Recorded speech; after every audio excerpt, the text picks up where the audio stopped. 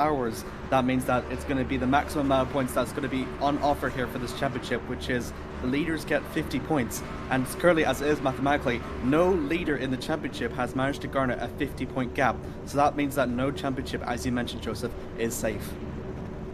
No championship is safe. No driver is safe. And one mistake across the entire 24 hours could cost you everything. We also have to thank everybody who has gone in to making this possible, including our broadcaster. He can't hear us right now, but thank you very much, Mariano Cialo, for allowing us to put this one on. And we have a number of drivers taking to Circuit de la Sarthe, and you can see them right there. It's going to be the hypercars that lead away, and that is the first few cars you can see right up on your screens. LMP2 Pro will follow them through, so will LMP2 Pro Am. Then the GT3s, much slower than the original cars, but no shortage of action, will follow through after them as well. The timer has now ticked down, or it is beginning to tick down, and we have our 24 hours waiting ahead of us. The pace car will lead us around this first lap, and then we'll head in, and well, all the hypercars will take us away to the racing action.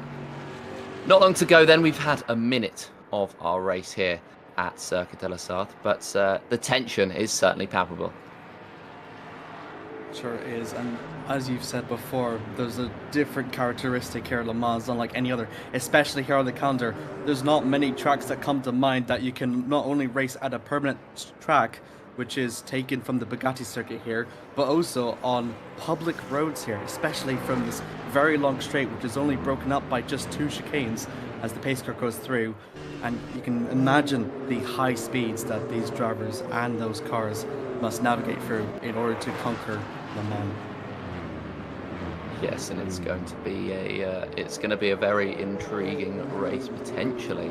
It appears that there may well be rain around the circuit at some point in these 24 hours. So not just the endurance that is going to get the drivers and catch them out, but also, as that's a car off into the wall straight away. So that's not a great start in the GT3 Pro category. The man in P2 at the moment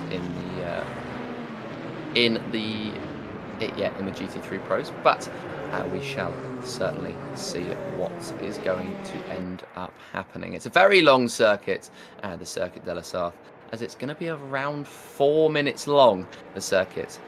So a very long formation lap, but it means that everything is just going to be a very intriguing one as well, with it's a long circuit.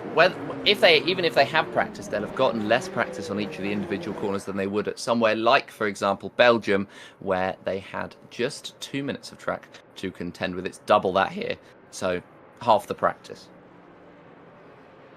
Yeah, absolutely. I mean, like, there's so much different styles of corners as well. So it's also as well, because the track is so long, that means overall the practice is also very little, because you can only do so much in just such a space of time, especially when it's 3 minutes compared to Spa's just about 2 minutes. So that means you get about 0.5% more practice in Spa than you do here at Le Mans.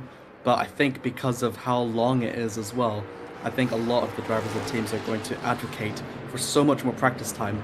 And not to mention as well, you mentioned weather as well. Because the track is so long, weather can actually differentiate between both sides of the track as well. So it could be sunny on one side, and then the other, like this corner here, which is the furthest point of the circuit, can potentially be raining even. You see it before all the time at different circuits. The Nürburgring is a pretty big one for different conditions for different parts of the race. And well, we're only in the second sector now, as we're actually just right at the very end on the timing boards. The hypercars are heading through it now, but yeah, it's going to take a very long time to head around this circuit and get the racing underway, which just increases that tension and increases the pressure on the drivers.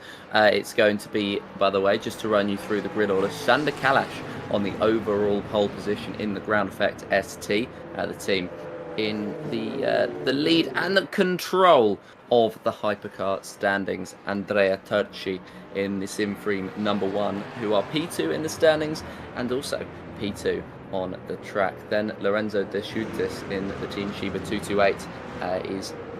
Well, they're last in the standing. They've not had a great campaign. Their first points they picked up last time out in Spa, but they are looking to do better. They are third in the qualifying. And then you've got the Sweet Force 37 of Camo Stenschel and Rick Van Earl in the level 1, number 28.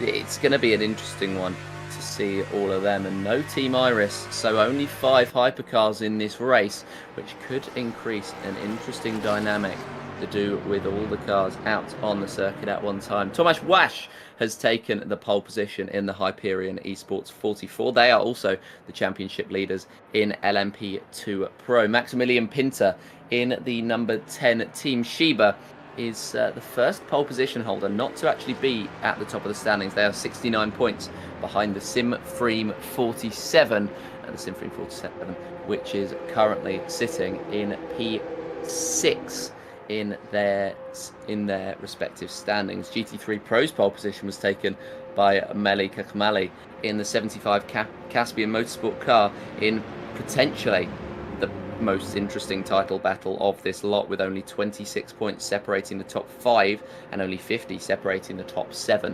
Then in GT3 AM, it's the Team Rookie Monsters that lead the way in the standings in the 62, and it's going to be Andre Setiawan in the number 88 at the top of those standings. So it's, again, a team that hasn't done great. And you can see on your screens there what the leaders in each respective class. The top 5 for the hypercar. Of course, there's only 5 hypercars, then 7 for LMP2 Pro, LMP2 Pro Am, GT3 Pro, and GT3 Am as well. But we're ready to get underway. We are just driving past the pit boxes, and we'll be getting going very, very shortly. Sander Callas leading the way in that ground effect car, and he'll be hoping to get off to a good start this evening. Andrea Turci in the Simframe Esports car will be trying to maximise the points that he could get to wrestle back his championship charge and try to take any sort of slim opportunity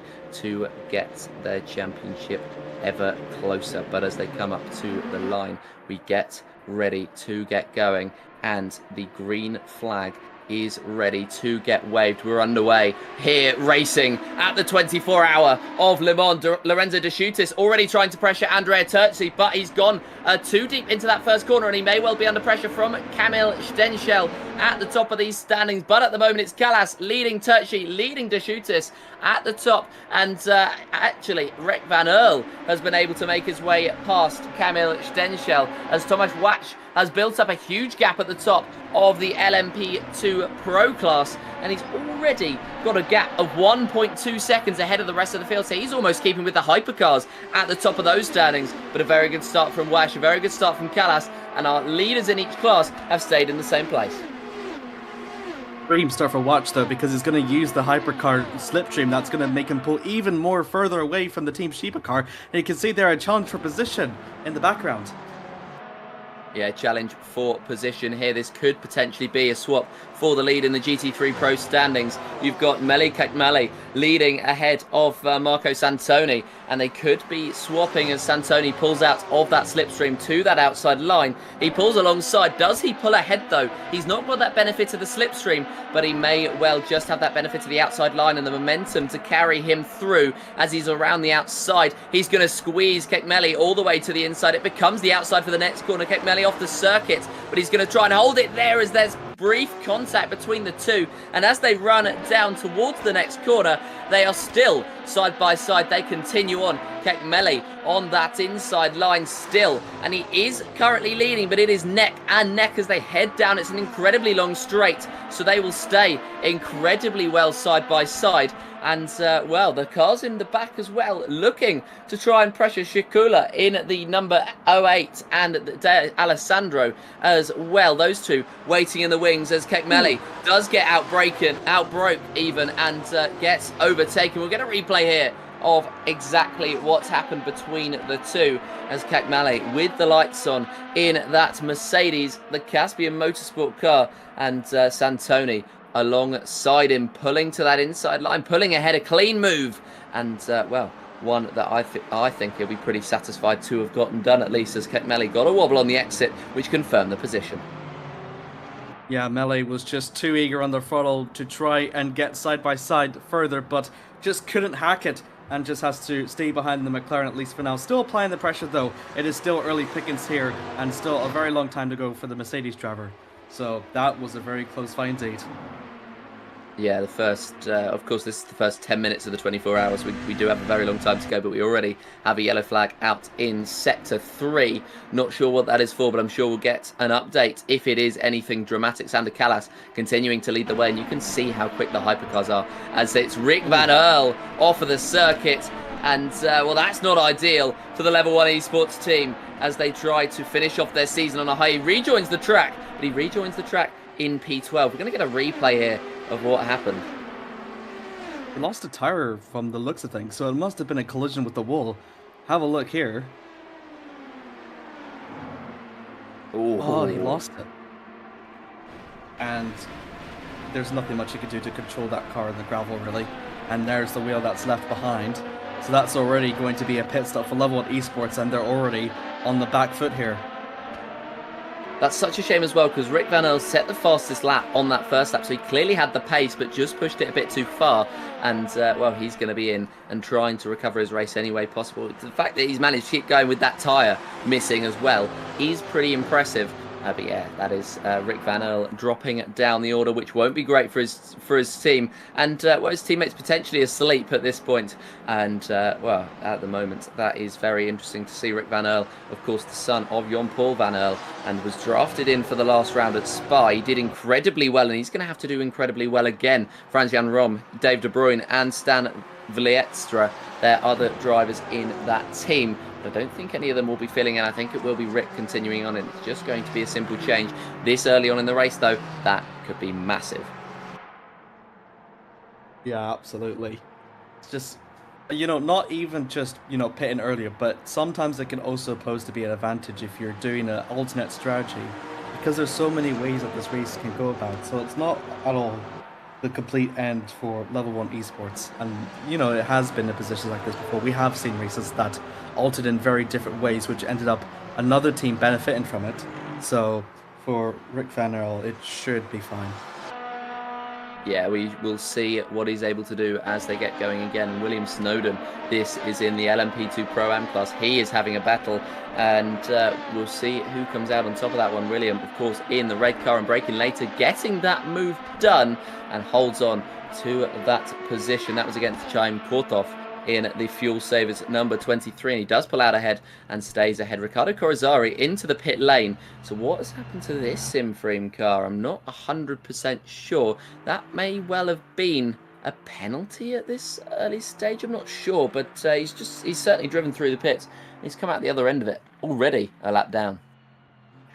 Championship leader as well, not to mention, and not even a comfortable one as that. In fact, the top 7 all have a viable chance here of winning. Sorry, yeah, top 7. So to pit this early, whether it be a penalty or not, is a really big downside actually here for the GT3 Pro class leader. Yeah, of course, and the leader of the Yeah, there we go then. GT3 Pros Championship leader, number 99, Simframe, is only 10 points ahead of the Pescara number 4. That currently sits in 4th place, in fact, in the GT3 Pro standings. Then it's the Caspian Motorsport 75, who is only 10 points behind the Pescara and 20 points behind overall. They're currently in P2. Then the GR Simthrust ERT number 8 is currently in P3, and that's in that standings. And well, the MR Motorsport is currently 9th place in those standings, is in the lead of the class. So that just shows how different it could be round to round, and that is actually the smallest gap between P9 and P1 in any sort of standings. There's only 64 points, in fact, between anybody in the GT3 Pro standings, whereas in the others it's a bit more spread out. In the hypercar class, for example, there's 170 points between first and last, so that is pretty dramatic. But yeah, I think the most interesting championship battle will be the GT3 Pros. Yeah, absolutely. Not to mention, mathematically, apart from the GT3 Pros, it's only the top 2 for the rest of the classes that can viably win the championship. But as we've mentioned before, maximum points here, so it's biggest points than any other. There's a 12-point difference between first and second, which is also the highest. So again, things can change in an instant, as Lorenzo De Cutis is now challenging for the lead for the hypercar class. Yeah, the lead of the overall standings, and Lorenzo De Cutis is closing in on Sander Kalash. Can he make this move stick? It's a long straight that he's going to head down now, and he's going to be in a lovely bit of slipstream as he heads through it at almost 300. It will be 300 kilometers an hour as they just peak at about 325, I would say, although he may well be exceeding that with the slipstream. Indeed, he is, and he's going to pull out of the slipstream at some point to try and make the move. They're both going for that outside line, and no, he's not going to pull out. In fact, Kalas held firm and held that position. De Cutis having to sit behind and having to wait just for that little bit longer to make that move stick. He's certainly putting the pressure on as we've got a new fastest lap in the GT3 Pro class, and that has been put in by Marco Santoni, who's stretching his legs at the top. See that as well. Another new fastest lap, this time for the GT3 AM class. Sediment with the 1:3:59. So everyone is really starting to widen themselves up, and we actually have a penalty there for Mackenzie as well. Yeah, not ideal at this point, although that could potentially be the penalties being applied, carried over from the last round. We'll have to wait and see what ends up happening with those penalties, but it's of course not ideal to have a penalty at this early on. However, doing it this early on, getting it out of the way, as well we saw with the 99 that tried to get rid of that penalty that they had last time. They've got 23 more hours just to deal with it and just to soak it up, so it's not the end of the world, and well, they'll try and recover their race any way they can, as they've already had one trip down pit road. Riccardo Corazzari in that car, as this is the battle for P3 in the GT3 AM class, and this could be Ilko Bussing trying to make a move on Armando Ortenzi down the inside line. He may get one. Scratch that. He may get two as he tries to get past Christian Malguera as well, and that's late on the brakes for Armando Ortenzi, in fact, who makes that move. And no, not Armando Ortenzi. That is going to be Malguera making that move on Ortenzi, and he moves up to P3, so that is a pretty good move. See there with Busnik now challenging Ortenzi. Don't forget, Ortenzi does have the penalty, so that will be applied. And that was really close, and a very good overtake from Malguera to gain 2 positions already. He'll be absolutely ecstatic with that as he gets the 3rd place now in the AM class. Yeah, what a move it was, and it moved him up onto the podium positions as well. Simframe number 17 at the moment, not had the greatest season in comparison to all the other Simframe cars, of course. They all lead their respective standings, apart from the hypercar, which sits in P2, and well, this Simframe that sits in P7 in the standings, and they are half the points total of the Team Rookie Monsters at the lead of the top. So it's good to get that move done, get the confidence in early, and potentially make their way up to the lead, as that is another fastest lap pumped in the LMP2 class. Riccelli getting up there, and well, he's in P4 overall in that class. So it's not the most outstanding position, but we saw that with the hypercar of Rick Van Earl earlier on, as well, that was Riccelli with a 3-minute 27.2, the fastest lap there, and it is in fact 7/10 faster than anybody else in the LMP2 Pro Am class at the moment. So they're really trying to stretch their legs. Yeah, absolutely. I mean, with Simframe that they've had in the past, don't forget to mention last year's results in the hypercar class. The number 1 car actually won Le Mans.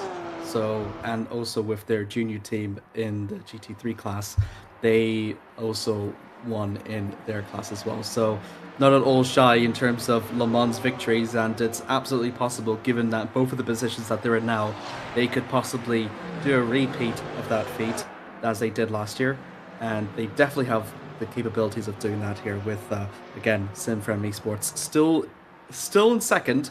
They did lose that lead over to De Cutis in the end, and as well with that, mentioning before with Riccelli, fastest lap already in the LMP2 Pro-Am class. So I'm pretty excited. Yeah, it's going to be a very, very good race here at Le Mans, and we've started off with a little bit of drama. Pen Pede has picked up a penalty that is in the LMP2 Pro-Am class, and he currently sits third to last in those standings, so it's not necessarily ideal there so far. But we'll have a look back up at the top of the GT3 profile class. Of course, we'll have a look, and we'll have a look at Kakmali trying to come back at Santoni, but he's 2 seconds off and could come under pressure from Michele De Alessandro and Artur Shikula for that P2 spot. You can see in the foreground Santoni, or in the background in fact, Santoni with Kakmali in the foreground here, and the gap is, they're trying to close that gap, but they haven't quite been able to do so far. But this is absolutely not great, I think it's fair to say, for the Level 1 esports team. They're out of the pits now. They only had a 8-minute 46 first sector, and well, Rick Van El's 2 laps down. The only other driver 2 laps down is Riccardo Corazzari. The only driver that's actually lapped Corazzari and Rick Van El. And, well, the hypercar's got to do a lot of building back, hasn't it? I absolutely do. I completely agree with you, but still, very long ways to go. And also to mention as well, with all the traffic that's building up and all the fighting that's going on throughout the track, it might actually put out in a bit of a favour for Corazzari and Van Earl to just, you know, set the pace and just stick by. Because not all the time you're going to be fighting with cars. Sometimes you'll just be really like a loner tracking your own class. So to get that mindset a bit earlier on, again, a bit of an advantage. The fact that the penalties are applied early on, or the fact that you have damage. Best place to do it is on the early of the race, I think, in my opinion. Yes, the earlier the better.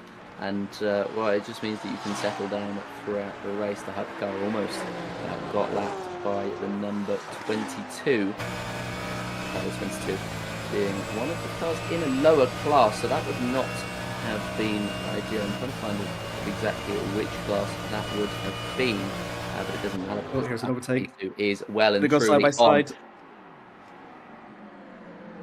And that's going to be the, well, which car is this going to be? Is this going to be Kakmali, or is this going to be De Alessandro ahead? It's going to be Kakmali, who comes out on top, retakes that position, and they've actually gained on the car ahead, 2.2 seconds the gap. That is really close, but the more that they fight, the more that Santoni pulls away.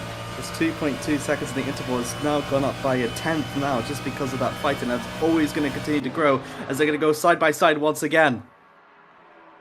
They are side by side, and it's going to be the outside line for the Pescara. It's going to be the inside line for the Caspian, and it's going to be the Pescara that comes out on top. Michele De Alessandro retakes that position. A little bit of a moment in the gravel for Kakmali as he tried to fight back, and we'll watch a replay here of De Alessandro, who just sat in that slipstream. They are equal cars, so they just, it was all down to that slipstream, in fact, that allowed the Pescara to pull alongside, pull ahead, and well, he tried to go around the outside to the next corner, almost went off the circuit, but in the end made the move stick pretty authoritatively, and he moves up to P2. Really holding in that line through the outside of the first Indianapolis to try and get the inside line for the second means that with that advantage now coming out from Arnage and with the Essence, it's really hard to overtake there and follow the car. So very strategic overtake there, and he'll be able to pull away. And now this is the battle for second over in the LMP2 AM class now. Gonna see if it might be my overtake though, but it's just with the slipstream enough. I think just applying pressure should be, ooh, a little bit of a wiggle. Yeah, a bit of a wobble, and in the end, no position changes for this battle for P2. Giacomo Lapadula and Andrea Riccielli. Riccielli, who's been very impressive on his pace the last few laps. He was 7 tenths quicker than Giacomo on the last lap, and well, he was 7 and, well, almost 8 tenths quicker than Lapadula on his best lap. So these two seem destined to swap. It just seems a case of when, not if. Stephen Lafranc as well up the field, and not by much, 1.7 seconds the gap between the two as they are early on in this race. And Riccielli, if he keeps this pace up, will be catching Lafranc before too long, but he's got to get past Lapadula first. And well, there's yellow out in sector number 2. We'll see what that is for. It doesn't seem to be anything dramatic. He, whoever it was, seems to have recovered well, and green flag racing once again. But yeah, no significant dramas early on in this race, just cold hard racing. Yeah, apart from the incident we've seen with Van Earl and a few of the penalties that have been applied, there hasn't really been much damage.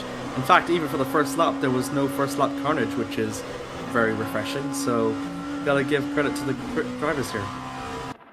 Yeah, 24 hours. They're settling into it nice and simply. They're not trying to overcomplicate anything. And at the moment, they are just they're just trying to settle down, and they're trying to potentially push forward. And yeah, at the moment, it is going to be these three. I think are going to try and stay within range of each other for a while. There, Alessandro, Cacamali, and Shikula, because Marco Santoni is 3 seconds up the road, and if they continue just to try and work as a team, they can see that GT3 Pro off in the distance, but they're just going to try and sort themselves out, as this is going to be the first few cars lapped on the circuit. Lorenzo De Schutis making his way through, and he's just trying to filter his way through the GT3 cars now, and that's another one right up ahead of him going on the outside line of it, getting through pretty simple. That is the difference between the hypercars and the GT3s, and well, that's something that you don't really, it's not as dramatic as in Le Mans. Or sorry, it's not as dramatic as in somewhere like Spa because of how long Le Mans is. Absolutely.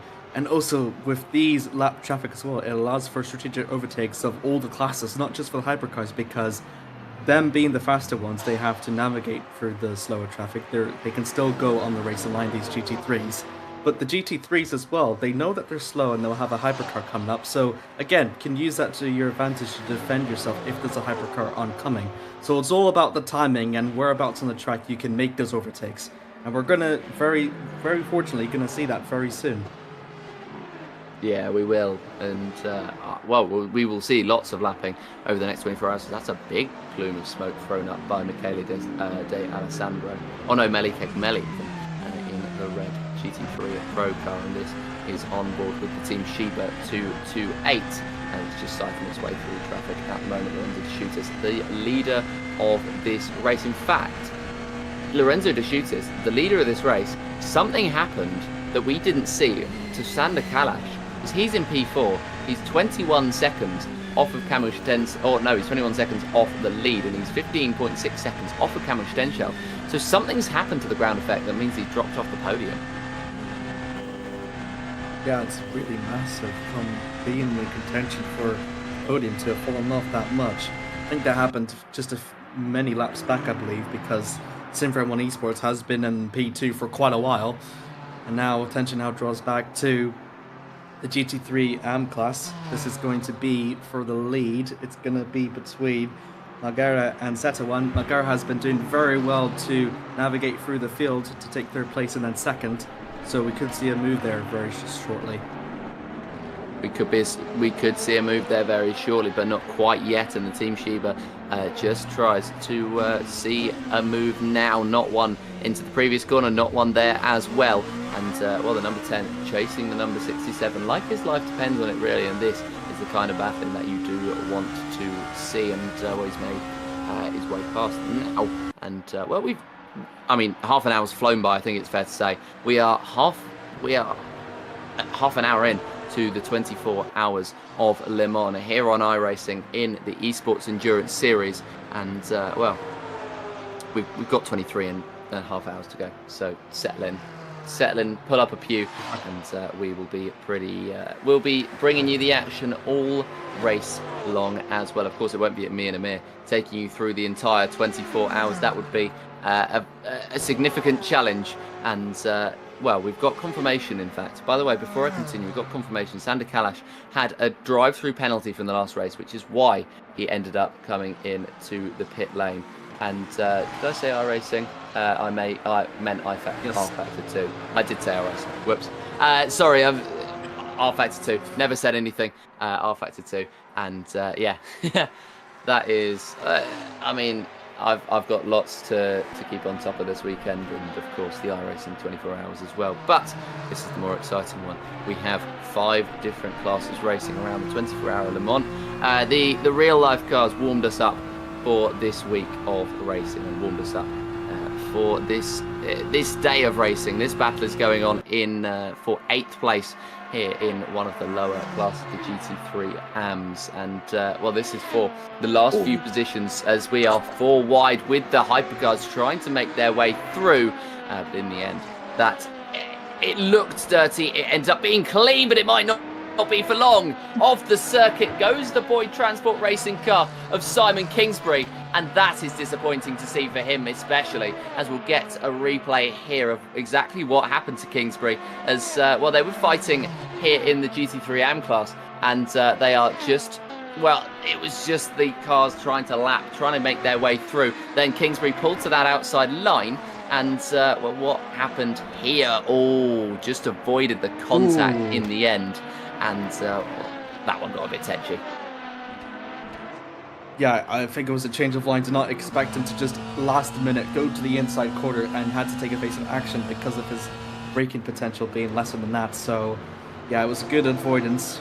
Try to avoid and lose some time is better than just rear-ending the back of your opponent because, again, very long race. But, yeah, you got to feel for Kingsbury though. Just to clarify that not too little cake at night, too much of another thing, because it is currently at local time 2:37 p.m.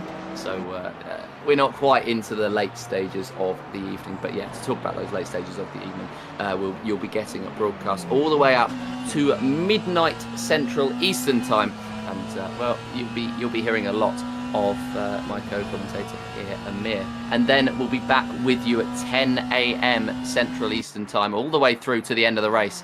And well, in the middle you'll get racing, but you won't get any commentary, and it just allows you to keep on top of your favourite teams, and well, particularly the teams that you are driving for as well. We have a potential battle for P6 going on at the moment in the GT3 Pro class. You've got Sebastian Chico ahead of Nico Barkley, and well, again, this is where the car's lapping really plays into it. Yep, so they can be an advantage because with the hypercars being a bit faster, it's just a little bit of the slipstream that you can use, especially on the long straights, but also can be a disadvantage because, well, we've mentioned before with the hypercars having a much faster corner entry than the GT3s can be traffic, but again, you can use the cars around you to screen or block the car that is attacking you, or you can even use it to even attack as well. So endurance racing's fun, ladies and gentlemen.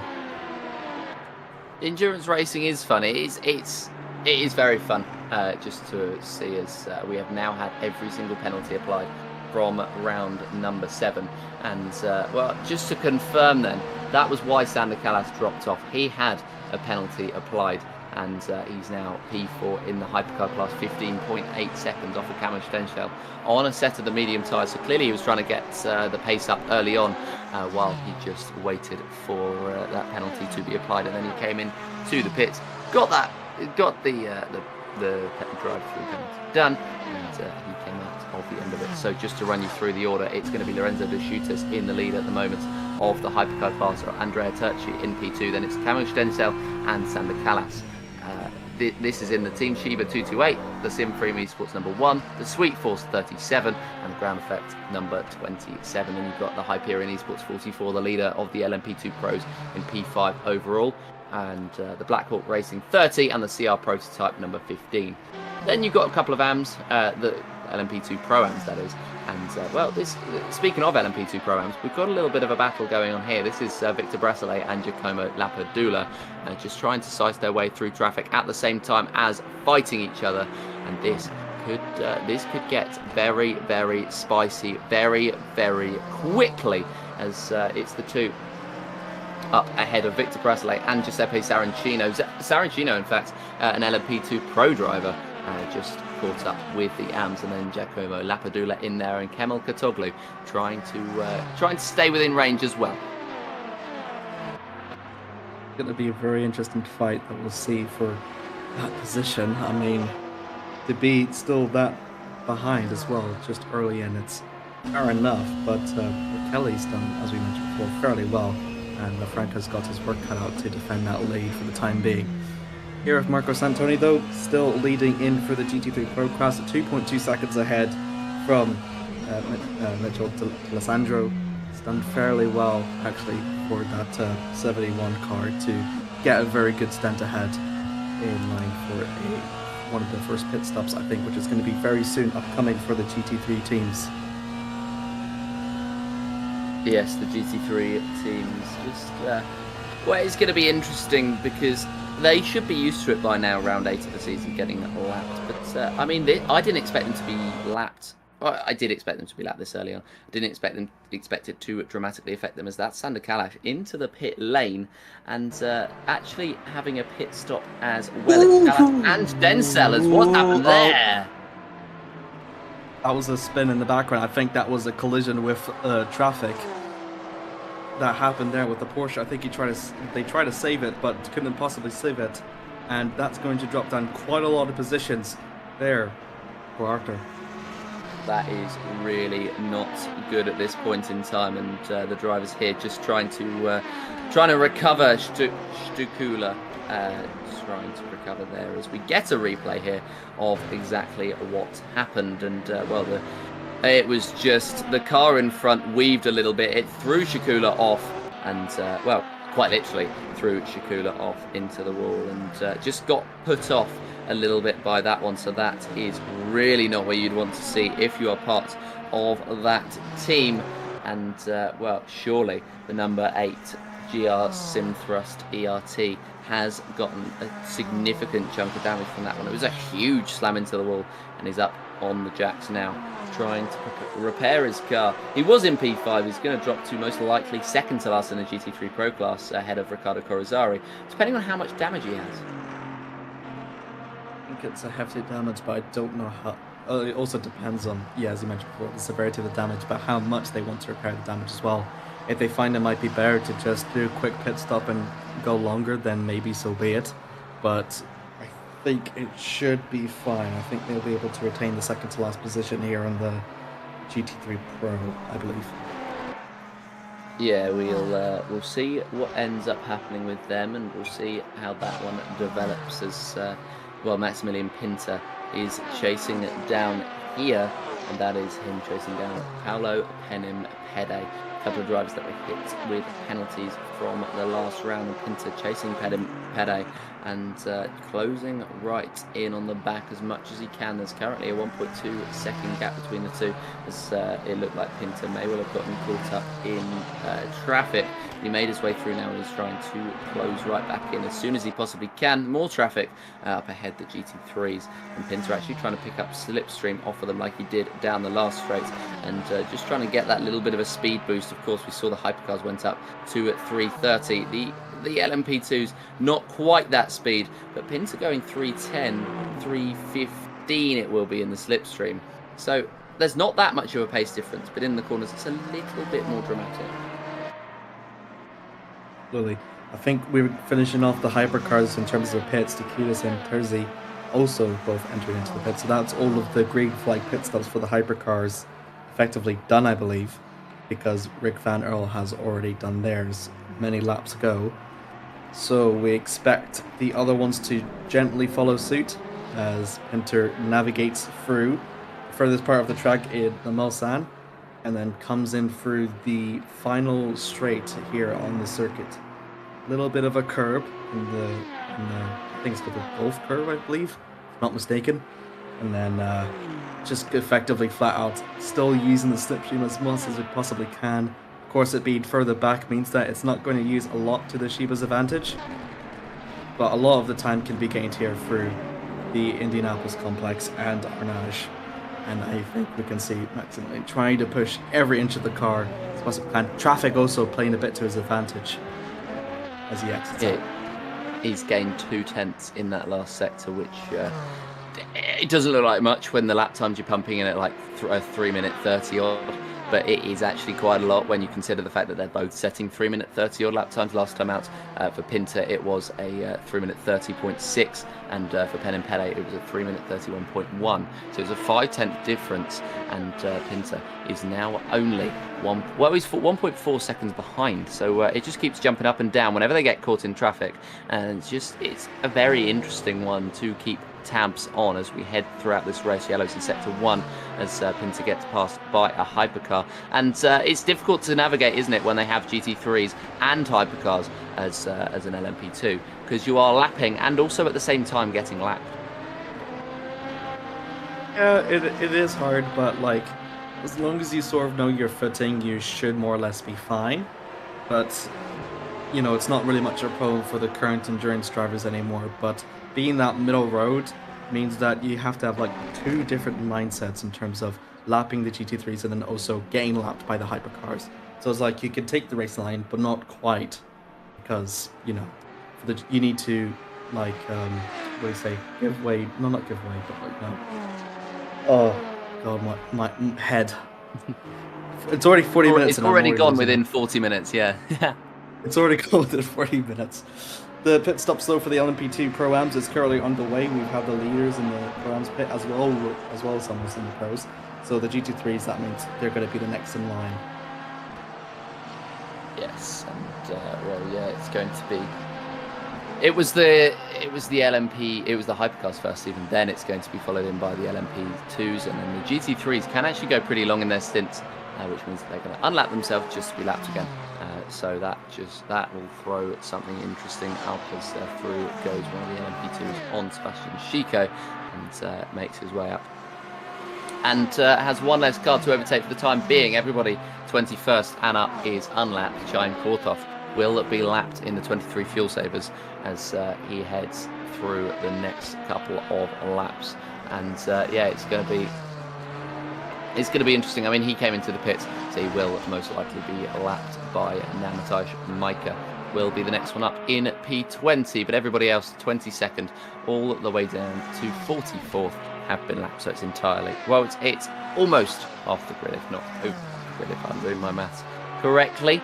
And yeah, it's going to be all of the GT3 pros as well as, well, if Chime is lapped, as I believe he is, then it's going to be the LMP2s starting to get lapped within the next few laps. But he's quite far off the back of the pack, so it might take a little bit more time for that to happen.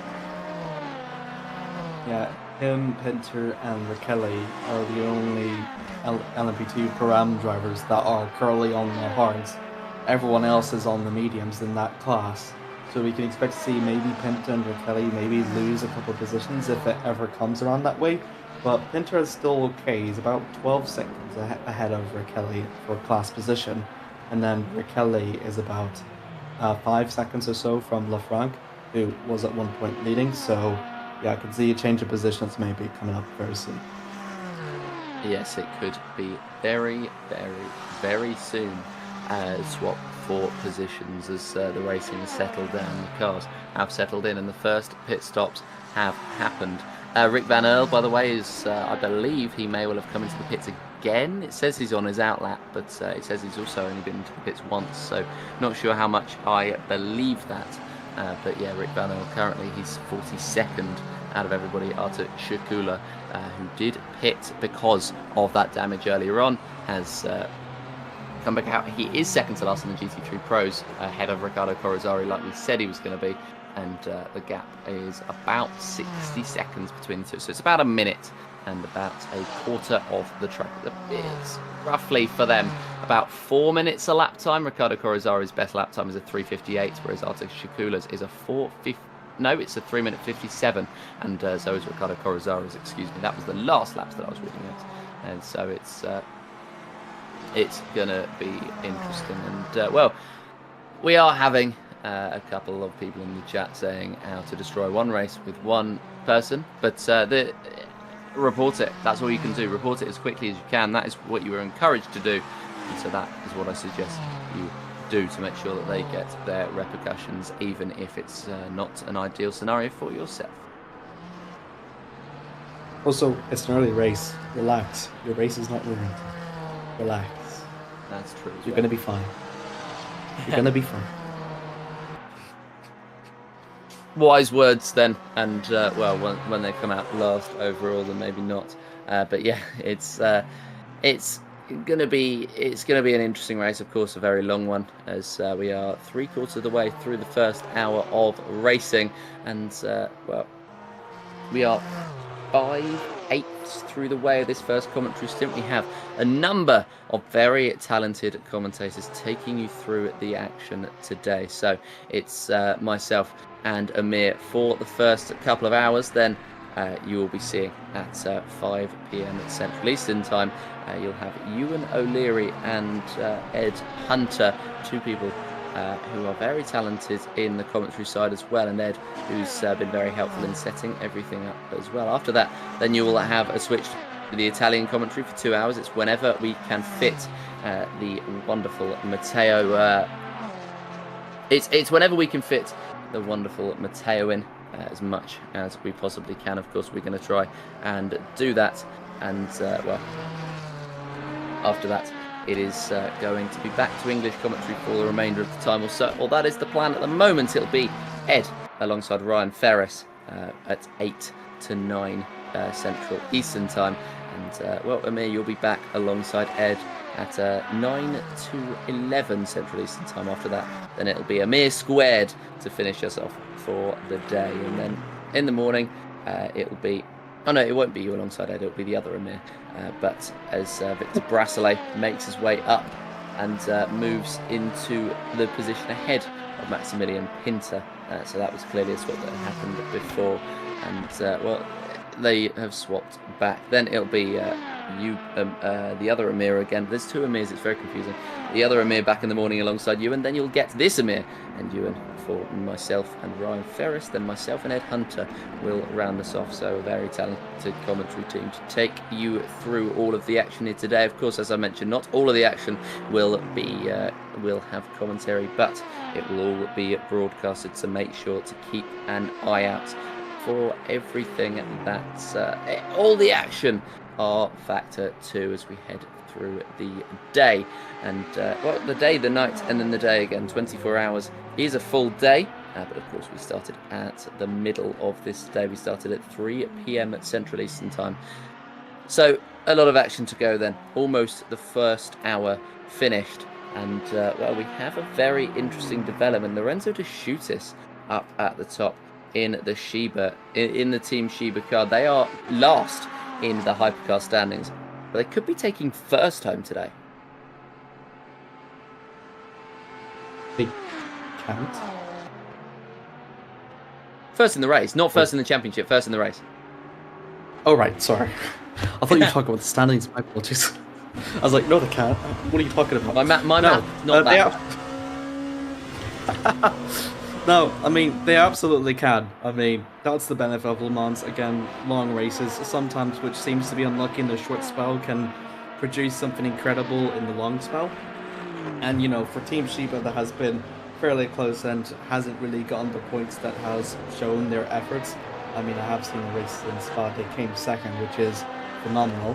And then to top it off with potentially a win in the hypercar class would be probably nothing more than remarkable. So that's all in all going to be very interesting if they'll be able to pull off a complete fairy tale, something that the eSports Endurance Series will happily talk about. Do have a development though from the stewards though. We have a 30-second stop and go penalty for Arthur Skrula. No. Yeah. It's avoidable contact actually, so that's actually going to be pretty big, and it's our first ever steward process as well. So we do have live stewarding here on the commentary booth, so we'll be able to call it out for you as the penalties unveil, see if they're like under investigation pending and what the results are. So that's our first penalty here, and still just under, it's only over been an hour so far, or less. Yes, almost an hour, and our first live stewarding has occurred. So that's a very interesting development there for Stuka. I mean, he's down at the bottom of the field anyway. It's sort of just piling on the bad weekend, or the bad start to the stint for Shakula. And when his teammates wake up, I'm sure they won't be very happy about that one after all of that, of course. Nobody is going to be able to do this one alone, and Stuka has got a team alongside him. He's got Giancarlo Rossi and Piotr Morawiecki in the GR SimSport eSport Porsche, and well, they will wake up not very happy about that one. It'll be interesting to see when they actually make those switches. It'll be interesting to see whenever anybody makes those switches in these stints. Of course, I'll talk about Rick Van Earl for a second. He was very quick in Spa. Of course, it's not gone his way today, but he was very, very quick in Spa. And I think they were just looking for him to be a sprint racer, just to do the first hour or so, hop out of the car, give it to maybe his dad, someone like that. I believe he's his dad at least. I knew there was a relation somewhere between Rick and between the other Van Earl, Jean-Paul. But yeah, but I believe father and son, not sure. Anyway, back to the point, and we are back to, well, we're watching Armando Ortenzi right now in the GT3 AM class. He's trying to close down Lorenzo Maggiolo.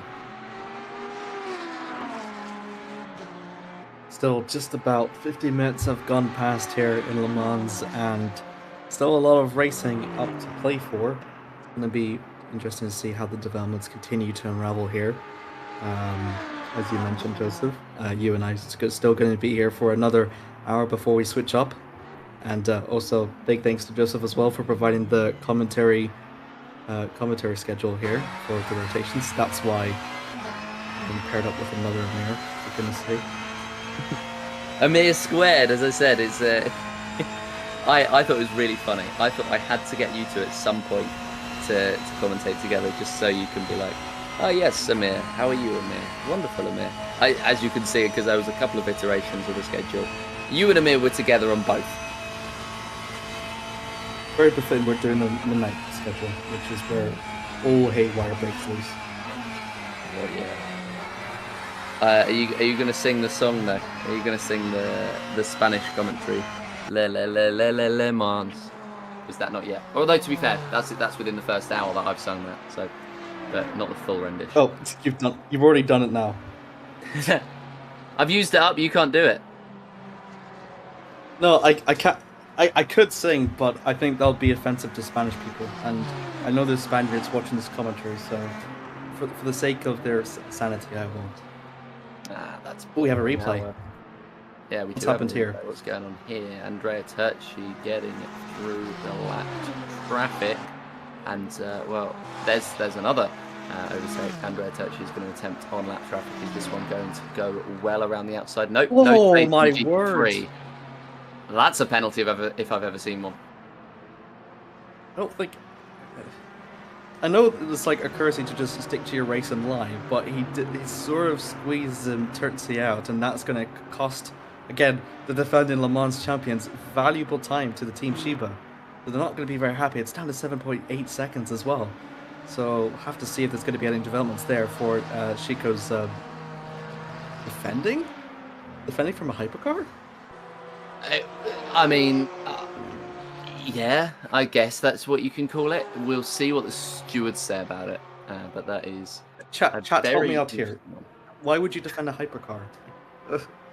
There you go, exactly. And anybody watching, we've got 92 people watching right now. Surely some of you have driven in those GT3s.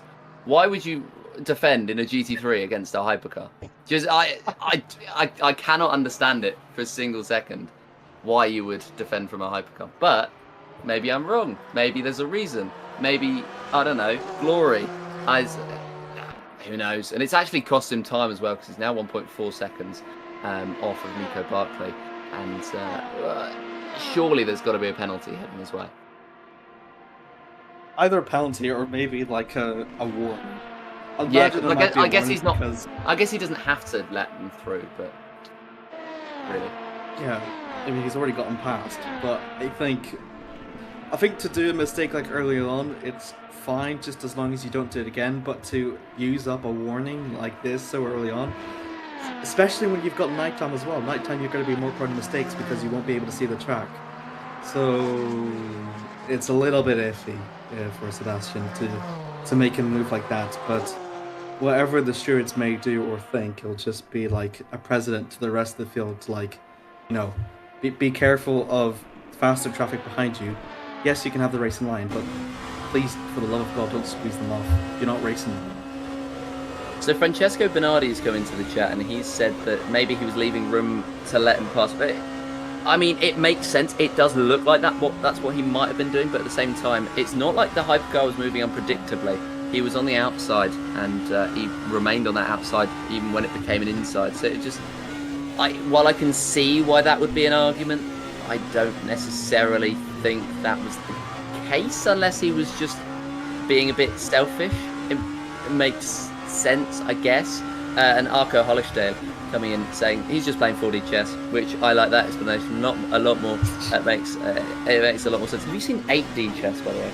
Anyway, this is the first hour of commentary, not the 8th hour of commentary. I'll save this chat for you and Amir 8 hours in. Which Amir? I don't know. But we'll save that commentary for you and Amir at midnight, essentially. I hate you, Joseph. God damn it. Okay, yeah. I guess it's understandable though from that current traffic. I think it just determines behavior-wise whether they're going to be on the racing line or, well, for hypercars they shouldn't really be on the racing line. But GT3 is just not to squeeze them off. If he was going to let them on the inside, I can understand that's fair. But you know, mistakes like these could happen. And the good thing is that, oh my word, that Camel Stencil's going slow. And that is 4th place for the hypercar. That is very unfortunate for the Sweet Force team. Are they going to get moving?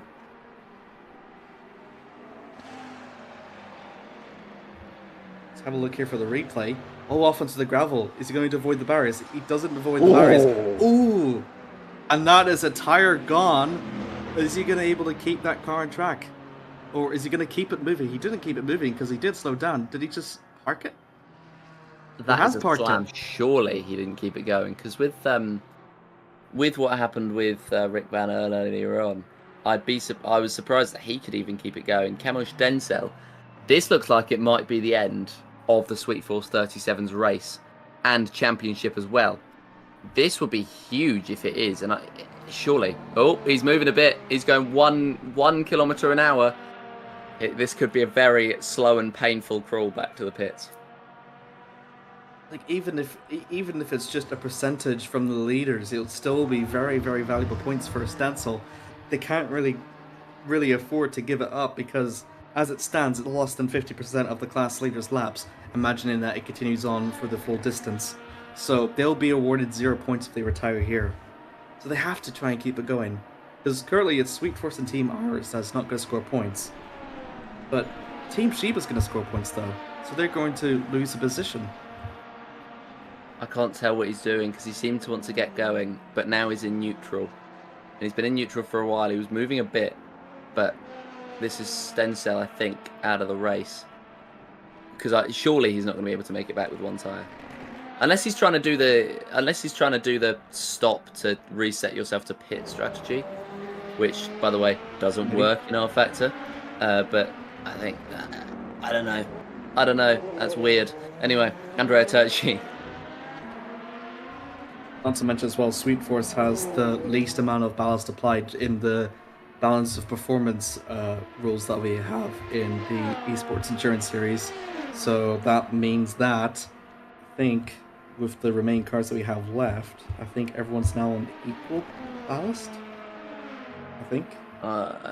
Potentially, I'm not 100% sure on that one. No, level 1 eSports. No, level 1 eSports is now the new lowest now. So they're the ones on an advantage from the balance of performance now.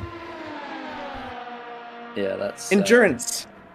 Yeah, it certainly throws a lot of things at us to try and keep it entertaining, I will say, and well, it certainly is successful in that front, as there's lots going on the circuit all the time to keep a track of. Of course, we have 44 cars on the circuit, make it 43 when Kamosh Denzel does. Oh no, he has now DNF'd. It is officially a DNF for the Sweet Force 37. That's a shame. First one as well in the entire class. So that means we're down to 43 cars on the field. Didn't even make it to the hour. I feel really bad for them. F in the chat for the driver, please. And you've got to think about as well, some of those drivers will be waiting for their go. They'll wake up, they'll have set an alarm. This is the most devastating part, I think, about sim racing, especially virtual sim racing. They'll wake up ready to go racing, only to be told, oh, sorry, we're not racing anymore, which is a grave shame. And, well, Kamosh Densel's team is going to be very, very disappointed in him, as we've got a move going on here. Victor Brasselet swapping positions, and up to P4 in his own class, getting through on Paolo Penimpede. Paolo Penimpede, who appears to always be overtaken, but somehow he's still in P5 in his class. So I'm not sure how he's achieving that. Brasselet chasing down, putting to that inside line, and that is going to be a pretty simple move to be made in the end when it's all said and done. Penimpede not really having much to fight with. But yeah, it just feels like Penimpede is always being closed down or overtaken or something like that in this race. And then he just happens to still be in P5. So maybe he qualified well and just sits down in that further down position. It'll be interesting to see what happens to Penimpede throughout the race, as well as the Sweet Force 37 has retired from the race. And there's now 4 hypercars left. And the all Polish team will not be happy with Kamil, as Piotr Śmigielski, Krisz Karmakiewicz and Tomasz Grabelny are all now not going to be able to compete in their car. I don't know who out of that lot would have actually been the ones racing, but Kamil was the only one who got the opportunity. I think of all for the BMW fans as well that don't get to see a BMW hypercar finish as well. You got to feel bad for them. Oh yeah, exactly. I didn't even think about that one. There's no other BMW hypercars, I don't think anyway. No, there's not. There's only GT3s. So for there only to be one hypercar entry for BMW, it's disappointing for the German outfit. There is still German teams in. Of course, the Porsche 963 of Sander Kalash is in P3. The Porsche of the Level 1 eSports team. Well, we don't talk about that one. And then the Porsche of... there is the Porsche of the Simfream team, so we'll take that one. Andrea Turchi up at the top, isn't it? Yeah, Andrea Turchi up at the top, and of course Team Shiba is also a Porsche, so it's an all-German affair up at the top of the field. Apart from the Ferrari, apart from the level 1 eSports. Yeah, sure. All the Italians would definitely be rooting for Level 1 eSports for donning the Italian outfit here, so I'm sure Matteo will be very ecstatic if they somehow lead the hypercar class.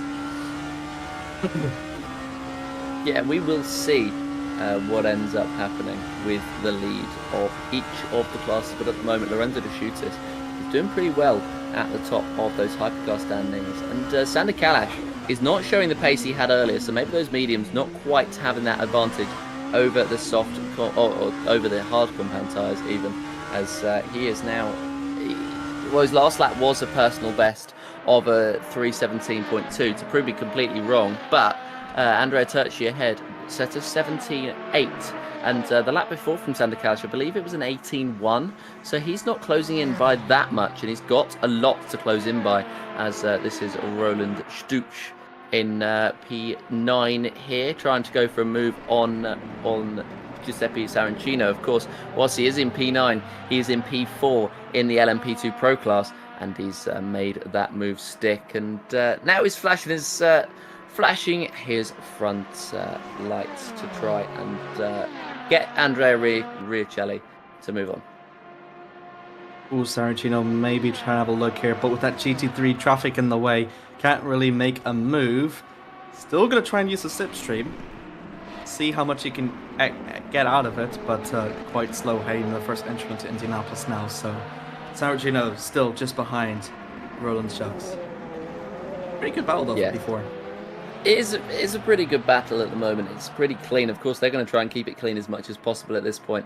And don't forget as well that the LMP2 Pros can race with the LMP2 Pro-Ams, and Andrea Riccielli up ahead, 1.1 seconds ahead of Schutz, is in the Pro-Am. So they are going to be flat out racing, as we've now got only 12 cars left that have not been lapped. This is Meli Capmale at the top of the GT3 Pros in the pit lane. Michele D'Alessandro and Marco Santoni all in the pit lane from the GT3 Pros. Christian Malgera as well, and Tomasz Szybanski all in the top 5 in the GT3 category overall. Malgera and Szybanski are all AM, or both AM class. The others are Pro class. So interesting to see it that they are mixing as well. Of course, as you get to the end of the season, there sort of seems to be a level out, as those AM drivers have had that experience and are learning at the same time as the Pro drivers. And now Ilko Buschink takes the lead of the overall GT3 standings in an AM car. Amazing. Incredible.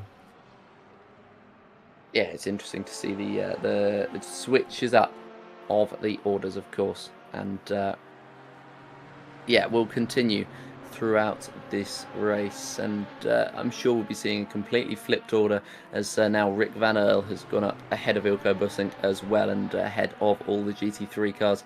So now trying to work his way to unlapping himself as well, he's 2 laps down on the leaders, and Chaim Kwartov, the next car up the road, is only one lap down on the leaders. So Rick Van Earl starting to try and rebuild his race here, but it's certainly not a great start.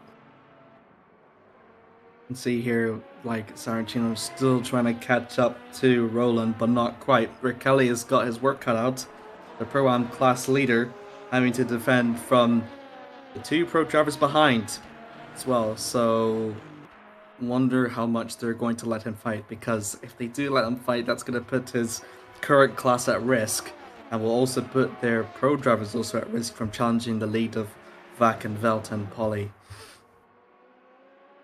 Yes, and well, they'll try and close that in, of course, Polly, with a huge gap to the cars ahead, 24.9 seconds, but one mistake could cost them all that time. And well, they're not that far off. They're about, Roland Schuch is about 9 seconds off of Polly. Riccelli is a similar distance back, as this is the car in P2 ahead of Polly. This is Mark Viet closing down on Tomasz Wash for P4 overall, which is pretty good going, I think it's fair to say, with only the hypercars ahead of them. And this is a good opportunity for potentially an LMP2 podium. Maybe. Hyperion Esports has won Le Mans before, but, you know, to even break into the Le Mans LMP2 overall podium, they probably might need to have their stars aligned for a really disastrous hypercar race. So I'm not entirely sure between Team Sheba, Sinfream, and Ground Effect who's going to be the more likely culprit. We've seen before how Ground Effect has been fairly dominant most season long. Sinfream, as we mentioned before, previous Le Mans winner, and Team Sheba has done very well after their pointless 3/4 of the season with the second place in Spa, and then now coming off here with the lead. So I'm not. It's early pickings, but we'll have to wait and see. I would like to imagine it's doable, but with these hypercar teams as it stands, I just can't see it. Yeah, it's difficult to see at the very least, but never say never with LMP2 Pro, and if anybody's going to do it, it's going to be the Hyperion car at the top of the standings at the moment. Only 19 points though, ahead of the number 7, which currently sits in P4. That is Roland Schuch, who actually did make his way past Andrea Riccelli in the end. But they are pretty much locked together. They have been all season long, and Hyperion Esports' worst result of the season, in fact, was round 1, where they lost that P1 to the number 7. Ever since then, it has been perfection. And well, round 3 as well, even as what's happened here to Bruno Rhino of the Grow Racing team, even. That can't be ideal for the number 289. Is he braking on track? He's stopped on track. I think it's a... This looks to be a hardware failure if it's not stopping on track, but luckily, because it climbs inwards, it won't actually stop on track, so it's just rolled off into the wall. But that was fairly dangerous, and it was very lucky that no driver... In fact, I did see, I think it was a Ground Effect car that had to make an evasive maneuver, go off track because of that. Have to see for the replay from Bruno. This was just coming to the final corner. It's the one after the Mulsanne corner. So let's see. We'll see. Yeah, we'll see what happened to the man now last in the, or will be last in the GT3 AM standings as Guillem. This is Indianapolis. Yep, that's hardware. As he goes straight on, goes in the air, and then reverses back, and then I'm not sure how he's managed to end up forwards or going forwards. There we go. He's started to go forwards. I think potentially it's a brake failure? Well, his brake in his sim rig potentially, or maybe he just wanted lunch at the restaurant that's off the circuit that's just about to come into view here. Either way, that is going to be Renault surely out of the race. If not, then he's going to be struggling. As we didn't get the view of the whole. There we go. There's the golf and restaurant 24-hour Le Mans. And there we go. That is Renault now down to the back of the GT3 AMs. I wouldn't be surprised if he's going to be the second DNF of this race. The first one, Camus Denzel, a huge crash. And, well, Rick Van Earl, lucky not to have one of his own in the hypercar class. They've both had quite big incidents in hypercars, so that will spice things up. Hyperion Esports currently sitting in P4 in the LMP2 Pros. This is a good opportunity for them to get lots and lots of points and potentially an overall podium if anything happens to the hypercars up ahead. But of course, the hypercars are a lot quicker per lap, so it's going to be unlikely as... well, here we go then. Battle in the LMP2 Pros. This is for the overall lead. I speak of the Hyperion Esports driver, and he appears on our screens. Vach ahead of Veet. This is for P4 overall, P1 in the LMP2 class. Hyperion can't really focus ahead on the hypercars, has to focus on defending from Veet, and just gone a little bit wide coming up for the S's before the final two corners of the Fords and chicane. And well, the final two chicanes rather, heading through Dunlop chicane now, just over the Dunlop bridge, comes through the S's now. GT3 traffic up ahead. Hyperion can maybe use it a bit to their advantage. Just the G33 car gets off the racing line a little bit. Oh, Veet's not actually held back up a lot. And then looking out here through this very flat out corner here of Tetre Rouge. Very difficult to get right, but the more flat out that you can be for that corner, you have been a very good advantage here from that straight. Having tried on the Sims before, if you don't have enough downforce in it, it is incredibly scary. Yes, and well, I think a lot of sim racing is scary to me, but that might just be because I'm a wimp. So, and well, that's the reason I'm up here and not down there on the circuit, in fact. And yeah, we will see what happens with these drivers later on. Andre Setovan even trying to go for a move on Ilaria Finn. He's only 3/10 back. This for P2 in the GT3 AM standings. Francesco Di Gaetano has the lead there, but not by much. Only 1.6 seconds separate the two. And Di Gaetano as well, only 1.2 behind Nico Barkley. So these four could get exciting as we head through the next few laps. And just up ahead of Barkley as well, Chico is going for a move on Deanda. And hopefully he's actually fighting a car in his own class this time. It looks like he is. But, well, just don't get a hypercar involved. Then he's all right. Then he's happy. But yeah, for Chico, that's going to be a move that he's going to try and make to get to 26th overall, and it's going to be P5 in the standings. As well, this is Andre Setovan trying to make a move on Ilaria Finn. Up in a position for P2 for the amateur class. Not going to try and make a move from the chicane, just going to try and hold back. Hopefully, takes a little bit of a better exit than the car ahead, but I get wobbles just through the final corner, and that's going to put all the advantage to Simfrem pink car up ahead, and that will have to try again. Sebastian Senko, mentioned before earlier with his adventure with the hypercar, still fairly okay, still in 6th, so it's done okay, I'd say. And by the way, I talked about Ilaria Finn. That is our first driver swap of the day. There's Christian Malguera jumped straight into the YouTube chat, so hello to him. But yeah, out goes Ilaria Finn onto the circuit. I believe that's the only driver swap that we've seen. I may well be wrong, but yeah, I think it is, as this is a GT3 AM team desperate to not give up on their race. Bruno Rhino last overall. He and Riccardo Corazzari have been lapped 4 times, and Rhino, surely there's not long left before he does decide to call it quits. He's not retired from the looks of things. I think he's towed the car back into the garage, so now it's just going to be a repair.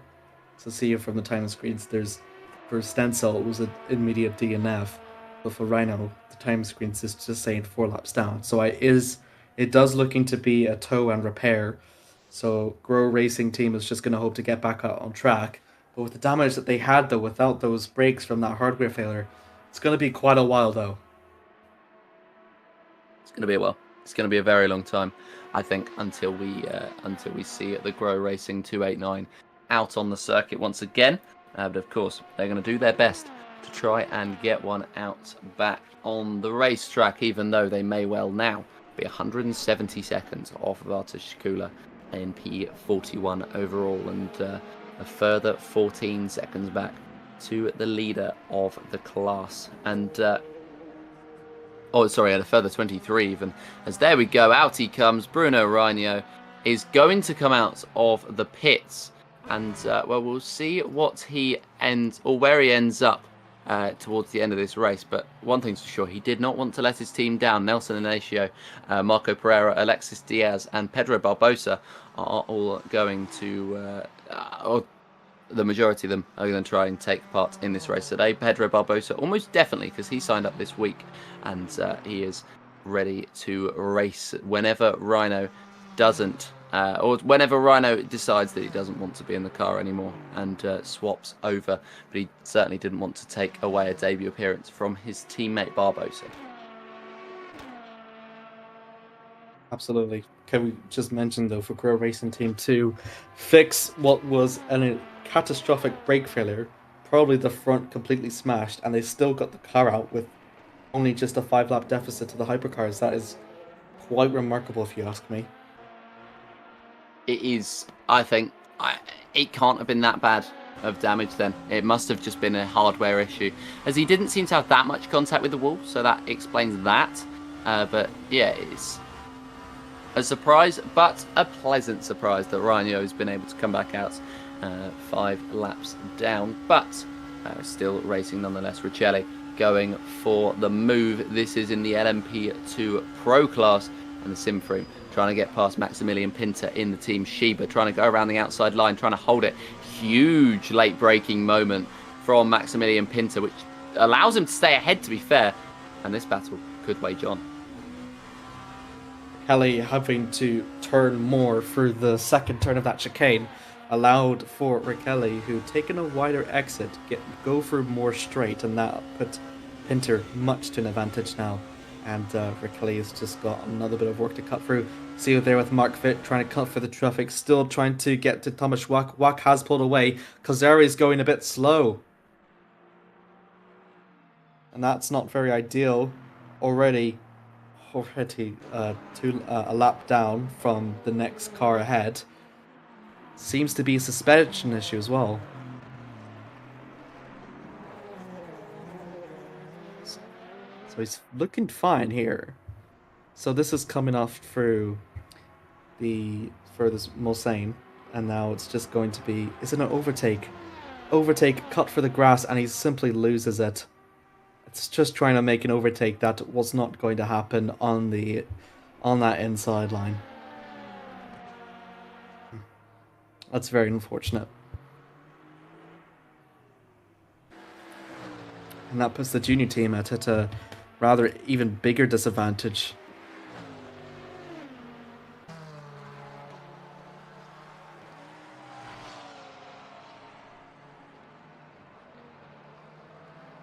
I think here with the traffic coming up ahead, the hypercars just trying to navigate through both the LMP2s and the GTM. Little bit of time costing, but not quite severe. As we see there with Andreas Setterman just right behind through there. Still only about 6/10 away from the current GT3 AM leader. Up ahead in Francesco Gaetano. Yeah, it's both are ironically on the BMWs. It's going to be close, and yeah, I mean, we've got a lot of BMWs on the circuit in the GT3 class. Almost all of them, in fact, are BMWs. So that's just an interesting one. They're all, I'd say that all of them, barring like one or two McLarens and Aston Martins, are German at least. It's an interesting distinction to make. They clearly made a very good GT3 car, and well, a lot of the LMP2s are Orica. I believe actually all of them are Orica. So there you go. And then It's a shame that they couldn't do the same for the hypercars. Yes, well, yeah, well, exactly. As well, there was only one BMW racing. Not I'm anymore. sorry, Sweet Horse. I am sorry. I am sorry. That is cruel. That is, I mean, well, listen. You didn't make the mistake, is all I'm saying. But yeah, no, it's not ideal there for them. But I'm sure they'll be cheering on their GT3 counterparts and also their GT3 the drivers with the same nationality as them. The word escapes me now, as the number 18 GR Motorsports is in that same car. That's Tomasz Szybanski. From the same nationality. Tom Szybanski is currently in that car at the moment, and yeah, they'll be supporting their nationality potentially, even if they weren't able to keep up with the hypercars. There was lots of points on offer as well. There was only 5 hypercars racing today. Oh well. Just really needed to just try and finish the race, and a lot of points could have been awarded. See though, with the leader up ahead, a little bit sideways, heading through the final few S's. Now just the double chicanes is going to be what separates these two even further. It's going to be which BMW driver is going to come out on top. I'd say also as well, it's luck for Sweet Force that Team Iris is the team that haven't rocked up. The only team that would have been able to catch them up, I believe, as they were not that far back.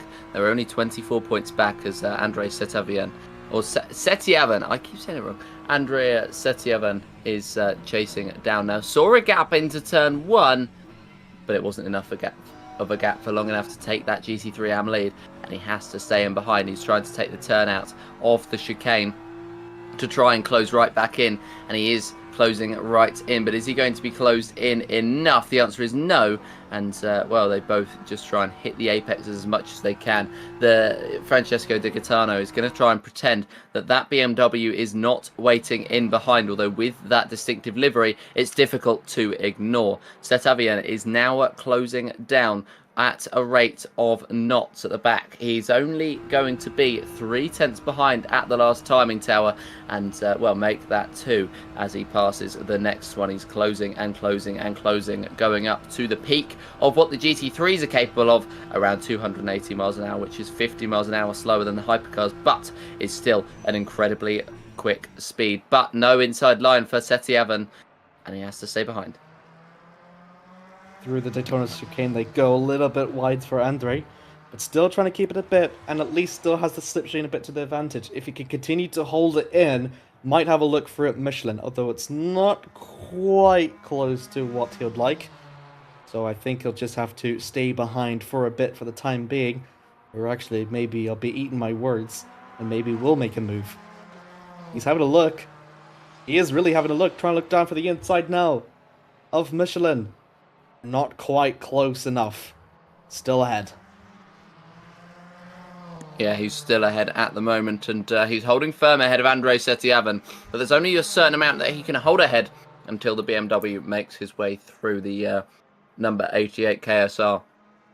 It's trying to really close it down onto the back and really trying to apply the pressure and force a mistake out of the car ahead. See back here, this is also a battle for the lead as well. Both GT3 classes are having a duels for the lead. Isn't this exciting to watch? And there's still only 22 hours and a half left to go. Dessandra's still holding up fairly well, and so is Yao, but Andrea's hoping to spoil the party now. Indianapolis Complex is what comes up next. It's not. I don't think it's going to be close enough to go side by side here. It's very difficult. Yeah, it's basically a turn-in through into a braking zone for these GT3 cars. And it's just very easy to just lose the car, get off camera, just go off into the gravel. And then a very, very tight corner coming up ahead, down to second gear here. And then just probably one of the best overtaking opportunities as well. Effectively long more or less gone. Then it's just another straight, but not quite as long as the ones that were navigating through previously. And then you would probably have to be an absolute madman to try and make a clean overtake for him. It's definitely doable, But with the series of S's, it's merely just trying to see how much of dirty air that you can try and avoid from the car ahead, how much you can try and like not lose time. It's very detrimental, I'd say, to go side by side here, affecting the tire wear, affecting the car itself. Very easy to hit the walls or in the gravel, so it's just not very good.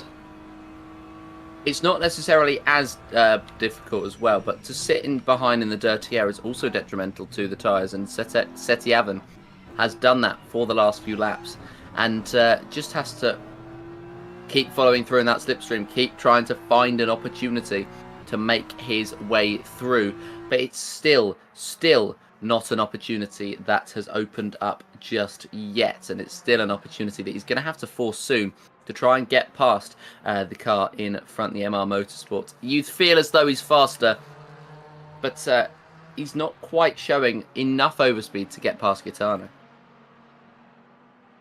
Wondering if it might have to do with the situations as well between Gaeta and Setiawan, because yes, Setiawan is definitely faster, but it's not quite equipped for the top speed as much as the MR Motorsports is, because it's just about, even with the slipstream advantage, Gaeta just still slightly pulls away from the KR driver.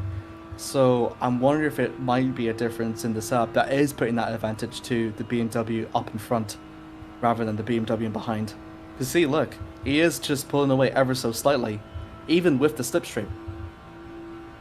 Yes, he is, and that is the difference of having a setup that is low downforce versus high downforce. So clearly, Di Gaetano has gone for a low downforce setup, which, whilst it doesn't necessarily help you as much in qualifying, helps you a lot more in the race, because then you can just stay ahead.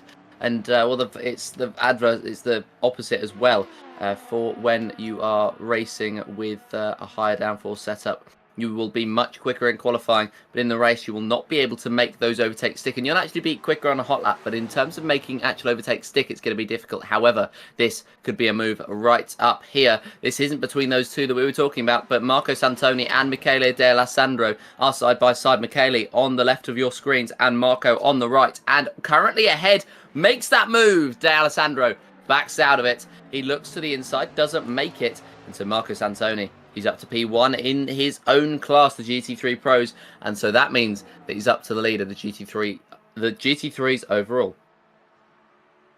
Yeah, I think DeSandro has went in too deep, coming through Mulsanne, and that just allowed for Santoni to have all the slipstream in the world. Good for DeSandro to try and get back, maybe try to cut through Indianapolis, but immediately knew the gap was just way too far ahead, and just had to concede for the time being, though. Santoni, a very well-deserved overtake and a fantastic lead. Yes, it is certainly a fantastic lead that he will try to hold on to for as long as he possibly can. Ooh. And we could be seeing a move here. Finally, Andrea Setiavan looking for a move on Di Gaetano on the outside line. He's going to be squeezed and closed off. Andrea is not allowed to make his way through. Francesco Di Gaetano holds on for another lap. Probably Gaetano's best ever chance now. Well, Setiawan's best ever chance to try and make an overtake, especially with the series of corners that's upcoming. He knows that that slipstream is not going to be much there any longer, because the places where he gets his advantage is where he falls off from the dirty air. So he just has to try and hold it in, doesn't he? But the LMP2 cars are coming up fiercely from behind as well. So I think those two are not going to give off to the racing room, but that's even going to be even more dirty air as well for Andre as well. So it's just going to push himself back even further. Yes, he is, and it's not going to be ideal. Still sitting in that slipstream as what? Francesco just braked a bit. I think the LMP2 car just cut up ahead, and that has not allowed him to have that big of a deficit that he would have liked. So that means he's still going to be under pressure from Andre coming through this next lap as well. So what should have been in his favour didn't end up in his favour. In fact, look how much close he is now. He is very close to the back of Di Gaetano. Is he going to make that move towards the inside of turn one? Not yet. but it's going to be... No, he's still going to stay in behind. It's not going to be a move. Late No, he lunge, is! though. Down the inside of the next corner, Francesco Di Gaetano is going to try and make this defence hold. Andrei Setovan lost the rear on the exit, and so has to stay... well, actually, makes that move up. So even though he lost that rear, Francesco Di Gaetano drops down, and Setiavan takes that lead in the class. It got very close and very tetchy as they headed over the hill. And Setiavan is now in the lead of the class. Let's watch the replay here of the two drivers. And it's going to be the KSR driver down the inside, trying to apply the pressure, force a mistake out of the car ahead. Was not able to do so in that first corner. Hopefully we get a better look at it down this next one. As Setiavan, huge lunge down the inside. He got frustrated and he managed to make his way through. And that's certainly a better angle than we got the first time around. But that's Setiavan in the lead of the GT3 the GT3 AM class now. What a move that ended up being. And he's stretching his legs at the top already, breaking out a second. But that is the end of that battle between those two BMWs, which means that we can finally, you would have seen it in the chat 5 minutes ago from Mariano, we've got a huge announcement for you. And, well, it's regarding the next season of the eSports Endurance Series. Season number 8 will no longer be on rFactor 2. It is going to be held instead on Le Mans Ultimate, of course, the game that is sort of taking the world of endurance racing by storm, and it's going to be a very, very good season, very exciting season as we update to the latest game. We have 8 rounds around this, no, more than 8 rounds even. No, it is 8 rounds, I'm right. Monza, Sakir, no, hang on, 9 rounds. Monza, Sakir, Imola, Interlagos, Kota, Sebring, Fuji, Spa-Francorchamps, and of course, the 24-hour Le Mans to round us out for our season. Most of these races will be 6 hours long. The 12 hours of Sebring will be back, 8 hours of Spa, and 24 hours of Le Mans rounding out the season. Like the Real World Endurance Championship, they will feature Hypercar and GT3 classes, and we're going to try and... We're going to think about whether we include LMP2, but we're certainly going to include the Pro and Am categories in GT3. It's going to be a very, very exciting time in the eSport Endurance Series.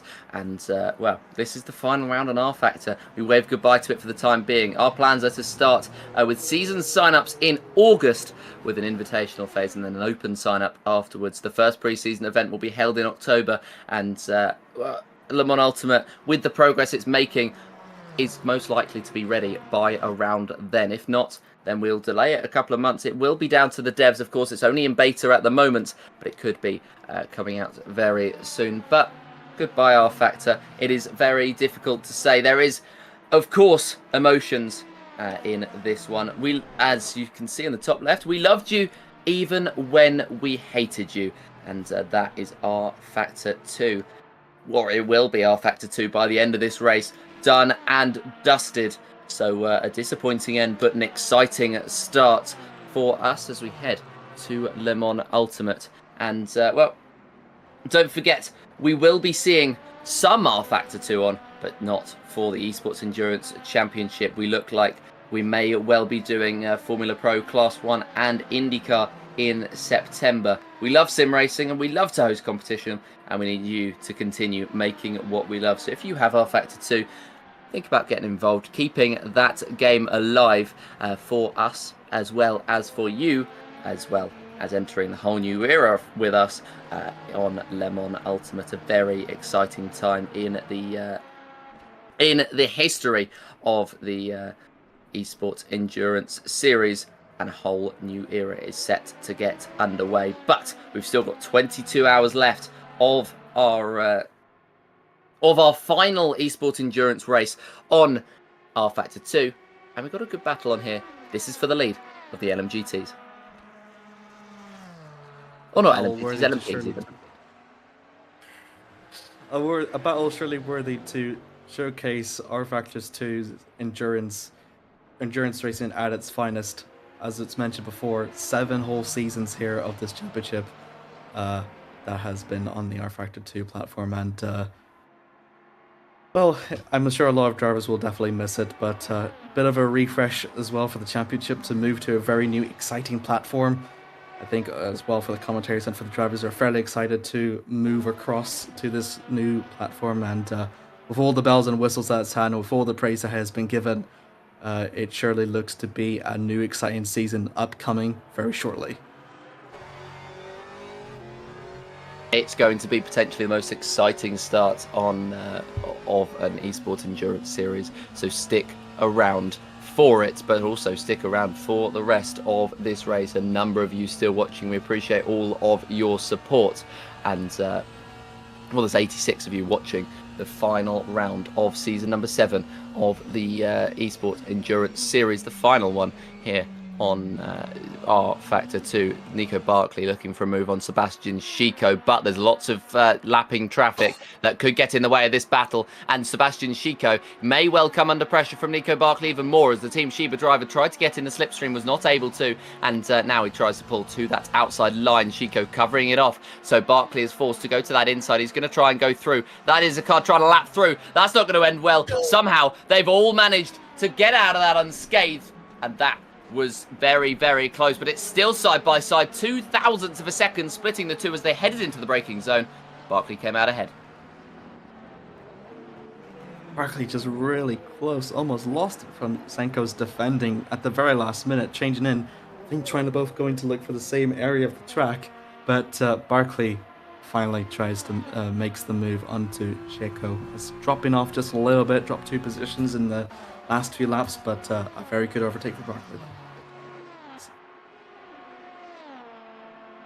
Yes, very good overtake for Barkley as he made his way through, and well, that pressure he was put under. Surprised that he was able to come out of the other end of it okay, and well, that was a very, very hairy moment from that car on the inside line. But yeah, that was a good move in the end for Nico Barkley, who moves up in those GT3 standings. He's now just P6 and only 2 seconds behind Carlo D'Anda. He's going to try and fight forward. By the way, Lorenzo De Schutis, I'm just going to mention this quickly, is 16 seconds ahead of anybody else. Mad. Damn. Also, 16 seconds. Another 40 seconds back to Sander Kalash. There's almost a minute between the top 3. That's absurd. That is absolutely incredible. Like, again, for a team that has been pointless up until Spa and has gotten second, to come up on top to lead this so early on in Le Mans and set the fastest lap too. They're almost a full 0.2 faster than the next best fastest lap in the hypercar class from the number 1 car, and then that's also 0.3 faster. You know, just absolutely remarkable there from Lorenzo.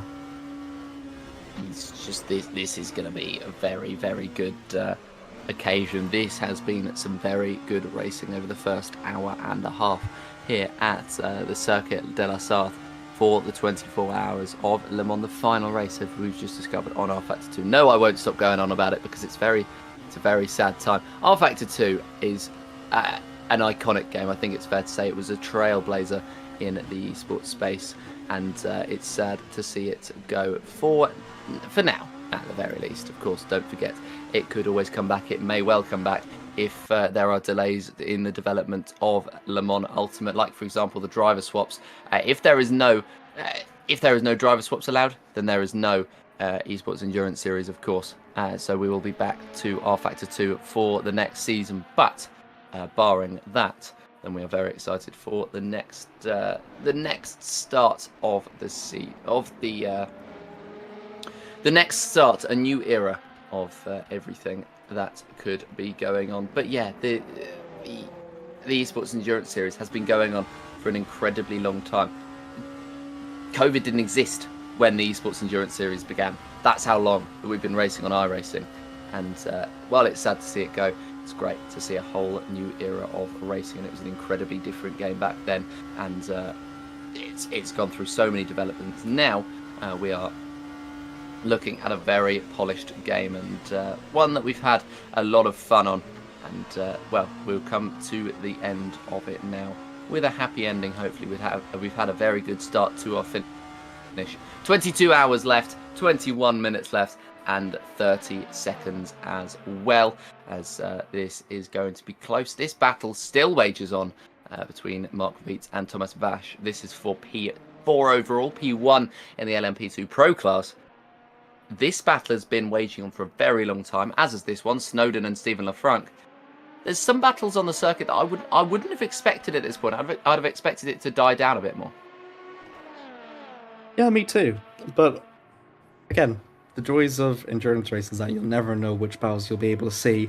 And also as well, teams are on different strategies. They'll have different methods of either attacking or preserving the tires. So you have Snowden taking a little bit wide, heading through that next corner, and still just about ahead of Lafranc, who was at one point leading the LMP2 class overall.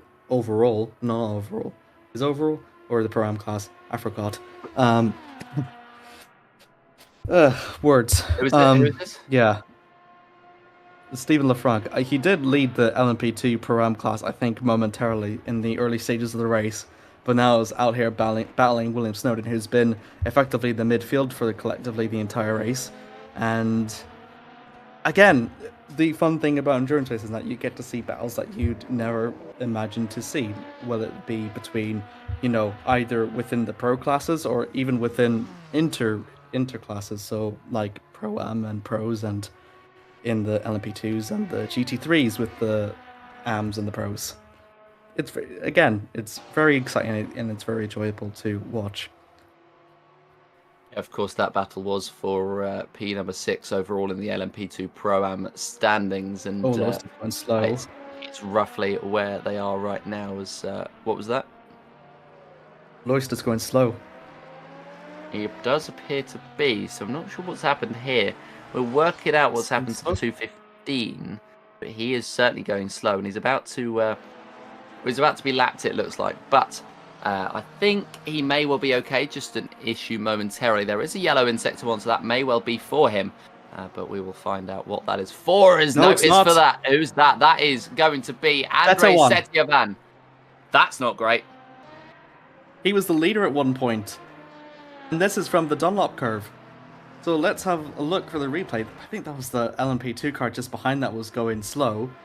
But what happened? This was the place where he overtook for the lead. Is it not going to be... It's not traffic, so he overtook cleanly. Heading through the Dunlop curve, does he simply... Oh!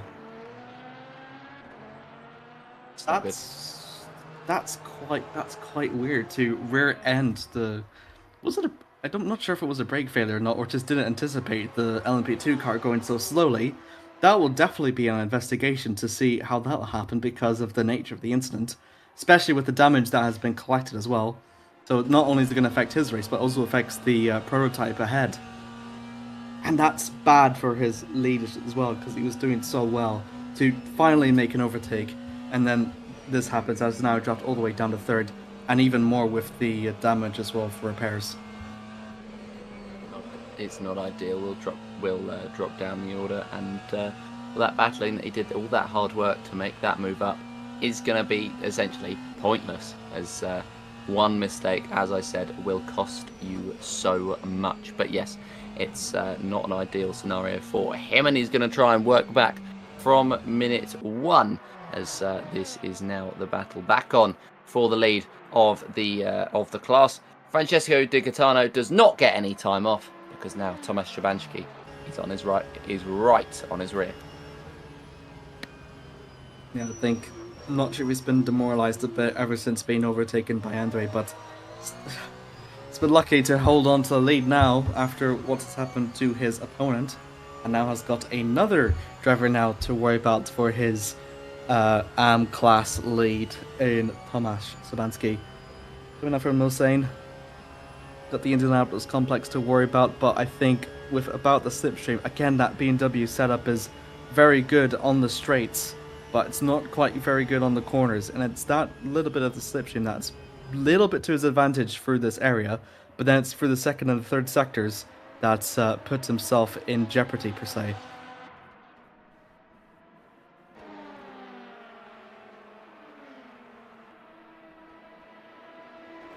It's not great, and what's happened here, Giuseppe Starancino, it's going to be just chasing the car ahead through these corners. Is it going to be an overtake? It's going to be flashing of the lights at least, as he's trying to make his way through on that inside line. And, whoa, contact between the two. That's not great. That's a car that's potentially not paying full attention to its inside line and just paying attention to the racing line. Yeah, and that's sort of pushed them back a little bit further now. Here's a battle for P2 in the LMP2 Pro-Am class. Braslet's now on the back of Dula. Just gonna get heading flat out here. Almost. Yep. And then up comes the Mustang straight. Trying to use as much for the slipstream as they possibly can. See if they can do anything. I think Saracino. I think that is actually Saracino, I think, ahead. No, it's not. My bad. It's still about 50 minutes left to go. Yes. Well, yeah. Well, I mean, the grind is real at this point in the stint. And, well, I mean, with no sign of either the next two commentators, we could be going for as long as we can. Of course, we love it. And Amir, you'll be back later today, won't you? Whereas I will be on tomorrow. I think that's what I put in the schedule. We'll see. As I'll have a look now. Yes, it'll be Amir. You'll be back later, won't you? Amir squared later on from 11 to 12. I cannot wait for that brain rot session in the evening between the two Amirs, and then well, you've got one more hour in the morning with alongside Ewan. So enjoy that. I'm sure you will. Thanks, Joseph. Thank you very much. Again, he made the schedule, so whatever happens, blame him, all right? Oh, and there's a GT3 traffic that would have temporarily blocked that move. Again, just with the traffic, it can be either your best friend or your worst enemy in terms of your opponent up ahead. And I think, yeah, Braslet has now hindered just a little bit now, but now they're going to go be side by side now. A bit of the slipstream from the GT3s, but he's already taken an action now. Doesn't want to try and go side by sides for the straight. Slowly gets out of the way. He's going to try and look for the inside for Indianapolis, but not quite to avail. And now it's a hard braking zone, and Braslet, I think, if it wasn't for the traffic up ahead, would have made that move. So Giacomo still holds on to second. So yeah, while it's Giacomo's best friend, it's not necessarily everybody's best friend, as now we've got more fighting Tomasz and Francesco with the car making his way through. He's done it nice and cleanly though, so there shouldn't be too much of an issue with that car at the very least. But we will have to wait and see. 22 hours and 13 minutes left on the clock, and that got very close between the two. Brasile right behind Jacopo Lapadula. It's around 0.2 of a second, and it's not really going up as he stays in the slipstream and stays in that dirty air as well. So it's a surprise that it's not going up as they get very close to the back. The GT3 holding them up. The GT3 has just caused that battling, and somehow Lapadula stayed ahead. Maybe it was an illegal overtake from Brasile as he went off of the circuit and he just wanted to avoid any form of penalty heading his way, but that got incredibly close between the two. That is quite on edge there to lap a car that is off track. Might be better to just follow the second car up ahead. But I can definitely understand his reasons for doing so. But the question is, did he gain an advantage? If so, then that might be protest where they will have to see. I don't think he actually gains it because he's on track. I don't think he actually. Yeah, I don't think so either. But he's also on the grass as well, so all the advantage that he probably would have gained will have been null and void. And he's actually lost time to the car up ahead.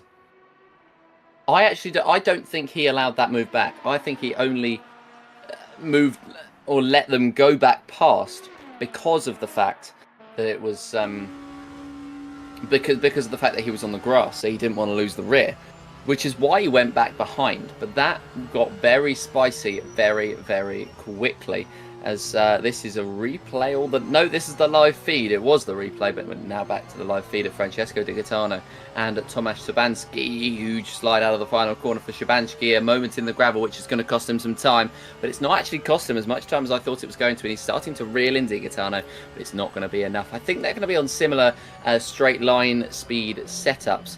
So there won't be much of an advantage for Szymanski to gain. So at the moment, all he's doing by sitting behind Di Gaetano is hurting his time, and there's not much that he can do about it. Weirdly, I think Szymanski has better cornering than Francesco does, but I think Francesco still has that better straight line speed, I believe. I could be wrong, you could be right, but I thought that was my intuition from seeing them just a little bit over and over again. You can see there with the cornering as well. Look at Szymanski instantly all over the backside now, and with the slipstream to the advantage, he's going to try and make the move a little bit on the grass, a little bit off the track, and a bit of a barge.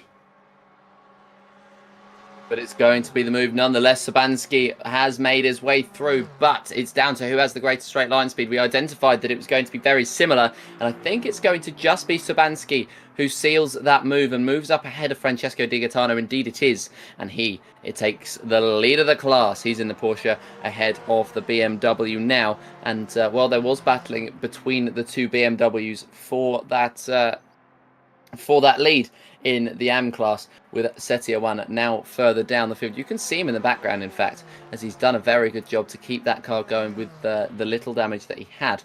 But yeah, it's going to be Szymanski who leads Francesco Di Gaetano up in the lead of this category now. See it in the background. The more that they fight, the more that Andrea Setawan continues to try and make that gain, and if it's not going to end up in Szymanski's favor to defend from Francesco enough, then we can possibly see a 3-car fight for the lead in the AM class.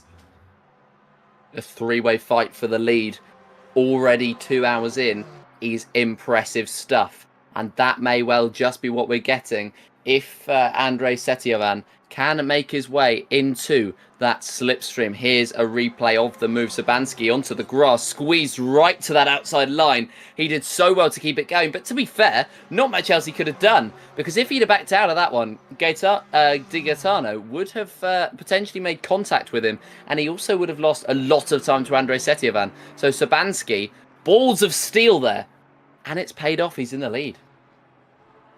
Szymanski just had phenomenal corner exit, and with a bit of the wiggle that Di Gaetano had, I can't really blame Gaetano for trying to push Szymanski as much as he possibly can to try and, mitigate that advantage. But still, it was enough for the Porsche driver to take the class lead once again. Again, phenomenal driving from these two. Yes, the racecraft has been very good as well to stay within range of each other, as Mark Veit and Tomasz Vash are, this is probably the biggest gap that they've had this entire time, 1.1 seconds, and to say that is quite impressive stuff. So they will continue to try and fight this one out, as it now drops down to less than 1 second, as it looks like Vash has that greater straight line speed, but Veit's just quicker in the corners. That just allows him to continue that fighting up ahead. This is Carlo D'Anda and Nico Barkley, as Nico has shown very good pace. First, he fought with Sebastian Chico, and now he's in range of Carlo D'Anda for P5. Done very good so far. There's Szymanski still trying to defend from Di Gaetano, and Setia in the back has also gained a little bit as well. It was down to 5/10, it's now 2/10. Again, it's just the amazing cornering that he's had, and we've got someone off. That's Bruno again. Oh, not again, Bruno Reinio. And that is He's going lost to his be wheel. short. That's race ruining. That's the race for Bruno Reinio. That's the third left front tyre we've seen gone. And for this time, it's not a hypercar, it's the GT3. He's slow here. He's acting a little bit slow for the chicane. Is this another hardware issue? No, he's fine now. So it's fine for the chicane, but it's on the straight, so it's quite interesting to see how it happened. Oh, he's slow. Disconnect, yeah. And then because of these barriers, they're uneven. Yeah. Oh, no. Oh, Oh, I mean, the car behind has done pretty well to avoid that, to be fair.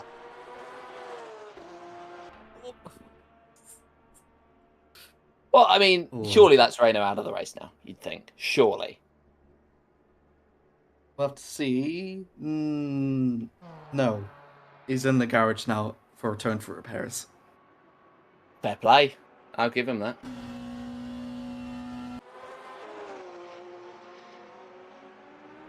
Just having a look as we are approaching 2 hours gone in your 24 hours of Le Mans. Of course, we've had the exciting and also saddening announcement that rFactor 2 will be no more, at least in the eSports Endurance Series, after this race. But Lorenzo De Schutis has absolutely dominated at the top of the field. Nello Passerino in the SimFrame eSports is 18 seconds off, and Sander Callas is a further 40 seconds, or he's 40 seconds off Lorenzo De Schutis. So he is actually closed in. He's going 2 seconds a lap quicker than Lorenzo De Schutis. He was at one point a whole second off, but now he's closer and closer and closer to the car in P1. Then it's the LMP2 pros of Thomas Vash and now Andrei Madakak in P4 and P5. Madakak is 87 seconds off of Thomas Vash as the rival of Wash has come into the pit lane. The majority of the action has been in the LMP2 class, but quite a chunk as well in the GT3s. And Ilko Bussing looks like he may well be coming under pressure and creating some more action as Marco Lodi Rosini is 3/4 of a second back. It's a lot of battles here that's going to eventually reach the crescendo for the next 2 hours. So it's going to be very interesting to see how, as the time slowly starts ticking, we're going to be slowly approaching into the early evening time span here in France. And as you've mentioned before, Joseph, we're slowly entering the end of our stints now, and we're going to slowly welcome in our new commentators in for the next 2 hours, here to bring you all the exciting action here in all the classes. Yes, we have 5 different classes to keep track of, and of course 5 different championships, as well, they are, none of them are safe in any way, shape or form. The top of the standings, the hypercars, is going to be the ground effect number 27 SimFrame. Number 1 is going to be in that P2, as they're 40 points behind those other two that can take the championship. Sweet Force in P3, 69 points behind Team Iris not appearing. Level 1 Esports in P5, as well as Team Sheba are in P6. But don't forget that Sweet Force has now DNF'd from this race. Hyperion Esports leads the LMP2 Pro standings, 19 points ahead of the CMT Go Team Racing. And, well, at the top of the LMP2 Pros is the Hyperion Esports, that looks like they may well be taking that title home. Then the LMP2 Pro-Am is a 38-point gap between the car at the top, the 47 SimFrame Esports car that currently leads the LMP2 Pro-Am standings, and then it's the number 42 ARMS that is currently sitting in 13th place overall, or 4th place in the LMP2 Pro-Am standings.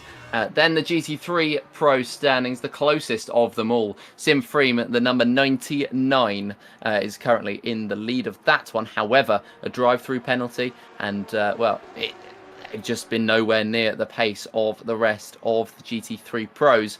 They are off, down in P42 overall, last of everybody, as Bruno Rhino has finally DNF'd. And that is going to be potentially costly to their championship, as Pescara SRT number 4 are just sitting in behind. Their P2 overall in the GT3 Pro standings, but they are looking to potentially take this title, but they have to fight with the Caspian Motorsport 75, currently sitting in 3rd place in the GT3 Pro standings. 2 points behind them are the number 8 GR Simthrust ERT of the drivers that are currently not doing great either. They are only 1 position ahead of Riccardo Corazzari after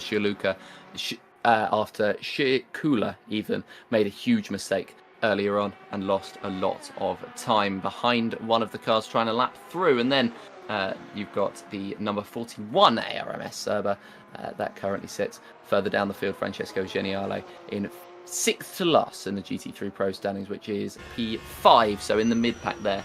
But not looking like they might challenge the championship. And then the Team Rookie Monsters at 62 currently leads the GT3 AM standings, 36 points ahead of the Carloni Racing.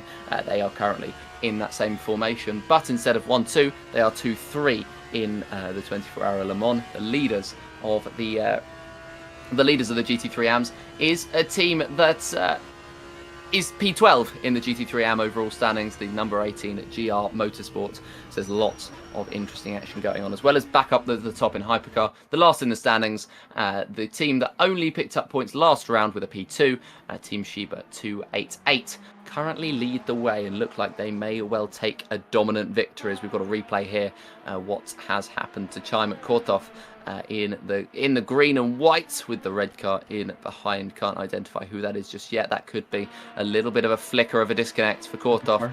And yeah, he looks like he might be all right, but there is contact there. Yeah, Kortov. Whoa, that's a huge incident for Chaimat Kortov.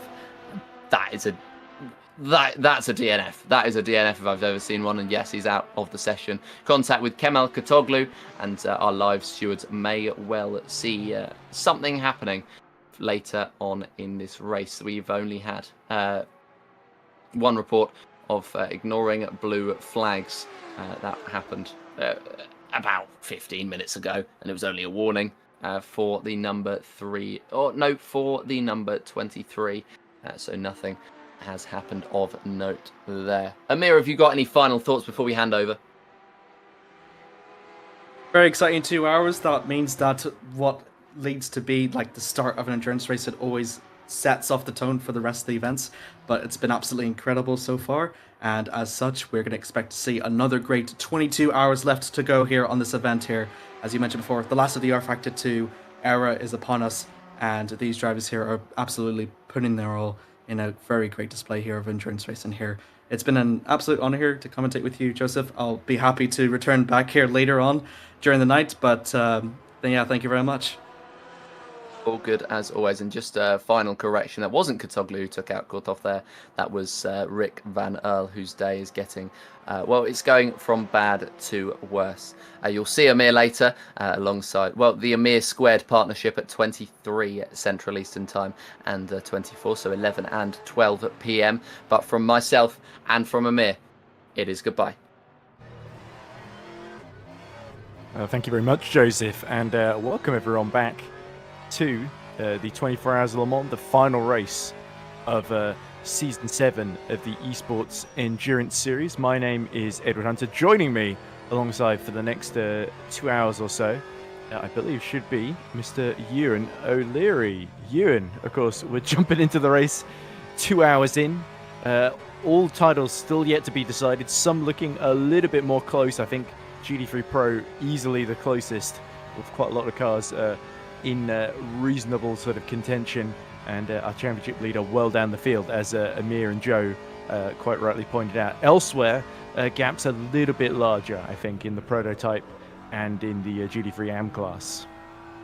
Good afternoon, by the way. Good afternoon to everyone watching. Yeah, it's very much about GT3 Pro. If we're going to look at championship standings straight away, of course, the honour of winning one of these races on their own is pretty big thing, as we're going to see. But in terms of those championship battles, it very much is about GT3 Pro. With Supreme eSports so far down the field, though, it's Pascar SRT who would take the title as things stand, as far as I can see. They only started the day 10 points behind Supreme eSports, but the momentum in this season has just gone away from them in the last few rounds.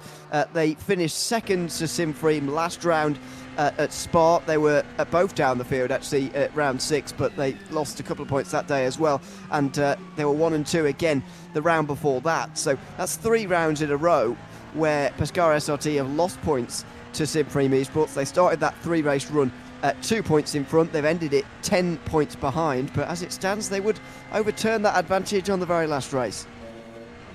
Yeah, certainly it has been very, very up and down. There's a lot of balance of performance, sort of ballast, toing and froing in the GT3 cars. Particularly, it's having a huge, huge impact. Less so in hypercar, but even so, I was talking actually to Alari Alpius from rFactor. Of course, they go into this as we see Janssen Bintz setting the best lap in LMP2 Pro-Am as he tries to chase down Massimo Giordano in that Naha Racing a white car, which confusingly is black and green, as we see now. One of the GT3s briefly impeding Bintz. That's a sister boy transport car, actually. But yeah, Janssen Bintz, a man on a mission, the Luxembourg driver. But anyway, going back to Alari Alpius, of course, who we know is watching his teammate Sander Callas at the wheel of rFactor number 27 at the moment. They're looking for that first title in EES. It's been such a brilliant season from basically round 4 onwards. They have been really untouchable, and that they showed potential to do this earlier, but they had a lot of bad luck, and since then there's almost been an inverse. And of course, every race they win, the cars that are not the Porsche and their direct rivals, they have had a little bit of an advantage in terms of, and particularly straight line speed here at Circuit de la Sarthe, which can be a big factor, as we see again now Janssen Bintz getting on the power. There's a GT3 Ferrari in the way. That looks like Team Schieber, I think. And side by side, they go down the straight. Janssen Bintz is going to have the inside for the second part of the chicane, Ewan, but Giordano might try and brake late around the outside. That was a classic bit of Le Mans traffic overtaking, wasn't it, there, as one car had to go on the hard shoulder on the right-hand side of the road as we look at it, but Bintz through on the inside line for Boyd Transport Racing. Does look quicker at the moment than that car of Massimo Giordano at the moment anyway. He's a very good driver, of course. We know Janssen Bintz for some time now. Very strong driver in a prototype. And he's going to fly away now. We just saw him set that fastest lap of the race. So, as you say, that lap, by the way, was a 3:26.4. He's the only driver in the 26s even in the LMP2 Prime class. So they're a little bit behind where they maybe feel they should be. But with Janssen Bintz at the wheel, they could very much gain a few places in the next couple of hours. There are not very many large gaps in that class right now. Oh, and now we see two classes converging. That's the Carloni Racing prototype lapping the Arm Cerberus of Francesco Geniali, and chased, I believe, by, that must be the Go team that's not on the same lap, I don't think, getting through there. But of course, this particular GT3 Pro battle does have significant title implications, because Casio Motorsport 75 with Melikak Mali at the wheel, they're 20 points behind the Simfroom Junior team leading that championship. They need to sort of chase down Pescara SRT over the next 21 hours, of course. Plenty of time. 21 hours, 54 minutes indeed. And Arm Cerberus number 41, who you see absolutely drifting as the Francisco Geniali gets on the power as early as possible. Special livery on that Arm Cerberus. Usually it's just a black and blue, but they've added white and red. So very French colours, you might say, for the Italian team at the Circuit de la Sarthe here, of course, in the village of Le Mans. And now Matt Kakmali uses the straight line speed of the Mercedes AMG to get alongside the lights on full blast in into that second Mulsanne chicane. Flames licking out the sides as he downshifts, and the Turkish driver is through into 4th position. And that's a key move now, because it means he is free now to try and chase down Abel Sequeira and to try and see if he can do anything about Francesconi and that Pescara SRT, because those two could well find themselves fighting for the championship in the next couple of hours. Yeah, they certainly could. Because of that, though, I would have expected maybe these two to work together a little bit more, but there you go, Kakmakli going down the inside in time for the second Mulsanne chicane. They could just maybe work together a little bit here and try not to fight, then yeah, they can 6 try points and apart in the championship, though, Ewan. So you say work together. Maybe once they get to the last couple of hours, that's a truce that I think wouldn't hold. But yeah, I think if you're faster, you don't want to see the leaders break away, because it's so easy to build a gap early and then just keep that momentum going, and it can sort of really hurt you in the long run. As we see Setiawan, Indonesian Ksatria Sim Racing team, having a really good run here in AM. The BMW, again, another car that I think is benefiting from quite low ballast here. They're all over the back of the Carloni. That's the reigning champions they're fighting with here as they go into Mulsanne corner at the end of the straight, and just having to back off there. So Setiawan decided not to go for a suicidal dive on the Audi, wants to wait for the better opportunity into Indianapolis, and I think that's probably the smarter play here. Of course, Ilko Busink for Rookie Monsters is a little bit out of sequence because he hasn't pit yet, I think, whereas these two have. So that's why he's got a big lead on them at the moment. Yeah, he certainly does have a big lead. That's for sure. It's about 3/4 of a minute at this stage as one of the hypercars goes past. Yeah, what I mean by working together, by the way, is that if they just fight their Caspian Motorsport and Arms Cyber and they don't catch Pescara SRT, then it's entirely pointless, really. If they don't catch Pescara, so they've got to worry about that. But it's certainly on for worrying about that, really. With 22 hours to go. There's plenty more things that are going to happen between now and the finish, that is for sure. I mean, even in the last 10 minutes or so, in the last 15 minutes, we've seen 2 cars out of the race because of crash damage. I'm pretty sure for the fuel savers LMP2, by the way, both of the left side wheels came off, if I saw that correctly. So, yeah, really anything can happen. By the hypercar. It was the level 1 eSports of Rick Van Earl. And it's a shame they were the pole sitters, actually, at the very, very start of the event. I've been at a parade in the middle of my hometown all day, so unfortunately, I haven't been able to catch up on an awful lot of what happened earlier on beyond what I've been told effectively, which is basically just the drivers that have been having technical problems, essentially. But yeah, certainly City Arwen, they had a few strong races. I think Imola was looking to be a strong race, and then they collided with somebody in the pit lane, if memory serves correctly. It might have actually been one of the GT3 Pros, if memory serves, and that was a bit of a controversial one for them. It might have actually been Simframe, funnily enough. And now it's been sort of since then, the Cassandra Sim Racing squad has had its issues. There's all we see a move going on here. That's Virtual Drivers Alliance losing out to Team Shiba number 13. So more moves being made there. And now the Casacu, the local French squad, they fancy a run at that 6th position in class there. So this is near the midfield in GT3 Pro. Angel Banagas getting through, and now Sebastian Zico was gearing up for a move on Simone Miazza there down the Mulsanne straight as Bint sets another fastest lap in the Pro-Am LMP2 class there.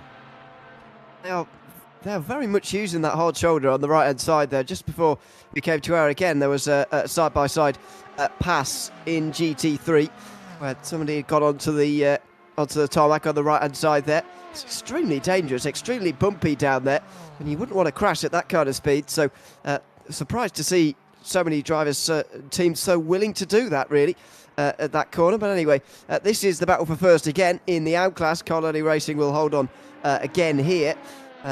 But yeah, a real willingness to use the hard shoulder on a couple of occasions so far, which is somewhat surprising as the front 3 in GT3 AM get together. Well, no better way to surprise someone than by going on a bit of track they don't expect you to use, because it's the more risky trajectory. But yeah, certainly everybody is looking for that small advantage at this phase when the cars are a little bit more bunched than they're going to be over the next couple of hours, inevitably. But yeah, certainly interesting to see, and very heartening actually to see the Le Casacu Audi getting involved in the battles there. They did make it past Simone Miazza, and they're now 8 tenths behind Angel Banagas in that Team Shiba number 13, of course, as now we see Seti Arwen trying to use the strengths of the BMW. The problem is the Audi and the BMW are both pretty nifty in a straight line, so the BOP different cars, it's not going to be a significant enough difference. He's going to have to get brave on the brakes or sort of pressurize Carloni Racing into making a mistake in this stint, of course. And we have, I think, seen Rookie Monsters number 62 pit from the lead. So this is now a battle for the class lead as Mike Bell has gotten on board Rookie Monsters 62. Now, Rookie Monsters in a similar position to Grand Effect in Hypercar, in that they're, in the Rookie Monsters case, 38 points ahead of Carloni Racing, and in Grand Effect's case, they are 40 points ahead of Symphony Sports number 1, the current race leaders, interestingly. So I thought Team Shiba were in the lead, but they seem to, I think, have pit and emerged about 8 seconds behind Smeriglio there. That's the only explanation I have for that.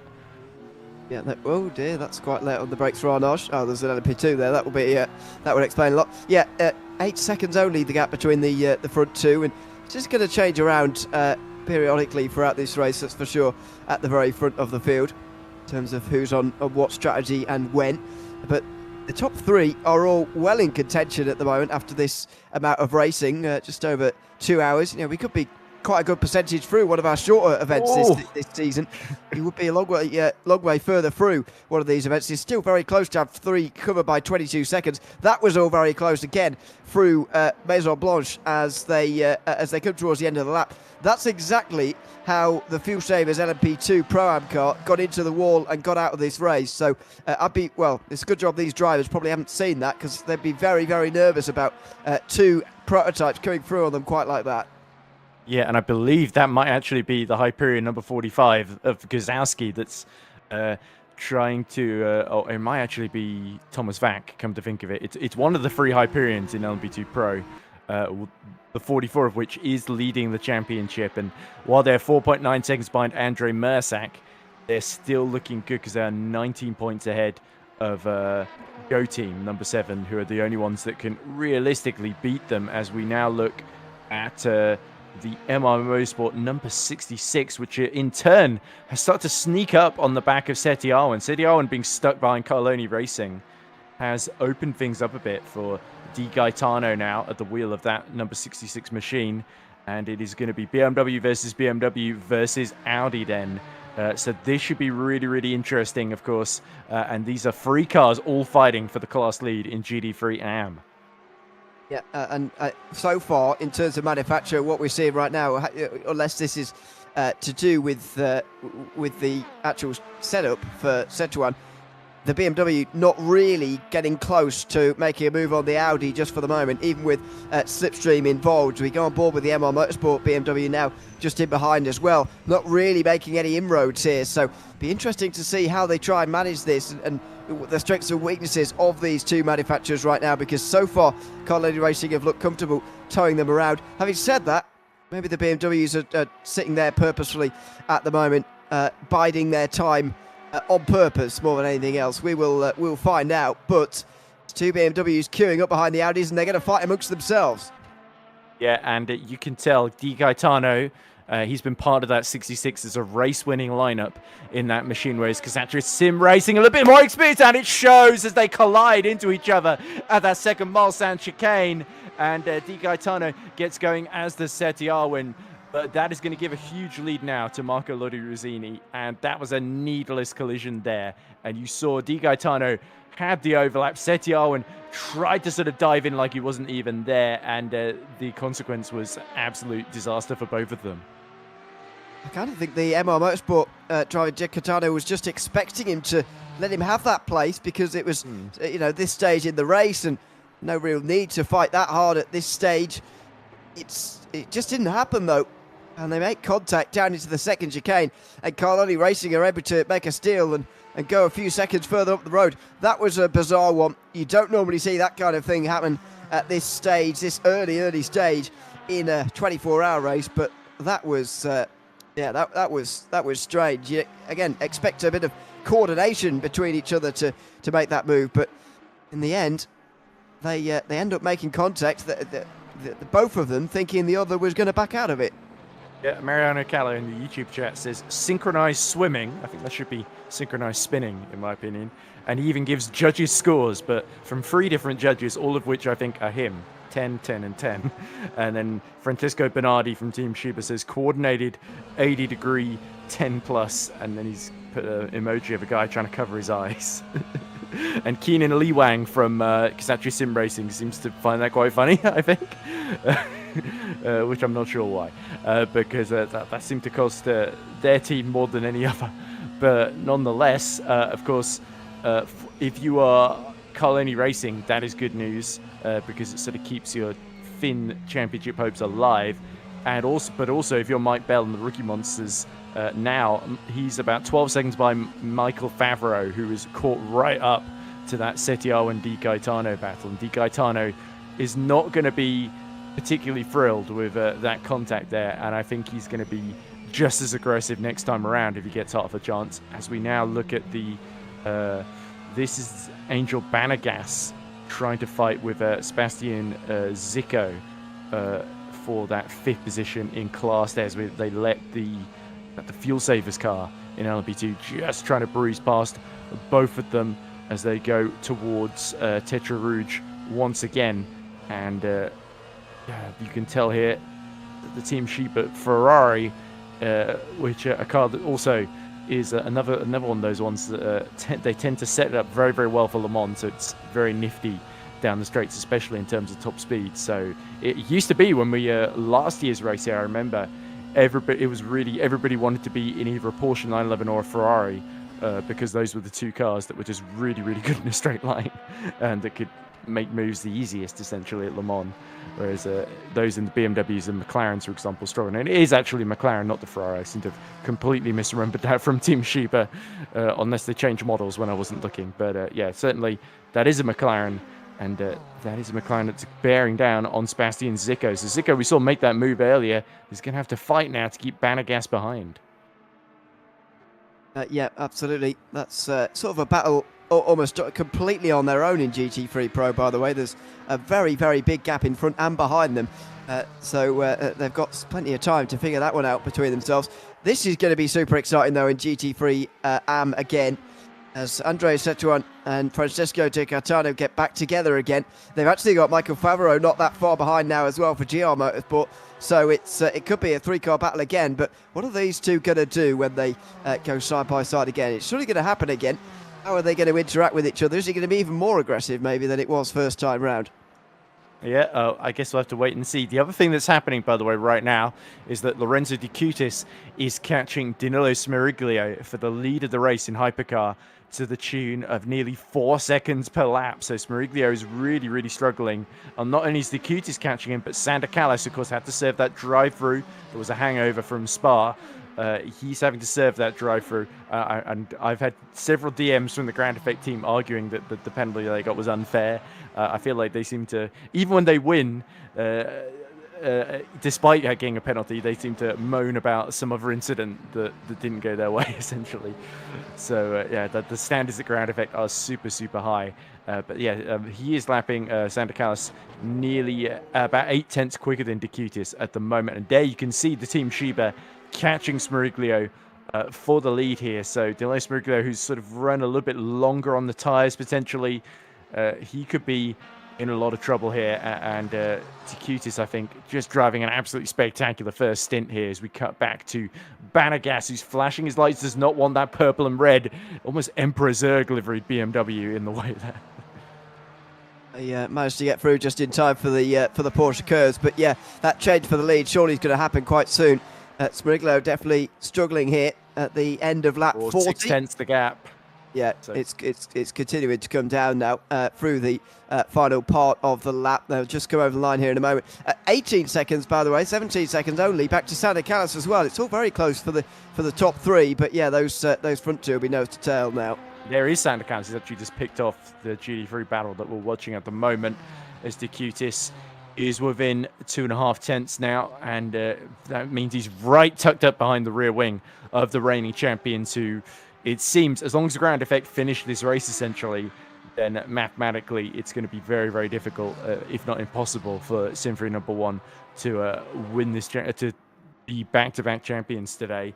And here is Di Gaetano then, trying to put the pressure back on Setiawan. They're now 3.2 seconds after that spin behind Lodi Rizzini. They are a couple of tenths, Setiawan was a couple of tenths faster the previous lap than number 82 Carloni, but yeah, the general trend is that this is going Carloni's way. They are starting to pull a little bit clear of Michael Favreau, though, so that will be encouraging for both of these BMWs, but they want to stay away from each other rather than squabbling, as we now also see Lorenzo Di Cutis has taken the lead in hypercar from Smeriglio. Yeah, that's not too surprising. Based on goodness, nearly 5 seconds quicker that last lap. Smeriglio is really being hampered here. Yeah, nearly 4 seconds slower that time round. So, yeah, Team Sheba looking strong at the front of the field, and they're going to get away now with that race lead. But what is going to happen here in GT3 AM? Di Gaetano is not quite close enough, really, this time round. He's 9 tenths behind. But as you say, the good news for them is distancing Favreau, because they could have easily got dragged into another three-car battle there. Favreau only closed in because these two went for that spin through the second chicane, don't forget, so they'll be very pleased. He's going to be in the rearview mirror. Actually bringing back Carloni Racing's Audi as well for only 3.5 seconds now, so they are bringing that gap down to the leader again. Yeah, of course, but we saw Seti Arwen got tucked up right behind the colour and he couldn't get past, and then sort of got sucked into this battle with MR Motorsport number 66 instead. So yeah, Di Gaetano, as we now see Simfroom try to get back in front, Smaruglia into Indianapolis with the slipstream, but no dice there. Decutis saw that one coming, and Lorenzo Decutis, who's put in some in the sort of weight between Spa and this round. He's actually been competing in Grand Prix Virtual Formula Sprint 1 and has won a couple of races as well for the Team Shiba squad, named of course after the Shiba Inu Japanese dog breed as well, but they are an Italian team, funnily enough. So yeah, Decutis has been really leading this team forward, and it's great to see them leading in the top class, which they didn't even decide to compete in at the start of the season. Team Shiba mainly tends to specialize in the GT3 and occasionally the LMP2 classes. They've done a couple of hypercar races this season. They've had good stints, but have rarely ever secured decent finishes, essentially. They've only got the second place from Spa last time out really to their name. Everywhere else they either didn't start or didn't finish. Yeah, only one 25-point haul to their name, but if they could get the big one at the end of the season, then all of that would pale into insignificance, I would say. The Le Mans 24-hour victory in itself is almost as big as the whole championship at the end of the season. So it's a very, very big afternoon indeed for them. But there's a big fight for Hypercar here this afternoon. Just 20 odd seconds or so covering the top three after this amount of racing. Very, very impressive indeed as we go back to GT3 Pro. Abo Sequeira trying to catch up to Michael Francesconi, and he has done now. That's the Pescara SRT car, by the way. On the road, I believe, anyway, leading the championship, the very close championship that we're going to try and keep an eye on over the course of 24 hours. Yeah, well, good luck with that is all I can really say to everybody there. MY Motorsport 71 not really in contention because they are 63 points down on Simfroom Junior Team, and of course it's a maximum of 50 points for the winner on the table today, essentially, in a 24-hour endurance race. So this is sort of worrying for Francesconi, because if Sequeira gets through, Gemelli ERT are actually one of the teams that are just about in contention, 35 points down on the Simfroom Junior Team, as Seti Arwen decides to cut his losses and cut into the pit lane entry to try and get some fresh tyres, a bit more fuel on, and see if he can maybe undercut his way into the GT3 AM lead rather than wasting time stuck behind Di Gaetano and fighting with him. Yep. So, smart call, really, to come down pit lane. If he's stopping. Hello. No, he's not stopping. So it seems he must have got a drive-through for the contact. That explains a lot. They definitely agreed. Stewards seem to have agreed with us that Seti Arwen was the one that could maybe have been a bit more cooperative into that second Mulsanne chicane then, as we cut back to Sequeira Gemelli ERT, putting the pressure on our second place team in the championship that would be the divisional championship leaders. Even though they fall down to third, they would be okay. I think Casper Motorsport being 10 points behind them would be a bit of a worry, but it's 8-point difference between third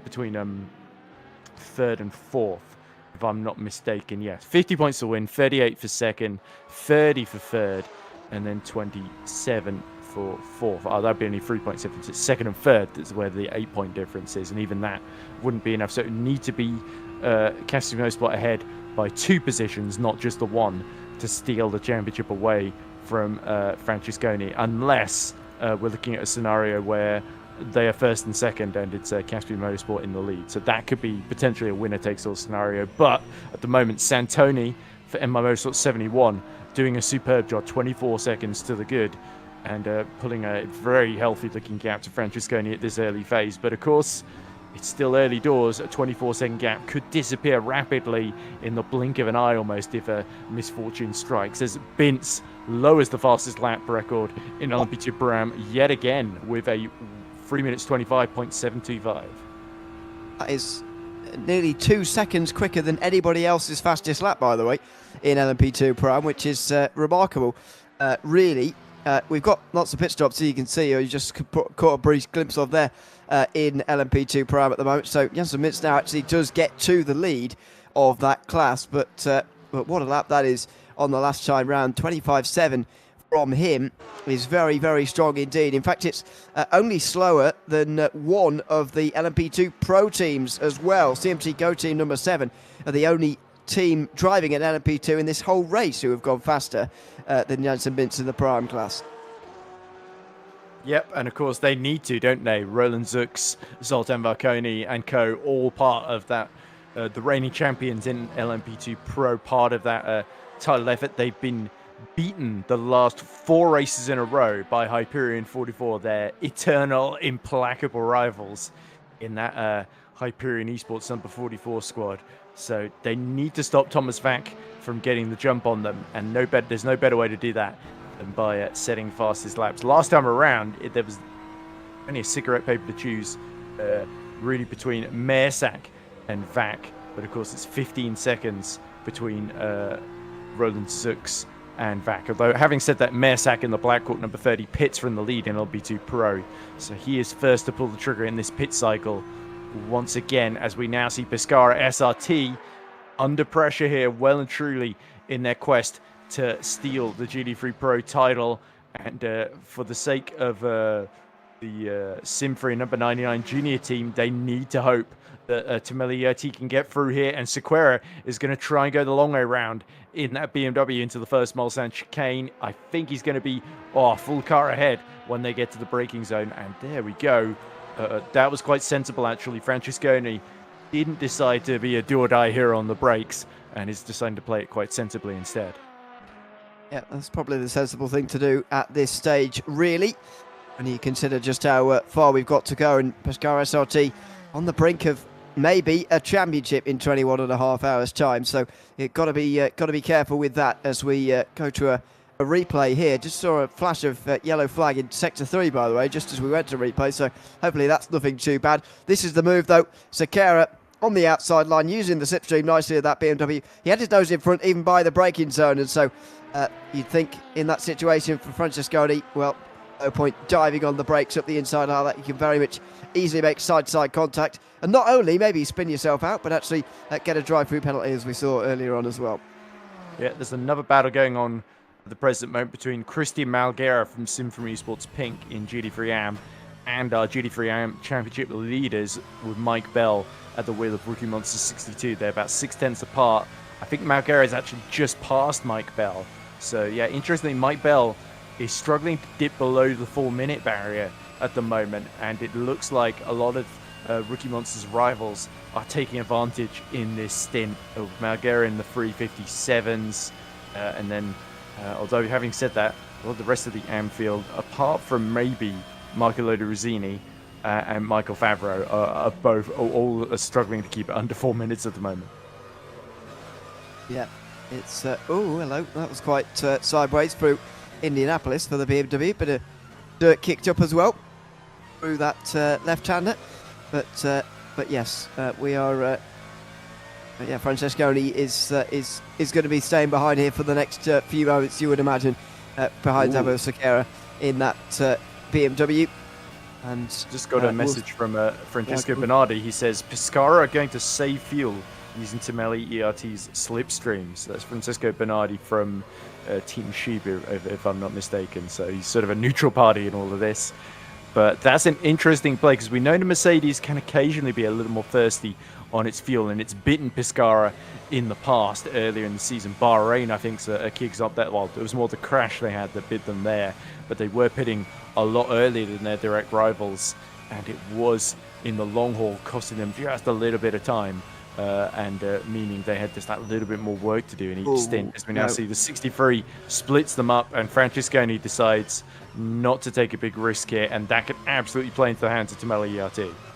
And this is why relying on someone else for slipstream like that is just and letting someone through to do that is just completely pointless, because very easily you could let. I mean, he's barely got any benefit from slipstream there for that last part of the lap that he was in behind. Now we get to the end of those 4 chicanes there. He's lost over a second, and suddenly the slipstream's gone, and there's no chance to fuel save, and you've lost a place. So it's very difficult to try and coordinate it all like that. That's the best laid plan, I suppose. Let them through and then get you in the slipstream saving fuel, but it doesn't always work out like that in real life. On paper, looks like the good thing to do, but you've got to think about the real life situation as well. And unfortunately, it's far too easy for you to lose time through any kind of traffic, because we've got so much traffic out there on the circuit, still 41 cars, so much traffic out there that you can be split apart so easily. You can't put too much money on the fact that you'll be able to save fuel on them for a whole stint. Yeah, it is a gamble, especially at this phase, but that's the way that these teams think. They'll use every little advantage they can get, but at this phase, I agree. I think track position is probably a little bit more crucial than saving fuel. You try and save fuel as maybe you're letting cars through to lap you, or indeed you're lapping cars, and you need to wait patiently to get past one. But I think staying stuck behind someone in a battlefield position, especially with the championship on the line, is pretty risky. But nonetheless, we did see there, by the way, that Setiawan is about 9.8 seconds now behind Di Gaetano and Favreau, who are about 2.4 seconds apart individually. So you've got to say, Ksatria Sim Racing, the 88, looking good to undercut their way back into at least challenging for second position here, as we see Simone Melili, as we see another car diving into the pits. I think that was one of the Hyperions there, deciding to take a pit stop. Don't see anything showing up on the live timing though, so maybe it was just a trick of the... Yeah, it was the 45. There we go, Guzowski. So you caught that spot on you, and as we see yellow in the middle sector that clears very, very quickly. Here comes Zampini, Team Shiba, number 10, all over the back as he tries to get up into 5th place, but the online sim racing car brakes very late, goes very wide. A tiny mistake there, and Zampini gets past Pierre Bonifoy. So OSR in their home race, the 999, the emergency service numbered car, having a little bit of a scare there. Yep, and that very much looked to me like the online sim racers 999 wanted to let Team Shiba through, to be honest. You can see immediately there pulling to the left-hand side. I think maybe in hindsight trying to indicate that, leave that space to the inside, but Zampini was not entirely convinced that he was going to get all the joy down the inside here. There you go, finally he just get alongside late on, thinks that finally I'm going to do it, but he was going to back out of that, I think, Zampini. I think he was going to show the nose down the inside and just to get in his head a little bit and then back off in towards Indianapolis if Bonfoy had just gone through the corner normally, but Bonfoy really wanted him, I think, to go through there. I think he realises that Zampini's quicker, and so Zampini eventually almost could not pass him. Yeah, and of course, let's not forget that, as I immediately forget what I was going to say. It was that before the last set of pit stops, OSR were actually running second, in a sort of net second in this race in LMP2 Pro-Am.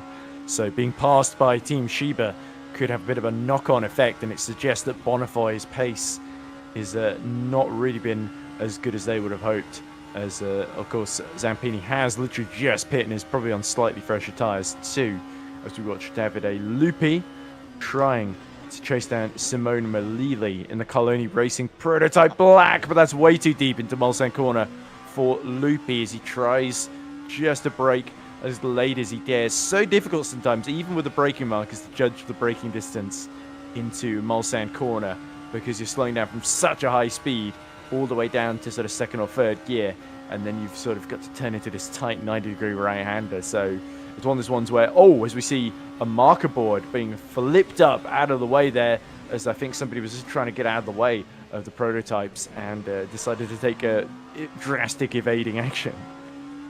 Yep. That was a bit of a... that might be... Is that related or not? Well, Piotr Mowiek has certainly got damage to that Porsche. There's no doubt about that. Let's see if we can decipher anything from this replay. This has already happened. That car already looking bent out of Quite shape. Early in the lap. Must have had an issue at the Mulsanne chicanes. And, struggling. Just out of the way. Yeah, I think struck there. He was definitely one that hit the advertising hoarding there. He hits 2 for good measure, 3.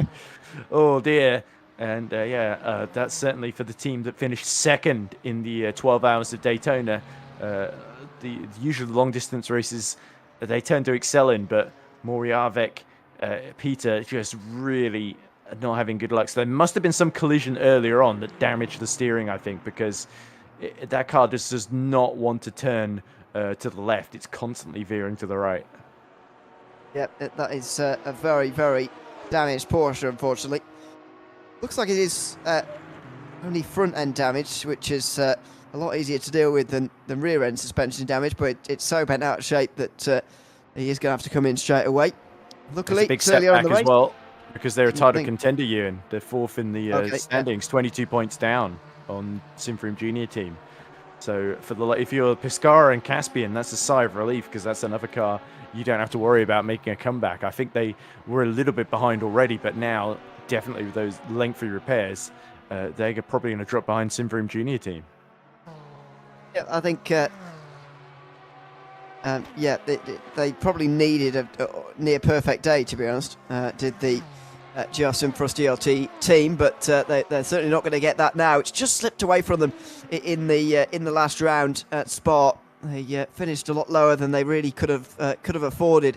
They could have even just finished a couple of places further up. They could have been inside 20 points off the lead, and maybe they would have just had a bit better of a chance here. But yeah, unfortunately for them, it's going to be a very, very difficult day to come back from that. So we go back to GT3 AM again. Alan Boyce behind Alberto Zanotti. That's only a second and a half. So many of these battles just about a second or so separated at the moment. Yeah, so as we look at Di Gaetano chasing down Lodi Rosini and currently racing 82, as we see the Team Shiba LMP2 getting a little bit sideways. This is very, very keen and gets even a bit on the grass, somewhat unnecessarily, it must be said, on exit there. It's interesting with the LMP2, with the hypercars and the GT3s, that what tends to happen is they will wait for the best opportunity to breeze past down the straights. But with the LMP2s, especially with the less experienced squads, there tends to be a little bit of impatience where they haven't got the raw extra tools to play with, like the hypercars do down the straights. So there's a little bit, if I don't pass this GT3 now, then I could lose ground, and that could set me back for the next 20 hours or so, or whatever. And there's definitely, especially early in the race, a temptation to take risks that you might not necessarily do in other situations. But yeah, nonetheless, Lodi Rosini, his problems continue, and Di Gaetano is, as we see, still the hoardings on the track on the entry to Indianapolis from the GR Simfrost car. But Carloni has more gravel kicked up there.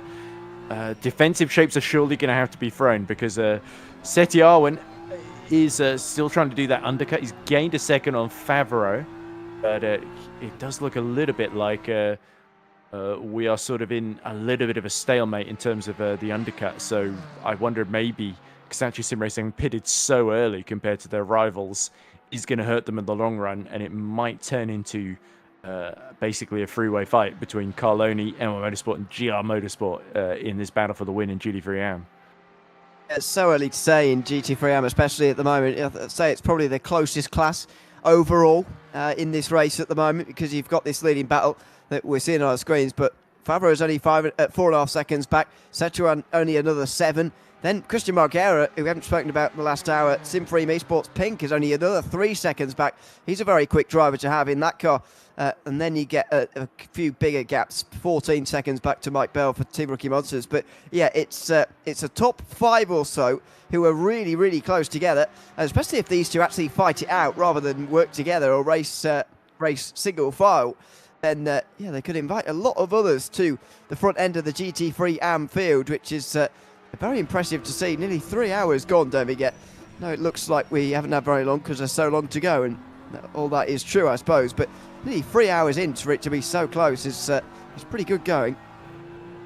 Yeah, and certainly it's good news for us as spectators and commentators, because it gives us something to focus on and talk about.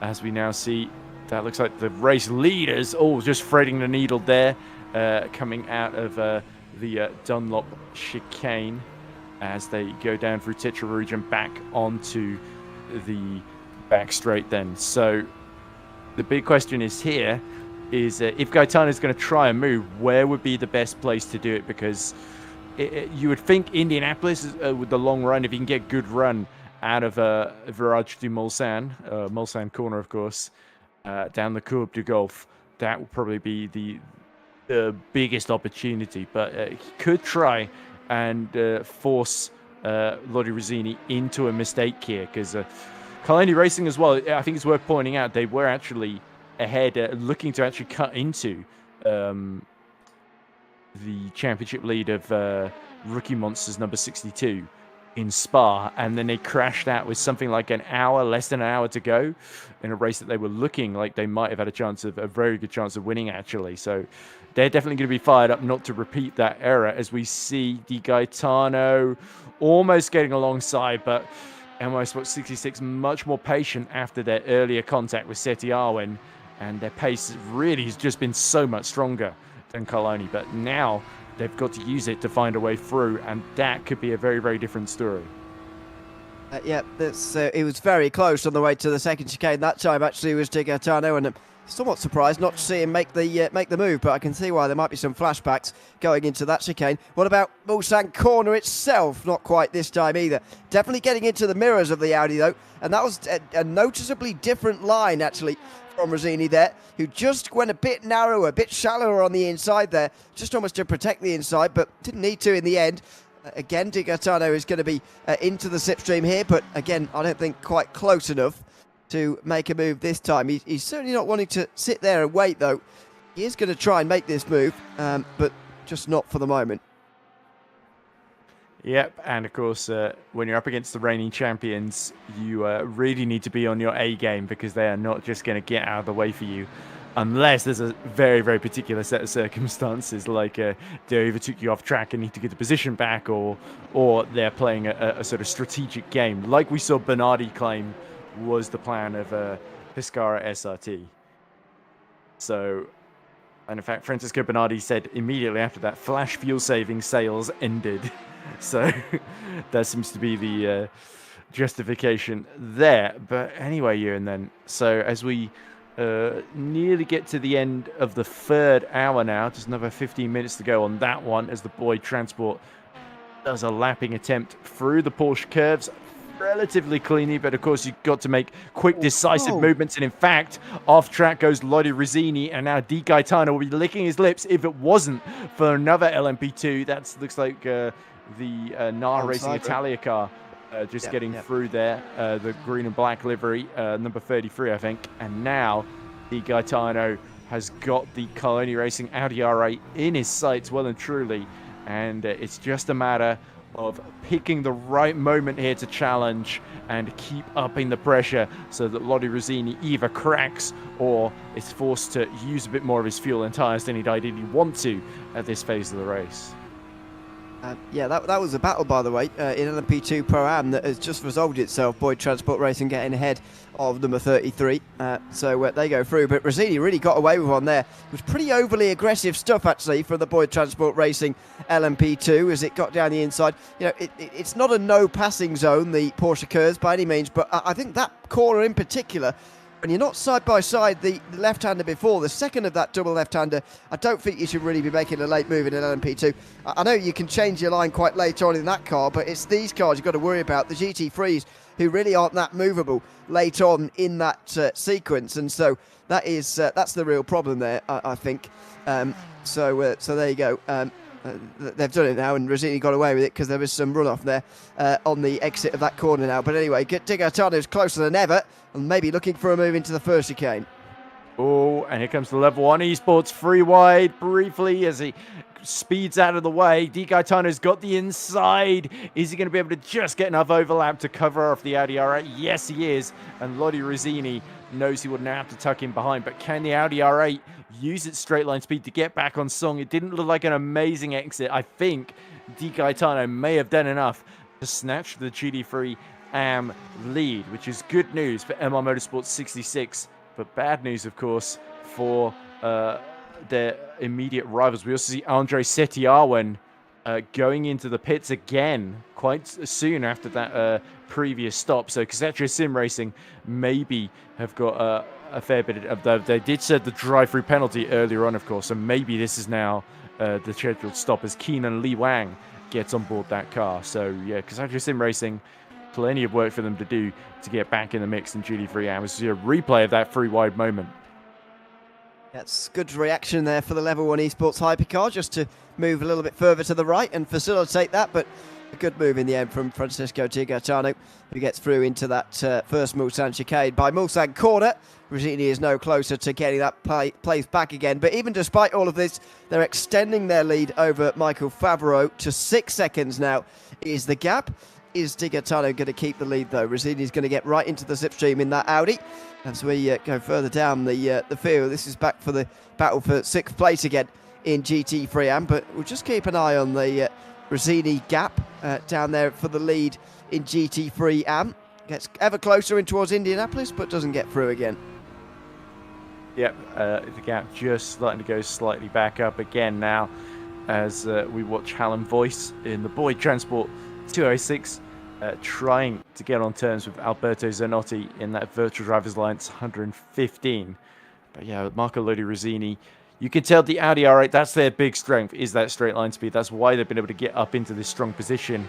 But you can tell maybe the sort of inverse of that is they're not as kind on their tyres as a car like the BMW, for example. And the BMW is set up a little bit better for this sort of circuit, as it's still pretty solid in a straight line, but it's also got the slight edge in terms of tyre life. In terms of fuel life, I think it's fairly similar between the two machinery, as Hallam Voice still just a little bit too far back to really contemplate a move at the present moment, and is just biding his time as he tries to get the English team back into the top 6 here. Yep, this is a yellow flag in Sector 1 at the moment, by the way.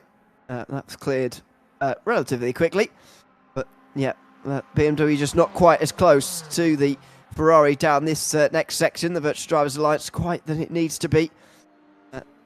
Brings it down to 8 tenths by the end of that straight towards Indianapolis, but yeah, just not quite close enough for the moment. Slightly misses the apex through Indianapolis as well. This is back in LMP2 Pro-Am. Remy Clement for Flying Goat, just in behind the Online Sim Racers team. It's the only battle in the LMP2 Pro class now after that change for 2nd place, which we saw not so long ago. Yeah, and this is OSR continuing to struggle, isn't it? Because you can see now the Flying Goat car just closing in, and OSR Bonifoy was right with Zampini. Zampini's pulled nearly 20-second gap now as we see more yellows in the final sector. Potentially that could be somebody coming into the pits, but no sign of that as of yet. But yeah, Remy Clement, last lap was a 3:33.4. Bonifoy's last lap 3:37. So actually both him and Zampini having pretty poor laps, it must be said. On board through this first sector, you can just see the sort of raggedness of the car in front here. Clement's surely going to have a good chance down the first Mulsanne straight. What about the end of the lap here for these guys? Hallam Voice just a little bit wide, that first part of that Ford chicane there.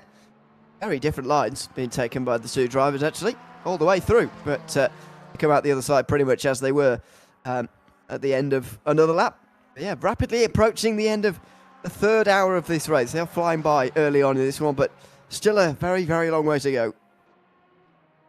Yep, indeed. So I think we might have only... I did say 2 hours earlier, but I think I might have misread it, and we might only be on for an hour if I misread the sheet. It's my fault because I originally got the start time of the race wrong, which threw everything into chaos. So I'm going to take the mea culpa on that one and fully cop up to that. Like I said, I've been in the back of a float all morning and some of the afternoon as well, burning in the heat, dressed as the Sheriff of Nottingham, so all black as well, which is not ideal. But nonetheless, as we cut back to Remy Clement, who the Flying Goat, the local French squad, I believe, Flying Goat as well, chasing down another local team in the online sim racing. So good to see, even though this is an Italian league, plenty of French representation here at their home event, as we see the tricolour from the Italian Subra team right in front of them on the road. Out ducks Pierre Bonifoy, followed closely by Clement, and now Clement is going to get the long run. The number 95, I believe it's a Lightning McQueen number that they went for here. He's coming to the inside on the right, and Bonifoy is leaving plenty of room, gets a little bit out of the throttle, and I think was fairly compliant there. But nonetheless, Remy Clement got the run to break the defence there. I think he might have got off, though.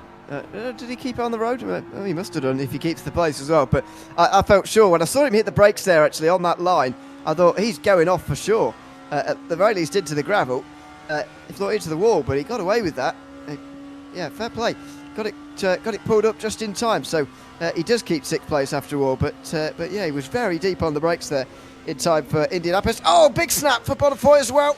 And he's going to be off him. He's definitely off. This time, not quite into the wall, but just a trip through the gravel for Pierre Bonnefoy, who nearly puts himself straight back onto the circuit and straight back into the wall as well. Or was that the Blackhawk car that he just got out of the way of there that's in the lead of LMP2 Pro?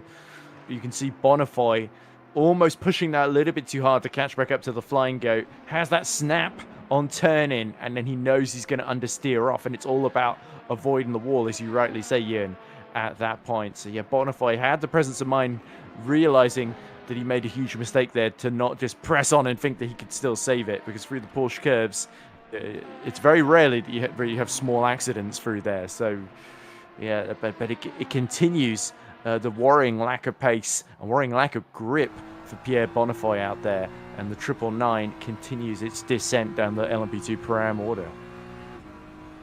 Yeah, that was a classic sort of prototype snap oversteer moment, wasn't it, on the way towards the Porsche curves there, just on turning, not just getting away from Bonnefoy into this that right-hander. You see it a little bit less actually from GT cars, I find, into this section of corners in rFactor 2. It's much more likely to be the prototypes who are really on the ragged edge there between having just about enough downforce through these high-speed corners and just about not. That was a good bit of high-speed cornerage, by the way, for Alan Boyce through the Porsche curves, getting a lot closer through the high-speed turns, but nowhere to go, really, in terms of making a move through here. Yeah, in fact, he was so much faster, he was flashing his lights at Zanotti, almost pushing him along in the exit of the Porsche curves there, as we see, a move for second in the GT3 AM class. So Christian Malguera, who you did mention earlier, has set a personal best lap race, 3 minutes 56.1.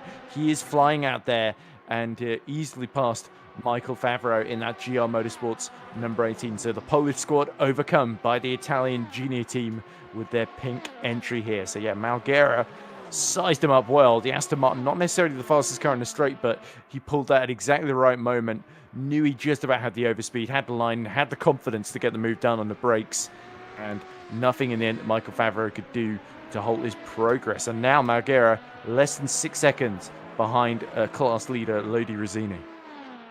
Clearly he's very quick, Christian Malguera. We know this already, but he is extremely quick, and that's a big change from an hour or so ago when Malguera was very much on the outside looking in GT3 AM. He's very much getting himself involved now, and he's 6 seconds behind Carloni. This is Luca Martino, who's also one of those trying to get involved in GT3 Pro. He's just been a little bit further behind in the last hour or so of the Cyber team. He's now, though, going to be moving into the top 5 outside line. He just about has enough space to pull in front of the BMW down before Mulsanne corner.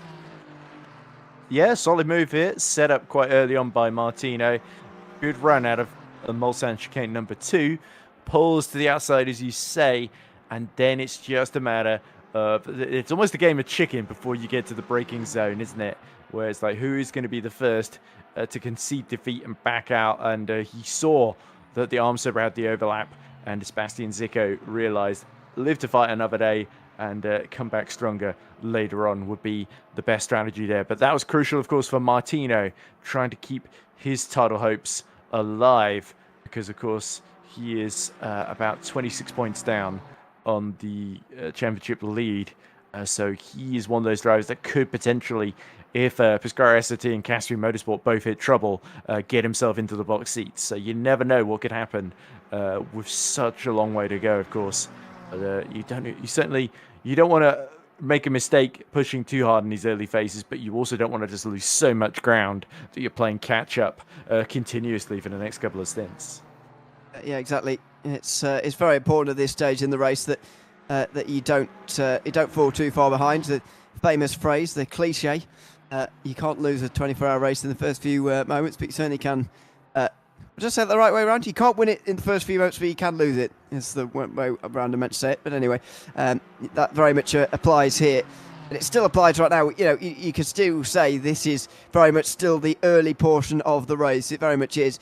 It's still a very, very long way to go in this one at the moment. So, you just got to stay in the race, stay in touch with the leaders. But at the same time, you know, drivers getting ever more consistent, ever better at 24-hour racing. You can't, the amount that you can fall behind is even less these days because of how consistent everybody is. So you've got to make sure you stay in touch with those leaders, that's for sure. Oh, so that's one of the rookie monsters cars being overtaken or lapped, I think, twice there. Was that the number 63 of Anthony Walker, I believe, just coming out the pits down in third from last in GT3 AM. So they are about 90 seconds down on Hallam Voice, who was fighting, of course, to try and get in the top 6. So they must be in 8th position, quite a way down on the rest of the order. But not, even though they're a lap down on this fight in particular, there's still plenty of time for bad things, or not necessarily to recover, but for bad things to happen to other people, and for them to not end up being that far down in the overall scheme of things. But yeah, certainly for the 63 crew who've had a few decent longer races, like Daytona was a very, very good race for that crew, with them taking P2 with a better strategy than Carloni Racing, it must be said, on that occasion. As Stan Vlietstra for Level 1 Esports comes into the pit entry. So there has been a driver change recently at Level 1 Esports, with Vlietstra getting on board. But yeah, they are a pretty distant fourth in Hypercar of the 5 Hypercars that started this race. And Vlietstra has only really got LMP2s to fight with, unfortunately. So it is going to be a bit of a hard, lonely slog for him. Yeah, unfortunately it is. But as I say, still a very long way to go. But yeah, only really fighting with the LMP2s. In fact, the only LMP2 behind them at the moment is the Fuel Savers car that retired about an hour ago. So that just shows you how far Vlitstra's off. I mean, admittedly, the last of those LMP2s did just get past for Sunset Motorsport. But even so, 20th overall for a hypercar is pretty disappointing. It's gotten a lot more spread out in hypercar, by the way. At the front of the field, Lorenzo De Chutis has got over 30 seconds at the moment over Spiriglio. So there you go. Over the course of the hour that we've been here, and we're about to step away, but it's sort of compressed in the lead, but then extended out just as we're about to go.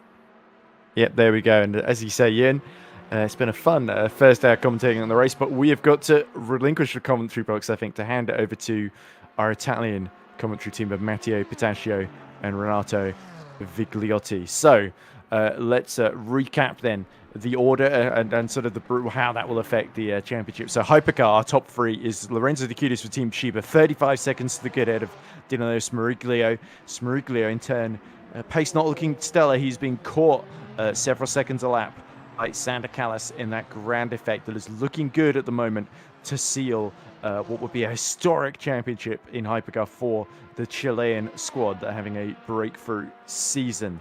In LMP2 Pro, Andre Mersak for Blackhawk Racing leads by just 6 seconds. They were being closed in by Thomas Vack and Hyperion 44, but have since fought back a little bit in the last couple of stints, with Roland Zux in third, about 7 seconds adrift of them. So of course, it's Vac versus Zux, Hyperion versus Go Team, and it looks like Hyperion, the Season 5 champions, beaten last season in Season 6 by Go Team. They are going to take the title back on this occasion. It's been so back and forth between the Swedes and the Poles in LMP2 Pro the last couple of seasons, as Christian Malguer sets the class fastest lap in GT3 AM. Now, in LMP2 Pro AM, it's Federico Suave for Symphony Esports number 47, as we see Santa Croc, Pierre Francisco Santa Croc. Now it's his turn to pass the OSR car. So Pierre Bonifoy is just absolutely sinking like a stone down the order, and you can almost see down the straight that there's almost a gulf between these two cars emerging already, as Santa Croc gets up to 7th in class. Bonifoy last lap 3 minutes 38.0, several seconds slower, 4 seconds slower than Santa Croc. But of course, that's not where the championship fight lies. It is really in LMP2 Pro, all about Symphony Esports number 47. We're leading by 38 points from Arms Zebra 42. So you had the 47 leading the race, leading the championship, looking to seal that one with the 42 down in 4th at the moment behind Boyd Transport 40 and now Racing Italia at 33. GT3s, it is Michael Francesconi for Pescara SRT that is currently leading from Marco Santoni and MI Motorsport number 71 with Abel Square for the Tamelli ERT team in 3rd. Caspian Motorsport, another of our title contenders, are in 4th. Way down the order is our championship leaders, Michele Rocon for the Simfream Junior team. They are 2 laps down after hitting trouble early doors. And for the Simfream Junior team, they're going to have to put in stint after stint after stint of hard slog to make sure that they can stop Pescara SRT or anybody else stealing this championship away from them in GT3 Pro. But of course, they've also got the BOP, the ballast, against them in this scenario. Christian Malguer, by the way, leads for GT3 AM in Simfream Esports Pink number 17's Aston Martin, and they're ahead of Rookie Monsters driven by Mike Bell. So I think there's some pit stops going on at the moment, but we think Di Gaetano may actually sort of be fighting Malguer for the net lead currently, along with Marco Lodi Rosini, who's just a second in arrear. So GT3 Pro and GT3 AM look very, very hotly contested, with a couple of close battles just starting to brew in our prototype classes. But anyway, Ewan, thanks for being alongside me in the first hour. And yeah, we'll be back a little bit later on to take you through a few more of the evening stints in this race. But yeah, now let's hand over, go to a break, on the other side of which we'll hand over to our legendary Italian commentary team of Pitaccio and Vigliotti.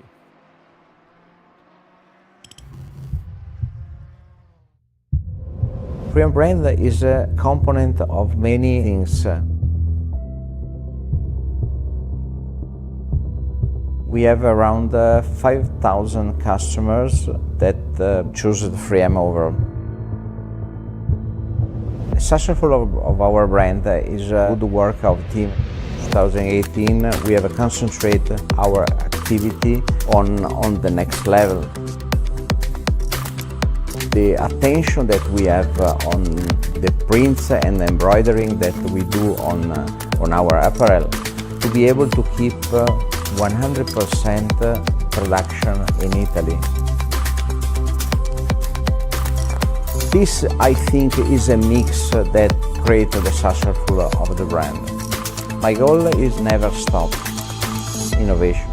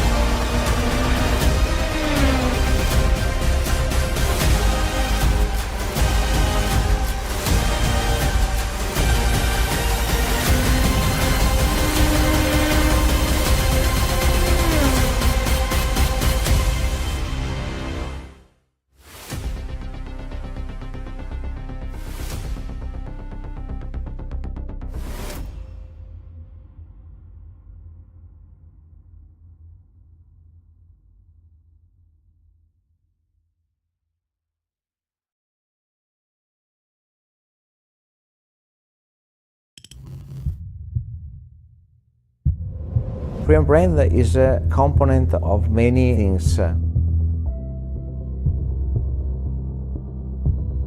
We have around 5,000 customers that choose the Freedom overall. The successful of our brand is good work of team. 2018 we have concentrated our activity on the next level. The attention that we have on the prints and embroidering that we do on our apparel, to be able to keep 100% production in Italy. This, I think, is a mix that created the successful of the brand. My goal is never stop innovation.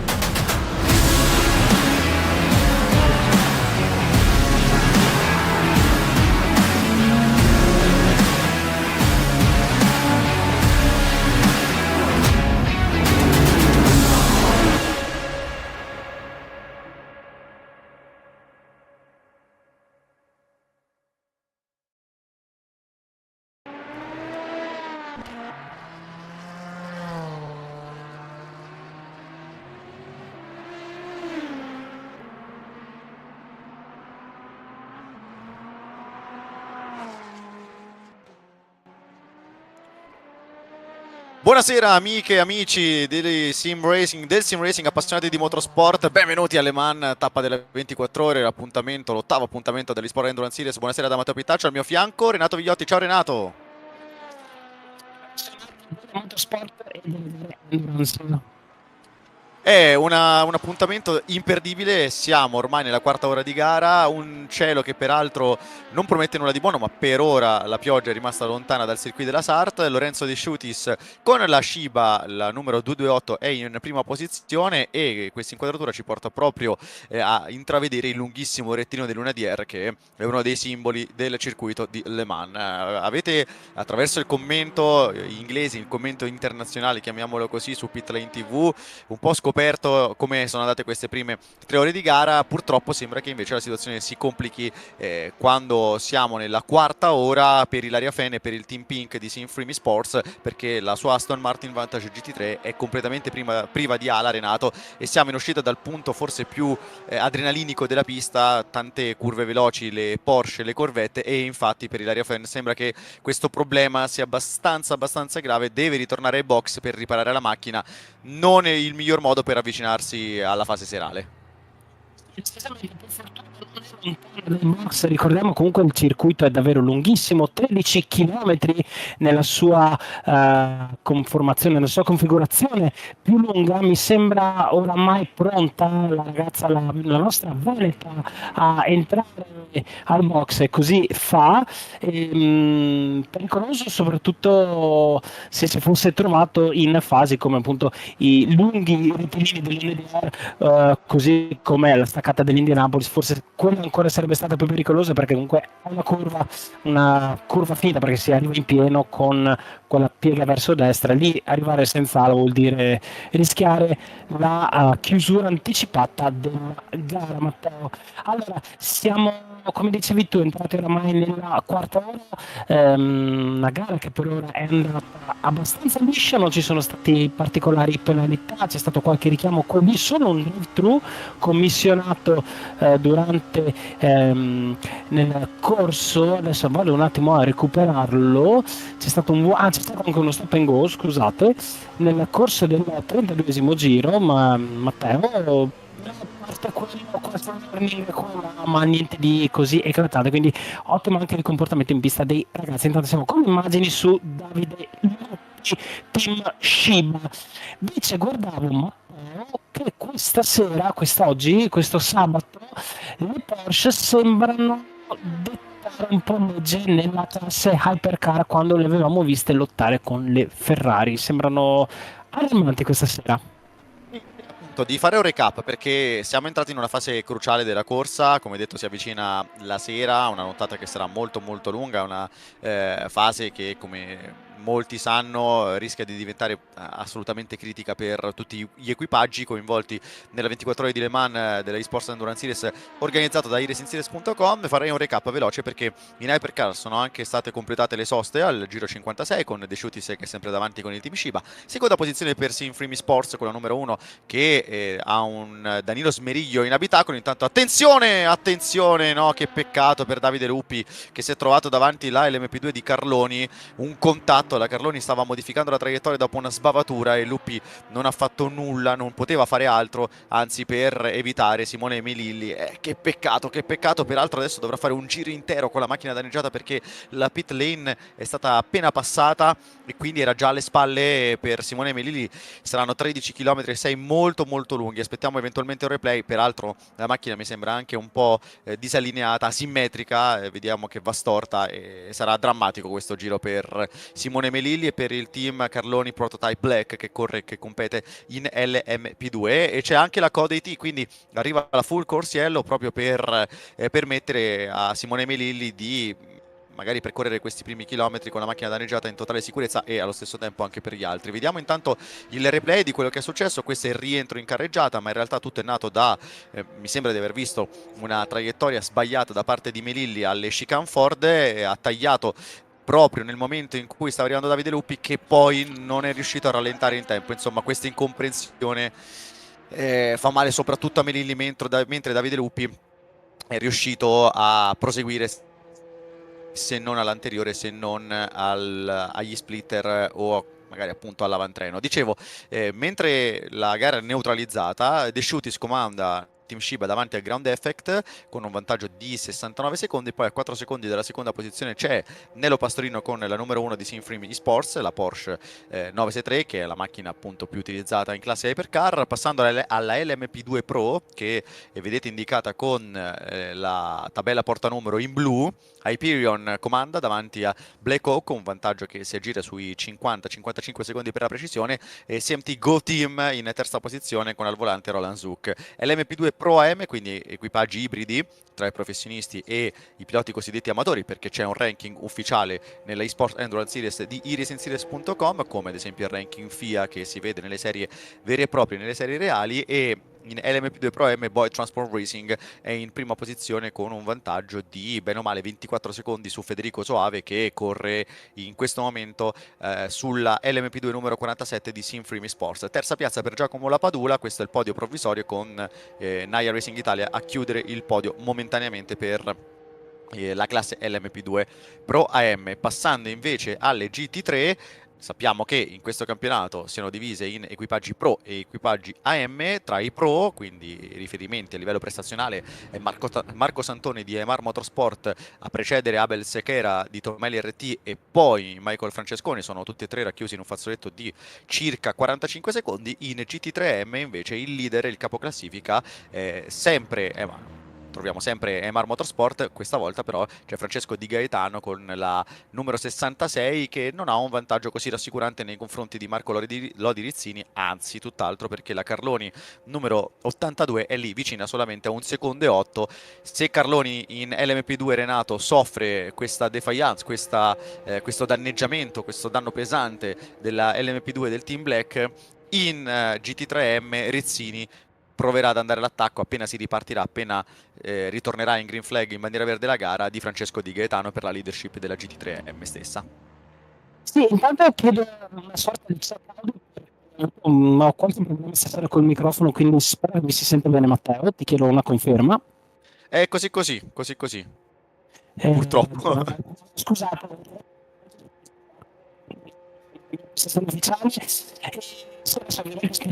Vedere la macchina di lui come cammina letteralmente storta. Matteo, mi sembra che avesse subito una tamponata in uscita proprio come corre dalla macchina che lo seguiva, però magari è stato solo un effetto dello schiacciamento della telecamera.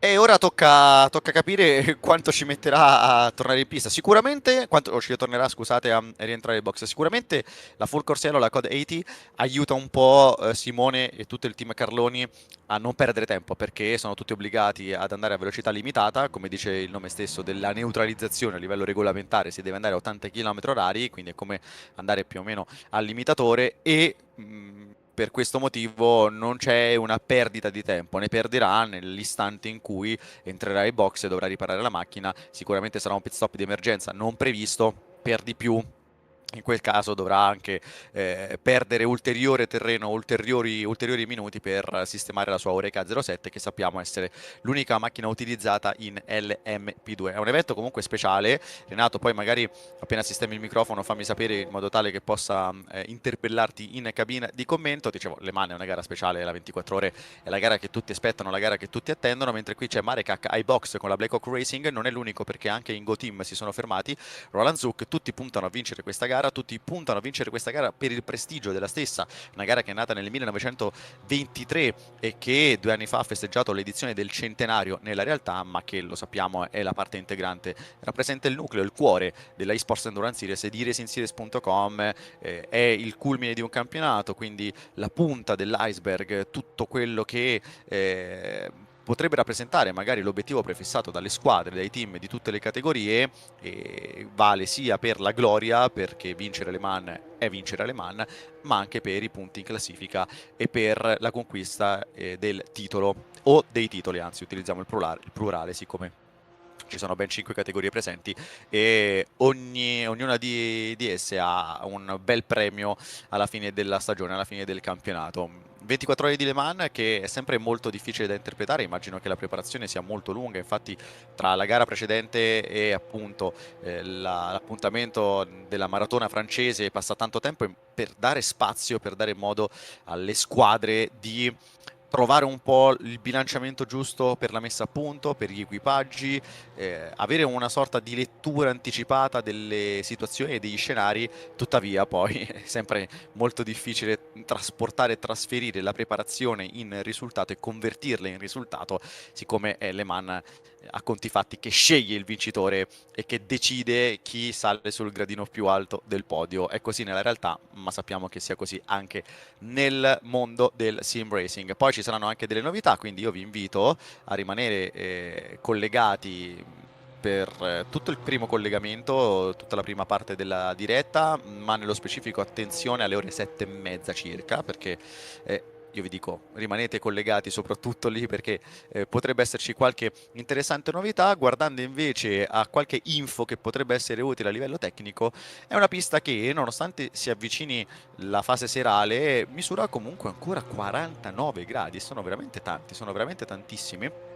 Per un evento come Le Mans. Sappiamo anche che si trasporti e si vada a rapportare il periodo in cui si corre la 24 ore anche nel virtuale, quindi le giornate sono molto lunghe, la notte è tanto corta e le ore corse al buio sono relativamente poche, proprio considerando la stagionalità della gara, e infatti vedremo magari il tramonto un po' posticipato rispetto a quel che si pensa. Alle Mans alle 22 di sera, a volte alle 10 di sera, a volte qualche raggio di sole si intravede, non è completamente buio, per farvi un esempio, per rapportarlo anche al mondo virtuale. The Shooties è ancora davanti, siamo in regime di Code 80 con Marek che è uscito dai box con la sua Oreca di Blackhawk Racing, che ha un ritardo, almeno il Livetiming dice, di 35 secondi rispetto a Thomas Vac, 4 pit stop per Hyperion, eSports con la 44, 3 soste per Black Hawk Racing, 5 pit stop invece per Christopher Kianek, che adesso è salito sulla macchina dei Go Team, però gara essenzialmente molto molto aperta. È una full course yellow che, come detto, potrebbe dare una piccola mano, un supporto a Simone Melilli e al Carloni Racing Prototype Black, perché con questa velocità rallentata si perde meno tempo. È una sorta di manna dal cielo che potrebbe comunque rimettere in gioco il team Carloni nella classe LMP2 e non fargli perdere tutte quelle posizioni che, facendo un giro di quasi 14 km con una macchina storta di fatto e molto molto danneggiata, avrebbe perso, considerando che ora come ora si trova in vantaggio di 12 secondi su Andrzejewski. Potrebbe sicuramente regalare tanto spazio agli avversari, ma la gara è lunga e alle mani si può sempre recuperare, c'è tempo per recuperare. Ho sentito Renato con il microfono aperto, sperando che... Non so se si è migliorata la situazione. Forse un pochino meglio, vai Renato, vai, proviamo.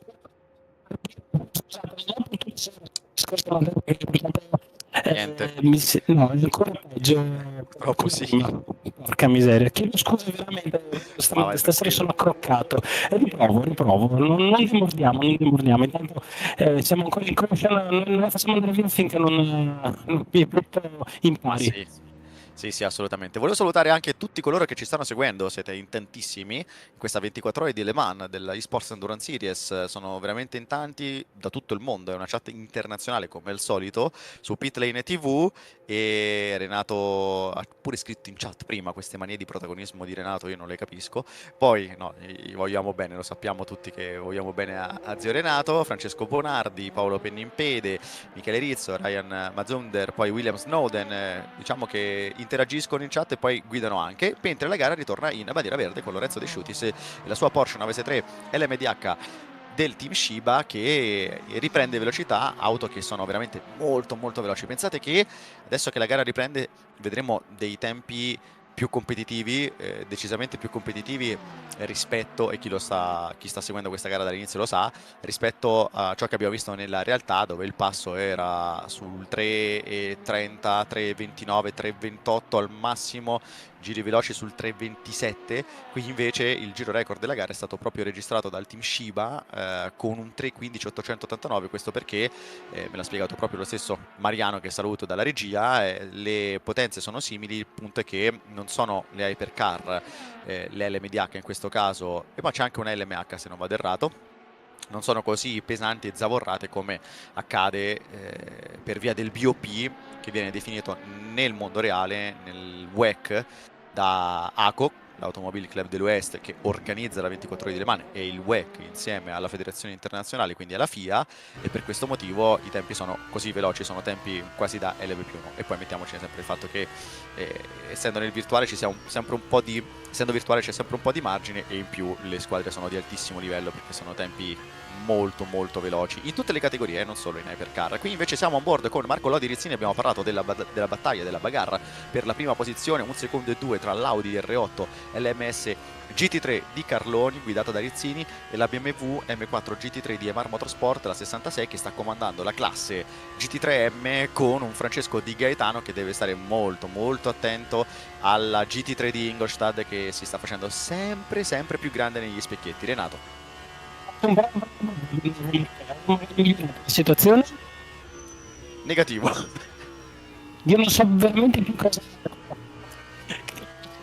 E chiedo veramente scusa, però possiamo dire che il tuo microfono assomiglia molto all'affidabilità Toyota quando correva in LMP1, specialmente quella del 2016. Chi si ricorda appunto come finì quella gara ha probabilmente capito il riferimento all'esempio. No, tranquillissimo Renato, ti diamo tutto il tempo, tanto di tempo ce n'è, ecco, per risolvere eventualmente queste noie tecniche.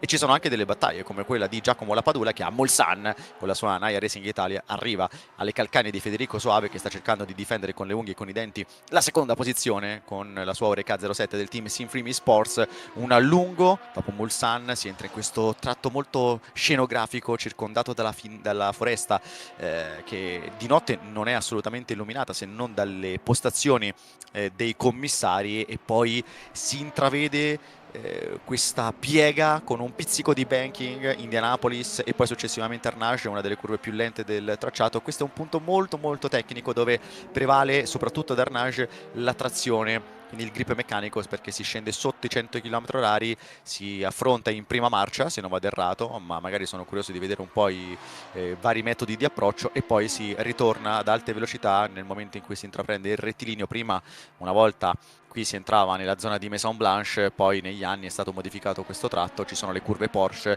il tratto dove la goduria la fa da padrone, perché sono curve ad alta velocità di percorrenza, dove conta molto l'aerodinamica, e soprattutto in caso di doppiaggi, in caso di GT3 per i prototipi è sempre molto difficile trovare il corridoio giusto per tentare il sorpasso. Infatti Giacomo Lapadula deve affrontare qualche complicazione, un po' di rallentamento da parte della McLaren che ha trovato davanti. Dovrebbe essere la McLaren, forse la McLaren Shiba, se non vado errato con i colori, e in questo momento comunque alla fine ce l'ha fatta la Padula a passare, sì, ma ha perso del tempo, e infatti vedete il distacco da Soave era veramente ridottissimo, al di sotto del secondo, ma Soave ha trovato il punto giusto, il momento giusto per passare la McLaren GT3, e la Padula invece ha dovuto attendere, ma è una questione di alternanza, perché è un'altalena, a volte va bene, a volte va male, a volte si perde, a volte si guadagna con i doppiaggi, è tutta una questione di tempismo, ma a volte non ci si può fare veramente nulla. Altra battaglia molto interessante, Alan Voice con Point Transport Racing e la sua BMW, e la Ferrari 488 di Virtual Drivers Alliance con Alberto Zanotti in bagarre per la quinta posizione della classe GT3, una categoria che da ormai 2 stagioni è presente nelle eSports Endurance Series, ha anticipato anche i tempi, anzi 3 stagioni se non sbaglio, ha anticipato i tempi anche rispetto al WEC vero e proprio, e quindi è stata una sorta di anteprima a quel che successivamente si è visto nel 2024 e nel 2025, proprio qualche giorno fa nel circuit della Sarthe, e abbiamo sempre apprezzato bellissime battaglie che hanno avuto risvolti a pochi minuti dalla bandiera a scacchi, positivi o negativi a seconda della prospettiva da cui abbiamo raccontato e narrato le gesta dei piloti nella classe GT3, ma sono garanzia di spettacolo. In questo momento con la sua Ferrari Alberto Zanotti sembra prendere le misure su Alan Voice. Renato, vado da te, vengo da te. Ci proviamo Matteo, non so se mi si Molto sente. meglio, molto meglio. Scusa, ho dovuto croccare tutto dal telefono sto giro, quindi se la mia voce non sarà delle migliori, non è mai stata delle migliori, ma insomma al limite, al peggio non c'è mai limite, io posso fare sempre di meglio se volete. Allora, mi sono bruciato così quasi mezz'ora di telecronaca, Matteo, e ho potuto esagerato. ho potuto seguire un po' in disparte, ma non sono successe grandi cose. No. Stavo guardando invece prima, quando hai accennato alle condizioni meteo, al cielo, che effettivamente ha un aspetto, come si potrebbe dire, plumbeo, grigio. Plumbeo, bravo. Esatto. E ho guardato un paio di applicazioni che ho che mi permettono di vedere il meteo in tempo reale, non vedo dei cumuli, non vedo particolari rannuvolamenti, spero di aver detto il termine giusto, attorno in Francia proprio in generale, non c'è tutto questo gran baccano tra virgolette a livello temporalesco, quindi potrebbe, tocchiamo ferro per i piloti, un po' meno magari per lo spettacolo, però potrebbe tenere, quindi non dovrebbe arrivare la pioggia almeno per questa però sai che c'è? È che l'assenza del sole rovina un po' il romanticismo del tramonto. La poesia del tramonto. Sì, quindi io direi a Mariano di resettare tutto, di ripartire e di mettere... No, scherzo, non è vero. Considerando poi le varie problematiche, no, sto scherzando, non dico nulla. Che poi rFactor 2 se la prende. No, però è vero, è una situazione un po' particolare, più che altro perché nonostante il cielo sia così nuvoloso, intanto attenzione alla battaglia per le posizioni in pista tra Hypercar, l'MP2 e GT3, i doppiaggi sono sempre molto complicati. Sono praticamente tutte le classi. Ecco il sole. Ah, abbiamo parlato di sole. È arrivato il sole. Così, può essere che sia un artefatto temporaneo, sai, a volte può essere. Tirava queste sì, cose, regala queste perle rFactor 2. Di corpo... sì, no, può succedere anche il passaggio da giorno a notte, a volte non è graduale. E no, dicevo, comunque nonostante tutto è una temperatura della pista veramente alta, parliamo di 49 gradi sull'asfalto. A Le Mans è difficile trovare livelli del genere e valori di questo tipo. Sì, anche perché comunque si trova, adesso correggimi Matteo, tu mi pare che sei andato anche Nord. fisicamente a Le Mans, dovrebbe trovarsi al Sì, nord della Francia. sì, Quindi esatto. abbastanza in alto, quindi non dovrebbe soffrire le temperature che magari stiamo soffrendo noi in questo periodo qui nello stivale, ecco, come potrebbe essere che sia una gara a Monza, dove sicuramente lì le temperature sono decisamente più interessanti. Intanto andiamo su un replay, penso fosse quello di Ilaria Finn. Che è tornata in pista dopo aver danneggiato, da rivedere Sì. eventualmente il replay, il posteriore della sua Aston Martin. E qui l'approccio alle curve Ford mi è sembrato particolarmente Bello aggressivo, aggressive. soprattutto nell'ultima curva in uscita. Non mi sembra di vedere altri problemi. È tornato in pista dopo aver sistemato la sua Aston Martin del team Un Sinframe doppiaggio Pink. un po' In rischioso. ottava posizione, doppiaggio sì, Sì. pericoloso con Ilaria Finn che poi va a tagliare completamente la chicane Dunlop ritornando in traiettoria e quasi incrociando la sua linea con la LMP2 che stava Non transitando. abbiamo Momento visto con la sì. rapetta di carbonio, è già un risultato, Sì, Matteo. sì, no, assolutamente. Quindi momento pericoloso, rischioso sì, però è andato tutto per il meglio. Ilaria Finn Guarda, ottava anche con Ilaria un comunque vantaggio di 80 secondi nei confronti di Anthony Walker. Dicevi si Renato? vede che comunque ha esperienza Ilaria nelle corse, almeno quantomeno virtuali. L'abbiamo vista comunque evitare il disastro in tempi relativamente con una risposta con dei riflessi abbastanza buoni, quindi brava anche la pilota vicentina. Intanto un'inquadratura del cielo ci ha permesso di vedere che le nuvole che prima attanagliavano sostanzialmente le teste dei partecipanti qui alla 24 ore di Le Mans si è sgombrato e quindi ora il sole farà capolino intorno, credo, Matteo, verso le 8:30, 9, quando noi oramai saremo Ah, con i piedi sotto al tavolo. ma io credo che se dovesse simulare appunto, come dicevo, la stagionalità, potrebbe fare buio anche verso le 10. Cioè, totalmente Addirittura sì. buio parlo, Quindi Sì, sì, sole noi assente parliamo dalle del 10 in tramonto, poi, del tramonto. perché appunto alle mani è così di solito. E che io ricordi, la 24 ore di Racing Series dell'eSports Endurance Series segue proprio gli stessi criteri temporali, però magari chiedo a Mariano. Stavo guardando questa battaglia che poi non è sfociata in un duello, perché è una battaglia tempistica per ora a distanza tra Alan Voice di Point Transport Racing e la Ferrari 488 di Virtual Drivers Alliance guidata da Alberto Zanotti. Attenzione alla LMP2 Pro M che arriva adesso alle loro spalle, mentre si ferma in box la Shiba di Davide Lupi, quarto della categoria regina, della classe regina delle LMP2. La Pro si è fermato ai box ed è uscito con un ritardo di 1 minuto e 40 secondi da Christopher Kianek che occupa la terza posizione. Alan Voice è riuscito a rispondere con i tempi, quindi BMW è messa molto molto bene, sappiamo anche che sia abbastanza veloce sul rettilineo soprattutto, e Ferrari invece ha un'aerodinamica sopraffina, ricordando sempre che anche in questo caso ci sia un BOP studiato appositamente per la 24 ore di Le Mans per cercare di equilibrare le varie tipologie di auto GT presenti in pista. Assolutamente sì, ricordiamo anche che al contrario di quanto avviene in alcuni campionati e come veniva in passato, qui non abbiamo la monofisica ma abbiamo vetture veramente diverse una dall'altra, e quindi ci possiamo godere il motore centrale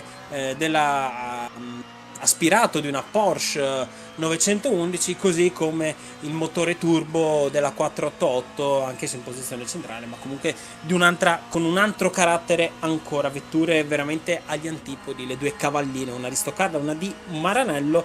E invece, Matteo, ne parlavamo anche con Mariano durante le qualifiche dell'ultima di settimana scorsa, quanto si sono avvicinate le prestazioni in queste endurance, nel senso non ci sono più quei distacchi abissali tra il primo e il secondo, ci si trova anche dopo diverse ore, come in questo caso sono passate solo 4 ore scarse, 3 ore e 40 minuti circa, ma abbiamo ad esempio come dalle immagini Alan Boyce e Alberto Zanotti staccati di soli 2 secondi, che dopo così tanti chilometri è veramente tanta roba. Addirittura adesso Zanotti si è avvicinato proprio in fondo al denier, giusto per capire quanto siano cambiate le endurance nel corso negli ultimi 5-6 anni, credo, oserei dire, da quella defiance della Toyota, anzi.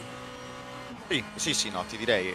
Poi ovviamente nella realtà abbiamo il plotone delle hypercar che sono tutte racchiuse in una finestra prestazionale veramente ristretta. Però ti dirò di più, non c'è solo la battaglia tra Alan Voice e Alberto Zanotti, ma anche quella per il primo posto. E io andrei lì, infatti, perché mentre qui vediamo Michele Rocconi di Sim Free Sports Junior Team e poi rientriamo ai box, forse c'è qualche problema, aspettiamo perché potrebbe esserci qualche problema.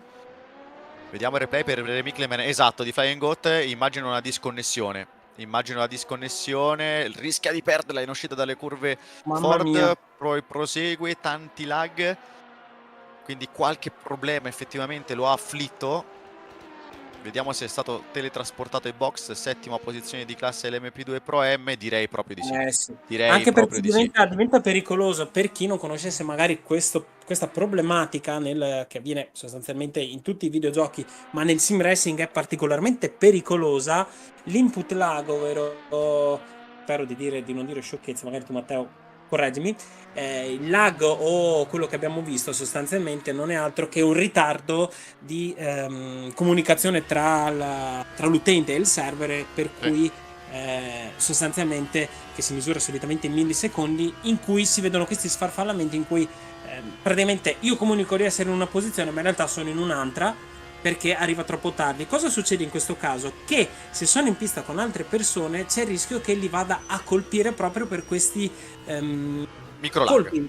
Esatto, questi lag, questi colpi che dava la macchina, c'è il rischio che anche se io non sono a contatto con la macchina, con questa problematica vado a colpire qualcuno che magari è incolpevole e si trova lì per fatalità, capito? Quindi anche questa era una cosa... Sì, io solitamente, ma lo dico in ogni diretta, per cercare di fare anche un trasporto, un paragone, a volte si possono identificare questi problemi di connessione, no? Anche giustificandoli un po' come i classici problemi di affidabilità che si verificano nelle gare vere e proprie. Però io metterei in pausa questo argomento perché credo che Marco Lodi Rizzini sia molto minaccioso, ha recuperato tantissimo spazio, tanti metri nella staccata di Mulsanne, solo e soltanto nella staccata di Mulsanne, dopo aver sfruttato la scia per tutto il lunedì R. Adesso un altro allungo, velocità che arriva a toccare quasi 300 km/h per GT, passa la Hypercar di Ground Effect con Rizzini che ricuce ancora di più Indianapolis Ernage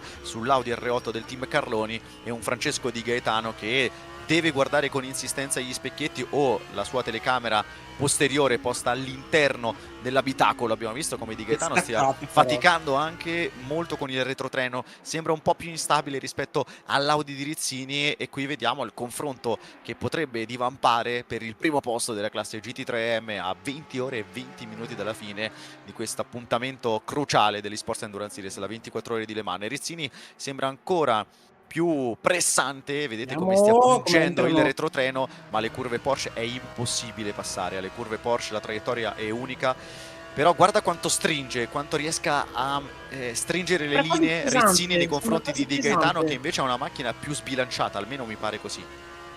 Sì, sembra quasi pesante nei cambi, soprattutto di direzione. Intanto hai visto qua quanto ha dovuto aggredire il cordolo e uscire scomposto dalle curve Ford. Intanto attenzione perché arriva un'altra alle, una Hypercar. Intanto arriviamo qui all'ultima staccata, una delle ultime staccate prima del traguardo. Intanto colpetto di lag anche per Rizzini. No, dicevo, sembra quasi pesante soprattutto nei cambi di traiettoria la BMW di Gaetano, che fatica ad angolare le traiettorie, mentre abbiamo visto Rizzini molto più aggressivo, più sicuro, più composto, e addirittura, come dicevi tu Matteo, riesce a tenere una traiettoria più interna, più stretta. Anche qua l'abbiamo visto come ha dovuto fare la curva più tonda di Gaetano e quindi percorrere anche più strada.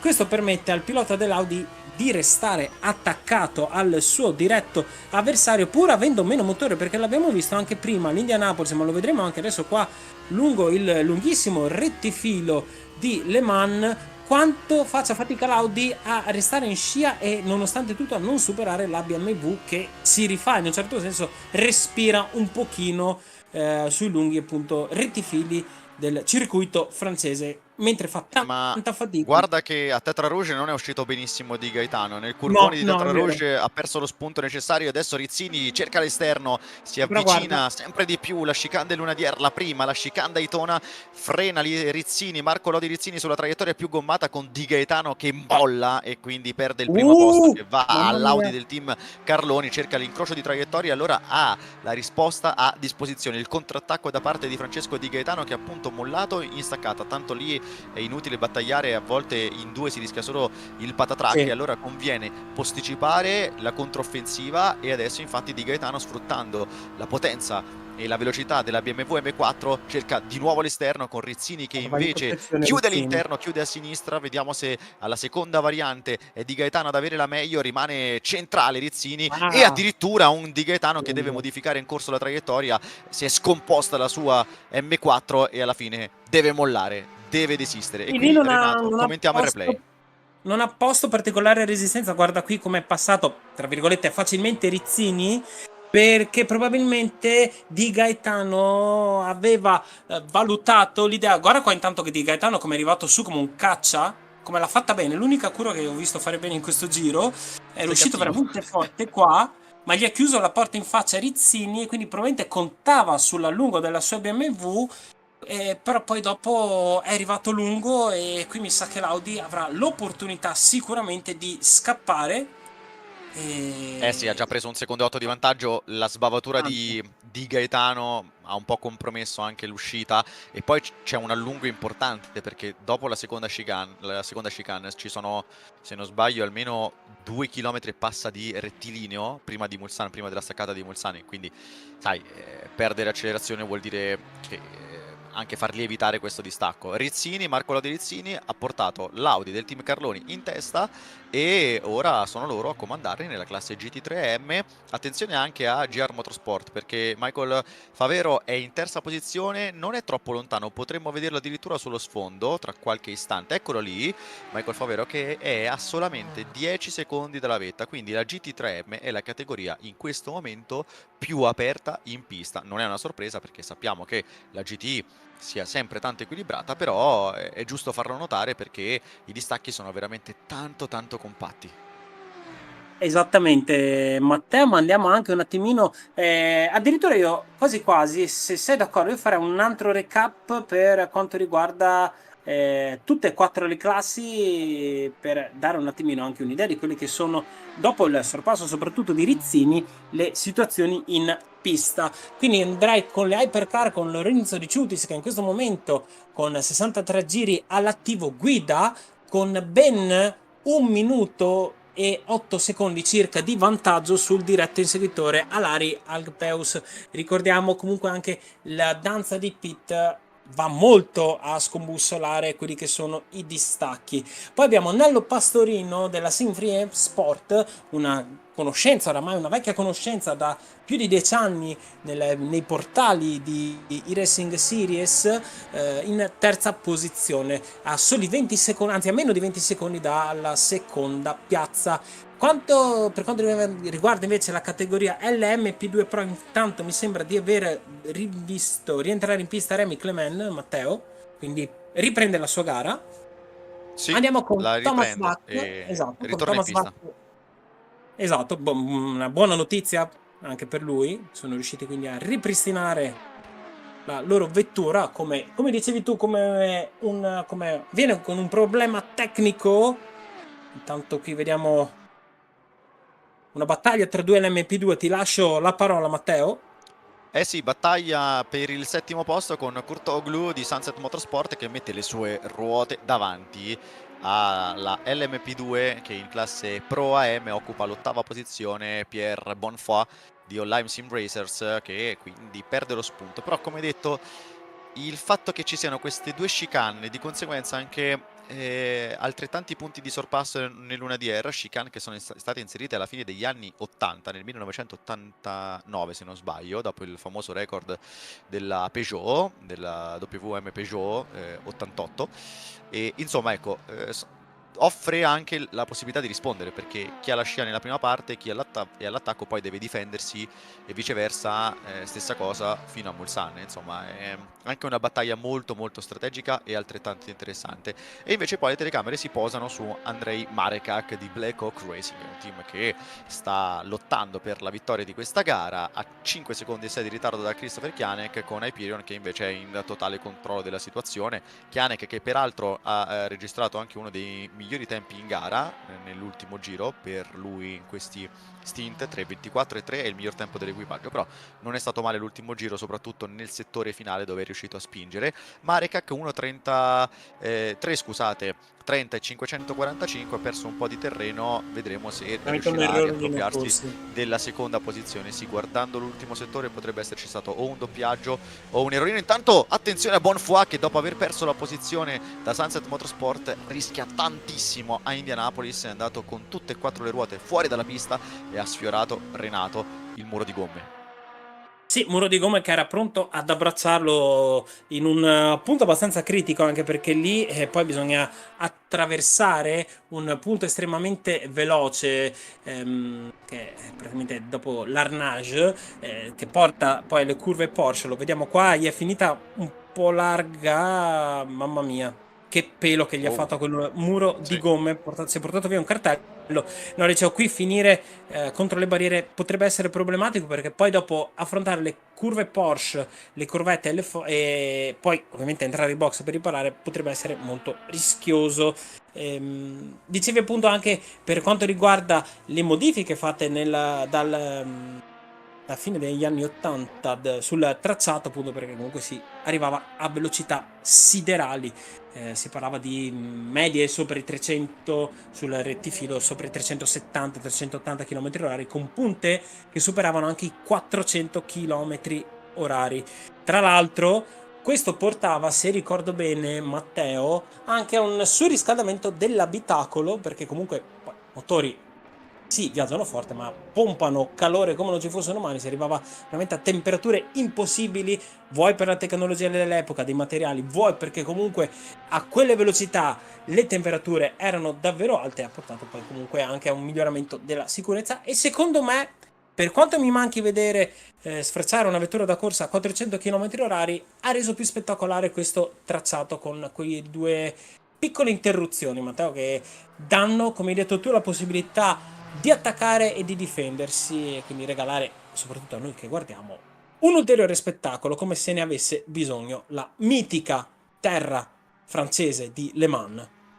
Allora, io ho citato, siccome adesso è una fase della gara e siamo in una fase della gara molto tranquilla, ho citato una macchina, la Peugeot VM, anzi WM, che sta per Walter Meunier 88, la P88, che faceva parte del gruppo C. E allora io vorrei chiedere un attimo ai nostri amici appassionati che ci stanno seguendo che record di velocità raggiunse quella macchina spinta da un V6 biturbo centrale da 3000 di cilindrata a Le Mans. E fu non vale andare macchina... su Wikipedia. No, non vale usare né l'IA, quindi chat GPT e comuni e affini, né tantomeno andare su Wikipedia. Lascio la parola e la palla a chi ci sta seguendo, ai tanti appassionati in live che ci stanno seguendo, e quindi fatemi sapere, perché poi c'è anche una storia, no? In realtà le velocità sono due, c'è una ufficiale e una non ufficiale. Voi scrivetele entrambe se doveste saperle o trovarle e fateci sapere in chat, perché poi da lì c'è una storia che una volta vista la risposta e letta la risposta in live vi racconteremo, e è molto particolare, che ci racconterai fa capire anche qua... quanto sia stata importante Le Mans non solo come gara, come competizione, ma anche come evento di studio, occasione di studio, di test e di prove.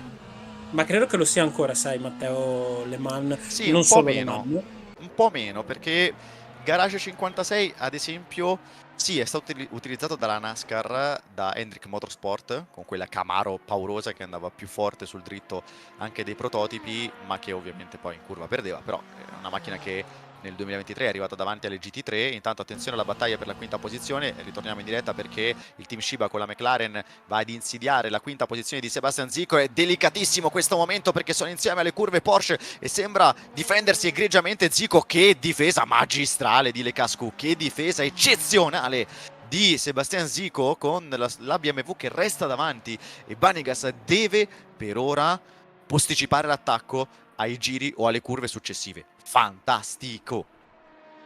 Eh sì, guarda come tra l'altro era brevemente andato avanti Banegas, ma per qualche istante era riuscito a mettere il muso davanti con la sua McLaren, ma la difesa incredibile che gli ha portato, gli ha chiuso letteralmente la porta in faccia Zico è stata davvero esemplare. Soprattutto, lo avevi detto qualche giro fa, passare lì è molto difficile, c'è un'unica traiettoria, però queste due squadre, questi due piloti ci hanno mostrato un fair play veramente interessante. E intanto attenzione perché qui arriva l'attacco proprio alla prima staccata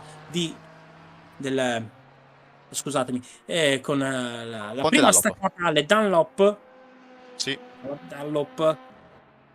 Vediamo appunto il replay, l'ha preparato, alle curve successive sì, poteva provarci, ne aveva di più anche il Banegas del team Shiba, e davanti c'era anche un prototipo McLaren che ha preso l'interno alla chicane Dunlop. Zico ha dato il tutto per difendersi alle Porsche, riuscendoci, ma poi ha mollato. Ma poi la gara è anche lunga, ci sta a non resistere e evitare di andare oltre il limite, perché c'è la possibilità di risalire, di rispondere. Qui Banegas è davanti, vediamo se con la scia BMW può provare, in questo caso con il team Lecasco Sim Racing, a riappropriarsi del quinto posto nella categoria GT3 Pro. In tutto questo si è fermato Lorenzo De Sciutis, che ha comunque un vantaggio consistente su Sinfream, e il team Shiba da leader si ferma ai box. È un passo molto costante, molto regolare, e vedremo un po' come si andranno anche a strutturare le strategie. Ai box, se non vado errato, anche Boy Transport Racing e Arms Sirba in LMP2 Pro M con Jenson Beans e Riccardo Moretto. Riparte Lorenzo De Sciutis che ricomincia da dove aveva finito, da dove ha finito. Era primo è rimasto anche dopo la sosta, mentre sopraggiunge una Porsche GT3 e quindi non ha neanche il traffico di una GT nella zona Dunlop e nella S della Forêt. Può riprendere la sua corsa, può ricominciare un altro stint in massima tranquillità. Assolutamente sì, decisamente incredibile il ritmo, ma anche la gara che stanno portando in questo momento i ragazzi del team Shiba. Come hai detto tu, una sosta relativamente tranquilla. Scusa, no, quella di Nello Pastorino, mi sembra. Nello Pastorino si ferma adesso ai box, sì. Sì, infatti no, stavo guardando la live, scusa, la griglia di PC con Nello Pastorino, che mi dà in questo momento, me lo dà ai box. E sì, gara tra virgolette tranquilla, un ritmo interessante. 3.24 l'ultimo passaggio contro il 3.25 di Pastorino, così come il 3.24 di Alari Algpeus. Velocissimi i ragazzi dell'LMP2. Matteo, pensa che addirittura Christopher Kianek ha girato in 3.25 l'ultimo passaggio, tempi veramente da hypercar. Ma le LMP2 sono macchine eccezionali, però aspettiamo, perché è un approfondimento secondo me molto interessante anche nel paragone con la realtà, perché Alan Voice è incollato al posteriore di Mike Bell, che corre con i Rookie Monsters, e la Porsche numero 62 che lascia completamente a disposizione di Alan Voice l'interno, la parte destra della carreggiata in questo 1DR che una volta era a dorso d'asino. Vediamo se il sorpasso riesce. Sì, BMW in questo momento protagonista un po' in tutte e due le categorie GT, finisce un po' lungo però Alan Voice, allora Mike Bell cerca di approfittarne per ritornare in quarta posizione, ed è una drag race fino alla seconda staccata, alla seconda chicane. Motore BMW è molto forte, però la Porsche non si difende così, ma anzi si difende egregiamente. Ho visto un'ombra. Non è finita Ho per visto Zico, che ci riprova un'ombra. ancora su Banegas e sulla McLaren, ma è giusto rimanere concentrati proprio sulla bagarre, sulla contesa per la quarta posizione con Mike Bell, Tanto anche dietro vedo una che battaglia. ufficialmente conquista la posizione. Ce l'ha fatta Mike Bell e Allan Voice non può nulla per il momento se non studiare un'uscita curva che è eccezionale, che è uscita curva incredibile per Allan Voice. Qui invece mostrate il replay della chiusura del sorpasso, ma penso che sia una chiusura momentanea, una porta solo e soltanto socchiusa, perché mi è sembrato vicinissimo Allan Voice al sorpasso, mentre tra Zico e Angel Banegas sembra che l'episodio, il duello anzi, possa sfociare in un altro episodio, in un'altra contesa, in un altro sorpasso. Vediamo se Zico si riprenderà la posizione, la quinta di classe GT3 Pro. Allan Voice è ritornato davanti, perché a Mulsanne Allan Voice ha ripreso la posizione su Mike Bell, quindi dopo un primo tentativo andato a vuoto, al secondo, prima del rampino di Mulsanne, Voice ce l'ha fatta. Sì, straordinario allungo della Porsche. Non mi aspettavo tutto questo fiato da parte della vettura di Stoccarda. Davvero Del Flat incredibile Six. quello che... Come? Del Flat Six, il motore della Porsche, no? Ma è sicuramente un'architettura molto diversa rispetto a quella della BMW, che è sempre un 6 cilindri, in linea però. Mi sa che Renato ha qualche piccolissimo problema con l'audio e con il microfono. Dunque, Scusate, no, mi si era un attimo incontrato tutto. Sì, no, Matteo, scusa. Sì, no, stavo dicendo, gran polmone quello... Aspetta, detta così, nel mondo dei motori dire che una macchina ha un polmone vuol dire che è lenta. Grande fiato, scusa, volevo dire il Flat Six, sì, della vettura di Stoccarda, che ricordiamo tra l'altro ha subito nel 2018 mi pare sì, 2018, quella modifica epocale sostanzialmente per quanto riguarda appunto casa Porsche, perché il motore venne spostato dalla classica posizione arretrata a sbalzo sulle ruote posteriori, venne portato in posizione più centrale.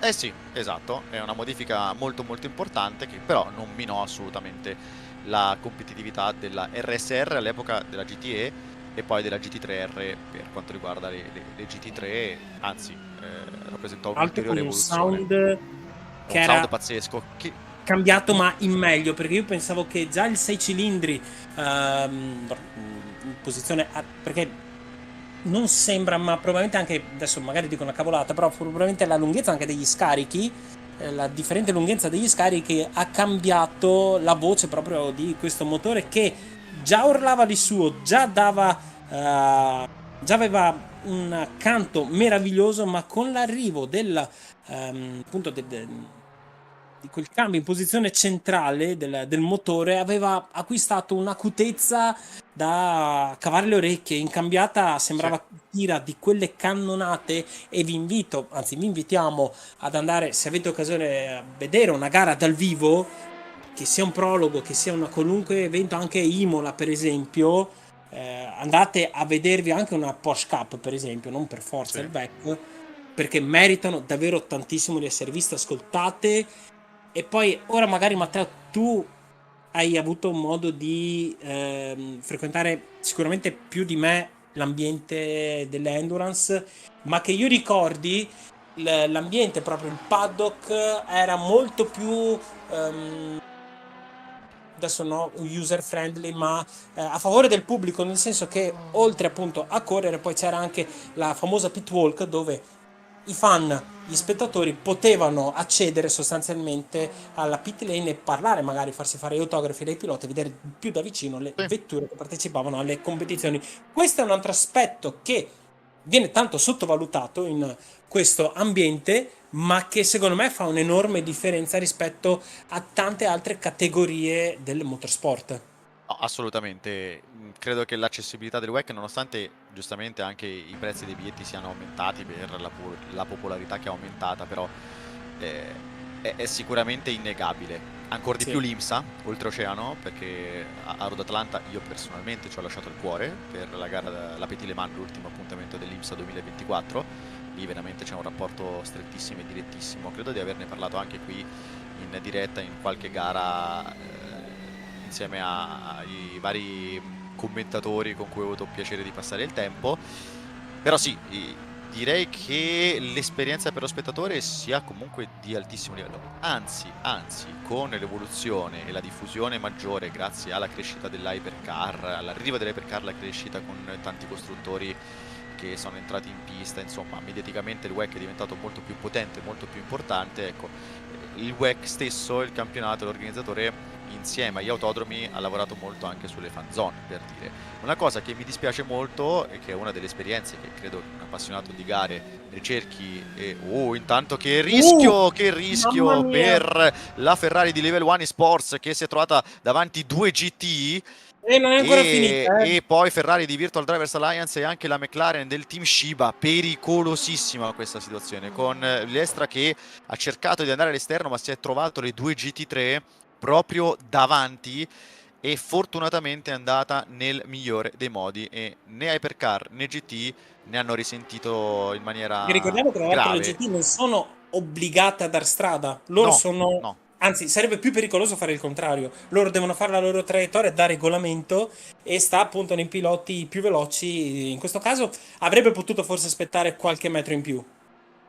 È una situazione particolare perché la Ferrari e McLaren erano in lotta e quando è così sì, credo che forse Stan Vilestra di Level 1 Sports avrebbe potuto magari aspettare, però quando sei in macchina cerchi Svernicarli di non sul perdere dritto. tempo ed è una delle cose più frustranti, no? Per la mia piccolissima esperienza e moderatissima esperienza da sim racer, quando hai un'auto a disposizione più veloce, un rapporto potenza-peso maggiore, sei su un prototipo e devi passare una GT, ti dà fastidio. Poi con il seno del poi, con la logica, sì, ci sono Sembra momenti in cui si può col aspettare, si pittore può che cammina attendere, si può davanti. essere, esatto, si può essere più parsimoniosi, però quando sei lì sul momento cerchi di perdere meno tempo possibile. Dicevo, una cosa che mi è dispiaciuta molto nel WEC, ma qui su Ers e su PTN TV si sente ancora molto molto bene, è che il sound delle GT3, soprattutto quest'anno, specialmente quest'anno e dal 2025, è stato un po' depotenziato, diciamo così, per motivi di decibel. Anche Corvette non suona più come prima, la Porsche soprattutto, la Porsche da quando è arrivata nel WEC, la GT3R nel mondiale Endurance alle mani si sente veramente poco, anche rispetto alla controparte che corre nel GT World Challenge, no? E quindi c'è questa Hanno quella pecca, cambiata secondo quasi me, è un ovattata, piccolo sì, quella neo. che ricordo io. Hanno quella cambiata che sembra quasi ovattata, Sì, al sì, sì, no, contrario ma è un... della fucilata della... Sì, sì, sì, è solo un piccolo neo, però è comunque un'esperienza che si cerca, no? Quando si ha a disposizione un Vabbè, parterre certo, di costruttori così vario. Certo, il tutto viene compensato dalla Valkyrie col V12, dalla Cadillac con l'8 cilindri aspirato, insomma, c'è modo di divertirsi. E Valkyrie che ha poi fatto il direi che nuovo tra qualche immagino. minuto ci collegheremo anche a questo discorso perché abbiamo parlato di Sì. WEC reale di Le Mans. Aspettate ancora qualche minutino perché ne varrà la pena, no? E rimanete collegati su Pitlane TV perché in questa seconda ora del nostro stint, peraltro è terminata la quarta ora di gare, siamo ormai nella quinta, ci sarà da divertirsi. Alberto Zanotti ha ormai raggiunto Mike Bell, prima passato da Allan Voice, e in questo momento Allan Voice, che peraltro dovrebbe essersi fermato ai box con la BMW se non vado errato, perché non lo Comunque vedo Ferrari fa davvero fatica sul dritto, Matteo. Fa più davvero tanta davanti. Sì, fatica.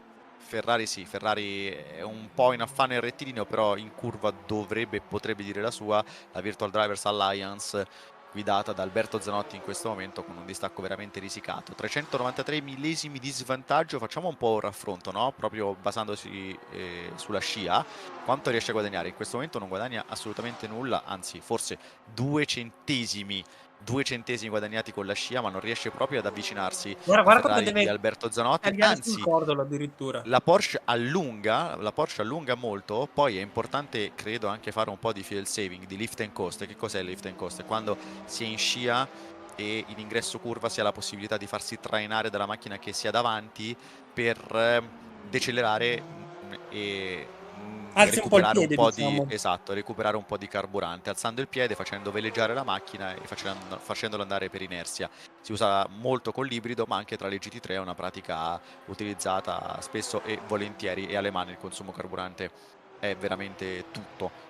La chiave proprio per la strategia, per evitare lo splash and go che solitamente nel finale è sempre nocivo. Non ce l'ha fatta Zanotti nel tratto più veloce del circuito a passare Mike Bell, che rimane davanti nell'inserimento delle curve Porsche. Misto, sai. Devo dire Ti devo dire, mentre attenzione a Masumber che è 1 secondo e 4 da Marco Vinciullo, quindi battaglia anche tra l'LMP2 e Pro M, che Danilo Smeriglio mi ha detto no, la Jaguar non ha il record di velocità con 409 circa, il record di velocità è proprio della WM P88, registrato prima che alle Man venissero inserite le 2 chicane. Ora io lascio un altro po' di tempo a chi ci segue per ricordare, per scegliere la velocità e per rispondere anzi la velocità sulla velocità record raggiunta da quella macchina, anzi quelle 2 velocità record, però non era la Jaguar, non erano le varie Jaguar che tra la fine degli anni 80 e l'inizio degli anni 90 furono preparate dal team Tom Walkinshaw. Intanto Zanotti ci ha provato addirittura all'esterno alla chicane Dallop, ma non è una strategia vincente per il momento. Un po' impossibile, sì, un po' un disperato tentativo per lui in una curva sicuramente difficile. Lì avrebbe dovuto provare l'incrocio all'interno, ci ha provato, non gli si può negare assolutamente nulla da questo punto di vista. A me veniva in mente invece, Matteo, ti avrei risposto così di primo acchitto Porsche 917 come record sul dritto. Invece no, è proprio la 917, è una macchina strepitosa che riuscì a interrompere il dominio Ford, però poi purtroppo non, per motivi regolamentari corse e vinse meno Le Mans rispetto a quelle che avrebbe potuto conquistare. Peraltro con la 917, la 917K rischiò di morire perché no, vinse un personaggio che non è molto simpatico in questo periodo storico, non lo è mai stato forse a livello mediatico, Helmut Marko nel 1971 insieme a Gilles Van Lennep, no? Tra l'altro forse l'avevo già accennato, Matteo, la 917 aveva era molto particolare come vettura ed è un fatto legato al suo telaio. Forse ne avevo parlato. Forse ne avevi parlato, la versione long tail e quella a coda corta anche. Nel 70 per risolvere i problemi di stabilità tagliarono anche proprio in casa Porsche la coda per dare più stabilità. Forse era quello che per rendere la discorso, vettura vero? addirittura più leggera la limarono all'inverosimile. Questo cosa creò? Un alleggerimento tale che il telaio tendeva a crepare. Sì, infatti sì, era talmente fragile e leggero che effettivamente creava appunto problemi di integrità, sostanzialmente, tant'è che addirittura si parlava che su 4 telai assemblati solo uno riuscisse, diciamo, a superare le fasi, diciamo, giuste per poter poi partecipare. E tra l'altro altra chicca che ho letto, sentito qua e là, c'era all'interno della vettura un manometro perché veniva riempito con un gas non nocivo per il pilota, se ricordo bene, che praticamente quando questo manometro andava a scendere sostanzialmente, voleva dire che il telaio aveva iniziato a creparsi e quindi questo gas aveva iniziato ad uscire. E quindi lì gli ingegneri o comunque chi gestiva la vettura capiva che la macchina si stava rompendo sostanzialmente. Renato, ti interrompo al volo perché c'è stato il sorpasso di Marco Vinciullo per la leadership della LMP2 Pro M, una manovra molto pulita, precisa, senza troppe complicazioni su Ryan Masumder, che con Boyd Transport per il momento si accontenta della piazza d'onore e della seconda posizione, però sicuramente ci sarà modo e tempo per Boyd Transport per ripresentarsi con magari un po' più di minaccia nei confronti di Simframe Sports, che dopo il cambio pilota ha visto Federico Soave scendere dalla macchina, salire Marco Vinciullo, e Marco Vinciullo ha appena ultimato quel sorpasso che abbiamo visto in diretta. È una storia molto particolare quella della 917 e quello che tu hai raccontato è un esempio del perché è così iconica come macchina, oltre a un design stupendo, un design bellissimo. Qui Alberto Zanotti che ha delle difficoltà con un prototipo, con una LMP2 Pro M, e ha perso anche un po' di terreno nei confronti di Mike Bell. E beh, a questo punto io direi,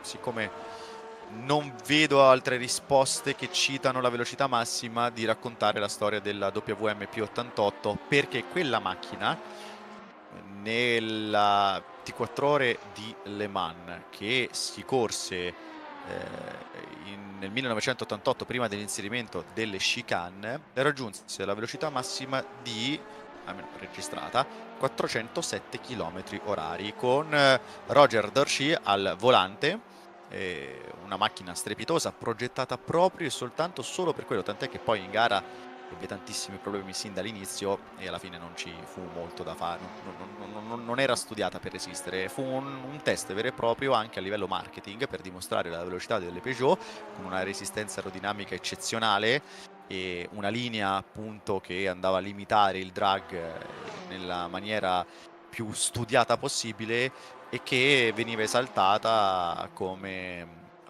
ho detto nei rettilinei dell'1DR e in quell'occasione si raggiunse la velocità massima di 407 km/h, ma cosa fece Peugeot? Sappiamo che Peugeot aveva in gamma la 405 che stava per lanciare nel mercato e allora decise di far passare questo messaggio e di comunicare ufficialmente la velocità di 405 km/h, quando in realtà la macchina aveva raggiunto i 407 se non di più. C'è qualcuno che addirittura sentivo durante la 24 ore, la telecronaca vera e propria della 24 ore parla di velocità addirittura superiori ai 407, però è una storia molto particolare che si basa un po' sul marketing, su un messaggio da recapitare a livello marketing. Tra l'altro in quegli anni, Matteo, proprio 88-89 Peugeot comunque faceva faville nella Pikes Peak con la T16, 405 T16. Sì, esatto. E quel famoso video, dove non mi ricordo il nome del pilota e qui veramente mi faccio un mea culpa, dove nella parte che adesso è tutta asfaltata, ma nella parte sterrata, quindi nella parte finale del tracciato. Lui? Esatto, grazie. Possibile? Dove faceva è passato Zanotti nel frattempo, è passato Zanotti su Mike Bell per il quarto posto, vai. Probabilmente un errore, forse, adesso andiamo a vedere un attimo gli intertempi. Faceva sostanzialmente una parte del tratto con una mano sul volante e una davanti al casco per coprirsi gli occhi dal sole. Tanto andiamo un attimino a guardare appunto Zanotti e Bell, do un'occhiata un attimo agli intertempi. E quindi c'è stato l'attacco perché Zanotti ha recuperato tantissimo all'inizio di questo giro, poi ha costruito le basi per questo sorpasso completato e concretizzato nella frenatona di Mulsanne, dove si passa dalla sesta alla seconda e si scende sotto i 120 km/h e poi si intravede l'altra zona della foresta, quella che va appunto da Mulsanne fino ad Arnache. Peraltro è una zona molto carina. Io ho avuto la fortuna di avere un appartamento, un alloggio proprio lì nella rotonda che Loïc Duval ha percorso al contrario, fatto proprio la rotonda per tornare in pista dopo il contatto con l'Alpine della 24 ore reale di settimana scorsa. Le Mans, nonostante molti dicono ma è vuoto, non c'è nulla, in realtà ad esempio soprattutto il centro, che comunque è vicino alla pista, è stupendo, è bellissimo. E poi tra l'altro, Matteo, diamo anche due numeri di quella che poi è la 24 ore reale. 400.000 presenze quest'anno. 400.000 è difficile contarle, però sì, si parla di in pista molto alto in pista, per non parlare di quello che poi viene fuori di quella che è la tanto abbiamo stavo vedendo, scusa, un replay, no, per non parlare di quella che è tutta la kermesse che avviene nei giorni precedenti, tutta la sfilata, tutto quello che il paese viene sostanzialmente trasformato, quindi sì, 400.000 persone, ragazzi, ma c'è veramente una cosa, credo che Le Mans sia un'esperienza. Almeno 330.000 persone per tutto il weekend, però come detto le persone registrate, sì, poi però c'è un giro immenso, perché poi Le Mans è un evento che dura una settimana e solamente Indianapolis fa quei numeri. Solamente Indianapolis può competere a livello di numeri per presenze in pista. Indianapolis arriva anche a 350.000, però è molto più facile conteggiarla Indianapolis proprio perché appunto tutti là. Oltre alle zone prato sì, però è tutta tribuna ed è un ovale, no? Alle Mani invece hai una pista di 14, poco meno di 14 km, 13,6 per la precisione, in più tutto l'evento dura una settimana in cui si può navigare letteralmente nel mondo dei motori, nel mondo di Le Mans, ed è sempre difficile un po' calcolare chi c'è, però sì, sono numeri altissimi. Pensa se riempissero di tribune come Indianapolis, se ci fosse la stessa densità di tribune come Indianapolis, secondo me si supererebbe il 1 milione di persone, probabilmente. Ma oddio, potrebbe. Non lo so, no, forse no, dico una No, sciocchezza. no, 1 milione non lo so, però sono tante. Sì, sì. In generale, ma sono sempre Ne state rendiamo tante le conto, persone, ma anche 400.000 quando persone. c'era Toyota che dominava, mi ricordo numeri comunque alti, e numeri alti non solo nella 24 ore, ma anche nel Gran Premio della MotoGP, del Motomondiale.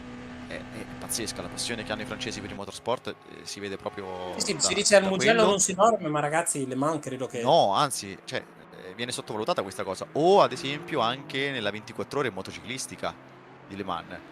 C'è tanta gente, cioè per l'evento e l'importanza mediatica dell'evento, che comunque è di nicchia, è veramente tanto di nicchia, una 24 ore endurance di moto, però gli appassionati che vanno alle Mans sono tanti, sono molti. Chi Sì, segue che quella poi tra gara l'altro... lo sa molto bene.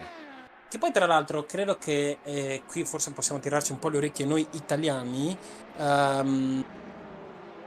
Le endurance noi le stiamo iniziando a conoscere adesso a livello diciamo più espanso. Noi appassionati le conosciamo da sempre sostanzialmente, ma all'estero hanno sempre fatto grandi numeri. Guarda per esempio un'altra 24 ore che si sta correndo oggi, sospesa per ora, adesso non mi ricordo, non so se siano ripartiti, mi dicevi tu Credo di no, Matteo.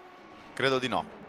Al Nürburgring Però dici, la no? 24 ore del Nordschleife, i numeri che fa, ed è una gara, passami il termine, semi sconosciuta, nel senso che la conoscono gli appassionati, ma tu vai a vedere le presenze che ci sono nel circuito durante l'evento. Non dico che fa gara con le man, ma non ci va lontano. Sì, sì, sì. No, ma Come presenza. è unico. È unico e poi noi, di solito noi italiani comunque ci critichiamo molto, no? Facciamo tanto e spesso autocritica. Però dai, tutto sommato, io ho visto l'autodromo a Imola, l'autodromo anche a Monza nel 2023, in occasione della 6 ore, della prima stagione con le hypercar vere e proprie con un regolamento definito, una classe regina al 100% concreta. Di persone ce n'erano, anche l'anno scorso a Imola. Quindi c'è stata una crescita. Poi penso che sì, ci siano comunque dei paesi che hanno una passione che va anche al di là del marchio, una passione proprio per le corse, perché da noi il tutto è coinciso con il ritorno di Ferrari nella classe regina. In Francia, in Germania, in Inghilterra si è un po' slegati in linea generale dalla fede al marchio, no? Dalla fede nei Anche confronti perché del non hanno marchio. questo grande richiamo, credo, che Ce abbiamo noi. l'ha. Nel senso... Sì, sì, no, esatto, ce l'hanno perché comunque hanno dei marchi importantissimi, però vai a vedere il weekend al BSB a Oulton Park, trovi comunque le tribune Esatto, piene. hai Per centrato il fare un punto. esempio, esatto. Quindi, ecco, noi ci stiamo arrivando. Io comunque farei un applauso agli spettatori che si sono radunati a Imola il giorno di Pasqua, della 6 ore appunto del WEC, perché a parte che il pubblico è stato molto rispettoso in generale e sono stati comunque in tanti. E poi tutto, secondo me, Renato si trasporta, intanto rientra il box Dermican e Michael Francesconi in terza posizione, vediamo qui inquadrato con la Mercedes del team Pescara Cosa in testa in SRT. questo momento? Tutto va a trasferirsi anche nei confronti del sim racing, perché questa crescita dell'endurance ha portato, e tra poco citerò un nome, aspetto Mariano dalla regia, un nome in specifico, un software, un simulatore nello specifico, ha portato veramente tanta attenzione nei confronti del WEC, dell'IMSA, dell'endurance, delle gare sports car a ruote coperte. Quindi è tutta una concatenazione di fattori di eventi che comunque in giro per il mondo e anche nelle case di tutti gli appassionati si fa vedere. Intanto attenzione, c'è una bandiera gialla per Black Hawk, e Black Hawk con la LMP2 di Victor Chanel. Incredibile, testa coda, immagino in uscita dalla chicane Ford, dall'ultima curva che mette sul traguardo. Aspettiamo di Traditrice con la curva, capire il motivo. Sì, esatto, perché completi 13 km di pista, pensi di essere ormai alla fine, ma poi ci sono le Ford e le Ford sono tostissime. Salta sui cordoli, Anche perché i cordoli sono tanto alti. ha toccato il dissuasore e poi ha posizionato la posteriore sinistra sulla ghiaia e ha perso il controllo all'improvviso, impattando con l'anteriore. Immagino che la botta ci sia stata e che sia stata abbastanza pesante, però è riuscito a ripartire. Terza posizione per lui, per Victor Chanel, con 71 secondi di vantaggio su Paweł Andrzejewski che corre con l'Hyperion 45. Vediamo se ha non mi sembra avere problemi di direzionalità, quindi no, addirittura No, no, quello no. è full gas, no, è stato davvero tanto fortunato perché l'impatto è stato abbastanza violento, ma probabilmente la vettura ha assorbito molto bene l'impatto, non si è staccato niente.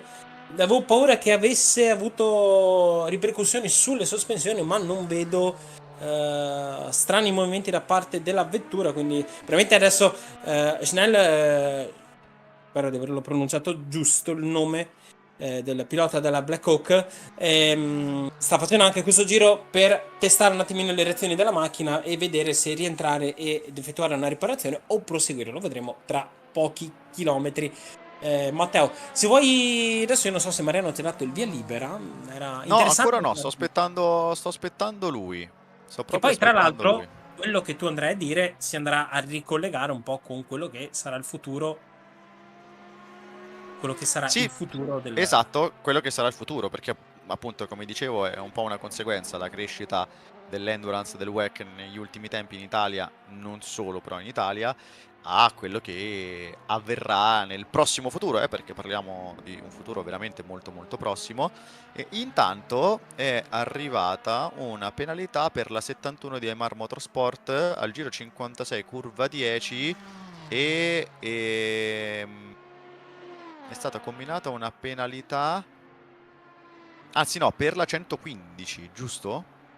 Drive-thru per la 115, confermato. Guardando dal report delle penalità, controllato al volo, e quindi questo potrebbe essere un colpo abbastanza duro. Red Plus per Zanotti ha ignorato la bandiera blu. No, quello è da non calcolare. Però c'è stato appunto quella penalità. Ok, aspettiamo comunque di capire, di avere delle conferme. Tra pochissimo avremo una sorpresina, quindi rimanete collegati in diretta. E quindi sì, Zanotti drive-thru perché ha ignorato le bandiere blu sulla 71. Confermato, Renato, quello che hai detto.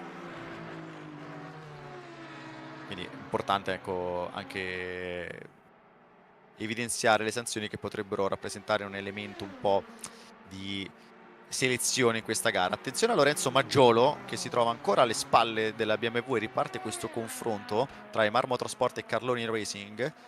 Davide Ragni in prima posizione, non so quanto rimarrà però in cima alla classifica della GT3M. In realtà no, è un Maggiolo che per ora si defila, si disimpegna con la sua Audi R8, spostando l'attenzione sulla staccata di Mulsanne. È una BMW che comunque va molto forte, lo sappiamo, il punto di forza della M4 è la velocità di punta. Ora Maggiolo però sembra avere una buonissima inerzia verso la staccata di Mulsanne, punto delicatissimo, e all'interno Lorenzo Maggiolo riuscirà a completare il sorpasso. Sono affiancati portiera contro portiera, il contatto tra i due, l'aggancio, l'effetto calamita, entrambi fuori dalla pista, ma per fortuna non ci sono ulteriori complicazioni. È andata estremamente bene, è andata veramente molto bene considerando la velocità con cui si raggiunge la staccata di Mulsanne che porta all'inizio del tratto centrale del circuito, Renato. E Maggiolo ha preso così la prima posizione, però forse la direzione gara avrà qualcosa da rivedere qui. Ora non so se Renato mi sente ancora. Noi ci siamo, Mariano, quando vuoi ci siamo e possiamo andare. Eccola qui con l'annuncio. Ecco qui la grafica, ci siamo ed è arrivato l'annuncio, perché così, in questo modo, nella 24 ore di Le Mans viene presentata la Season 8, l'ottava stagione, che appunto vedrà al centro Le Mans Ultimate. Quindi questo momento va in pensione, si avvicina alla pensione per rFactor 2 su Pitlane TV e su iRacingSeries.com e si concretizza il passaggio alle Mans Ultimate, che è il simulatore ufficiale, prodotto ufficiale del mondiale endurance del FIA WEC. Questo è il calendario per l'ottava stagione di questa longevissima e spettacolare serie. Ci saranno durata, Kota, Sibling, Fuji, Spa-Francorchamps e poi ovviamente Le Mans. È stato un aggiornamento poi molto importante, l'ultimo appena rilasciato, perché ha introdotto finalmente il cambio pilota e si aspettava effettivamente quello per dare il via libera, sperando in una grande stabilità. Però è un eSport Endurance Series che si avvicina all'8ª stagione con tanta curiosità, tanta carne al fuoco e molti elementi, molti fattori di estremo interesse. Le classi quali saranno? Sempre per quanto riguarda le categorie Hypercar, LMP2 e GT3, poi ci saranno anche le categorizzazioni dei piloti, quindi rimarrà tutto sommato invariato. E il piano, chiedo a Mariano di lasciare questa schermata per un po', come nelle ultime 4 stagioni, è quello di far partire le iscrizioni ad agosto con gli inviti che sono limitati un po' a tutti quelli che sono iscritti da tanto tempo a questo campionato, a questa serie, e poi la fase prestagionale, gli eventi prestagionali si terranno a ottobre, e poi, sperando che Le Mans Ultimate sia ufficialmente pronto, uscirà tra poco dall'Early Access, si inizierà la stagione. Quindi si inizierà questo cammino che dovrebbe culminare proprio a giugno con la 24 ore di Le Mans, e non vediamo l'ora che inizi. Quindi attenzione sui social, Facebook, Instagram, attenzione anche a Discord, tutti i link che trovate in descrizione. Ufficialmente presentata la stagione numero 8 dell'eSport Endurance Series, quindi prefissate questo obiettivo anche a livello temporale, ottobre Anche perché i 2025. post vanno via veloci, Esatto, è anche un addio, no? Ti abbiamo amato nonostante ti abbiamo odiato, rFactor 2, e è arrivato il momento di andare in pensione. È arrivato il momento di andare in pensione, più di 150 gare corse. Tu, Renato, hai fatto parte di questa lunghissima storia, molto più di me, ad esempio con tutti i vari membri di Pitlane TV, di RacingSeries.com, i vari partner. Mi crederai Insomma, che c'è non ho stato mai modo... corso neanche una gara praticamente su rFactor 2, ci ho provato, ma poi ho fatto tipo 4 gare in croce, poi mi sono fermato al commento. Scusa se ti ho parlato sopra, Certo, Matteo. vai. E tra l'altro rFactor 2 ci ha accompagnato davvero per tanti anni, non solo per la categoria Endurance. Il buon Mariano ricorderà anche la Formula Pro, una delle categorie che fino agli appuntamenti serali che avevamo ogni 2 settimane era diventato un altro dei appuntamenti insieme, in realtà un po' in contemporanea, nel senso, quando poi la Formula Pro è andata un po' a calare di popolarità è arrivato su questa ventata d'aria fresca con le Endurance, che prima c'erano ma erano molto meno lunghe, meno impegnative. Io mi ricordo la 2.4 ore di Le Mans, e Mariano qua si ricorderà, scenderà la lacrimetta, e quindi sì, rFactor 2 ci ha accompagnato davvero tanto. Non possiamo che essergli grati, come hai detto tu, soprattutto per quello che ci ha dato. Nonostante i difetti, lo si è amato anche per questo. Ovviamente C'è un speriamo ultimo paragrafo che Vai. però, appunto, per i possessori di rFactor 2, siccome Le Mans Ultimate, come dice il nome stesso, è esclusivamente dedicato a Le Mans e al WEC, poi si aprirà anche la European Le Mans Series, insomma, alle serie ACO, c'è comunque uno spazio, eventualmente, lo diciamo perché era appunto nell'ultima slide, per rFactor 2 nel caso in cui si dovessero organizzare, si dovessero pensare degli eventi o comunque delle serie.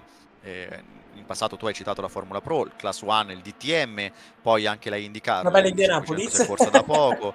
Insomma, c'è la possibilità, e insomma, da quello che appunto ho capito, non è totalmente escluso che i campionati sprint o eventi standalone, eventi speciali possano tornare appunto su rFactor 2, siccome Le Mans Ultimate è focalizzato esclusivamente sulle gare di durata, sulle gare Monoprodotto. endurance. Per le sprint rFactor rimarrà comunque un punto di riferimento. Citavo il Class 1, citavo la IndyCar o le serie a ruote scoperte come la Formula Pro. Insomma, ci sarà comunque pane per i denti degli appassionati, e vedo che comunque qualche conferma sia già arrivata e qualche conferma di interesse, ma non ne dubitavo, da parte di Francesco Bonardi, che conferma la presenza nella Season 8 nell'8ª stagione del team Shiba. Quindi l'annuncio è questo, è arrivato durante la 24 ore di Le Mans. Le Mans Ultimate diventerà il riferimento, e tutto sarà, possiamo anche dirlo, nelle mani di Studio 397 di Motorsport Games, che poi, io credo che sia giusto anche dirlo, hanno lavorato tantissimo e hanno migliorato un prodotto che era veramente tanto acerbo quando è uscito in Early Access nel febbraio 2024. Lo hanno rifinito e ora finalmente si esce dall'Early Access sembrava molto più complicata la situazione, molto più critica, e invece ci sono riusciti, sperando che si possa ampliare ancora di più il prodotto e che il supporto per quanto riguarda l'online e le competizioni di campionati privati, campionati comunque di livello altissimo internazionale, possa essere all'altezza. Questa è la grande speranza. Però comunque, ripeto, il piano ce l'avete, l'avete ascoltato, l'avete letto, si partirà comunque dall'estate con questi primi inserimenti per gli inviti, iscrizioni e quant'altro, e poi a ottobre con la pre-season e successivamente il calendario, l'avete visto, è stato proprio descritto dalla slide. Renato, non resta che aspettare.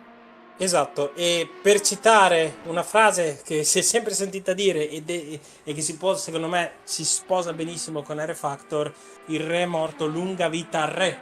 Quindi vedremo. Sì, nonostante le lacrime che ha creato, diciamo che ha fatto un po' Soprattutto a chi deve scendere organizzare le gare. per l'odio agli organizzatori, a tutti gli Sì. organizzatori, soprattutto agli organizzatori di racingseries.com. Nonostante tutto, gli abbiamo voluto bene e gli hanno voluto bene, perché noi comunque al commento siamo abbastanza tutelati, ci rifacciamo al lavoro svolto dalla regia e dall'organizzatore. Chi invece è nel dietro le quinte sa che soprattutto anni fa rFactor era fosse molto complicato, molto frustrante È sotto certi instabile punti anche, di perché vista. mi ricordo che le endurance non erano Sì. così fattibili.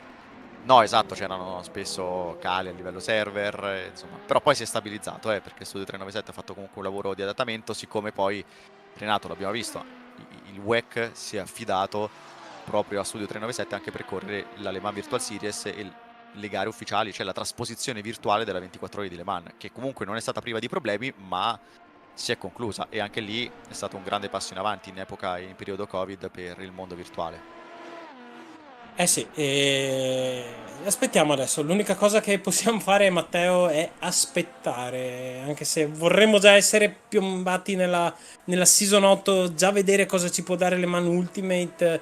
Però è quel dolce, quella portata che sì, la vorresti subito, ma poi ti rovineresti subito il pranzo. Arriveresti troppo velocemente alla fine. Quindi aspettiamo e diamogli soprattutto fiducia, perché siamo sicuri che il lavoro fatto finora non sarà stato vano. Speriamo di aver tirato una mega guffata, come è solito fare da noi su Pitlane TV.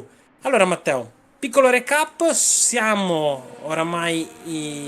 passate oramai 4 ore e 34 minuti dal prontivia, da quando quel mega orologio Rolex ha dato il via a questa 24 ore. Sono stati percorsi dalla categoria madre, dai leader della gara, 77 giri. E allora io direi, Matteo, occhio a quelle che sono diamo un occhio a quelle che sono le classifiche di tutte e 4 le categorie. Sì, esatto, io farei un recap, siccome siamo in una fase della gara che per ora non va a prefigurare delle battaglie direttissime e intensissime. Federico Russo ha preso le redini del team Shiba e infatti adesso è lui in macchina con 45 secondi di vantaggio su Alari Alpeus di Ground Effect. Sign Free Sports invece milita in terza posizione con Nello Pastorino a 17 secondi e 2 dalla seconda posizione, quindi occhio perché in circa un minuto ci sono i 3 contendenti per la vittoria assoluta. Sappiamo che Le Mans, soprattutto di notte, regala tante sorprese e stiamo avvicinando appunto la fase serale. In LMP2 Pro, Thomas Vack di Hyperion è in controllo, bene o male, non è troppo preoccupato, può gestirla, tra virgolette, perché ha un vantaggio di 107 secondi per la precisione su Christopher Kianek del CMT Go Team, e poi Hyperion eSports con la 45 in terza posizione Paolo Andrzejewski. Quarta posizione assoluta tra le LMP2 e prima della classe LMP2 Pro M la Sinfrim, che abbiamo visto passare al comando ormai una mezz'oretta fa con Marco Vinciullo, che precede Ryan Masunder di Boy Transport Racing dopo il sorpasso ha subito staccato e allungato, e il vantaggio adesso è molto molto importante, aspettando appunto il prossimo pit stop per Marco Vinciullo e per il team Sinfrimi Sports. C'è una bandiera gialla nel terzo settore, ma la situazione viene ripristinata. Terza piazza per la Pro AM con Emanuele Battista di Naia Racing Italia, che dovrebbe aver preso il posto, correggetemi se sbaglio, di La Padula, che è arrivato anche in chat dopo uno stint molto molto lungo. Terza posizione di categoria LMP2 Pro AM, passando poi alle GT3 con Marco Santoni di Mar Motorsport. Non è cambiata la situazione rispetto all'ultimo recap, in testa davanti alla Tomelli RT di Abel Sequera. Poi Hamet Demirkan con Caspian Motorsport, la Mercedes che occupa la terza posizione. In GT3 AM Lorenzo Maggiolo è riuscito a scavalcare Davide Ragni in un sorpasso con quel contatto a Mulsanne, che comunque non sembra aver prodotto proteste da parte della direzione gara o penalità, almeno per il momento. Aspettiamo eventualmente delle novità. E poi Premislav Maitika di GR Motorsport in terza posizione, che è salito in macchina da non molto tempo. Quindi questa è la situazione. Anche in GT3M situazione molto aperta, perché in tre sono racchiusi in un fazzoletto di 23 secondi, il che vuol dire potersi aspettare veramente la qualunque. E con le telecamere della regia di Mariano Calò, che salutiamo, siamo all'inseguimento di Giuseppe Saracino, che affronta le ultime curve in quinta posizione di categoria, con nel mirino Victor Chanel, che con Blackhawk Racing immagino che abbia sofferto un po' quell'incidente, quell'impatto che non è stato indifferente, Renato. È stato frontale, anche abbastanza diretto, all'ultima curva con le barriere di gomme, e infatti un po' di ritmo l'ha perso. Gira sul 3:27.6. Sì, veloce, è un tempo comunque ancora molto veloce, però credo che qualche danno ci sia. Si è fermato in box Marco Vinciullo per il pit stop, ma dovrebbe rimanere leader la LMP2 di Sinfrimi Sports nei confronti della Boy Transport Racing di Ryan Masunder. Stavo guardando proprio quello, Matteo. Sì, beh, potrebbe arrivarci giusto, Vinciullo. Adesso vediamo come uscirà dai box. Stavo guardando più che altro anche un'altra cosa. Pastorino è terzo, sì, a 20 secondi da Agpeus, però ha una sosta in più, quindi comunque ottimo anche il suo rendimento in questo momento.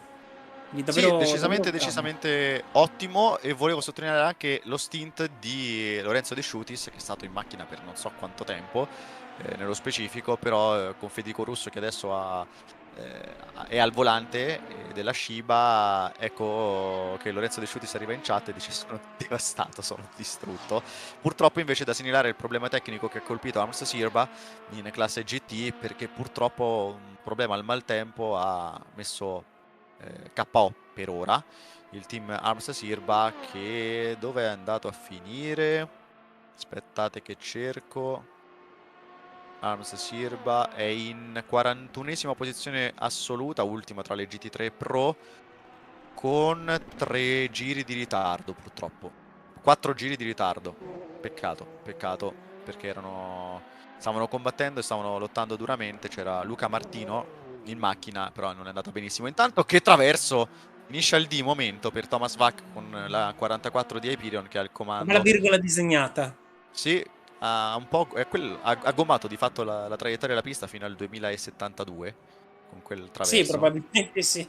A meno che non arrivi una bella pioggia, lì con la gomma resterà con tanto di firma. Un po' diventerà come i mattoni di Indianapolis, Matteo. Sì, come la Brichias. Wow, tanto bellissimo lo Bellissimo. slow. Le gomme non saranno contentissime, anche lui credo che abbia vissuto un momento tipo di Code Brown. Fate voi la traduzione, interpretatela Sì, voi.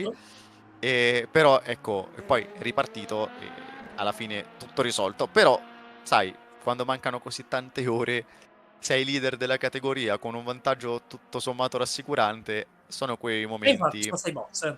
che mettono un po' di ansietta, no? Sulle spalle del pilota stesso, di Thomas Vac e del team che ha visto appunto in presa diretta questo controllo. Ai box, quindi siamo in un altro giro di soste per le LMP2, quando siamo peraltro a 20 minuti dalla chiusura della quinta ora di gara, e direi che il tramonto, non so parlare, scusate, alle Man stia piano piano raggiungendo il circuit della Sarthe, e è ancora presto per parlare di notte, di fase notturna, però già si inizia a intravedere quel romantico tramonto. Si è partiti con un cielo molto nuvoloso, molto scuro, e poi in realtà si è aperto e la temperatura in questo momento dell'asfalto è di 45 gradi, quindi sì, è un po' scesa rispetto ai 49 di prima, nonostante quella ambientale sia di 36. È comunque ancora alta e potrebbe in realtà, bene o male l'abbiamo visto in alcune occasioni, secondo me, Matteo, questo caldo qua mette a dura prova anche la mescola delle gomme, perché sì, è vero che lavorano bene con le temperature calde, ma oltre a una certa temperatura iniziano a diventare forse troppo morbidi, a scivolare sull'asfalto, quindi anche i piloti devono un attimino adattarsi non solo a quelle che sono le condizioni meteo, che può essere una pioggia o una gomma fredda, ma anche al caldo eccessivo potrebbe dare qualche grattacapo se non gestito in maniera corretta. Nel frattempo intanto vediamo un doppiaggio del polacco in questo momento di una GT3, un doppiaggio che avviene in maniera assolutamente tranquilla, pulita e pacifica. Thomas Bach che continua a guidare la categoria in prima posizione, vediamo anche relativamente tranquillo in gestione. Sì, perché dopo la sosta in box dovrebbe vantare 53 secondi di margine. Vediamo se ripete il Christopher traverso alla Kianek. Denauer come l'ha fatto prima, ma speriamo di no ovviamente per lui. Qua è Mulsanne dopo l'UNADR. Credo Sì, che sì, fosse Arnage prima, sai? scusa, non so perché la mia pronuncia è veramente pessima, no? Quale hai detto? Cosa hai detto? Sì, esatto. No, non ho capito cosa hai detto. La Scusami. Denauer l'avevo chiamato, ma perché mi è venuto in Adenauer è al mente... Nordschleife. Esatto, Mi sa. e vedi che ho fatto Giusto. un po' un Ho fatto una refuso. sorta vabbè, questo è stato il teletrasporto per un momento, per un istante. Credo che poi Vacca abbia passato poco fa, in mezzo all'UNDR, Abel Sequeira, che con Tomelli è in seconda posizione di classe GT3 Pro con 26 secondi di ritardo da Santoni. Attenzione anche alla GT3 Pro, perché Mar Motorsport sì è davanti, ma non può sentirsi così al sicuro, così tanto al sicuro. Stavo guardando altre battaglie, si ferma Andresieschi con l'Hyperion, la 45, l'auto gemella di quella inquadrata in questo momento. E lì davanti Federico Russo gira sul 3.20.010, è un buon passo. Nell'ultimo giro Alpeus ha guadagnato un secondo, Alpeus deve spingere perché questi 42 sono assolutamente recuperabili, poi c'è Pastorino a 21 della seconda piazza, insomma in un minuto c'è la possibilità di vedere 3 hypercar e di assistere a una lotta apertissima per la vittoria assoluta, e siamo solamente a nemmeno 5 ore di gara. Esattamente, Matteo, che poi la notte, come hai detto tu, porterà ad alcuni porta consiglio, ad altri porta da pensare. Tra l'altro, ricordiamo anche il commento, si fermerà al termine, cioè tra non molto, andremo anche noi in pausa e la regia resterà ovviamente con le immagini, vi permetterà di godere delle immagini, però ovviamente saranno senza commento per quel che riguarda la fase notturna della gara. Quindi anche noi ovviamente, io stesso probabilmente guarderò qualche fase della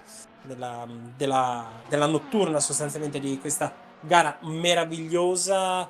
E Matteo, tra l'altro, la notte non viene affrontata da tutti i piloti, nel senso che ci sono piloti che preferiscono skipparla o addirittura altri che preferiscono proprio quella fase lì, perché si entra come in un limbo, una sorta di gara nella gara.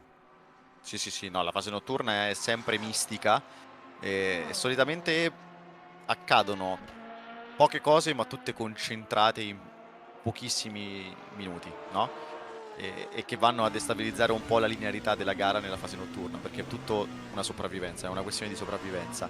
E un'altra fase difficilissima, parlando spesso con i piloti, con chi appunto è inserito nell'ambiente, ancora più della notte, è la mattina ad essere tosta, quando inizia ad albeggiare, quindi fa capolino il sole tra le 5:30 e le 6. Quella fase è complicatissima per chi è in macchina, per chi è il muretto, perché dice ok, abbiamo superato la notte, però quante ore ci sono ancora da fare, quante ore dobbiamo correre ancora prima di raggiungere la bandiera a scacchi. Questa è un po' la sensazione comune, no? Che caratterizza la 24 ore di Le Mans. Esatto, poi chi corre nel nostro fuso orario, tra l'altro, ricordiamo comunque quanto ci sono tantissime nazionalità diverse. sì, tante esatto, nazioni bravo. e tanti continenti, io direi anche, andiamo a coprire praticamente tutti i continenti del nostro globo. Chi corre nel nostro, ovviamente, fuso orario, poi corre anche in tempo reale con le ore notturne, quindi si troverà a correre di notte, la notte. Questo può portare, secondo me, a una gestione diversa anche della stanchezza da parte di chi magari dall'altra parte del mondo sì, corre di notte nel server, ma per lui, che so, si è appena svegliato, è pomeriggio, quindi è un po' più fresco. Anche questa cosa, secondo me, non è da sottovalutare ed è un aspetto che nel reale, ovviamente, non devono affrontare. Certo, sì, è una particolarità del sim racing. Intanto Federico Russo ha rischiato tantissimo, non so se hai visto Renato, in uscita dall'est della Ferrari ho visto il posteriore per un attimo destabilizzarsi, queste macchine Dico sono di no, delle così lampe, dei fulmini. facciamo vedere il replay da Mariano. Lo facciamo lavorare. Sembrano delle LMP1, no? Con questa configurazione velocissime, anche se la velocità di punta poi è molto simile a quella delle hypercar attuali, è il grip in curva che è devastante, incredibile. 3.20 e 502 l'ultimo giro per Federico Russo. Attenzione però perché Alpeus gira più veloce, 3.18 e 406 per Alpeus. Il sogno di rimontare, di recuperare potrebbe essere concreto, il sogno, quantomeno la speranza, perché è un po' presto parlare di sogno, però la speranza di chiudere questo Non gap deve di mollare. 41 secondi c'è, non deve mollare. Poi bisogna anche capire l'alternanza dei piloti negli equipaggi, perché è lì un po' che si trova la chiave di volta per ottimizzare e rendere efficace ed efficiente la sequenza di piloti che salgono in macchina, escono in macchina, insomma anche lì i piloti più efficaci di notte, piloti più efficaci con delle gomme usate, che fanno stint più lunghi, c'è chi invece magari corre meno stint consecutivi, non lo so, sono tutte logiche che poi appartengono alle squadre specifiche e da lì poi si crea il risultato. C'è un microbosco sotto, secondo me, che è un qualcosa di incredibile Sì, assolutamente, non è è il solo bello, montare in che poi non macchina lo puoi e- sapere da telecronista, ad esempio, non puoi saperlo, perché sono tutte strategie interne. Dall'altra parte, però, questo non sapere del tutto le strategie ti tiene sveglio, perché sai che comunque la situazione può ribaltarsi da un momento all'altro. Per dire, adesso è entrato Federico Russo che ha un ritmo molto costante, però Alpeus è andato sotto i 40 secondi, 39 e mezzo adesso, partendo da circa 43 di ritardo. Sì, tra l'altro addirittura mi viene da sottolineare ancora di più il fatto che erano partiti da quasi 1 minuto e 20 di ritardo, se ricordi, nella prima ora Non di so di conduzione. preciso, onestamente non penso così tanto. Sì, no, mi Forse 1 sembrava che minuto e fosse 20 con ancora la sosta. quel distacco lì, però ovviamente con le soste poi, sai, cambiano le cose. Eh sì, certo. E Certo. anche questo fa sicuramente la differenza. Oh no, attenzione, Masunder, poi Transport, seconda posizione, adesso terza, perché viene scavalcato da Emanuele Battista. È un problema alla chicane Dunlop per Ryan Masunder, che evidentemente si è girato, era fermo dopo la variante, Renato, e rivediamo il replay di quel che è successo. Sì, stavo un po' scomposto, è arrivato qua, aperto troppo presto, forse. Sì. Eh sì, l'ha persa in uscita quando ormai era in trazione in seconda marcia, mette la retro per provare a togliersi dalla ghiaia, poi capisce che però rientrare in pista retromarcia non sia sicuramente la cosa migliore, fa un bel 180 e riparte. Ha perso del tempo sì, però nulla è perduto per Masunder e per Boyle Transport. Le Man c'è un'unica regola alle Man, che forse è ancora più importante di quella del vincere, arrivare a fine della gara. Sì, è sopravvivere. Sembra una cavolata, bellissima. Tutte le gare devono essere vinte, essere portate alla fine. Ma un conto è una gara di un'ora, mezz'ora, 2 ore. Un conto è Le Mans. Già portarla, mi viene in mente, come accennavi poco fa, la Valkyrie, che non ha brillato alla 24 ore, che ricordiamo si è corsa settimana scorsa, ma ha portato entrambe le vetture al traguardo. Sì, E esatto. per loro è già un risultato. Per loro sì, perché l'assenza di grandi problemi tecnici e raggiungere la bandiera a scacchi è sicuramente un motivo, uno stimolo. Certo, c'è da lavorare sulla prestazione, lo sappiamo, però è comunque sì un risultato che sai che se raggiungi il traguardo comunque in una buona posizione sei, no? Soprattutto nel virtuale, devo dire, perché vediamo addirittura qualche sbavatore in più come un Masunder che penso questo momento stia vivendo una delle fasi più difficili della gara per se stesso Secondo e me per le il team. gomme lì lo hanno un Ha po' perso, credo che si siano surriscaldate, infatti ha perso grip all'improvviso a Mulsanne, ne ha approfittato Paolo Penni in pede che ha portato Hamza Sirba in terza posizione di classe LMP2 Pro M, e qui direi, Renato, di andare a rivedere tutta la fase nel replay. Qui secondo me ha forzato un po' la staccata per non farsi raggiungere da Penny in pede. Ecco, vedi, qui è già diverso dal traverso che abbiamo visto fare per esempio a Thomas Bach. Qui Sì. proprio è arrivato lungo a... No, in realtà Poi non ha gli è pizzicato la partito ghiaia. No, è riuscito a rimanere in pista, però ha perso veramente non gli è tanto. scivolata. Pensavo dalle immagini che gli fosse scivolata molto di più sulle quattro ruote, invece è rimasto... È arrivato solo lungo lì. Probabilmente sì, anche il nervosismo di quell'errore fatto alle Dunlop lo ha un po'... Sì. Nervosismo, ma penso che appunto le gomme un po' ne abbiano risentito, perché la perdi e poi ti rigiri. Credo che magari i più tecnici e i più Lì esperti di devi- tecnica lo sanno, però vengono sicuramente stressate, hanno uno sbalzo di temperatura, no? Poi per di più Sì. gomme che alle Man sono difficilissime da gestire. Tra parentesi, Alpeus è arrivato a 38 secondi da Federico Russo, sta spingendo, però Federico Russo si è velocizzato nell'ultimo giro, 3:18.3, buon tempo per Federico Russo. Il più rapido è Nello Pastorino lì davanti, ma attenzione a questo giro, 3:17.143. Vediamo invece Paolo Penni in pede in questo replay. Cosa è successo a Paolo? Di Hamza Silva si è trovato una Porsche davanti, scusate, una BMW all'interno, doppiaggio al limite, uno dei momenti più vibranti nel circuito della Sartra, prototipi sono e sfiorati, mi GT. sa. Si sono proprio toccati, credo, sai? Credo che un piccolo contatto, o forse sì, solo sfiorati, non passava neanche un foglio a 4 tra le due auto, con la BMW che poi ha dovuto allargare la traiettoria per far passare sia Paolo Pennipede sia Ryan Mazumder. Stavo dicendo, uno degli aspetti... Guarda i tre tempi di primi tre. No, i primi tre hanno un ritmo adesso veramente molto molto simile, soprattutto il primo e il secondo, soprattutto Shiba e Ground Effect. Chi spinge è Nello Pastorino, che ha stampato il miglior tempo dell'equipaggio, 3:17.143, e gli intertempi in questo giro si stanno un po' confermando e ripetendo. Dicevo, un fattore molto interessante alle Man è la gestione degli pneumatici, della temperatura e dei freni. Questo perché i rettilini sono tanti. Lunadier da Trete Rouge a Mulsanne sì, ci sono due chicane, però le temperature delle gomme scendono quando la macchina è logicamente dritta, e il dritto ci va a Mazumder, che è in crisi totale in questo momento. Un altro dritto alla chicane Daytona e ritorna in pista, ma perde tanto tempo. Secondo me urge una Però sosta. credo che sia veramente difficile riprendersi quando si commettono delle sequenze di sbavature e di errori, purtroppo. Alpeus va ai box, peraltro, quindi stava spingendo. Sì, infatti stavo guardando l'ultimo passaggio, mi sembrava alto, poi appunto è apparso l'icona dei box. Si è fermato ai box, e dicevo, le temperature delle gomme scendono parecchio, e quindi bisogna stare molto molto attenti su questo. E anche i freni nella fase notturna.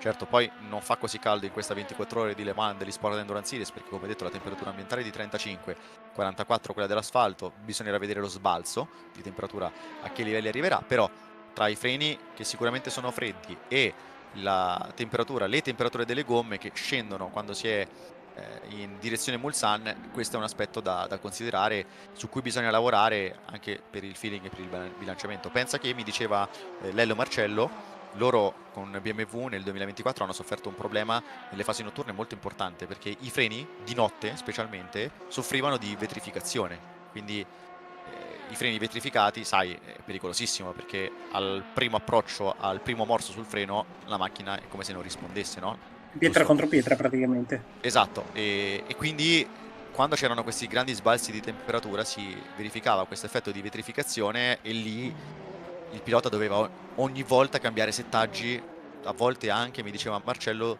di curva in curva, e questo è molto critico quando si è alla guida a velocità così alte e si è in una competizione. È ovvio che questo problema non è trasposto nel mondo virtuale, però comunque i freni si abbassano, i gradi si abbassano, e a quanto pare è comunque un elemento da considerare, soprattutto per chi... che rischio per Mazumder con la Porsche Rookie Monster, qui deve con una manovra evasiva evitare il contatto. E dicevo, per chiudere il discorso, Renato, è significativo soprattutto per chi non è dotato di ABS, quindi l'LMP2, i prototipi e l'Hypercar non hanno macchine provviste di ABS, e quindi è sempre molto facile bloccare all'anteriore o al posteriore a seconda della ripartizione della frenata, mentre per le GT3 che hanno l'ABS è un po' più semplice questo.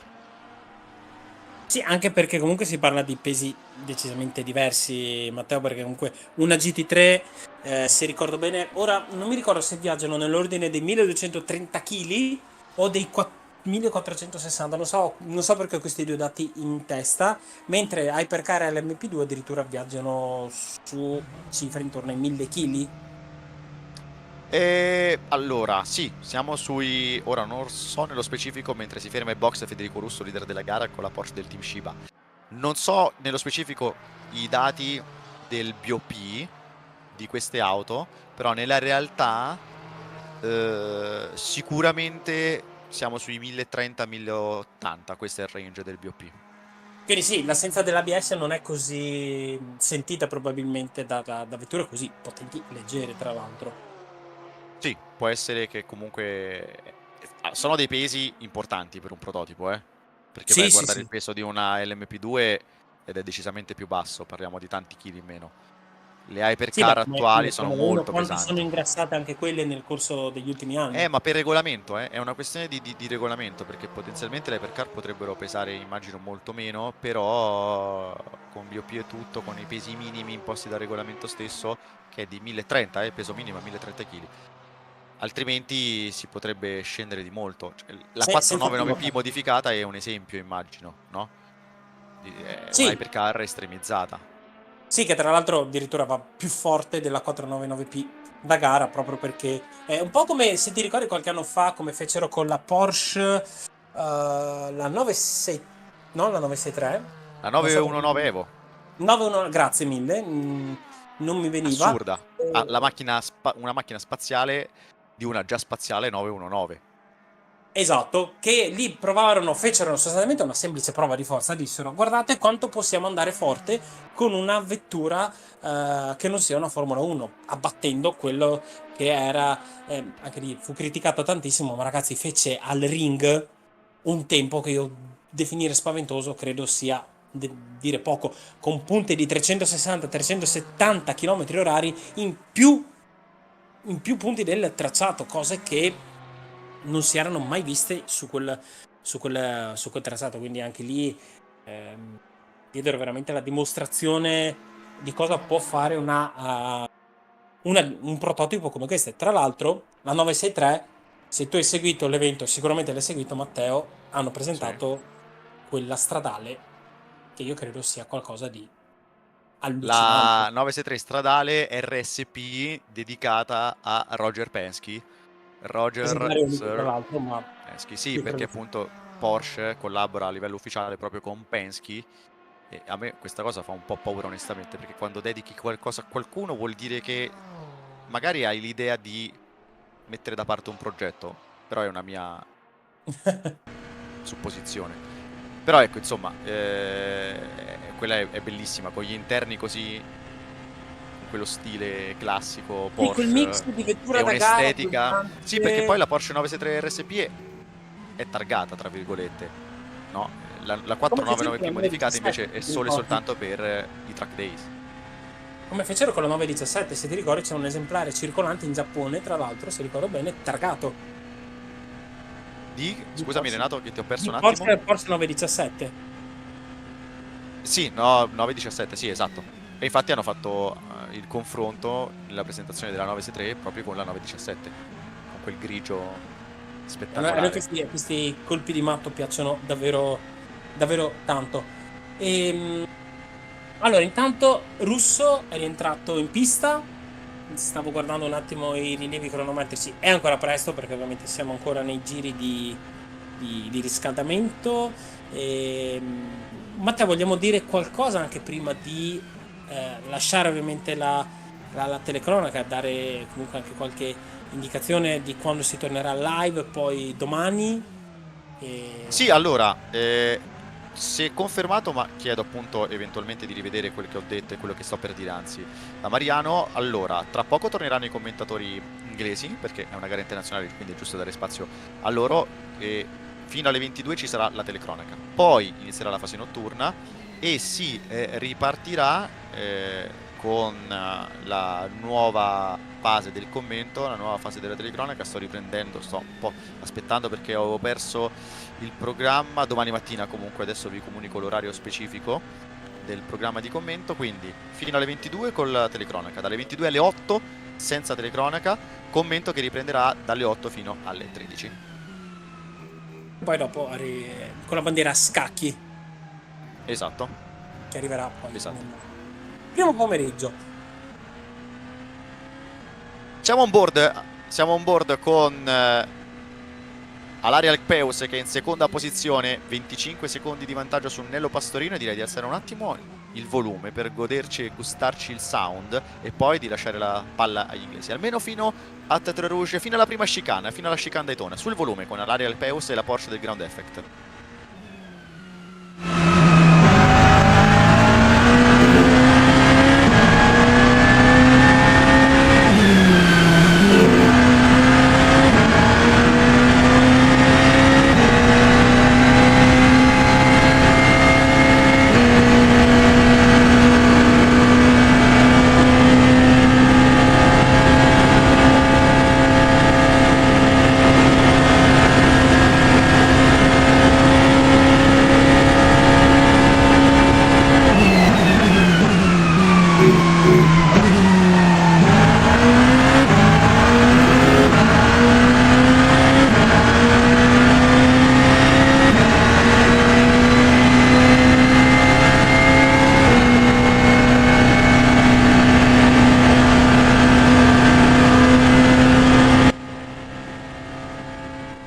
E abbiamo ascoltato e stiamo ascoltando ancora il 2004 V8 della Porsche 963 guidata da Alaria Alpeus, preparata dal Ground Effect Sim Racing, e pronti a cedere il commento e il microfono a Edward Hunter e a Mirasic. E prima però devo correggere, io sapevo di dire qualcosa di sbagliato, mai dico cose giuste.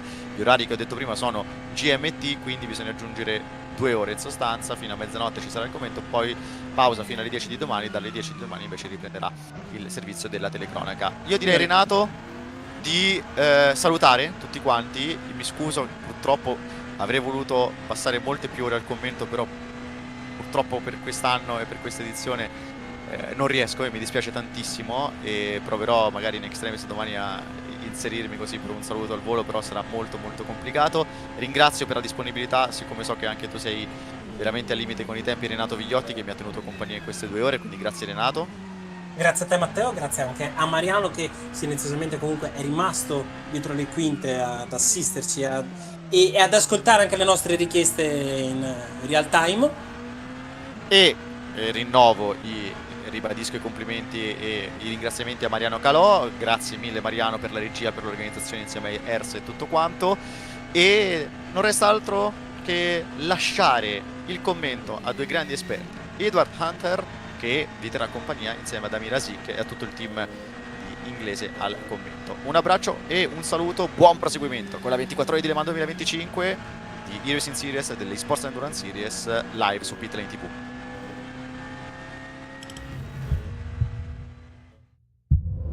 Freedom brand is a component of many things. We have around 5,000 customers that choose the Freedom over. The successful of our brand is good work of the team. 2018 we have concentrated our activity on the next level. The attention that we have on the prints and embroidering that we do on our apparel, to be able to keep 100% production in Italy. This, I think, is a mix that creates the successful of the brand. My goal is never stop innovation.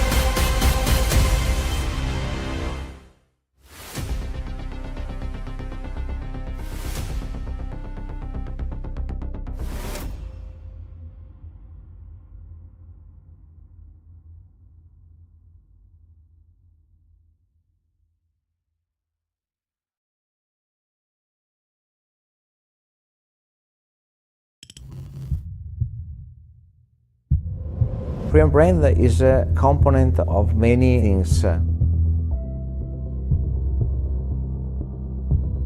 We have around 5,000 customers that choose the Freedom over. The successful of our brand is good work of team. 2018 we have concentrated our activity on the next level.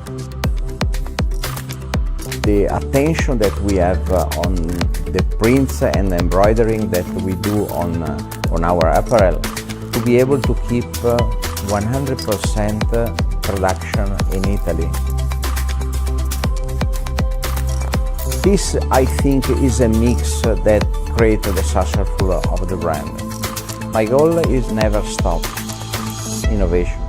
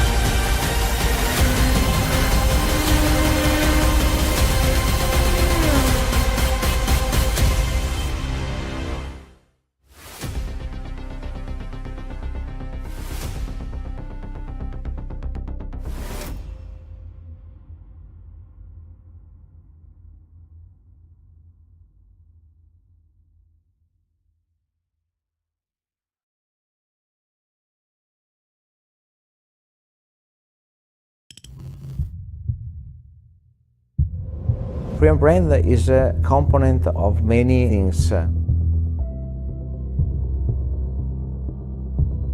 We have around 5,000 customers that choose the Freedom over. The successful of our brand is good work of team. 2018 we have concentrated our activity on the next level. The attention that we have on the prints and embroidering that we do on our apparel, to be able to keep 100% production in Italy. This, I think, is a mix that creates the successful of the brand. My goal is never stop innovation.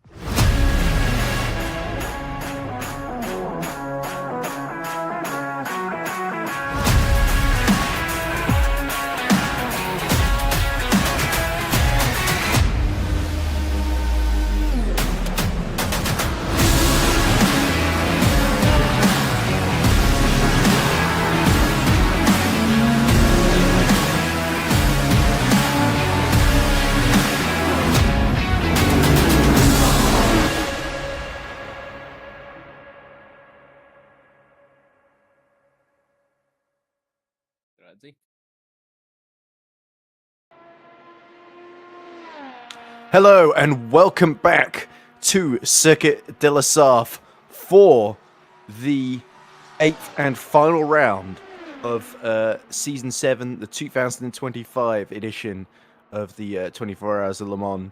My name is Ed Hunter. Joining me in the commentary box is Amir Haziq. We just had the final, I believe, Italian commentary of the season, so fantastic job by Matteo, Renato, and the entire crew there, not least our broadcast director Mariano Callo, of course. But now we are 5 hours in, just over 5 hours in, to really the business end of this championship, Amir, and there's going to be almost certainly a couple of stings in the tail as this goes along, but at the moment we are looking at a lead at the moment, 30-second lead for Team Sheba number 228.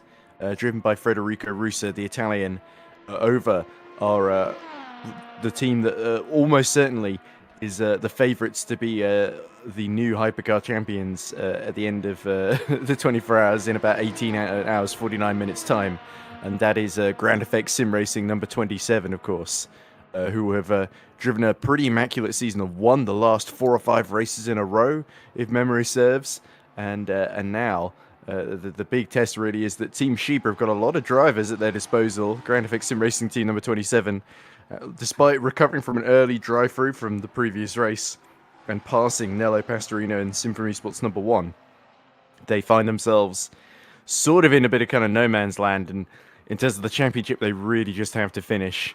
But of course the big action is going on, especially in our 2 GD3 classes, with GD3 Pro very much balanced on a knife edge between 3 teams, and that's probably going to be the most interesting thing to focus on. Bizarrely, MR Motorsport 71, I don't think are one of them, because they're down in 9th in the championship, at 63 points off the leaders. So BOP may be helping a little bit for that. McLaren is again Santoni just flirting with the wall there out of that first Mulsanne chicane. But Amir, as we're going into sort of twilight hours, the sun's going to continue to dip, and the lap times almost certainly, as we go into darkness, are going to get quicker and quicker. Yeah, indeed. And the fact that it's almost poetic, isn't it, that when you mentioned about the sun setting, it's almost the sun setting on also the fact that this is our final ever race on rFactor 2 for this league before we move on to Le Mans Ultimate next season. But again, that will be a bit of a teaser that's going to come much later, where we're going to mention about that. But for sure, yeah, to have Le Mans as the final round of the season definitely is the biggest test of the lot, and waiting to see whether or not some of those champion-elects can come through and ultimately just take the bread. And in this case, we're looking at the number 71 car, not in the running for the championship, but they will love to get it to go out on a high.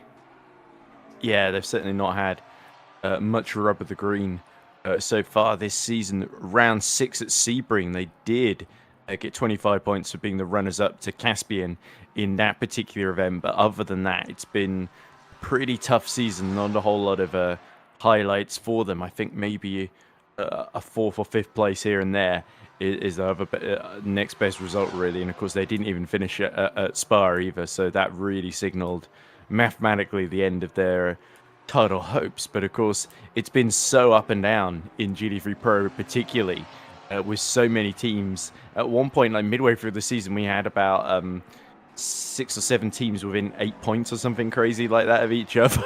It was absolutely insane. And as you say, the sunset on rFactor 2, of course, with Le Mans Ultimate being the sort of new horizon.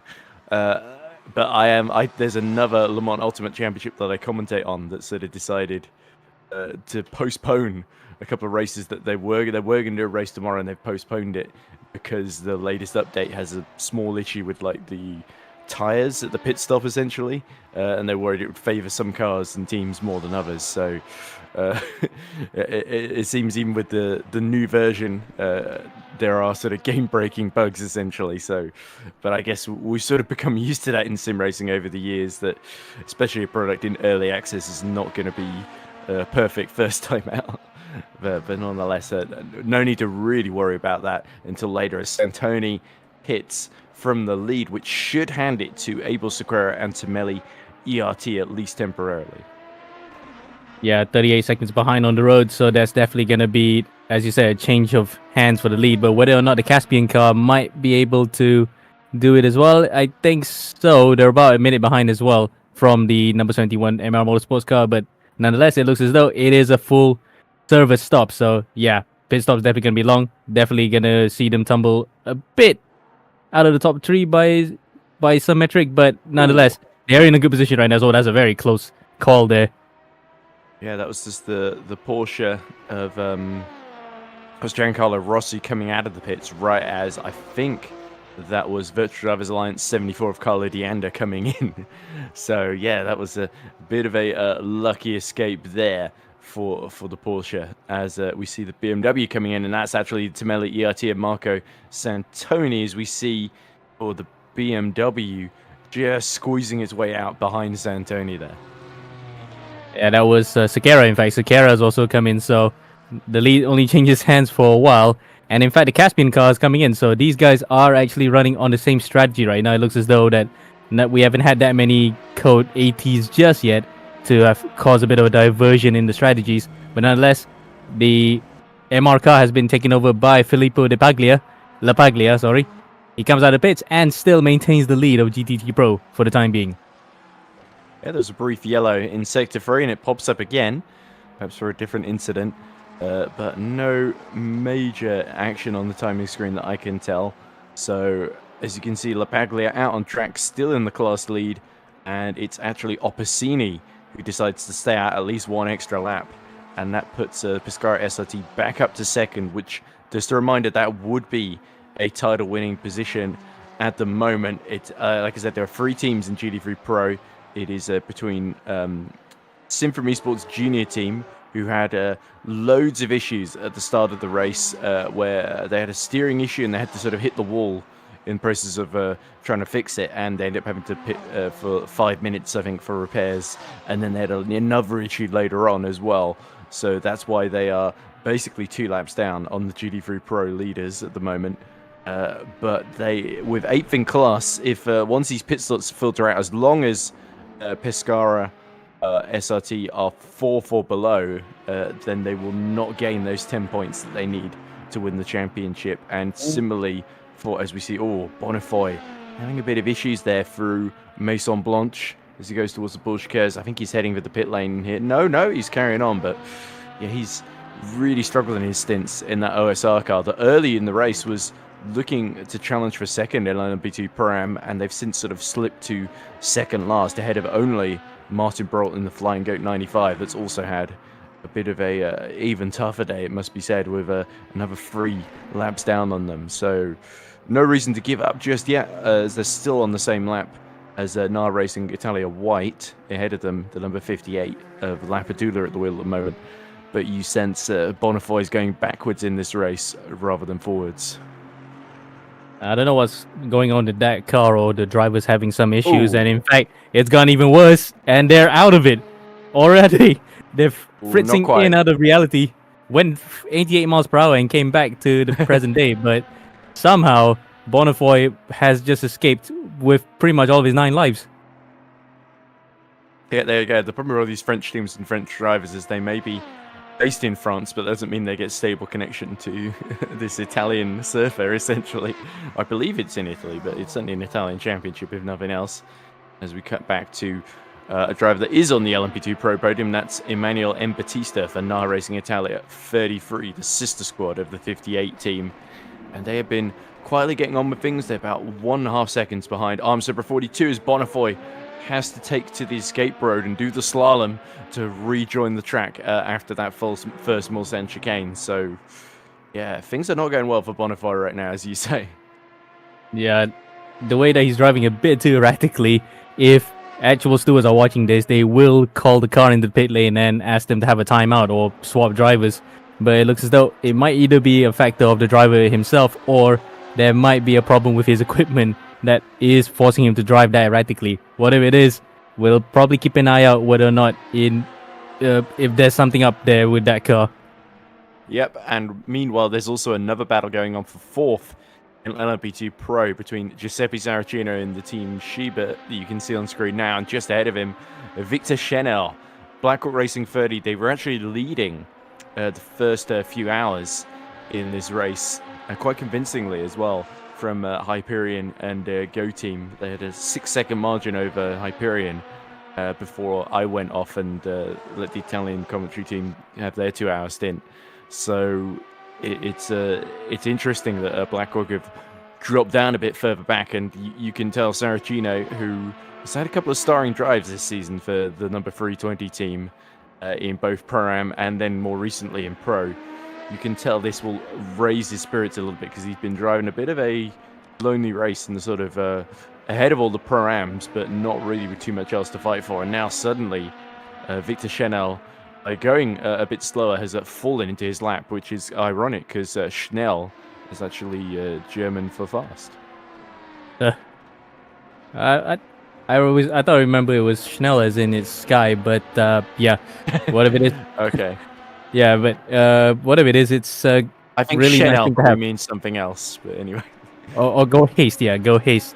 Because I remember seeing, it was a documentary a long time ago that involved Alex Zanardi's crash, that he lost both his legs. There was a doctor that was with the Champ Car series at the time. He just commented a helicopter, said Chanel. So either he was pointing to the sky or he says, go fast. So I think somewhere around the two. We'll probably have some chastening comments from German viewers after this that we butchered that one. How many European nationalities can we A, name drop, and B, offend by the end of this commentary? I dread to think. But anyway, Batista here, just ahead of the LMP2 overall leader, well, second place in LMP2. That's the reigning champion, CMT Goatee, number 7. But it must be said, number 7, while they had a decent start to the season, it looked quite promising for them. After the first 3 rounds where they won 2 out of 3 races. Since then, it's really all gone the way of Hyperion 44, the Season 5 champion. So it really feels like, there we go, just Batista leaves plenty of room there into Mulsanne chicane number 2. It really feels like, as we see, Mayron Dax Hellet for the Nisa eSports number 215 is crabbing here at the end of the first sector as he goes down at Mulsanne Straight. So that could potentially be a code 80 there if this is a serious issue. Well, not a code 80 per se, but if he does lose control of the car and damages even more, then we might have a big problem. As you can see, he nearly made my words prophetic there, but luckily Dax Hellet actually held on to that. But that car is seriously not wanting to go in a straight line. The color scheme reminds you, do you know Toy Story, where Buzz Lightyear has like the villain? Zurg. Zurg. Yeah, it's purple, red, and black. It looks exactly like Emperor Zurg, or whatever his name is. But yep. And the BMW is also sort of adds to that because it looks so aggressive from the front as well. Indeed, and ironically, the name of this team itself is almost a team of it's almost akin to a Malaysian team's name here. It's called Viper Nisa, but I don't think there's no relation to that. This is definitely a European team, but the Zurg colors definitely is not protecting him here. It looks like it might be that Buzz Lightyear has gotten to them there. Yes. Oh yeah, Buzz must have shot first here, and Zurg is wounded going to the pit. Or Dax Hellet is wounded, I think, because that way, if we blame a fictional character, then Mayron doesn't have to take responsibility for any offs that may or may not have happened here. So there we go. Yeah, I believe. Let's see, Nisa BMW GT3. Let's see, there are 4 drivers: Guillaume Liost, Lazar Mironova, Max Foxiegs, which all 3 of whom are French, and then Mayron, who is Belgian. So I assume all French outfit here taking part in their sort of their home race of the season, essentially. And Dax Hellet might be the Flemish-speaking Belgian who can actually pretty much understand the rest of the French drivers. Either way, it looks as though that he's pulling it quite well, to be honest. He's keeping clear trouble, seeing the other cars behind, and is just trying to get back home safely. But really, this is pretty much a lap from hell, shall we say, to just get that car home and fixed. Yeah, by the way, Adriano Opposini hits for Pescara SRT from 2nd. So this potentially could drop them out of a potential championship winning position. It's going to go back and forth with the way the pit strategies work here. Of course, Pagani is going to come through now for Tomeli ERT. And you'd think Semir Selek 20 seconds down the road is also going to get through. But Pagani, Opposini, should be serviced before Nico Barkley, another 64 seconds in arrears, shows up, of course. So there's every chance that it's interesting, though, that Pixar SRT were looking so good in sort of a very solid 2nd position behind MR Motorsport early on. And they've sort of gradually fallen into the clutches of Tomeli ERT and one of their title rivals, Caspian Motorsport, as well. And we've seen Caspian do quite a few great drives this season. You think of the really long races like Daytona, the 12 hours, where they just held on to victory in that thrilling finish, wasn't it? From, I believe it was GR Simfrost, number 8, that were all over the back of them. And then... Oh dear, Dax is lapped by the level 1 eSports hypercar at the Porsche curves. You definitely do not want to be going too fast through here, but you also don't want to be a rolling roadblock essentially. So Daxler has actually threaded the needle quite neatly here, used his mirrors to good effect. But nearly got slammed into the back by the Team Sheep and McLaren there. Yeah, I'm not sure what is the iconography at the side of the car. It looks a bit like Jesus, or it could be Van Gogh. I would say it's Jesus because he's definitely watching over them this one. Well, there we go. I think I might have to have a look at that. I think they have a Racing for Matteo sticker at the back, if I identified it correctly. Unless it's just a star with a little crescent that looks very similar to that logo. But nonetheless, let's switch back as the car has safely made it to bits without the need for a code 80. So we kind of got away with that one there. As we look at Batista still chasing down Paolo Penimpede. And of course, Penimpede is in a title fight with Simfrom eSports number 47 at the moment. 47 came into this race in LMP2 Pro-Am with a 38-point lead. So really, they need to hope that something happens to Vinciulo and Simfrom eSports number 47 at the moment. And they need to hold off Batista, as Batista, always lagging all over the show, didn't actually hit the wall there, I don't think. It's just internet starting to fade at this phase of the day. Yeah, kind of leaves me wondering some of these connections, whether or not it is probably something to do with the little internet outage that we had a couple of days ago. It's still affecting some countries, but it looks as though the rest of the field is not having such problems. It's just one or two drivers. But luckily, though, that Naha car did not meet the barriers in any shape or form. Yeah, so just an interesting thing to think about for Pescara SRT number 4, because they are pitting about 2 laps later than the likes of La Paglia, Pagani, and Semir Selic, all 3 ahead of them, essentially. So how is that going to benefit them as this goes on? Sure, it's going to mean there's a bit of an offset, and potentially if they can get enough of one, they can maybe save enough fuel to sort of do 1 pit stop less, essentially. I think that is the plan in that Mercedes. Either that or use a different tire set compared to them. Looking at the timing sheets, that Pescara car is actually going on hard, so they're going opposite to, say, the Caspian car. That might actually get a position because they can just triple stint on those tires and then maybe just try to stretch the fuel limit to a lap or so, then can have a chance to get back on equal footing. But for the time being, though, those hard tires are probably going to take them a while to really wear out. Yeah. Last lap for Semir Selic, 3 minutes 55.9. So unsurprisingly, having just got in that car after driver change, Selic is well rested, well prepared for his stint, and is immediately starting to outpace Pagani ahead of him by 6/10 on that previous lap then. So we'll have to see if that trend continues. He's got 24 seconds to close up then. So Caspian are sort of in a position where they kind of, at the way things are at the moment, they need to finish top 2, because I think they are 12 points behind in that GD3 Pro 20. Champion. 20, okay, 20 actually. Right, okay, how many points do they need? Let's see. So 18 points would be what Symphony Junior team would be scoring at the moment. And 20, that'd be 38. So second, yes, they would need second position then. That would get them equal, and I think they've got 2 wins. Whereas, how many wins does the Symphony Junior team have? 1 from round 3. Oh, they've got 3. Okay, so they would win on count back then if it's equal like that. So yeah, they kind of do need to win.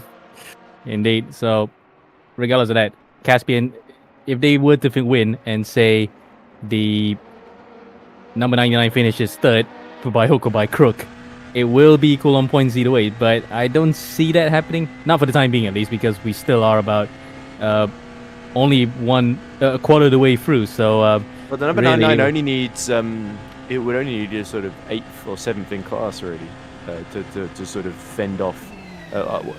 Let's think. So if Caspian win, where would the number 99 need to finish? Just out of figuring this out, so that'd be 50 points going to Caspian, and then 20 behind that would be 3rd place. So you're right. So what you're saying, yeah, that would be the 20-point gap. The 50 points for the win and the 30 points for 3rd. Yeah, still way too far. It's a bit insurmountable if that's the case. But again, crazy things have happened at Le Mans. But judging by the way that these cars are going and reliability is very good, we may not see the Caspian car pop into that top 7. Not for the time being, though. Maybe they could do something in the middle of the night stints, but you mean the yeah, Simfree Junior team? Yeah, it is slowly. Sorry, the Simfree number 99. So they are really losing their grip on this title fight at this current juncture. Yeah, last lap, I think Ricciardo may have come out of the pits the previous lap because he set a 5:11, whereas everybody else is in the low 4 minutes or high 3 minutes sort of bracket, essentially, with the exception of Tommy Teasdale, I think, has also made a pit stop. So, yeah, certainly Ricciardo 26 seconds behind the next GT3 AM. It's going to be difficult night stint for that number 99, but they've got to stay in it, because if they give up now, then they're going to guarantee that they hand it to their rivals, essentially, because with that 10-point margin, you can't just hope that everybody that's fighting with us will drop out, because it's so close in GT3 Pro this season. Indeed, and to just make your point on that one, first to 7th is separated by the race win at this point now. Team Shiba number 13 mathematically are still in it, but again, they have to hope for a miracle if they want to win this title fight here today. Yeah, certainly you got to think Piscar and Caspian are the two most likely to win it if Simfree Junior team are still stuck down in 8th, essentially. If it's a case of Caspian at the moment getting into the top 2 would do it, and for Piscara getting into top 3 would do it for them, I think. Yep, but again, they will have to make sure that the other drivers, we just take the Tamelli number 69 car, for example. They are, they're actually 35 points behind from Simfree number 99. So if they win, and at least the Simfree number 99 car finishes 7th or 8th, that will be the title going to them, but it's still not certain, because that's how close it is between that top 7 in the championship right now. It's just, you cannot call it at this point. We cannot even do any permutations. We'll have to see. The problem is that they have to worry about each other, not just the leader that they have the gap to as well. So there's a lot of game theory left to play out here at Circuit de la Sarthe, as well, as we see that Piscara SRT of Opposini being lapped by Giuseppe Saracino, who continues in his quest to hunt down Victor Chanel. You can see just 1.4 seconds up the road. The gap's been fluctuating here and there. Last lap, Saracino was about 7/10 quicker. But yeah, Chanel does seem to fight back every other lap as well. So yeah, 1 second, the current gap at the moment. I think Saracino a little bit too far back, unless there's a mistake coming from Chanel under pressure. Yeah, but that Black Hawk car, I've raced with him before in other races. They don't crack under pressure easily. But it depends on how Chanel is feeling right now, because at this point, his previous lap wasn't really too far off. It's only about 2/10 slower compared to Saracino. So really, he's got matching off Saracino's lap times, is whether or not he could actually keep it going for the foreseeable future in this particular stint. You saw that good presence of mind there, actually, from Victor to lap the Boyd Transport 206 through Tetra Rouge there. Could have easily got delayed if he mistimed that, but he didn't panic. He just sort of cut to the inside, and now the gap between them still hovering at just under a second, 9/10 here. Of course, it's not like Formula 1 or Grand Prix style racing in rFactor where you can use the DRS when you're within 1 second. You've got to use the slipstream and somehow outsmart. In fact, I've seen a lot of former sim racing used to do this when they had a race at Circuit de la Sarthe. They would do a Grand Prix distance there, and they would turn off DRS because it would just be ridiculously powerful down the Mulsanne. And you already had the slipstream, you don't need DRS as well, was the logic. Yep, the whole that you punch through the air, the guy in the front, and you have almost like a kilometer-long straight here at the Le Honodier Straight or Mulsanne.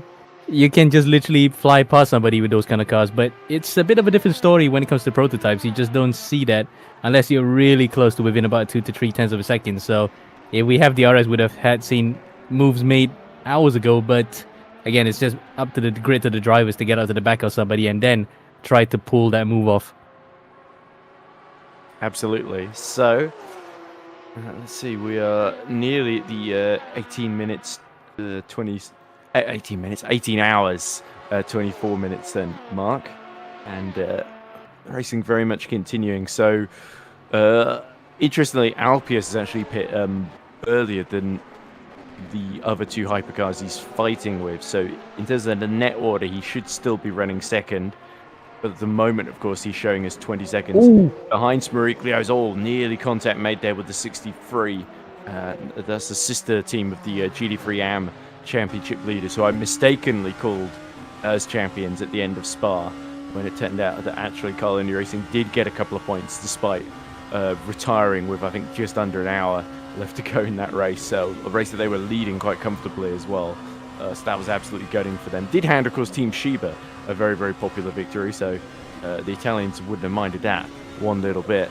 But yeah, certainly you got to feel for the reigning champions a little bit. It's not been the smooth ride that they had the previous season. Rookie Monsters have very much been a thorn in their side all the way through, and they are overwhelming favourites to win AM this season, as Saracino sees traffic in front of him fighting and decides to follow in his rival in the form of Chanel in that Black Hawk into the pits as all. Chanel really struggling to just get it slowed down in time for the pit lane speed limiter. I mean, if I were those GT drivers being overtaken and suddenly see the prototype go into the pits anyway, I'll be a bit mildly annoyed that he could have actually just waited. But for Chanel's case, he's just trying to keep that advantage ahead of Saracino, but locking up on the way into the pit lane would not have helped matters.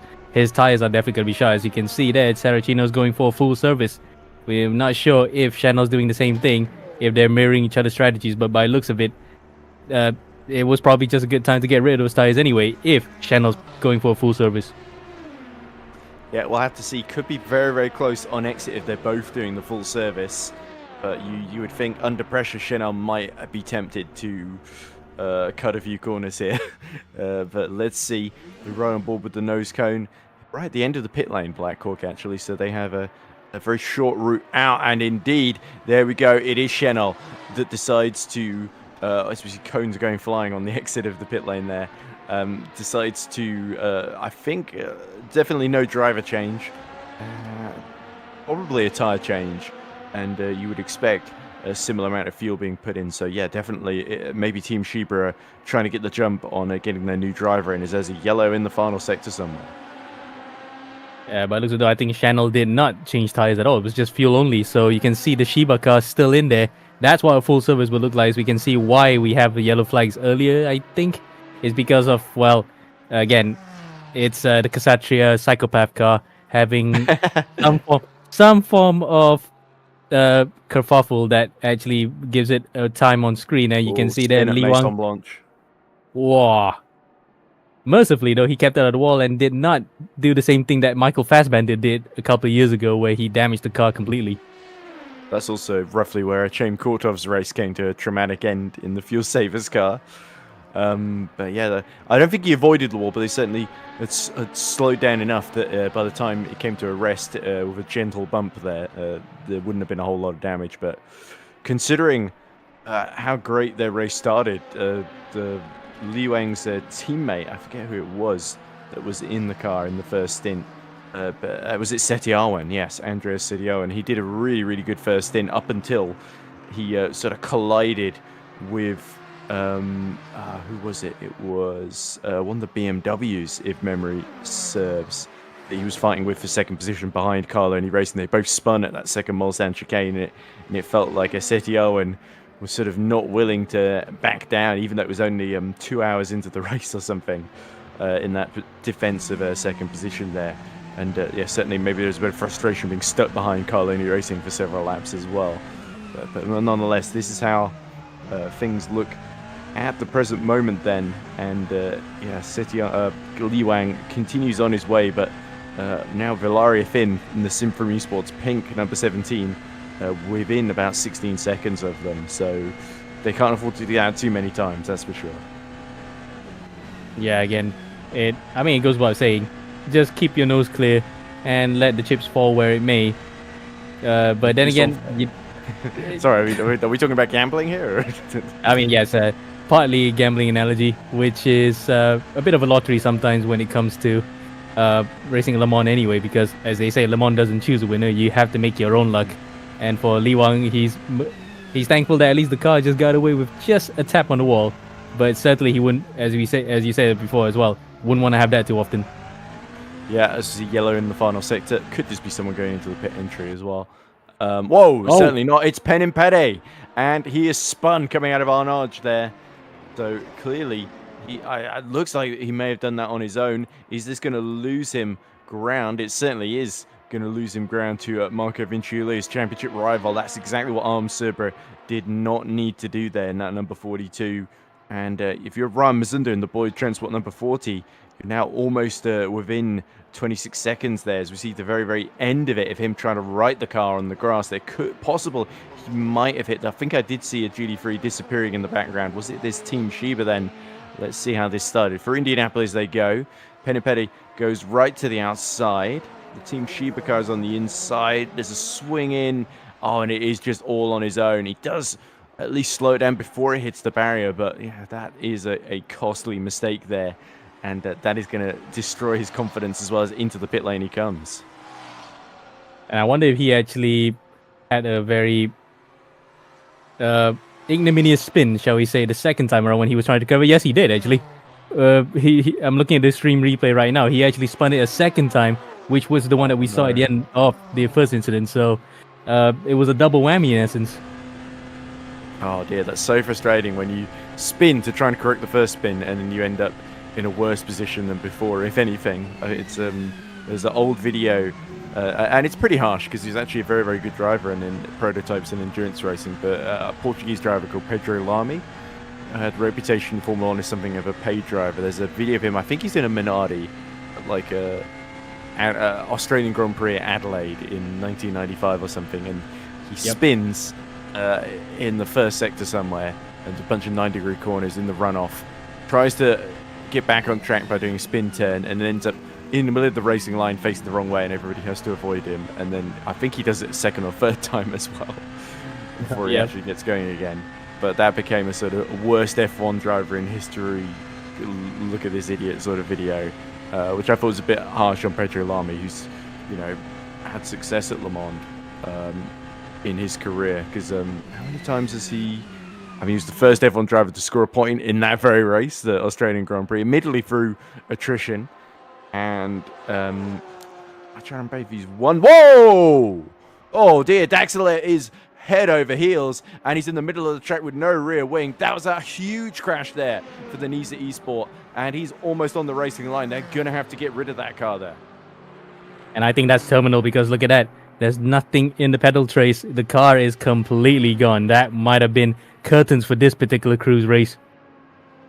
Let's see if I can identify. Oh, didn't have enough time to stare at the image on the side, the figure on the side. I was wondering if that might be Diego Luna, the actor who plays the Star Wars character Cassian Andor, but probably unlikely then, as we see. Oh, so it starts with the rear going. No, I think it might actually be just Jesus. Yes. But, yeah, there we go. But is there a rule against religious blasphemy on these cars? I don't know, but don't think I've seen that bit the rule book. So he has this sort of fairly innocuous spin coming out of Mulsanne, and then just logs all the way to the right, and then he's going end over end. And yeah, certainly not a quiet way to exit this one. And indeed, it is just a star and a crescent symbol on the side, not the Racing for Matteo logo. Yeah, but the way that the car just went end over end and lifted into the air, he actually was... he has ascended. Yep, well, I guess it's God's problem now. It's all in his hands, and looks like Mayron, Dax Hellet, who of course said that we had to watch him do a whole lap of struggling back to the pits with damaged steering. I think there might almost be a sense of relief at this point after 5 hours, or nearly 6 hours, it must be said. The race is over for them, but nonetheless. And for the rest of us, that was one guy having a rapture. And for us, we have to see the rest of them do well on this earth still and not be damned. Okay. This stream has taken a turn. It's Anyway. 2 a.m. here, so I'm doing the heroin joke on that one. Okay. Right. Well, it's a good thing it was just religious themes, not drug themes, like we've seen on some liveries in this championship. As we see, it looks like the Flying Goat 95 coming in for a service. as we see Gianluca Gabbiani in the Team Sheba number 67, the car that won last time out, of course, at Spa in the GT3 AM class, with the late retirement of Carloni Racing 82. Bit of an inverse scenario now where they are the last car in class, down 11th position, and the penultimate car on the road with only Salvatore Sotelo in Arm Supra 41, about 50 seconds down the road behind them.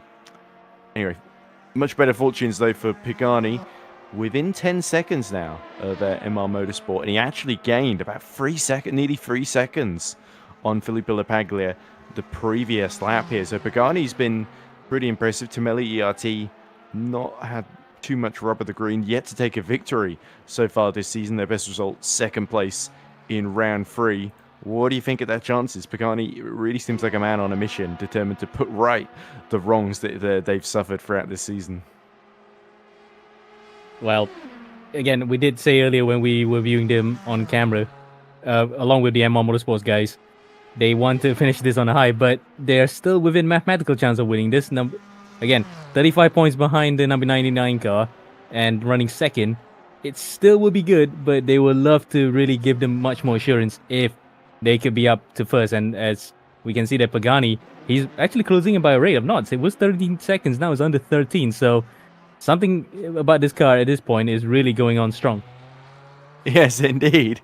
So yeah, Tamelli ERT, who of course they've previous them, and it's interesting to see them in second, Cassie Motorsport third, because of course a couple of seasons ago I remember getting very, very used to seeing both of those teams fighting for the GT3 AM Championship, and they've both sort of come of age in GT3 Pro as well, against some pretty stiff competition too. So obviously we've had the BOP affecting obviously a lot of the drivers in GT3s especially moaning about the BOP affecting them disproportionately in some races compared to others, especially when they've done well in one race and the next race they're nowhere basically. But yeah, certainly you do still have to have talented drivers and a lot of just ability to stick with it when things aren't going your way in order to make the difference in the championship there, as Pagani then is about to start another lap. So I'm just thinking if Riccardiel and Symphony Junior team stay down in 8th in class, where does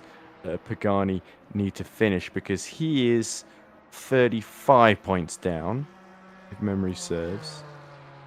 So he would have to win, I assume, he would have to win and then gain 35 points, say 45, or he would need them to finish 10th, I think. You would need to win with them in 10th, so for the Symphony Junior team. So it's quite remote, because how many GT3 Pros do we have? Yeah, we got 9. We got 10 in total. So they need to hope that Zitello and Rossi don't drop out. Otherwise, their mathematical hopes are realistically over, essentially. Yeah, but that will make it better if the 99 car drops out completely either way. So yeah, so with only just 10 cars in the class, it is very tight, and everyone would score points, regardless of where they are, and are within the percentage of the leaders' laps that they have completed. So for the time being, everyone would still be entitled to points, but things could change. Yeah, I'm frankly, to be honest, still quite amazed that when Dax Hellett had his end-over-end moment, that everybody avoided him and went either side down the middle of the Mulsanne straight, because they're approaching at quite high speeds, even with the yellow flags warning them as well. So you really do have to be on it at this late phase, especially if you've been driving for a couple of hours and then somebody goes and does a thing like that. So yeah, it can sort of thing that can absolutely turn the championship on its head if you arrive at the wrong moment. And by the way, I was talking about Pedro Lamy earlier. He's in terms of his 24 Hours of Le Mans results, he has, I think, 6 podiums, but his best result was a win in the GDE AM class in 2012. So yeah, I was absolutely right. Pedro Lamy a lot more successful at Le Mans and in endurance racing than in Formula One. But of course, he was a pay driver and he didn't get particularly promising teams in his Formula One career, to Lotus and Minardi, I think. And it was not 70s Colin Chapman Lotus, it was going bankrupt Lotus in 1993 and 1994. Yeah, and also the fact that we're probably just glossing over the fact that he also did compete for the overall win with Peugeot back then, along with his escapades in the Aston Martin GT1s. But again, he was part of that crew that finished crushingly second with he was alongside Bourdais and Pagenaud, behind the Audi that survived the onslaught of Peugeots that were chasing in 2011. That really modern classic Le Mans 24, at least until up to recently. But yeah, Lamy was just unfortunate that he couldn't crack it overall, but at least he's gotten a class win, so something to take away from a career. Yeah, definitely. And to get podiums at Le Mans is no mean feat whatsoever then, as we see the clock continuing to tick down ever so slightly as the 24 hours continues to play out. I think we've got another 2 hours, or I've got another 2 hours that I'm completing. I don't know about you. As we see, we might actually be about to do a commentator change in the next couple of minutes. Amir, do you want to do 8 more minutes or 2 more minutes? I think we'll do 2 and then we'll end it on the top of the hour. All right, fair enough then. So, trying to think of interesting talking points. Of course, really, we've mainly just seen a couple of spins and mistakes and strategy sort of coming into play here. Some drivers trying to run a little bit longer, some going a bit shorter. It definitely looks like, by the way, I think mainly because of that early drive-through, Grand Effect Sim Race number 27 are wildly out of sequence with Team Schieber and Simfro number 1. But Alpius continuing to just consistently gain on Smaruglio. He's 15 seconds behind. He was over 20 seconds behind not too long ago as well. So yeah, the trend definitely seems to be going in favor of Ground Effect. Well, obviously, Ground Effect, no, they just had to finish the race to win the championship effect because of Sophie hypercars. Do you think they will throw the kitchen sink at trying to beat Team Chiba here? Of course, it's only 2 drivers, Alpius and Santa Callas, of course, who started the race. Whereas Team Chiba have got a pretty stacked lineup, of course, of Decutis, Federico, Russo, and who else is in that car? Let me just have a quick check. It's Mirko Licini as well. So basically, Russo and Licini are like long-time teammates in for the Alpha Delta team in Grand Prix Virtual Formula Sprint 1. No, Superlights, of course. They moved up to Superlights, which is their second tier. So they know each other very, very well, and they seem like ideal teammates to have in endurance racing team, along with Decutis, who we know is really quick and really, really consistent then. So of those two, how do you see this playing out? Because Ground Effect have just, as much as that you would think with one less driver, they would be, in terms of fatigue, that's going to creep in for both of them. They've got so much raw pace. You would think, even with the ground they lost early on, as long as they can keep getting those marginal gains, they're going to stay in the picture right until the end. Well, it's not going to affect them, that's for sure, because we've seen them do 6-hour races a piece when they did, for example, like the 12 hours before. So I'm not surprised that they can actually do 12 hours each after this. But you're right about one thing, the fatigue may set in much later. But for now, though, they're more or less taking it easy. They're probably not pushing as hard as the top 2 right now just to create a gap. But the number 27 car is probably not resting on its laurels. It's still just keeping the pace up just to be within arm's reach. Yeah, if nothing else, they definitely want to beat the reigning champions, Symphony number 1, that sort of basically ran circles around them last season, and they've really enjoyed their revenge in Season 7, I think it's fair to say. So right on board with John-Paul Van Earl, still trucking along in 4th in the hypercar class, as he slowly... Oh, and that was Martin Barot in the gravel at the first Mulsanne chicane. So Flying Goat deciding to make some sandcastles through the first chicane there. And Barot clearly just outbroke himself, I think. Yeah, we're catching the end of it on this one as well. Now, in fact, we're going to go a bit further behind to see what happened. But I think it's just a case of unforced error. It's just the driver accidentally losing it at his own accord. Looks as though I think it might have been the rear going out first. No, in fact, he just misses braking point completely and spins it around. The bullets go flying. Oh, lucky the OSR car didn't clatter into him there. Yeah, very lucky escape. But again, it's just the sort of thing that happens in the late evening where it's been already about a 6-hour duration of a normal race length has been completed. And then suddenly, out of nowhere, you just feel sort of losing concentration for just a bit, miss your breaking point, and just spun around. So Brault has done something that every other driver might have done at least once while racing at Le Mans. Yeah, indeed. So no reason to give up now for Flying Goat, even though they are 9th in class. And the chances of fighting potentially for a top 6 or top 5 that did seem to be on the cards earlier, it does look a little bit remote. I think the only team they might be able to fight is online sim races if the 999 makes a few more mistakes and goes a couple of laps down. But nonetheless, so good to see Flying Goat still sticking with it and staying in the race then, as we look at Pagani, who is within 2.9 seconds now. Felipe Lapaglia, as Lapaglia another almost 4 seconds slower. That previous lap, he's just continuing to be caught, isn't he? Yeah, we did see just now how rapid the pace was from the Tamelli number 69 car, but we didn't expect it to be this fast. Sure, maybe the prototypes might have gotten into play there and caused the gap to be even smaller, but that's the similar thing that Pagani has to go through as well. So this is genuine pace that Pagani is showing to reel in first place in class. Indeed it is, and he's been threatening to do this for a while, hasn't he? So this could be a really, really interesting next hour as this battle develops then. But yeah, just 3 minutes left to go until the commentator changeover then at Circuit de la Sarthe. And let's quickly run through what the order is as we nearly get to the end of hour number 6. So it is Team Sheba number 228 that leads Smeriglio in Symphony number 1 by 20.5 seconds. Santa Carlos has made another pit stop and he's about 80 seconds behind Smeriglio. There he is, just going past Pagani now.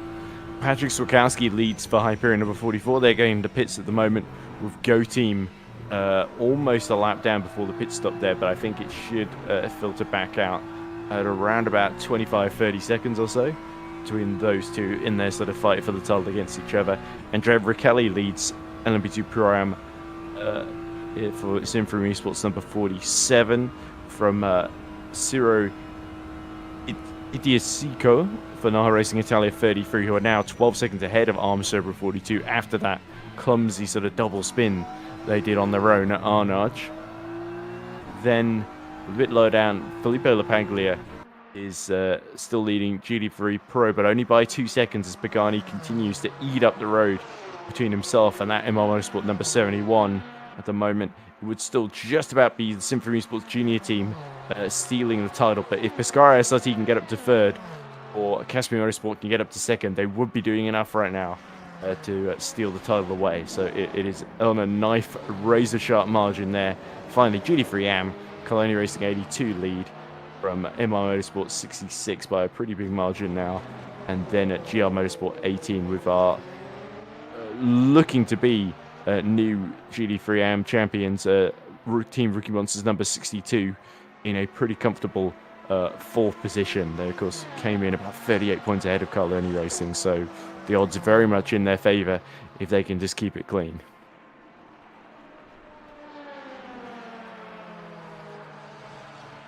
Yep. Well, another minute ago, I thought that we have actually probably gone into a commercial break, but yeah, that just to point out, the GT3 Pro battle is just so fascinating because all the cars are still running in essence, and they are still within earshot of each other for the title fight, especially, again, mentioned it before, the top 7. So it can still swing either way as the race progresses. It's just, we cannot even call it now. It could still go to any of those contenders.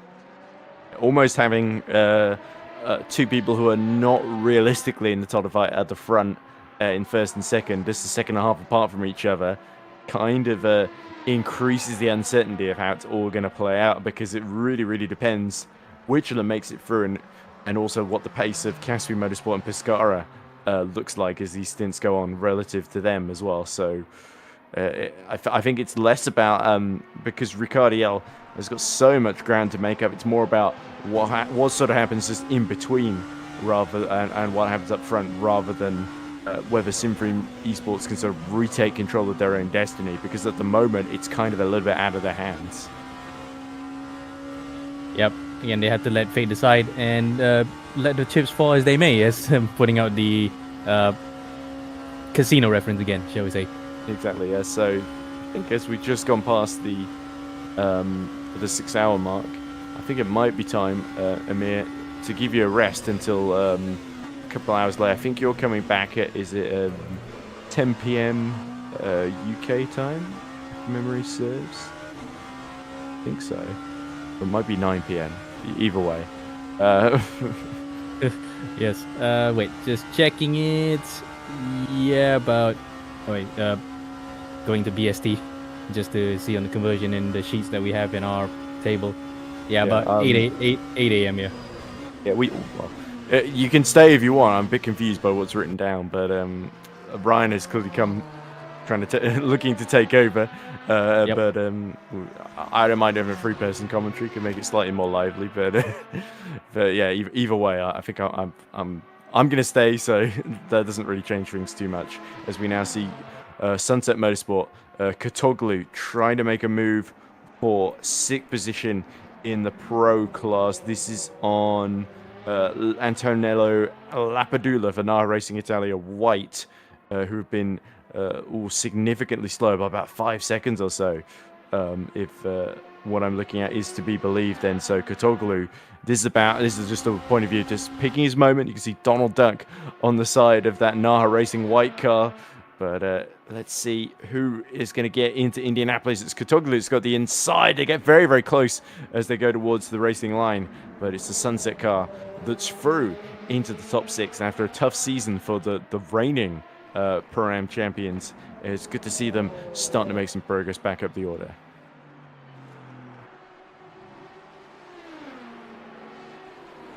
Yep. I thought we were going to hand it over to Ryan for this one, but looks as though I think he might be AFK for a while. At least I'll continue on until he comes back around. All right. Well, we'll see if we can reach Ryan. But no, I'm still here. I'm here. Oh, there he is. All right. Okay, then. I guess we can say see you a little bit later, Emir, and you can get a well-deserved break. So thanks for joining me for hour number 5. As now we continue into hour number 6.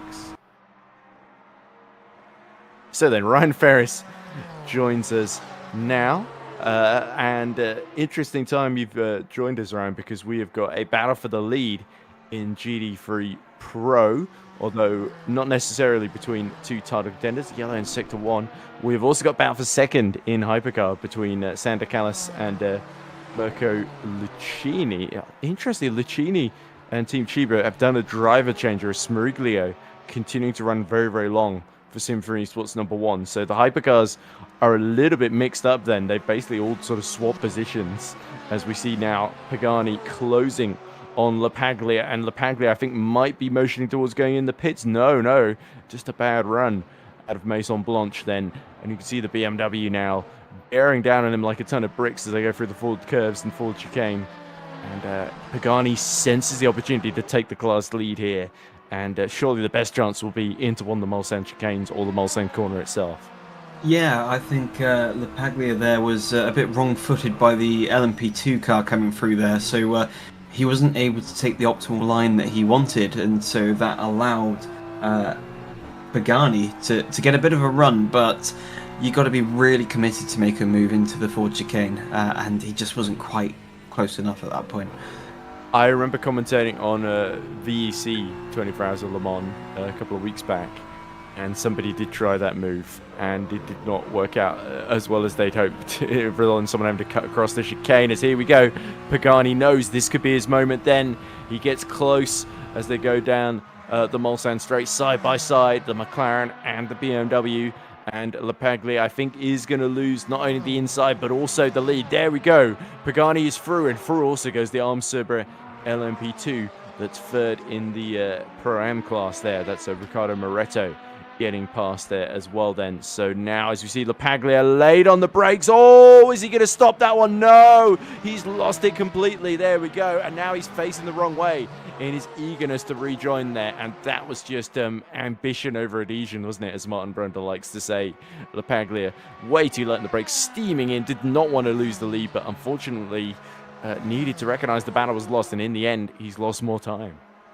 Yeah, I was quite surprised that Lapaglia wasn't really trying to fish for a slipstream off the BMW just up ahead, because it would have given him a slight bit of tow. But he decided to tuck back in and got the secondary tow off of Pagani. But obviously, the opportunity was there, but just a little too late on the brakes. I think the move over the curb as well. Was on, but as you can see, yeah, over the curbs, maybe a little bit too much brake pressure into the corner, and around she went. That's a shame for Lapaglia, who'd been holding on to the lead very, very convincingly for a lot of the last couple of hours for that MR Motorsport team. Either fatigue starting to creep in, or maybe a lot of his teammates putting the car into that position, and he was just a little bit under pressure as Pagani was just consistently catching him. Now, of course, Semir Selic, who is somebody that's a lot closer to title contention with, of course, our championship leaders in GT3 Pro, the Simfroom Junior team, down in 8th in class as we watch the battle for 6th in the GT3 AM class between Ksatria Sim Racing with Keenan Li Wang chasing down Hallam Voice, and Hallam Voice will not be enjoying this one little bit, and he immediately dives into the pit lane. So yeah, Keenan Li Wang, as he now sees that looks like the GR Simfros Porsche trying to lap him here, and he's not being terribly cooperative, it must be said. No, and he's going to go up the inside anyway, as they got one of the LMP2 cars coming, so that's not his battle for the time being. So just going to let him go, and potentially sit behind, go down the Mulsanne with a bit of slipstream, bit of fuel saving going on there. So it's not always a negative being overtaken by a back marker. So we call it a tactical retreat, not a loss in battle. But anyway, we look now at our new race leader, I guess, Danilo Smeriglio. Of course, it's somewhat illusory because Simfree number 1 are on a different strategy. They've clearly not done the full service at the pit stop, whereas Mirko Lucchini and Team Shiba 228 have, which is why they've lost the lead and are about 5 seconds behind Callas. Although, interestingly, Lucchini struggling to match the pace of Callas, nearly 2.5 seconds slower, over 2.5 seconds slower actually, on the previous laps. You do see sort of big fluctuations in lap times between drivers who just got in the car and are still getting to grips with the circuit, and then drivers who've been in a while who are still sort of not too fatigued that they are making big mistakes essentially, but they know exactly what to expect from the car because they've been in it for hours on hours on hours. So there's a three very, very different strategies, and all of them very much in the mix for victory within about 30 seconds of each other essentially. So it'll be really fascinating to see which one ends up being the strategy to go on at this phase of the race. Yeah, and it does begin to get tough as you go on into the race, and fatigue does indeed set in. Earlier on this month, I was taking part in a 24-hour race myself, and found myself having to do the graveyard shift of, I think I was going from 1 till 3 in the morning, and although I hadn't really done much running during the earlier part of the race, I could still feel it at that point. So for the drivers who have been putting in those long hours, it's going to begin to hurt at this point, because you do find through the steering wheel and everything else, your hands, your wrists, your thumbs and everything begins to ache as you go on into this race.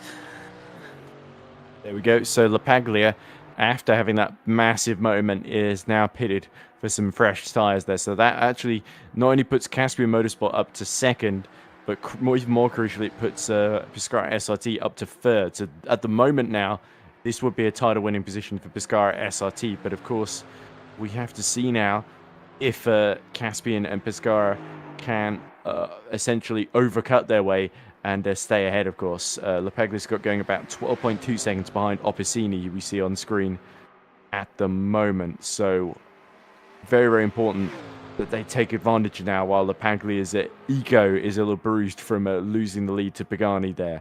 So obviously, it does sort of work to their advantage. If Lepaglia and Pagani keep doing that, keep finding each other, then it can play into Selic and Opposini's hands, essentially, in their sort of personal battle for title glory, essentially. Well, yeah, and they're going to be slightly off strategy from each other. Lepaglia is going to be on that fresher rubber now and putting some faster lap times. So it's going to be interesting how everything works out come the end of this pit stop cycle. Whether or not Lepaglia is able to leapfrog back into the lead with some good lap times on fresher rubber, we'll soon find out eventually. Yeah, only time will tell, really. The gap's continuing to close up in the fight for hypercar victory. 9.6 seconds between Callas and Smeriglia at the moment, and then just another 6.3 seconds between Callas and Lucchini. So Callas continuing to fight back. He's definitely the fastest of the trio at the present moment. Last lap, 3 minutes 19.3, which is very impressive considering Smeriglio's in the 321s. I think Lucchini is maybe just about getting into the 322s at the moment, possibly on a 321 at the moment. We'll have to see when the lap time is completed. But wow, it's certainly been an interesting way for this season to end.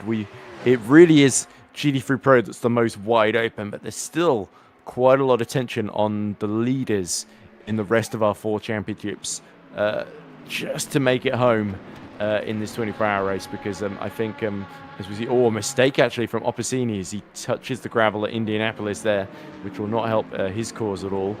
That was about, I think I was either said this or was thought about saying it to Amir earlier when we were talking about the difficulties of Le Mans. Something that Neil Yarni once said when I interviewed him was that he talked to Jackie Ickx about Le Mans, and what he said was, you cannot win Le Mans lets you win, essentially. And one of the things he was saying that in reference to was the 2016 race, where Toyota led the vast majority of the second half of that race up until a couple of minutes to go, when they hit a technical problem, slowed to a crawl, and the Porsche with Gianni on board inherited victory, essentially. Yeah, and I remember that. Remember watching that very well, and I think if I remember correctly, it was Brad Pitt who was the flagman for the end of the race. Yeah, topical. And, yeah, and I think from what I remember seeing and reading, every commentator around the world made the same quote: "You could not write this in a script." The way it went, the fact that the car ground to a halt on the start-finish straight as it was about to start the final lap of Le Mans in the lead. Yeah, I think it's safe to say they made up for it in the end. Yeah, I mean, there were a couple of years where Toyota didn't have as much competition, but yeah, World Endurance Championship has seen, the hypercar class has seen a massive resurgence in the last 5 or 6 years, hasn't it?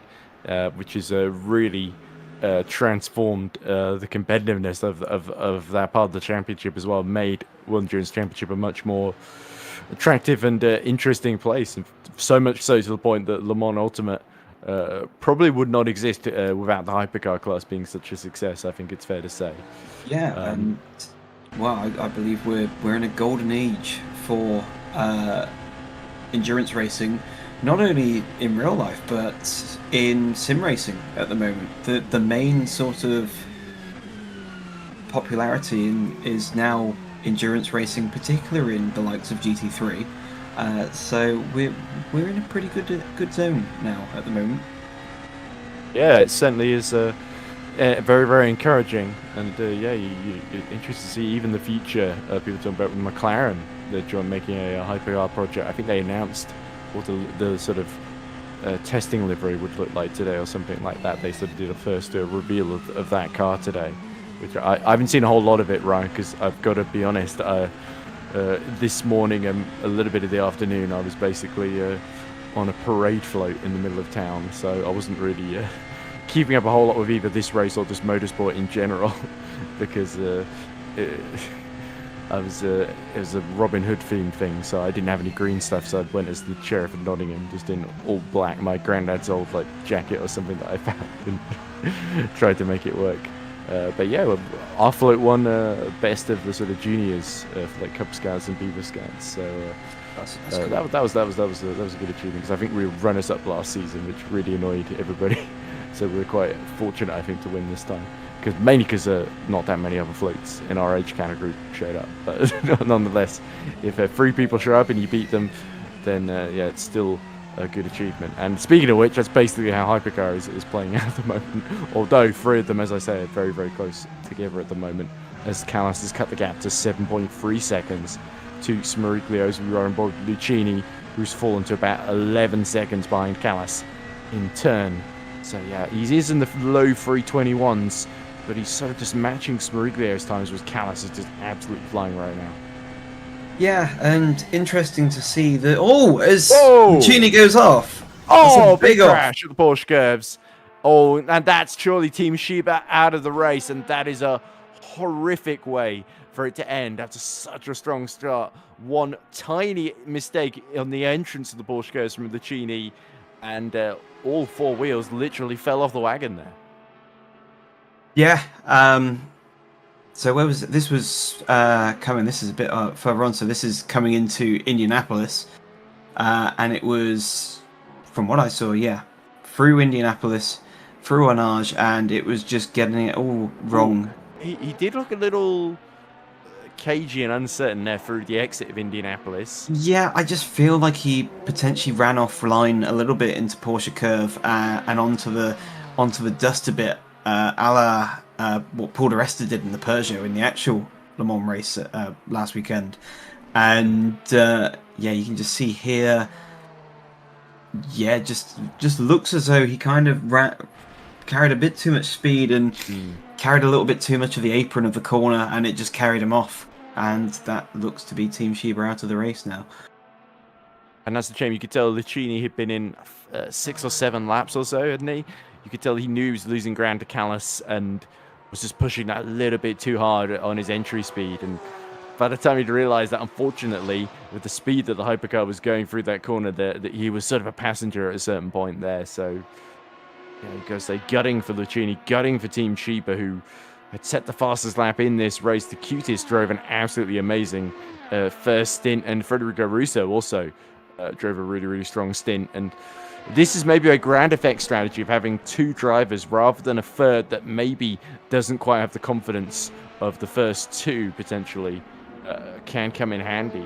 As long as you can deal with the fatigue issues, the sheer fatigue of both having to do about 12 hours in total, essentially, then you sort of know exactly what each is capable of, and it's less likely that ground effect would either ground effect driver would make a mistake like that pushing too hard, as evidenced by Callas's pace at the moment as he cuts the gap to 4.7 seconds then. But now, because it opens up a spot on the overall podium to either our LMP2s or potentially our third and only other remaining hypercar, which is John Paul Van Earl in the Level 1 Esports number 28, which was of course the pole sitter.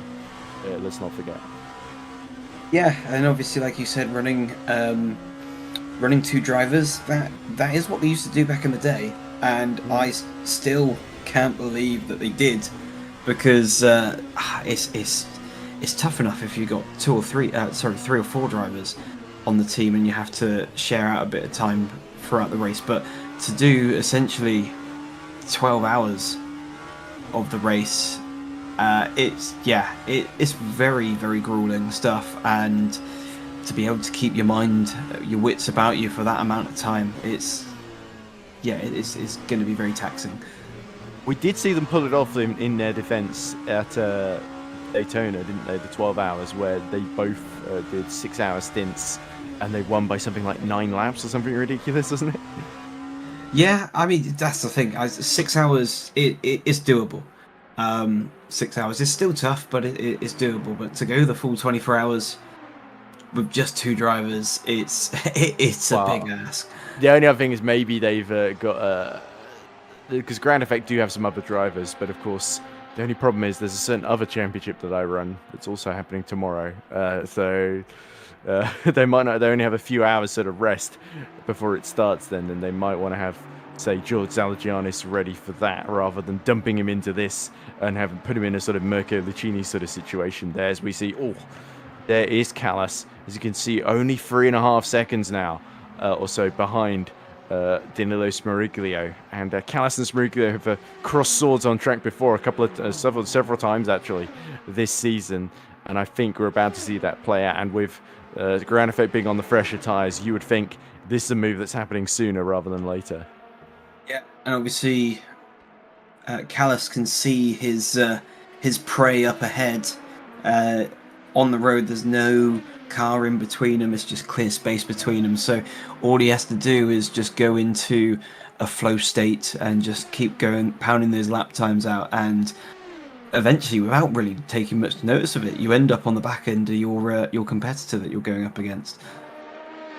Yeah, and Simframe, of course, they know that their best Tyler Hope really is in GT3 Pro, but they are still going to be backing Smariglio and everybody at the reigning champions in Hypercar to somehow pull off the miracle of all miracles here. So will Smariglio defend really, really aggressively, or will he just admit that maybe the battle is a little bit, it's going to be a little bit of a stretch here for him to keep Callas behind for too long, I think. So certainly, if Simframe try anything questionable, Ground Effect will be the first to protest it. You can bet on that.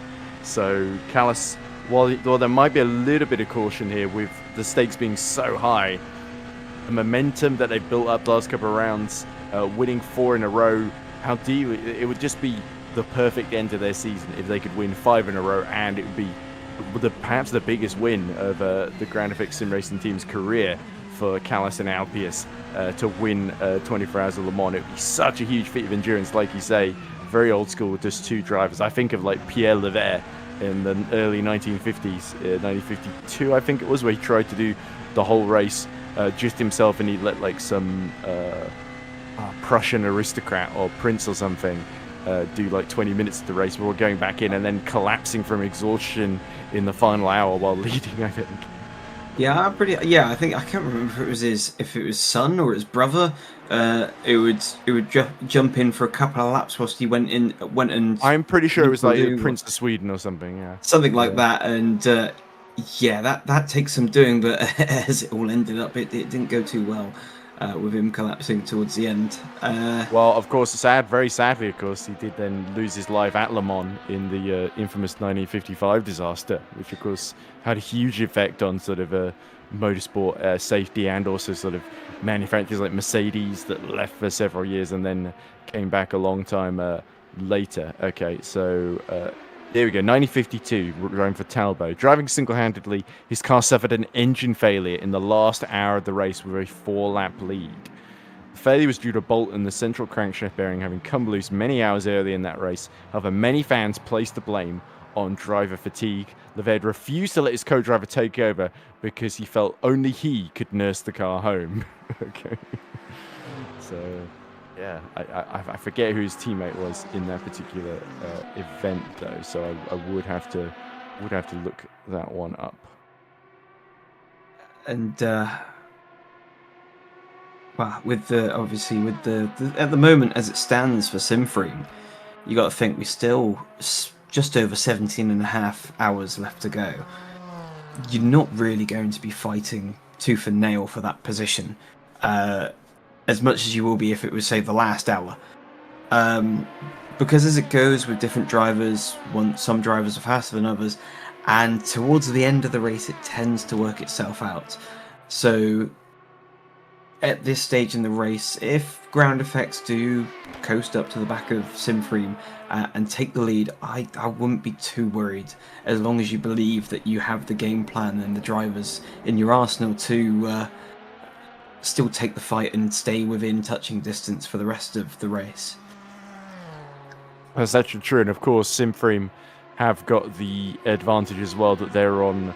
They're staying out a bit longer in terms of their pit stops. So if they can save a pit stop over the course of this race, that could end up being decisive, even with the pace that Ground Effect have got. But of course, with being such a long circuit as well, if you are sort of consistently something like 4 or 5 seconds a lap quicker, then that pit stop advantage could well disappear over the course of 17 hours or so. So we'll have to see how this plays out, but it could be very, very touch and go. You certainly know Simfream, if there's even the slightest chance they can steal the win here, they've got to go for that, because they desperately, after seeing Ground Effect dominate the last 4 races in a row, and in fact it's the last win for Simfream was Imola. That was obviously round 2 of this season, but that was last year essentially. So it has been a bit of a dry spell for Simfream, and they sort of need to find a way to end their season on as big of a high as possible. As we see sun starting to glare as well, that might have affected Mirko Lucchini as well when he crashed out there in the Porsche curse, because I noticed just how low the sun is getting now as well. So that problem is only getting worse for the drivers. Well, yeah, and another thing to think about is your brake reference points and stuff like that. You may find that because of the sun being shining in a particular way, the brake reference that you usually use, as we see the Ground Effects car coming into pit, the brake reference that you would usually use, you may not necessarily see. I know when I was doing the 24-hour the Nordschleife earlier this month, there was a particular braking point that I was used, which was a change in colour in the tarmac, which once the sun was shining on it, you couldn't see where the tarmac changed, and so it can really mess up your braking points and stuff like that. Here is Michele D'Alessandro back on board the Pescara SRT number 4, and looking to close that 47-second gap actually to Caspian Motorsports that's opened up. But look at this, Semir Selic is only about 1.5 seconds now behind LaPaglia. So LaPaglia having pit earlier for fresh tyres. Oh, we see a little bit of commotion here as Moretto nearly gets tapped in the back. Is that the 46 Hyperion, driven, I believe, by Simon Frelick, who I was actually commentating on in Grand Prix Virtual Super League, their sort of World Championship tier the other day. I'm pretty sure that's the 46 that's trying to make a move. Of course, Hyperion have got 3 horses in LMP2 just to help support the 44, and he's going to try and unlap itself. There we go. The 46 goes very Simon Frelick, not hanging about, and he splits Idia Siako and Moretto there in that battle for second position in LMP2 Pro-Am. As Selic, by the way, has got another couple of tenths on Filippo Lapaglia, so MI Motorsport 71 could be in a lot of trouble here, as Caspian have got the title on their mind. If they can pass the 71, that would put them in a title winning position at the moment. Yeah, and obviously for the ARMS team as well in this current position, it's not going to be particularly happy with that car in between, but yes, that's for overall position in the race. Yeah. So you can't really argue it. It's not like he's a lapped car actually, unlapping himself, as I sort of implied earlier. He's actually for the battle for 11th position, and now 10th with Idia Sioko right in front of them. So by about 6 tenths then, as we cut back to Semir Selic. So this is the battle with big title implications, of course. If Selic sort of gets stuck behind and slowly is forced back into the window of D'Alessandro, and we know how quick he can be, looks like Pescara SRT might have also had a full service as well at their last pit stop. So that means there's a lot of pressure here on Semir Selic, the Turkish driver, to get this job done quickly, cleanly, and efficiently then.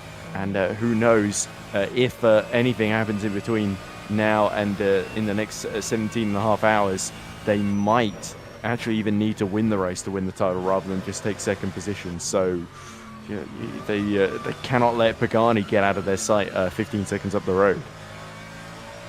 And Selic, you can see just utilising more of the track compared to LaPaglia ahead, and so you could see during the Ford chicane he closed up massively. But it seems on the brakes that Mercedes is a lot better on the brakes, and this is actually now back to that battle for second position in Pro-Am. I thought that was Morto going for a a dive down the inside, but he thought better of it. Yeah, there we go. So as we cut back then to Moretto, but yeah, Selic now within half a second. So it's looking at last lap for Lapaglia at 3 minutes 58.7. So I think Selic is still quite solidly in the 3:56s and 3:57s. So the odds are not looking good for Lapaglia holding on to second for too much longer. And if Paganu's anything to go by, I think Lapaglia might gamble on another late braking maneuver if Selic is able to pass him down the straights. Then as Moretto, desperate to get Armstrong back into the P2 that they held earlier on before there was that spin for the car that put them another step down the podium, of course. But all the while, Andrea Riccelli in the Symphony eSports number 47 is going to continue to pull over 86 seconds ahead of both of them.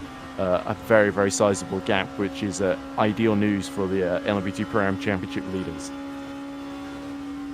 Yeah, and still getting ever closer coming into the second chicane, and all the traffic management all at the same time. And you could see that Moretto taking full advantage of the slipstream off of passing out all the GT3 cars that they're trying to pass, just trying to eke that little bit extra into the second place Naja car, and actually caught up quite a bit by the Porsche ahead, who's gone straight on.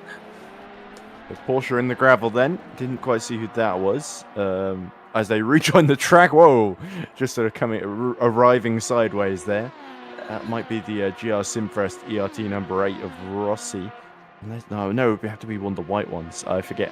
Well, I forget it what. Said it was third in class, and there is in the GT3 AM.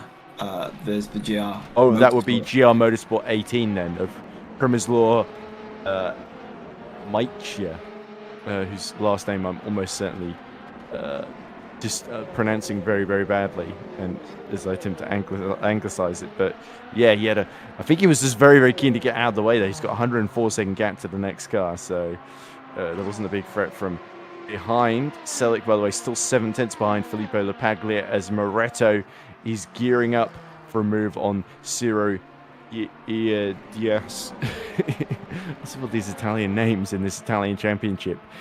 As very, very close for the Porsche curves as they're going almost too wide in front of them. This could get a little bit hectic as the Virtual Drivers Alliance car just sticks to the inside and gets out of the way. But Ciro is under real pressure to keep the NAR Racing Italia car into second position here. And of course, NAR Racing Italia have had a couple of ups and downs in LMP2 Pro-Am this season. They're 5th in the championship, of course, with their best result being 2 4th places. But how much would a podium mean to them at the end of this season? They're surely not going to roll over here for Armstrong, and they've not been doing so. Ia Di Chiolo has been putting up a brilliant fight here. Yeah, and just when you thought Moretto would have a clear chance through, it just hasn't happened, especially at that moment at Mulsanne corner. Selic's through. Selic's past Lapaglia. There we go. So that's clearly happened with a mistake potentially into the middle sector and the final sector. Here we go. So Caspian cars behind. Lapaglia backs off to let the 2 LMP2s through. And has he cut the chicane? Yes, he does. So there we go. That's how he was able to muster his way through. Lapaglia almost tried to rejoin and keep the position, but knew that he wasn't going to be able to cut off the Caspian Motorsport car in time. And that's crucial because it puts Semir Selic and Caspian Motorsport into a position to win the GT3 Pro title. But still a long way to go. And if D'Alessandro can get into third, then they can potentially steal it from them as well. Yeah, and it seems like Selic's got enough of a gap ahead that he hasn't got to worry about Lapaglia doing any of these do-or-die late braking maneuvers into the final chicane, because he's pulled quite a few car lengths on him. So I think for the time being that's job done, but I'm pretty sure crucial that he did that as well, because look at the lap times he was being held up behind and started to lose touch a bit with Pagani, who's in the 3:56.7s right now. So absolutely crucial that Selic has clear air in front of him, is able to just press on and keep Caspian in this fight for victory at this present moment in time then, And regardless of whether Lapaglia loses more positions and gives them to Pescara or not, they have got to just make hay while the sun shines, indeed, as it continues to set over the horizon then. And yeah, the battling very much continuing otherwise. Moretto, by the way, has gotten past the Naha Racing Italia 33 and is now 2.6 seconds to the good then. So that move must have happened while we're watching that replay. Yeah, and yeah, so he can go off down the road, which he already has done with he's already got a 3.8 second gap. So pretty plain sailing now for the time being. Yeah, and it's a case of Subra sort of regaining that position that they kind of lost on their own. Well, let's face it, and now they sort of find themselves although they're in second, they're sort of in no man's land in both the race, battle for the race win and the championship, with Simfreem really keeping it under control then. In fact, LMP2 Pro-Am is probably the only one where Simfreem are looking to sort of, the reigning champions, of course, looking to keep a title. Although I don't think they've won LMP2 Pro-Am before. They've definitely won Hypercar, and I think even GT3 Pro before. But they've never won LMP2 Pro-Am, to my knowledge, and certainly not overall an LMP2 Pro. Unless you go back a couple of seasons when LMP2 was the top class. I think the previous incarnation of Simfreem, whose name I can't remember what they were called back then, but I think they did win LMP2 overall, of course. As now we see John Paul Van Earl continuing to press on.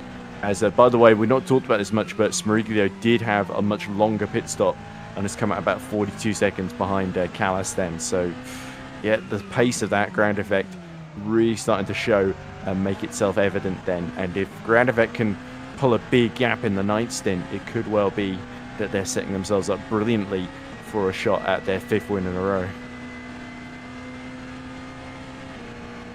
Yeah, certainly. And yeah, it seems like obviously now we've got level 1 up into P3 now as a result of Team Shiba dropping out. And the one I was most interested about, actually, in terms of the DNFs, is Team Sweetforce. The team that has always been there to pick up the pieces in probably the chocolate pieces, yes. Yeah, in probably the event that pays the best. They well, falling off the road. Obviously, I missed what happened there that caused the DNF, but yeah, real shame really, because they were always the team that didn't necessarily have the pace, but they were always there at the finish.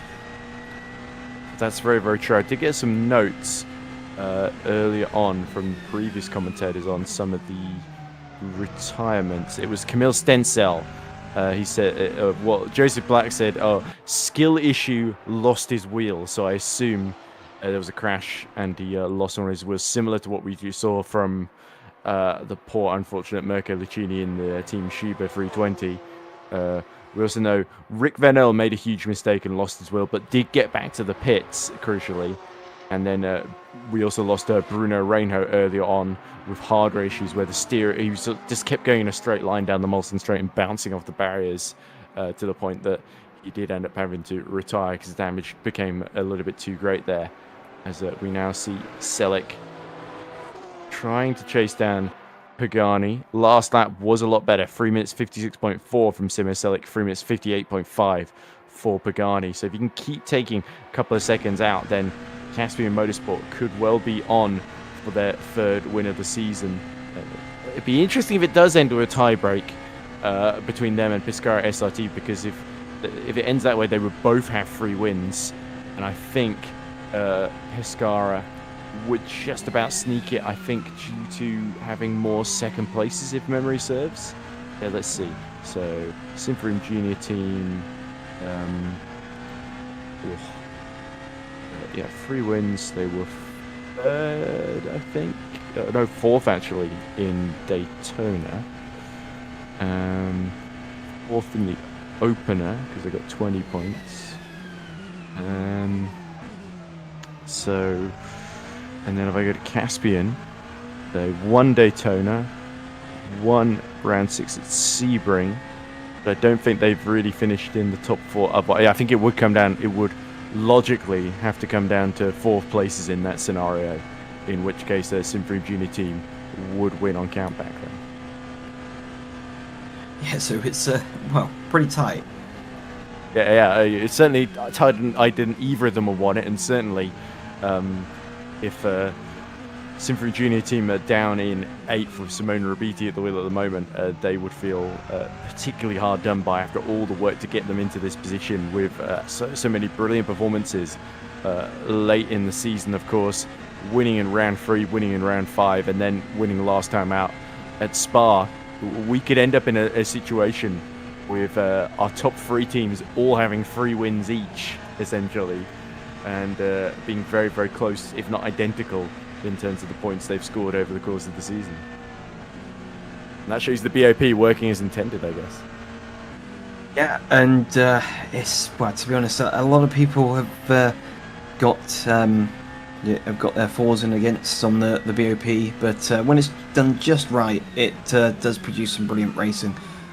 And what we've seen in real life, the Ferraris come in for some stick for it, make basically people. There was a couple of articles I think after Le Mans, where basically said that the BOP benefiting the Ferraris made Le Mans a little bit of a slightly less interesting affair than it otherwise could have been, especially in those final few hours when it was like Ferraris 1, 2, and 3 for quite a while. Although I'm pretty sure one of them fell by the wayside. Is Christopher Kianik for Go Team. That's not going to help the team second in the LMP2 Pro Championship, as Kianik spins, I think, at R&R chair. Let's talk us through what happens here, Ewan. Yeah, Brian. So as it was Ewan earlier. So this is coming down into Indianapolis, which is probably one of the more challenging corners on the circuit. And as you can see, pretty planted there. And up to an Arnage where we saw earlier. And just looks like over-rotated the car. Stop before hitting the barrier, though. So good there. Chris. Good save. But yeah, just looks like... and that's... that's the number 62. That's the championship leader in GD3 AM. And they are stationary at the Mulsanne corner, I think. Yeah, there's no rear wing on that. Into the tyre barrier. You can see their teammates passing by, but this is hugely dramatic then, because it completely blows the GD3 championship wide open in AM.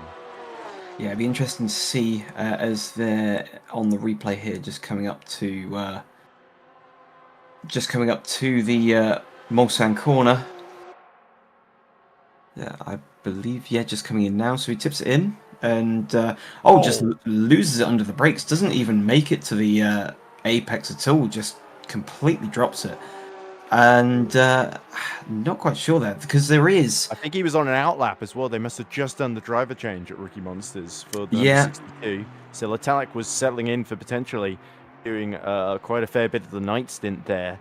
And he's still stationary at that corner. They need to get that car going again, because otherwise they are only 38 points ahead of Carloni Racing 82, who, let's remind it, are leading the class at the moment. So Rookie Monsters title hopes, I prematurely called them as champions at the end of Spa. But mathematically, of course, Carloni Racing was still classified because they retired in the final hour. And down back to the pits they go. This is not looking good for Rookie Monsters whatsoever. And our Carloni Racing, as we see DNF next to the number 62, our Carloni Racing suddenly in with a chance of stealing the title at the final race of the season and retaining their GD3 AM championship. Looks like it's on, and it seems like by the fact that the car was stationary after the incident, because Mr. Coppolino says no engine, so the engine was gone. I assume, I don't know if they managed to somehow stall it or something like that. I'm not sure. But lost the engine. I think from going into the entrance of Mulsanne Corner, there is, as that section of the circuit is actually part of usually an open road. So you have the crown in the road, and what can happen is you swap from one end of the track to the other. You have to go over the crown of the road, and if you said he was on an outlap, cold tyres potentially came into play and just unsettled the car as he went over the crown. But yeah, big impact and a big moment for the championship. Yeah, Mr. Coffolino also says, poor guy Porsche, very sensitive on the back. Happened to us in VEC. So, yeah, but if you thought Mirko Lucchini crashing out while fighting for the overall lead of the race was bad, Benjamin Letalik making that mistake while trying to bring it home for the championship. And, of course, it's not done yet. Something could yet well happen to Carloni Racing number 82. But if that is it for number 62, the engine is gone, then all Pier Paolo Di Maria and Carloni Racing 82 need to do then, well, I think they would need to win because they are 38 points behind you. You get exactly 38 for second. And given the amount of wins that 62 has had, they won round 2, round 3. Actually, okay, that's only 2 wins, not as many as I thought. But I don't think Carloni Racing have won this season. They were 3rd at Daytona and 3rd at round 6 at Sebring. But other than that, yeah, they've just really been consistently sort of 4th or 5th or 6th in most of the races then. So, yeah, all of a sudden that consistency paying... Oh, no, they are 36 points behind, not 38. I tell a lie there. So, actually, second would be enough to win the championship. So, all Carloni Racing need to do to win this championship, all of a sudden, is basically keep the GR Motorsport number 18 behind. And at the moment, if we look at that, they're 32 seconds ahead of Davide Ragni in the number 66. 16 seconds ahead of Michele Rizzo, who's not in the same class, in the VDA number 74. And then another 11 seconds clear of Przemysław Maitja.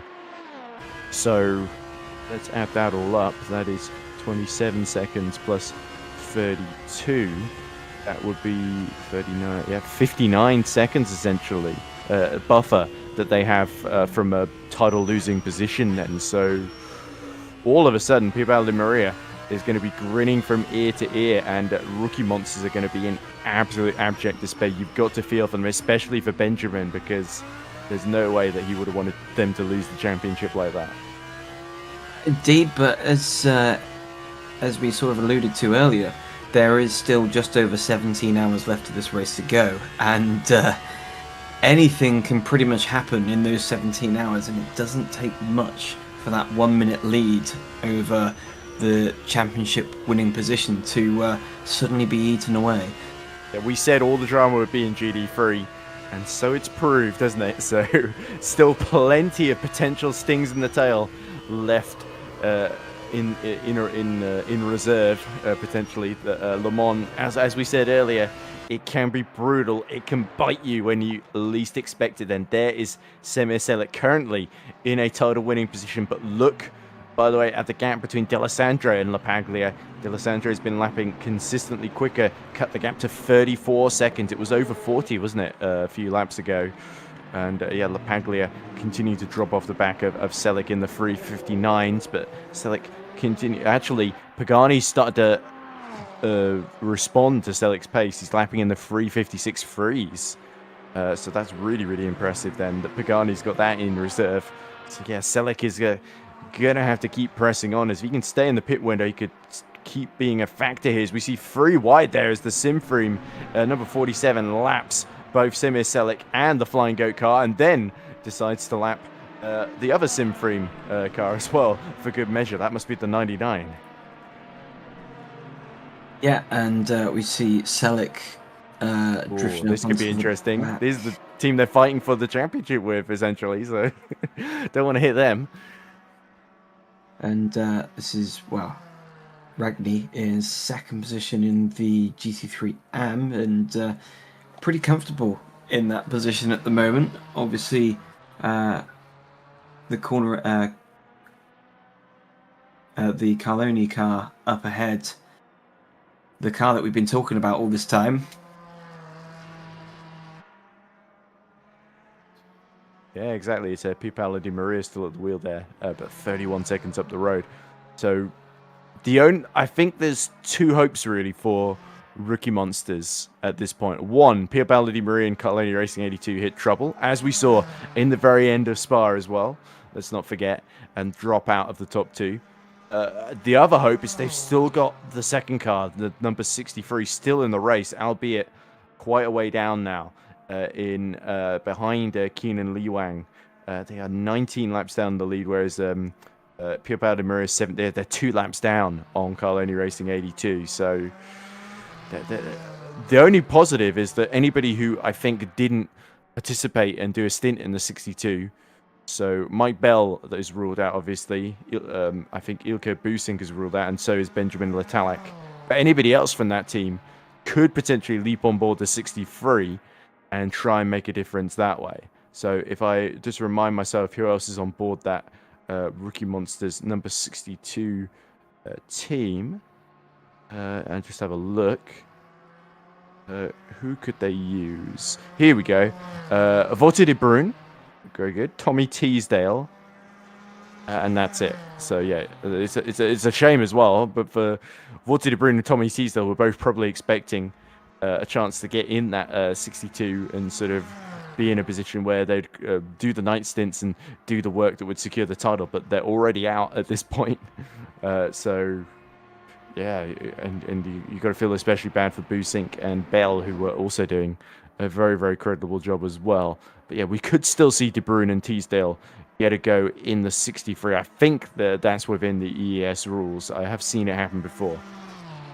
Yeah, for a moment then when you were saying about them still having the second car in contention, I thought you were on about a bit of gamesmanship coming in. But no, I wasn't thinking that. I was thinking they could get Vote de Bruyne and Tommy Teasdale in that car, and that they would improve their fortune. They have a 78-second gap to the next car, so it is looking pretty bleak for Rookie Monsters at this point right now, and very, very good for Carloni Racing 82. But everybody will be crossing their fingers either way for things to either stay as they are or for them to drastically change, essentially. And that's probably the most dramatic thing that could have happened in GD3AM, it must be said. Yeah, and well, you think about it, with the time remaining, if they manage to get some ringers into that car and, were able to consistently lap at a few tenths of a second quicker than the leader for the rest of this race, then in theory, they would come into contention. It's just whether or not they can and whether or not they will. Yeah, and incidentally, by the way, I haven't thought of a good transition to this, but I've just to get away from sort of obviously Rookie Monsters, just rather we didn't talk about them for a while now, I think, just so we stopped putting the curse on them. But we should talk about Will Snowden, who also drives in Formula Sim Racing Pro, which I believe you and I are set to commentate on tomorrow, right? So it's a busy weekend.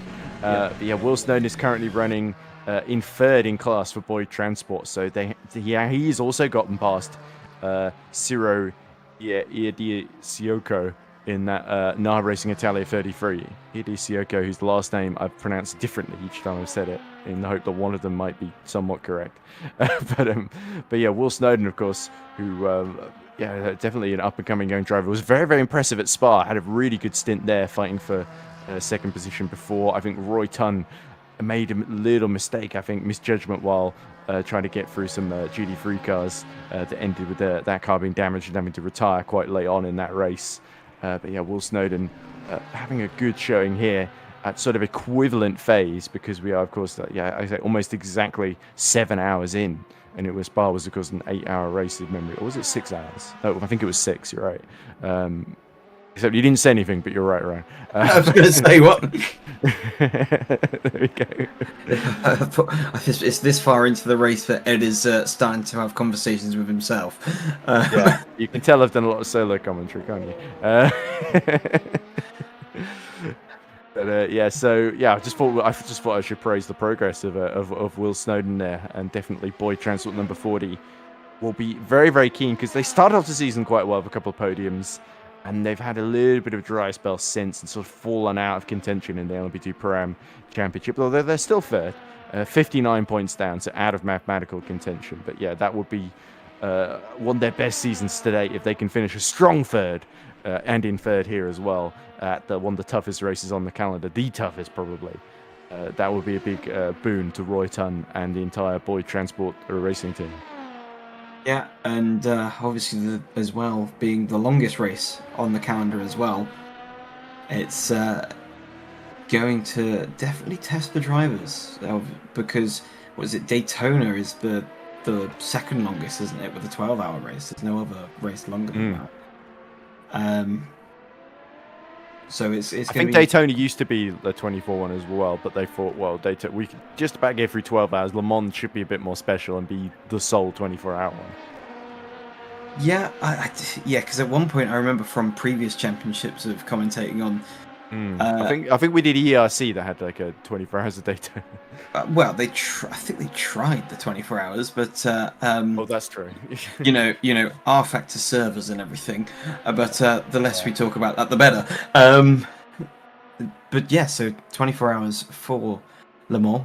The only distance really to be doing Le Mans, and we're still 17 hours left to go.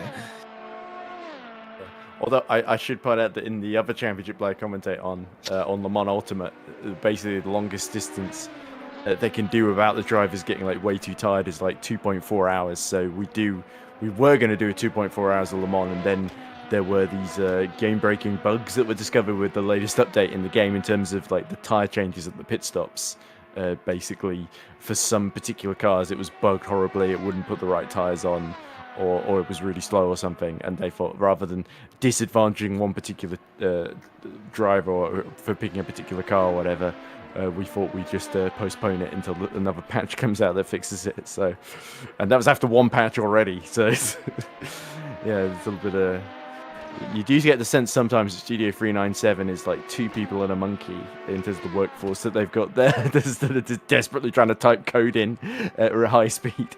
God bless them. They are doing a fantastic job given their resources, especially the amount of cars. Like they announced the Aston Martin Valkyrie, which sounds amazing as well when you hear it at high speed down the Mulsanne Straight as well with that V12 as we see. Oh, a little bit deep for the Arms Subra number 42 in the background there, as Moretto continues to pull away from third position. Looks like Will Snowden has pit and come out behind Hideo Soko. So we see Christopher Kianik also being serviced in the pit lane as well, along with Sander Callas from the lead, which he'd built up to about 60 seconds there. So excellent stint from Callas, and he's looking more and more confident as the 24 hours draws on into the night then. And Le Mans is bathed in that wonderful gold glowing light as we get a mixture of the lights being turned on, the trackside lights in the pit lane, but also the sun dipping down over the horizon. And our leader, the lead ground effect car in Hypercar is in the pits at the moment, so I think that will give the lead back to Simframe. I think, depending on how long the pit stop is. You would think so, yeah, because of the different pit strategies as well, as we watch Swakowski then running third overall and in the lead in LMP2 Pro. Wouldn't be the first time he's actually finished on the overall podium. I believe he did the same at Istanbul, where I think he was second overall, because all of the hypercars apart from Team Iris hit issues at some point in that race. As there we go, Smuglio retakes the lead, but you have to wonder for how long with the pace that Callas has been showing here, unless they're about to. No, Callas is coming back out and staying in the cockpit then. So the Estonian marches on then. I feel bad for him for putting the FSR World Championship race tomorrow as well, because he's going to be shattered after this. And but I think originally we were worried about it clashing with VEC, so we sort of had to pick one date or the other, and this is the one we ended up with, because we didn't want to clash with actual F1 as well in FSR. But anyway, I should keep the focus on this rather than rambling about my own championship, because there'll be plenty of time to do that tomorrow in our own broadcast. Let's have a look at what the gaps are looking like in GT3 Pro, which is probably the most interesting one at the moment. So Pagani leading Selic by 18.6 seconds. LaPaglia just dropped to 13.7 seconds behind Selic, and D'Alessandro 26.8 seconds behind. So actually, D'Alessandro's not quite closed as much as I thought. I think he's actually lost a little bit of time overall in this stint compared to where he was, because it was 24 seconds, if memory serves correctly, earlier on. Yeah, and well, going back to the ground effects car, it's looking interesting actually, because obviously they pitted before the hour. So depending on how it all works out, will we see towards the latter stages of the race and with the final stop, our ground effect going to have to do a splash and dash? Obviously, it's too early into the race to think about it, but with the margins that it's at the moment, with Simframe on their strategy going into the hour on their fuel, it could be an interesting factor to think about come the end of the race. It certainly could be, but of course we've got to keep in mind the pace that Callis has at his disposal.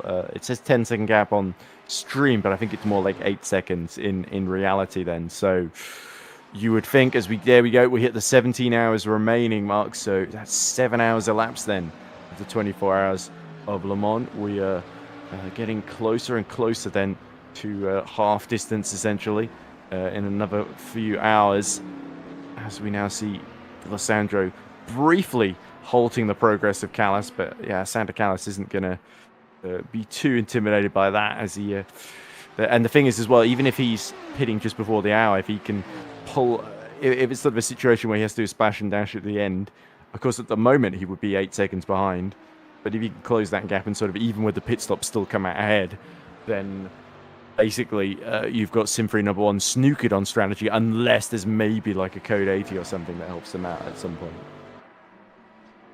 Yeah, it's well, it's on the stream at the moment, as you said, it's 12 seconds. Livetiming, yes, says 9.6. So yeah, the main thing is the pit strategy, I think, as we're looking for something getting a bit dicey into the forward chicane just there. But yeah, I think as Simframe come in to the pits now, so that's just after the hour.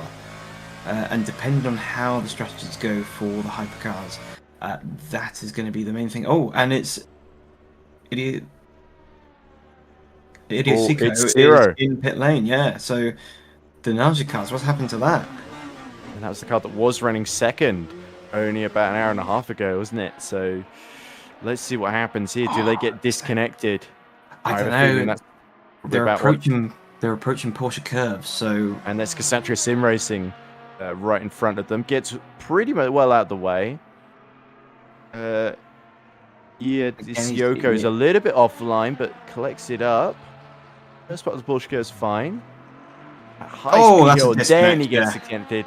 And goes flying out over the barrier and into pit lane he goes. So, of course, with disconnection, if they can change drivers quickly, get somebody else in there, or if Sioko can sort out his issues, he can get back in the race. But all of a sudden, that has really opened the door for Will Snowden to solidify that final spot on the LMP2 Pro-Am podium there. So, terrible news for Naha Racing Italia 33. But very, very encouraging for Boyd Transport, who are now going to press home this advantage then, because the next car is Maximilian Pinter, who is over 139 seconds behind. Yeah, and has actually got the Victor Chanel in the LMP2 Pro car in between the pair of them.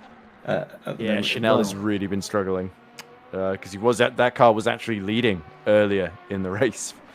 In LMP2 Pro, and Chanel's not had the most competitive of stints. Last lap 3 minutes 35, whereas it's everybody else in LMP2 Pro is sort of lapping in the low 3 minute 31s essentially. As we are looking at Nicola Pagani, who's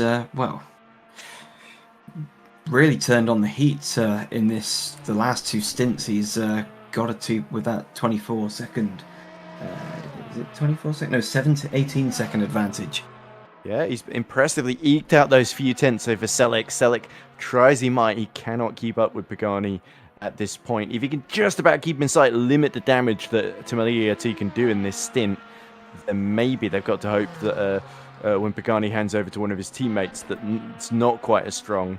They might be able to reassert themselves a bit later in the race, or just hope that Temeliati hit trouble, of course. But at the moment, Caspian won't be feeling too panicky. It's all plenty of curbing by Pagani out of the forward chicane there. Of course, with Lapaglia, Lapaglia made a pit stop, I think, because he's come out about 39 seconds behind D'Alessandro now. So now, Pescara SRT are back in a title winning position if they've got that third position. Yeah, and where are they in comparison? On 40 seconds between them, Caspian and Pescara. So 41 seconds. Quite a big gap to overhaul, but Caspian in that 18 seconds off of Pagani. Yeah, like you said, gonna have to hope that whoever takes over that 69 car hasn't quite got the pace compared to Pagani. That's all. I think that's all the rest of the field can hope for at the moment.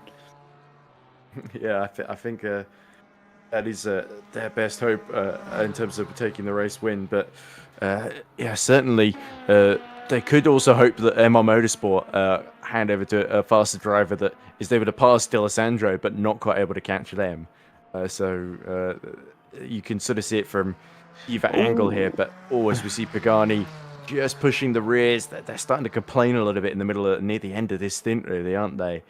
But let's look at who else Temeli ERT have got in that lineup. If I just have a very quick perusal of the entry list.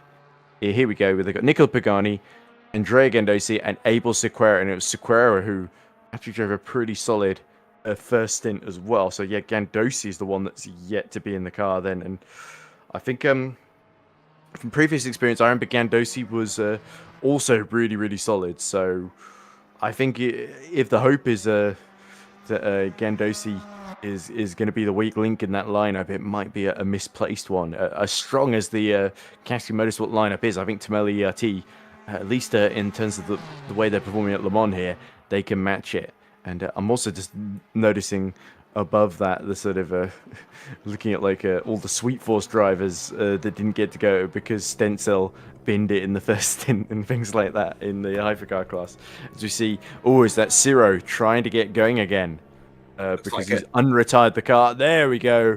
So 7th in class, but they are back in the race, and that is good to see. Although obviously, even rejoining here, this lap is effectively not going to count until they get back to the start-finish line. So they should still be ahead of Victor Brasselet in the OSR car, but they're going to be comfortably behind Sunset Motorsport here.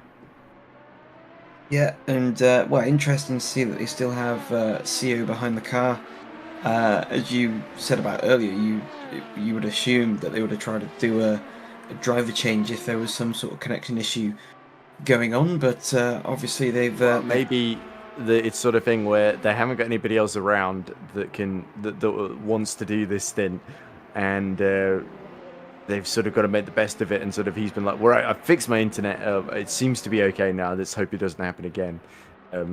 You'd be surprised how inflexible the plans of these teams are, especially like, say, if you're Grand Effect and say, like, I don't know, Callis or Ilari Alpius has some sort of issue. They've sort of just got to grin and bear it because they only got each other to take over from. So they are in a lot of trouble if anything happens to either of them. But I guess it's a similar situation for a lot of the teams, really, where failure isn't planned into the strategy. Let's put it that way. No, and I think in the streamer chat, someone has pointed out that one of the drivers has been listening to Miley Cyrus, I think. So anything that keeps you in the zone. I don't think Miley Cyrus would be my personal choice, but whatever floats your boat. Okay, is this on Discord? Because I didn't see anything in the YouTube chat. It was in the Discord chat, yeah. As we see pit stop 4, Pagani. Yep, so this is obviously him pitting from the lead, and we should see, there we go, Caspian Motorsport following in, and would it be MR Motorsport as well? I think it's Pescara that are trying something a bit different here. Back in pit lane again, you have the Naja car. He's been disconnected again, I suspect. But let's see. Down the straight he goes. Doesn't even get to do a full outlap from the pits before the same issue strikes again. Surely he's about to float off into the barrier out of Mulsanne chicane number 2. Is he? A bit of an unorthodox exit out of the second chicane there. Yeah, it seems okay so far. It's just going to be the rug pulled out from under him in cruel fashion here. As there we go, he just crawls to a halt so abruptly at the end, just before he gets on the brakes there. So he may try again, but this is looking pretty dire for Naha Racing Italia 33, and this would be a really tragic way for their race to end. You got to think Ciro is going to be on the blower to anybody else that they've got. If you look at the field, Naha Racing Italia 58. Where's the 33? Let me keep looking until I find them. 83. There you go. Can't find him. Colony Racing Team Shiba. There we go. So, right. Okay. Here they got. They got Disioko. They've got Daniele Vella, Giacomo Lapadula, Emmanuel Mastro Batista, and Stefano Benato. So, certainly a lot of options, all in a similar time zone, admittedly, but they do have options here. And I would strongly recommend that probably Daniele Vella, if he's around, would be the best one. But Lapadula, Benato, and Batista would also be solid choices as well. Is that... Oh! Kutoglu. And that's the 58, the sister car that they're fighting with for position. And he just shut the door on them there. I think that was a little bit unsighted from Daniele Chiacchiolo. Yeah, and they're coming up very quickly onto one of the GT3 cars. That's the Kasaku car. Yeah, and it's a little bit out of shape coming into Mulsanne corner. We got a stock car. That's the Simframe. It's the pink Simframe from GD3 AM. And they've come to a complete stop at Mulsanne chicane number 2. They look like they were trying to go through the barriers and have just crawled to a halt. So they've hit some sort of hardware issue, I suspect, that has stopped them from being able to drive. Where are they at the moment in the order? They must be well down. Simframe eSports pink. There we go. They are 33rd overall. So yeah, Hallam Voice is about 40 seconds behind. Yeah, I think they were actually looking at sort of top 5, top 4 in GD3 AM with the retirement of Rookie Monster 62 before that happened then. So, I mean, as he's reversing back onto the track. I'm not sure if he's reversing. I think they've lost the engine and he's trying to bump start it, possibly. Wow, so all the drama's happening now. Everybody's picked now.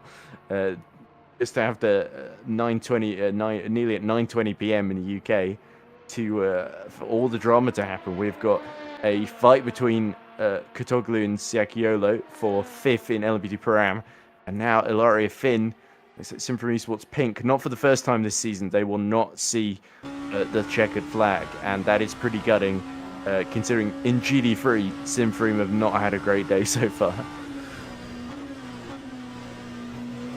Back to this battle for 5th position in the Pro-Am class of LMP2, and it is still the sister Naha Racing car who is still circulating and flying the flag for the team, but in 5th position ahead of that Sunset car as they start another lap. It looks like Ida Sikyoko is having... I thought I was about to say having another go, but I think he's just been disconnected again for a 3rd time as we watch his teammate in the 58 desperately trying to hold on to 5th in class. But Kutoglu has really, in the last hour or two, he's really been putting in some really solid times here and has started to really make an impression on the midfield here. And Giacchiolo last lap, 3 minutes 35.8. He's in trouble as there's his teammate still stationary in there, along, of course, with our most recently lost Ilaria Finn. He's going to try a 4th attempt. Well, you know what they say, fourth time's the charm, right? It's getting darker and darker each time he comes out. I feel like that sort of tells the story about Ciro's connection right now, doesn't it? But if he's got nobody else to hand over to, then his only option is to keep persevering, isn't it? And just hope it holds together. Yeah, and... well, I think pretty much this is the last attempt, and if this doesn't work, it's pretty much race over from this point because they're falling ever down as battle for position again. Yeah, Jackiello desperately flashing his lights at the Porsche to get out of the way. That's the Rookie Monsters number 63, of course, the sole remaining one. How dearly they would love the 63 and the 62 to swap places, I think. But that's not what's played out, sadly, in terms of their title aspirations. As we now look at Kotoglu desperately trying to get those extra few temps. And, of course, the difference here between Hypercar, LMP2 and GD3 is that in LMP2, they're all in pretty much the same Orica car. So it's already down a little bit more down to whether the driver can catch out the car in front, force them to make mistakes under pressure. And Jackiello looks very, very nervous under pressure here, and Kotoglu, by contrast, looks very, very confident. Indeed, but again, it's one of those sort of cat and mouse situations where they're kind of trading positions. It seems one driver's faster than the other in different sectors, and so it kind of seems like it's yo-yoing at the moment between the two of them. It absolutely is then. As we see Pino Galota, who's now on board the MR Motorsports number 66, who is only a second now behind Robert Flash in the GR Motorsport number 18. So I'm wondering here, they both swapped drivers, but MR Motorsport 66 seem to have a longer stop them because they were in pretty solidly in second. And you can now see Coloni Racing, well and truly, they've opened up an 86-second gap to the pair of them then. So yeah, Pino Galota needs to get on with it here if he wants to sort of stay in the conversation for the race win. But yeah, Pierpaolo Di Maria is playing them all out of it at the moment. Yeah, and with that battle going on, it's just trying to get my bearings with the timing sheet, as that battle is still going on for the LMP2 Pro-Am for 5th position. But again, there's this battle going on here. Indeed, there is. As Pino Galota then, you would think if he indeed has got fresher tyres, then he's got a pretty good chance here of getting through. As we also see Patrick Swakowski pit from the LMP2 Pro race lead. Yeah, Galota here, who is part of that 66 crew that has won races in the past. I'm not sure if they've necessarily won in this season, but in previous seasons they definitely know. Of course, they won round 4 at Daytona in class, didn't they? In quite impressive fashion. Other than that, it's not been a brilliant season. They are 4th in the championship, but they have a great chance of getting up to 3rd, of course, with Rookie Monster 63 struggling so much behind them and only being 2 points ahead of them. So it's basically winner takes all. Is this Ilaria Finn? We did suspect that Finn might have lost the engine, but it seems it might still be intact because it looks to me like he's trying to get back out on track. Ciro Idasioko is still going as well, so the disconnection hasn't quite happened. Or if it did, he is coming out for another go because I think he's in the pits on the stream at the moment.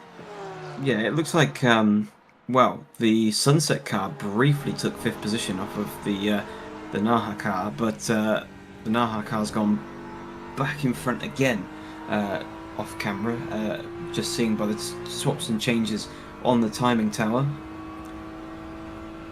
Yeah, we'll have to keep abreast of that battle then. As you can see, well, that's 1.4 seconds the current gap as Giacchiolo defends desperately. Look how much curb there as well was taken by the GR Simfresh number 8 car there over the curbs, as desperately trying. GR Motorsport number 18, I should say, of Robert Flash. Appropriately, his last name is Flash because that's exactly what the sparks at the back of that car were doing over that curb. And yeah, dramatic low angle from the front of Pino Galota's number 66 Mercedes as he chases down that Porsche. You would think the Mercedes would be the car of choice, but the Porsche has been known to bring a few surprises, especially in GT3 AM, particularly in the hands of the number 62 and 63 crew at Rookie Monsters, especially have had some great results using it then, as Pino Galota dips into the slipstream, gets closer and closer as he builds up speed in 5th gear towards the first Mulsanne chicane, now into 6th. As the revs continue to rise, is there going to be an opportunity here? The Porsche maybe just a little too nippy at this point in time for him to make that late braking maneuver, and indeed Pino Galota early on the brakes now has got to focus on his exit into Mulsanne chicane number 2.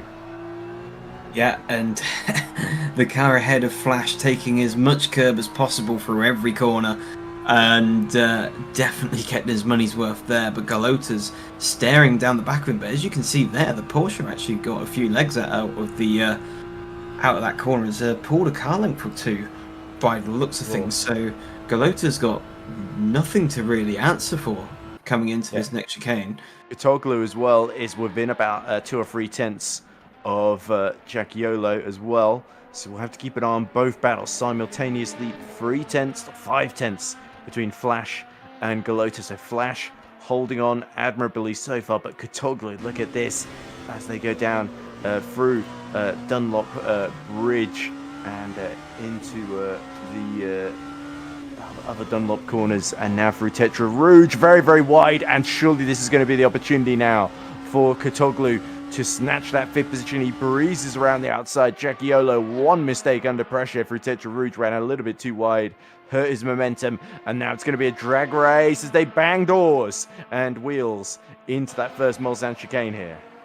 Yeah, and it looks like when again the Naja car getting a bit of side draft down the Mulsanne straight, so is able to retake that position. Be interesting to see what happened earlier, because as I said, they did, according to the timing screens, change positions already, and then the Sunset car lost that position and then lost a 1.5 seconds. So something tells me that there must have been a pass made and followed by a mistake. Now that the sun's gone down, do you think that's going to play against Sunset Motorsport? Yeah, the sun has already set, and only good in that one specific point of the race where the sun is setting, but it's not yet fully set yet. So they're not called Sunrise Motorsport either. So I guess this is going to regress to a mean now. Yeah, and well, Cotoglu all over the back end of the Naja car, and just trying to break the toe a little bit as they come into Mulsanne corner. Still, it is as you were. Look at that much better exit though out of Mulsanne corner from Cotoglu.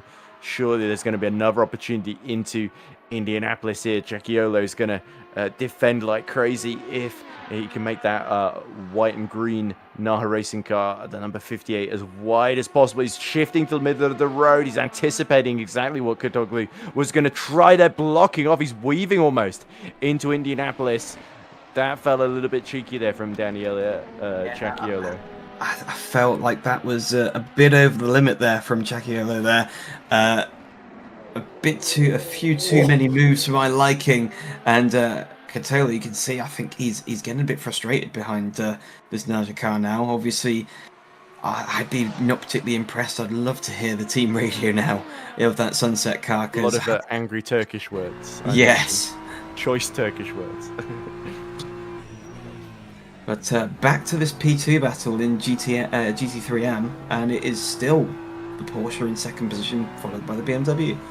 Yeah, and you can tell really that Pino Galota is sort of being held up by Robert Flash here. The gap to Carloni Racing 82 growing to 92 seconds there, as you can see on stream. So, yeah, you can sort of feel a little frustration for Galota. Oh, but even more so for Cotoglu. Look how late he was into the brakes on that into the 4th chicane here.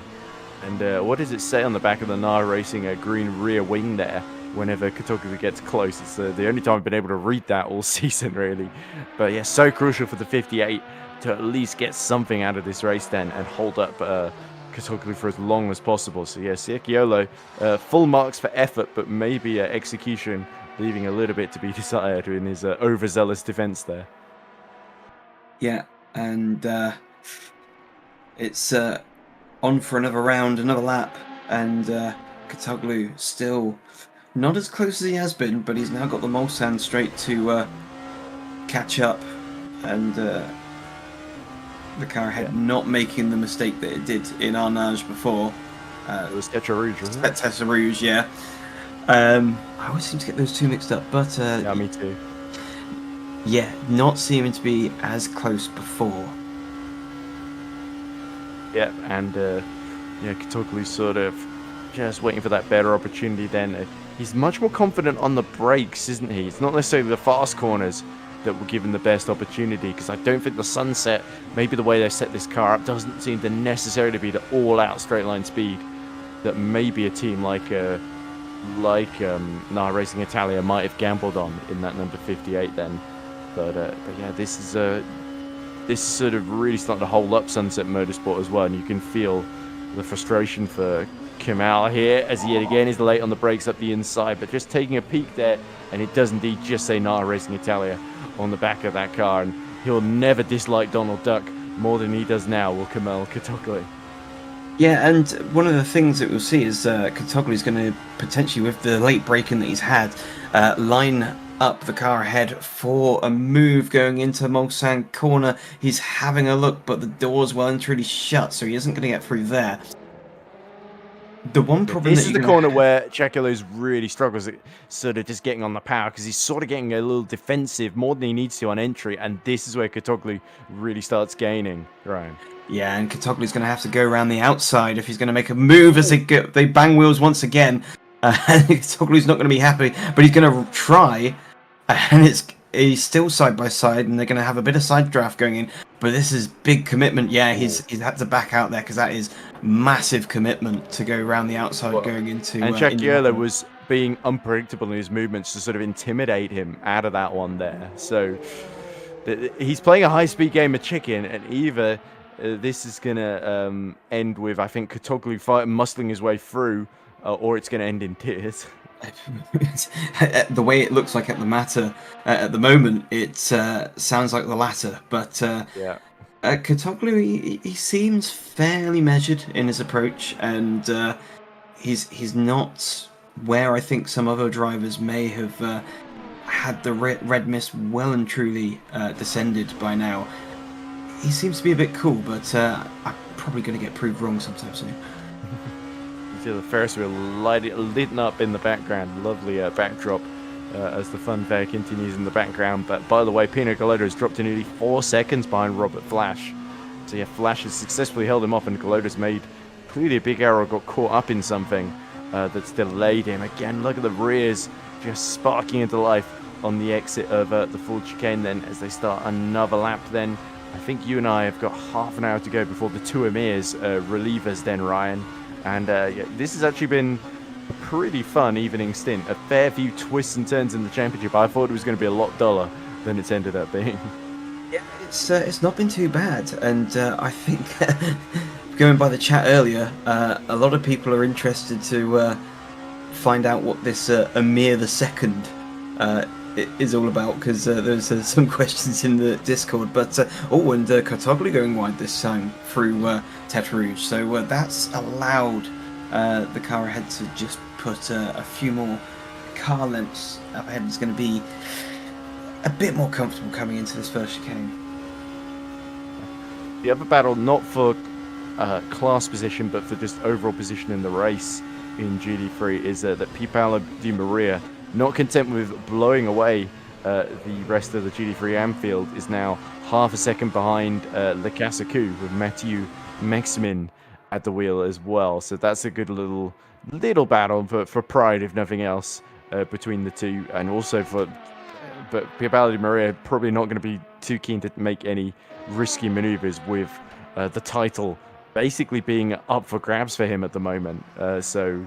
So crucial that he doesn't slip up like we saw number 62 do, because otherwise that hands it back to them, doesn't it, if he falls out of the top two, as Kotoglu gets his momentum back together and is now focused on chasing down Cecchiolo. And Daniele, is he going to be in trouble with the stewards after this one? We will have to wait and see, won't we? The battle very much continues. Yeah, and once again, Kotoglu's even closer, I think, coming out of Mulsanne corner. They've got a GT3 car just up ahead to deal with, so that's potentially, depending on how fast they catch up onto them, that's going to have some sort of influence on what happens coming into the Indianapolis corner as Katoglu's having another look. Wow, you could see that. That's the 206 getting very late on the brakes, and that's not what Cacchiolo wanted at all. And this could be a brilliant opportunity for Katoglu, but he needs to make sure he doesn't get caught up in an incident. I think that is that who's at the wheel of the 206 is Hallam Voice, not being the quickest. He obeyed the blue flags there, and he's sort of miles away from anybody else in his class. So interesting decision making there. But I guess when you are he's still in the top 5 in class. Let's not forget though. So it's nothing too much to sniff at. But yeah, I feel like he could have been a bit more helpful to both of them there. Yeah, and that demonstrates there that although the LMP2 car is generally the faster car over the lap, the GT3s are actually a lot better on the brakes compared to the LMP2 cars. And yeah, that's what we saw there. As into the pits. Cacchiolo now being serviced. So that releases Katoglu then. So he's going to wish, if only you'd done that like 6 laps earlier. You could have saved me a bit of bother there. Yeah, and he's going to want to put in some fast lap times because he knows that he's going to have to... the sun isn't shining anymore, so he can't make any hay, but he's going to have to scamper off down the road, and hopefully by the time he comes out of the pit lane, he hasn't got an Aja racing car in front of him anymore. Yeah, I guess instead of being Sunset Motorsport, that's Moonlight Motorsport, which still be a good name actually. Somebody should go for that. But anyway, I guess then if you just do race mainly in the day, you're not hedging your bets quite like Sunset or Sunrise Motorsport though. So. And anyway. And then you'll have Sunrise Motorsport as well. That's true. Yeah, because you need some sort of. It's sort of like teams with names like Into the Points Racing and stuff like that. It's very good sort of affirmations that sort of imply your team is going to do well just by the name alone, or that there's some sort of condition that favors your team over any other. So, but yeah, anyway. Well, have we got the Fuel Savers team in this championship? No, they got they sort of they crashed into Level 1 eSports when I think Rick Van Earl was lapping them. They sort of turned in on Rick Van Earl and then spun off into the wall, lost a wheel, and that was sort of all she wrote really for James Courthoff. Yeah, because again, that's another one that implies that they're fairly fuel efficient, but. They haven't run out of fuel so far this season. Their retirements have all been, I think, due to accidents. So, yeah. They're not the Wall Savers Motorsport, they're the Fuel Savers Motorsport. So. Ooh, and that's getting very close through the Porsche curves. Is this John Paul Van Earl trying to negotiate his way through this one? Yeah, it is. And I think, is that another one of the hypercars up ahead, or is that a LMP2? Looks more LMP2 shaped to me. I think that's the Blackhawk car, isn't it? Is that number 30 with Victor Schenau still at the wheel? Yeah, now you say it, the way that the hypercar we're on board with starts to close in along the straights suggests that, yes, that is indeed a Gibson-powered LMP2 just up ahead. Yep, then, so 27 minutes left of our commentary stint then, and the main battles, let's have a look. Pino Gallota's still about 4.2 seconds behind Robert Flash, so the gap's been pretty stable. If anything, actually, Pino Gallota about 0.6 slower at the previous lap then, both in the sort of 4:01s, whereas Pierre Baldemar is in the very low 4-minute mark. So yeah, GT3 AM gap getting bigger and bigger. Although, actually, to be fair, it's still running close to sort of 92 seconds or so. And then interesting, Ahmet Demirkan has got the gap down to 9.9 seconds to Gandosi, who's now on board the Tamelli ERT number 69. So, yeah, the 2 driver changes at Tamelli ERT and Caspian Motorsport. And also, Michele Del Sandro is about 5 seconds behind Felipe Lapaglia. So, GT3 Pro continues to be very, very close in the battle for third and for the class victory. Indeed. And wow, like you said, coming up to 25 minutes to go of our stint. I'm not so sure what happened, because I'm pretty sure it was supposed to be Amir on right now, but time zones and stuff. Who knows? Yeah, exactly. But still looking through the order, it's really the closest battle at the moment, or closest cars on the track, is the MR Motorsport and Pescara SRT, and the GR Motorsport and MR Motorsport cars. Yeah, exactly. So we'll have to see how things filter out. If Pino Colada can up his pace just a little bit. I'm going to try and shut my curtains and turn the light on, because I sort of feel like I'm in a dark room right now. We're watching a very dark race. And it's it's not putting me in a dark mood, but it's sort of I don't think it's good for your eyes. That's we're not going to start getting delusional and start singing La La La at any point. But yeah, we'll save the delusions for Sunday morning. But yeah, because over here at the moment, I feel like I'm sat in a sauna here in the UK. A lot of people you may have seen on Instagram for the non-English viewers, seeing that a lot of people discovering that the UK heat just hits a little different to where it does everywhere else. Yeah, because you've got these houses designed to keep the heat in for winter, and not so much for summer. Yeah, and the humidity. Oh, the humidity. Well, we just sort of assumed it would rain for most of the summer, and to be fair, it has a little bit, but it's also been really muggy. But this is P1. P2 in the LMP2 Pro category, and 150 seconds according to that. Is that correct? Well, 114 according to the official timing, and a lap away from the lead car of Swakowski. As we see, that was the Ferrari coming into the pit lane, I think, there. That would have been Love on eSports then, so JPVA, Jean-Paul Vanel, getting a service then, as here is Mulling. So that's interesting. Isn't Robin Mulling part of the... no, he is part of the 63 team, but he is definitely one of their best drivers. He drove a really, really strong stint at Daytona, actually, so he is now starting to catch Mada and Hika for the Ksatria Sim Racing team, or I think Amir Hazik in his hour-long commentary stint at one point called them the Ksatria Psycho team because of some of the moves that one or two of their drivers had attempted. But yeah, look at this. Robin Mulling is lapping 4 seconds a lap faster. This is a brave move into the Dunlop S's. And there we go. Plenty of room left from Mada Andika. And Mulling up to 6th. So finally, some good news for Rookie Monsters. And now the number 63 needs to really push on if they want to be a factor in this race. I was just going to say, by the way that he pulled up to the back of that KSR BMW, he was not hanging about one bit, and very clinical in pulling off the move, well, pretty much straight away.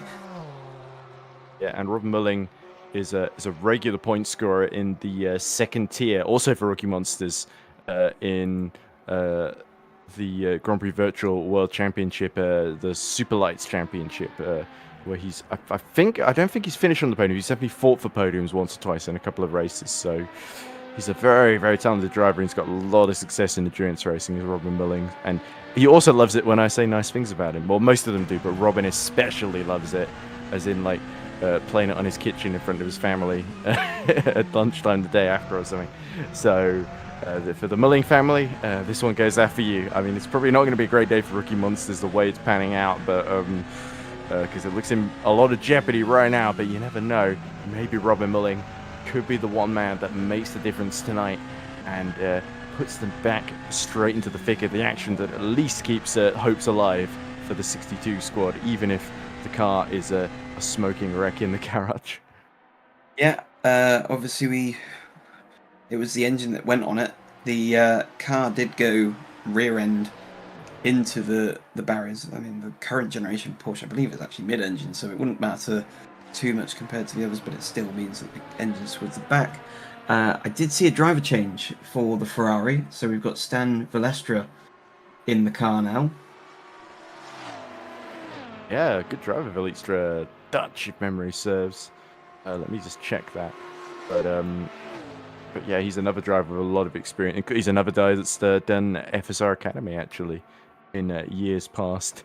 And if I just have a look, level 1 esports. Yep, they're all Dutch at level 1 esports. So yeah, no surprises there that I got that one right. But yeah, Velikstra was one of those drivers that's not had the most consistent results. But yeah, level 1 seems like a really, really good team for him. And his stint earlier that he did was actually pretty respectable and solid. And if they keep the current pace up, last lap was actually a second slower than Varconi and almost another second slower than Swakowski as well. But if they keep the pace up with the straight line speed they've got, there's every chance they could finish on the overall podium. And yeah, I think it's a typical level 1 esports scenario where they're fighting the LMP2 pros as much or if not more than the other hypercars. Yeah, indeed. And we're looking on board with the SRT car. That is for position, actually. This is about this is for championship winning position as well. For D'Alessandro and Felipe Lapaglia. Desperate he's going up the inside. Late move from the number 4. And all out of shape at Mulsanne corner goes Lapaglia, but D'Alessandro back into third and back in a position to win this championship, but he's still 39.5 seconds down on Demirkan, who continues to catch Gandosi for the overall lead. 8.7 seconds the current gap then, so it's definitely not over yet, not by a long shot. There's definitely contact between the two. You may just see here a bit of a hip check from Sandro as from there that unsettled the McLaren behind, and yeah, not going to be particularly happy with that, and he's going to have to try and see if he can muster anything to come back at him. But the way that Pescara SRT car's been going, it's going to be a tall order. Indeed. So this is really where Lapaglia needs to dig deep, of course, and he's been in that car quite a few hours now, so we might not be far off a driver change for MI Motorsport 71 as well, because he's a bit out of sequence with the 3 teams ahead of them. But yeah, crucial move for Pescara to get on the overall podium and sort of get back in the position that they need to be in to secure the championship, unless of course Caspian win, in which case it completely changes around once again. In fact, that last lap Gandosi fought back 3 minutes 56.5, and Demirkan had a much slower lap, 3:57.8. So yeah, it's actually D'Alessandro that's the fastest man on track, 3:56.094 in the GT3 class. So yeah, definitely Pescara sensed the opportunity here, and it's finally time to take full advantage of it. Yeah, and we've seen that so many times this season that out of nowhere the Pescara car, particularly with certain drivers behind the wheel, has really come alive through certain stages of the race. So be interested. He's got, how much of a gap has he got to make up? He's got 38 seconds to Demirkan in the Caspian Motorsports car. So a lot of time to eat away, but at the pace that he's going at, he could potentially make up another position. Certainly, it's not out of the question. Just think, is anything else interesting going on track? Pino Galoda has got the gap to Robert Flash down to 2.4 seconds again as we watch on board with Velikstra continuing on his way 4 laps down on the other hypercars, and of 107 seconds behind Varconi, who himself is 116 seconds behind Swakowski. It's been another incredibly impressive performance from the crew of Hyperion, number 44. We're just dominating out front, and that's really been the story of most of their season, really. Them and Grand Effect, it's been a pretty similar tale in both classes from the Chileans and the Poles, it must be said. For sure, and we got the team Shiba car now in 5th position in the pits, and that gap, as you said, still staying at 2.5 seconds from the BMW to the GR Motorsport car. So yeah, that's pretty much at the moment the thing to look out for. as well. Everyone's now got to that section where a lot. Also worth pointing out, Robert Flash put on the mediums, Pina Colada put on the hards, so it would make sense. Pina Colada comes out on the harder tyres as Lefranc gets a penalty. What on earth is that about? Not sure. Track limits? Stephen Lefranc in the Flying Goat 95, of course, so second last. I suspect you're right, unless he sped in the pit lane and has just got on board that car. But I don't see the outlap icon anywhere. So yeah, I think that's happened somewhere in the first sector for Stephen Lefranc. Oh, you see a 121.9 in the first sector. So yeah, it could actually be his outlap. Yeah, where he's either sped in the pits or as you say, broken track limits immediately. Yeah, because obviously the track limit stays with the car and not the actual driver. So if you've had a driver who's been a bit greedy with the track limits points, and then you can hand over the car. Yeah, we've only got one woman in left. It's not ideal, and it definitely does put you kind of tense and on edge. Yeah, that sounded like the beginning of an advert. Yeah, if you have a teammate that's been a bit greedy with track limits, you could be entitled to compensation. Yeah, call track limits lawyers for you. We lost our race because Dave in the stint before has taken up all track limits. Yeah, I want compensation. Dave had a moment of madness and forgot where he was after 4 hours in the car simultaneously, where we all fell asleep because we wanted some sleep. We should be entitled to some compensation. Anyway, so let's have a look at what's going on. Mathieu Maximin pits for the Casacu Sim Racing 94, so that is going to allow Michele Rizzo through, along with Pierpaolo Di Maria, who's rocketing along very nicely and continues to do so.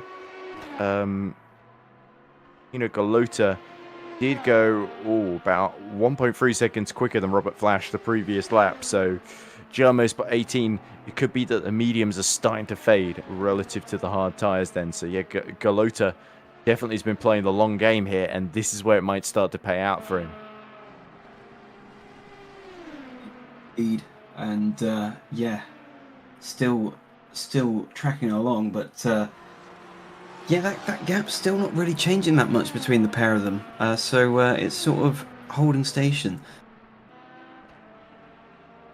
Yeah, absolutely, but there doesn't seem to be too much else to talk about. So I know, yeah, it's good. We only got to go for 13 more minutes or so. 13 more minutes, yep. And well, all it really takes is for Flash to make a slight error. Although I think Galota's gone the other way, as he's just dropped a second to Flash there.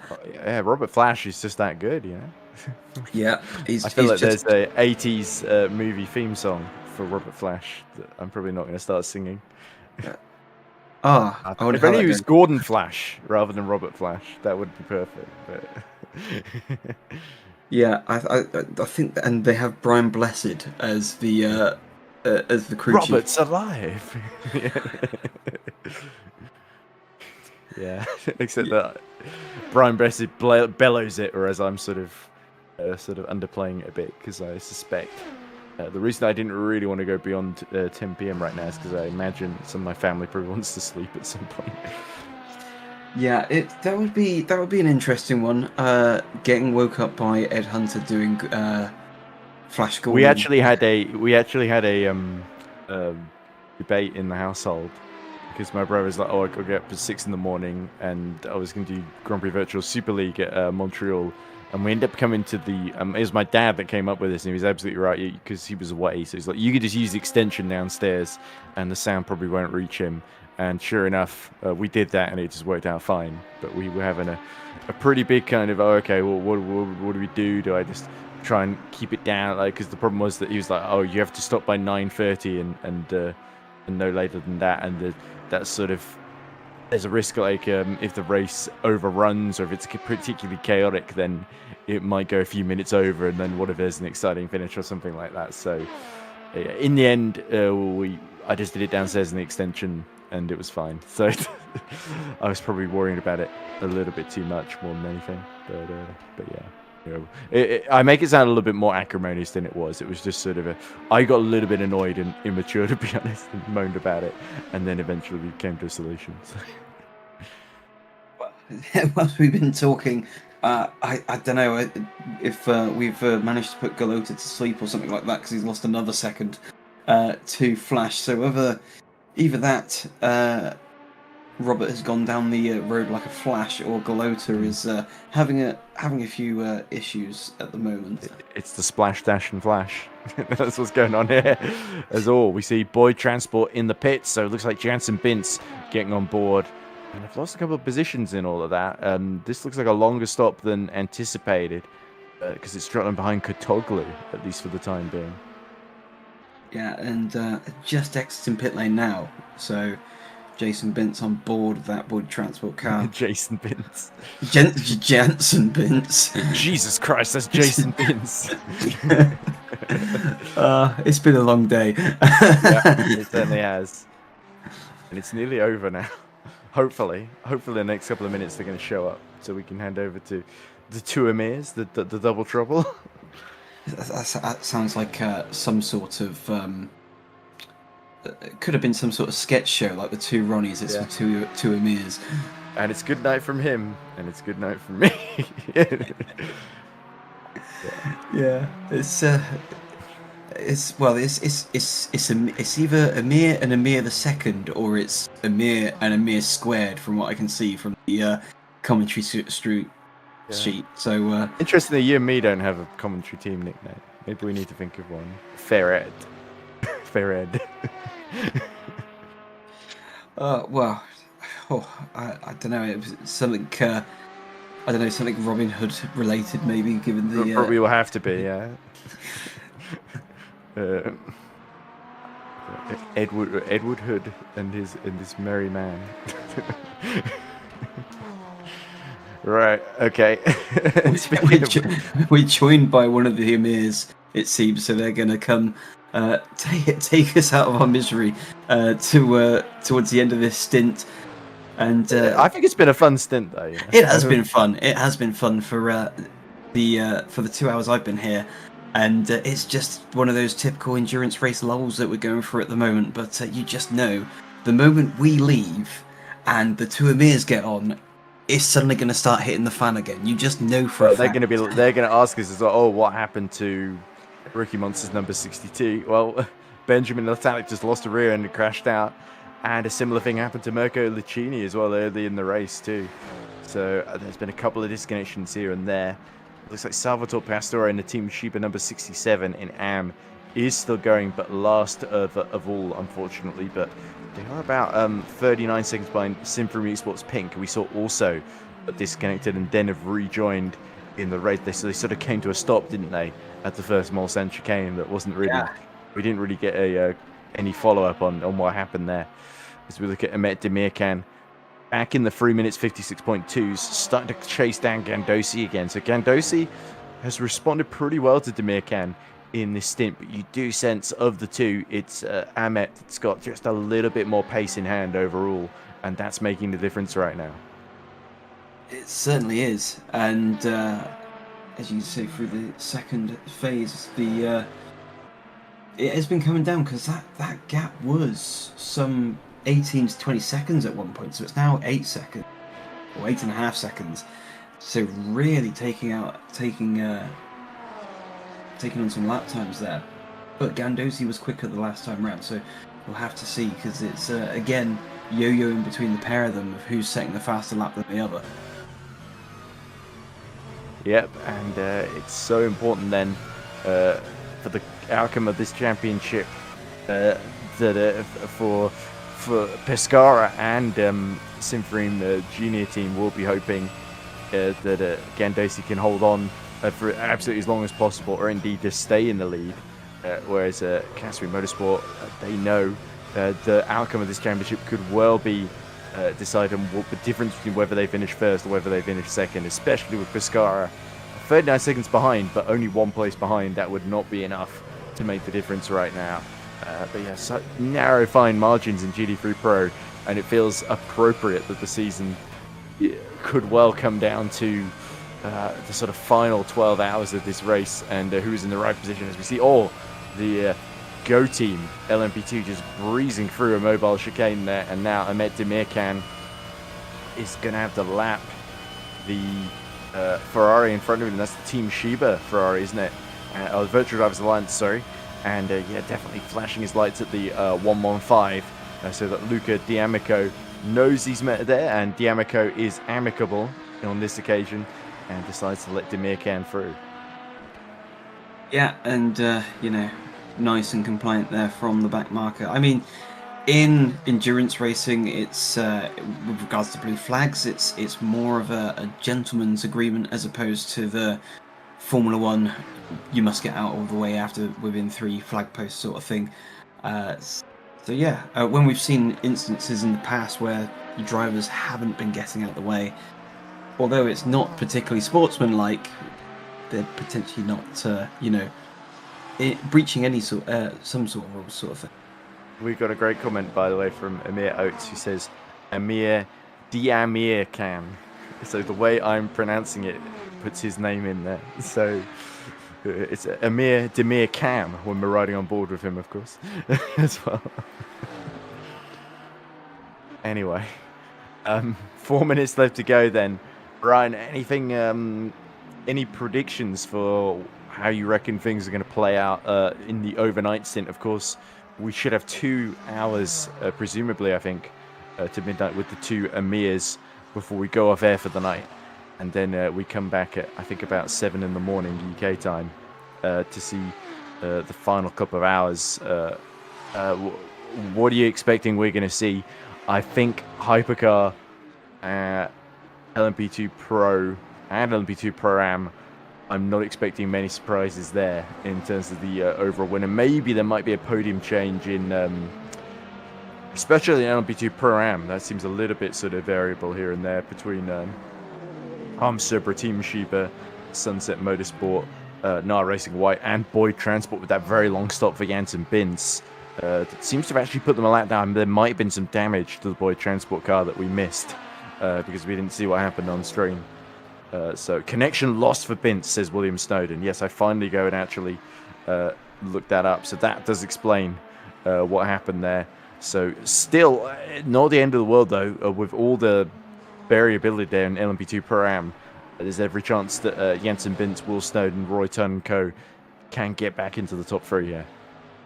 Yeah, and I feel with the sudden turn of pace in GT3 Pro, you know, the Caspian Motorsport team could potentially see themselves leading into the... Oh my goodness, look at this. Demirkan is flashing his lights furiously there so that the Team Shiba in 9th in class does not hold him up for even half a second there. He is just absolutely intent. He's steamrolling his way through the field, isn't he? A 156.9 previous lap. What's this lap going to be?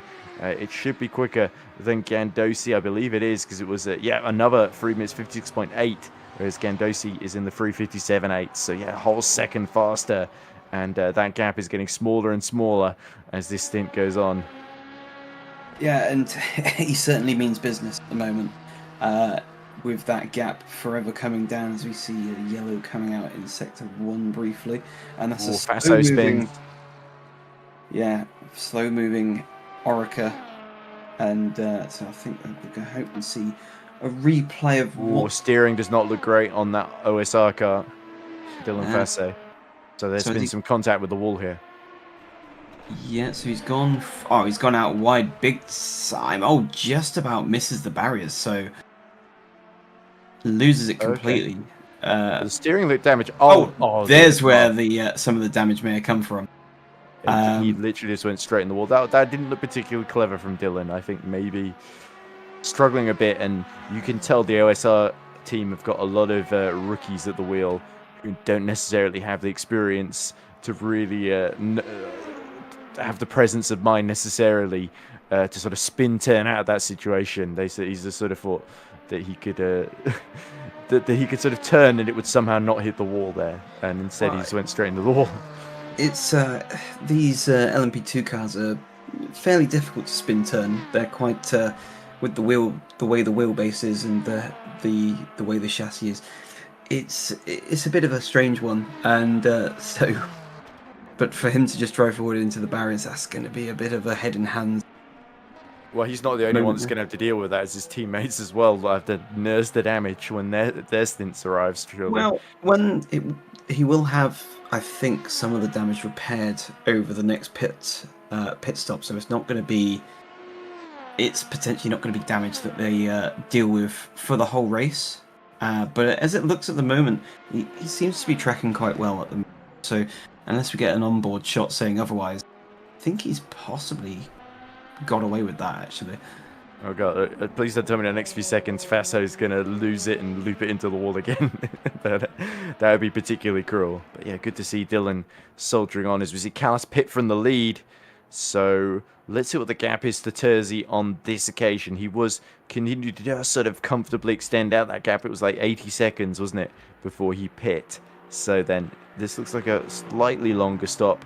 Callis, is he going to stay in or hand over to Alpius then, as we're about to reach the 16 hours remaining? 8 hours elapsed in this race. So that's almost a third distance completed then. There we go. 16 to go as we see the LMP2 third place man, LMP2 Pro, also pit immediately behind him. Long stop for Callis then. I assume that's because of the driver change. Through goes Terzi back into the race lead. Yeah, and well, pretty much we're still waiting on the other Emir. There we go. Alpius takes the wheel and he's exiting the pit lane now, so he should come out. Yeah, it's 12 seconds behind. So actually, Terzi's fought back a bit here. Last that 3 minutes 18.4. So Smriglia had a really, really tough stint. But yeah, Terzi has started to fight back a bit here. So maybe this is not as foregone a conclusion as we thought, and especially with the fatigue that Ground Effect are going to run into with Alpius and Santa Callis in the latter stages. There is that fear that can they both do 12 hours of this race each and still be competitive? It is a huge ask, but if anybody can do it, it's certainly those two. They've done enough miracles this season, haven't they? Well, yeah, and it seems, looking at the tyre sheet, Terzi's on the harder compound. That suggests to me that they're going to try and double stint the tyres. I'm not sure if they're able to triple stint. And the Ground Effect team, they've gone for the soft compound tyres, so they're pretty much just going to do one stint on those tyres and that'll be it. So I think the main difference you'll potentially see will be coming into the second stint. Quite possibly then, but it will have to be Amir Hazik and Amir Oates that take us through that then. So let's... I'll briefly recap the field and sort of the state of play in all the championships, and then we will, I guess, hand over to our next few commentators to take us through the final 2 hours of the day, I guess.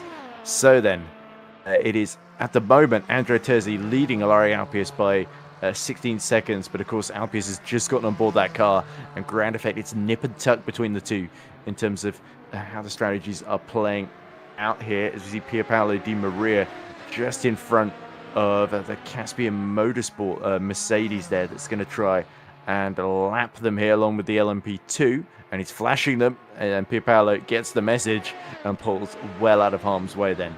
So in third, of course, is Stan Vlietstra in the Level 1 Esports number 28 in Hypercar. LMP2 Pro, it's Patrick Skowski, Hyperion 44, looking to seal the championship, much like Ground Effect, but in this instance, they're leading by a comfortable 65.9 second margin over Zoltan Varconi, with Matthias Dabrowski in a pretty commendable third for Hyperion number 45. Then LMP2 Pro-Am, it's Marco Vincillo leading for Simfer Esports number 47, also looking to seal the title today in that class from Arm Sobra number 42. And then it's Team Shiba number 10 that are holding on to third pretty convincingly by nearly 60 seconds from Sunset Motorsport at the current moment.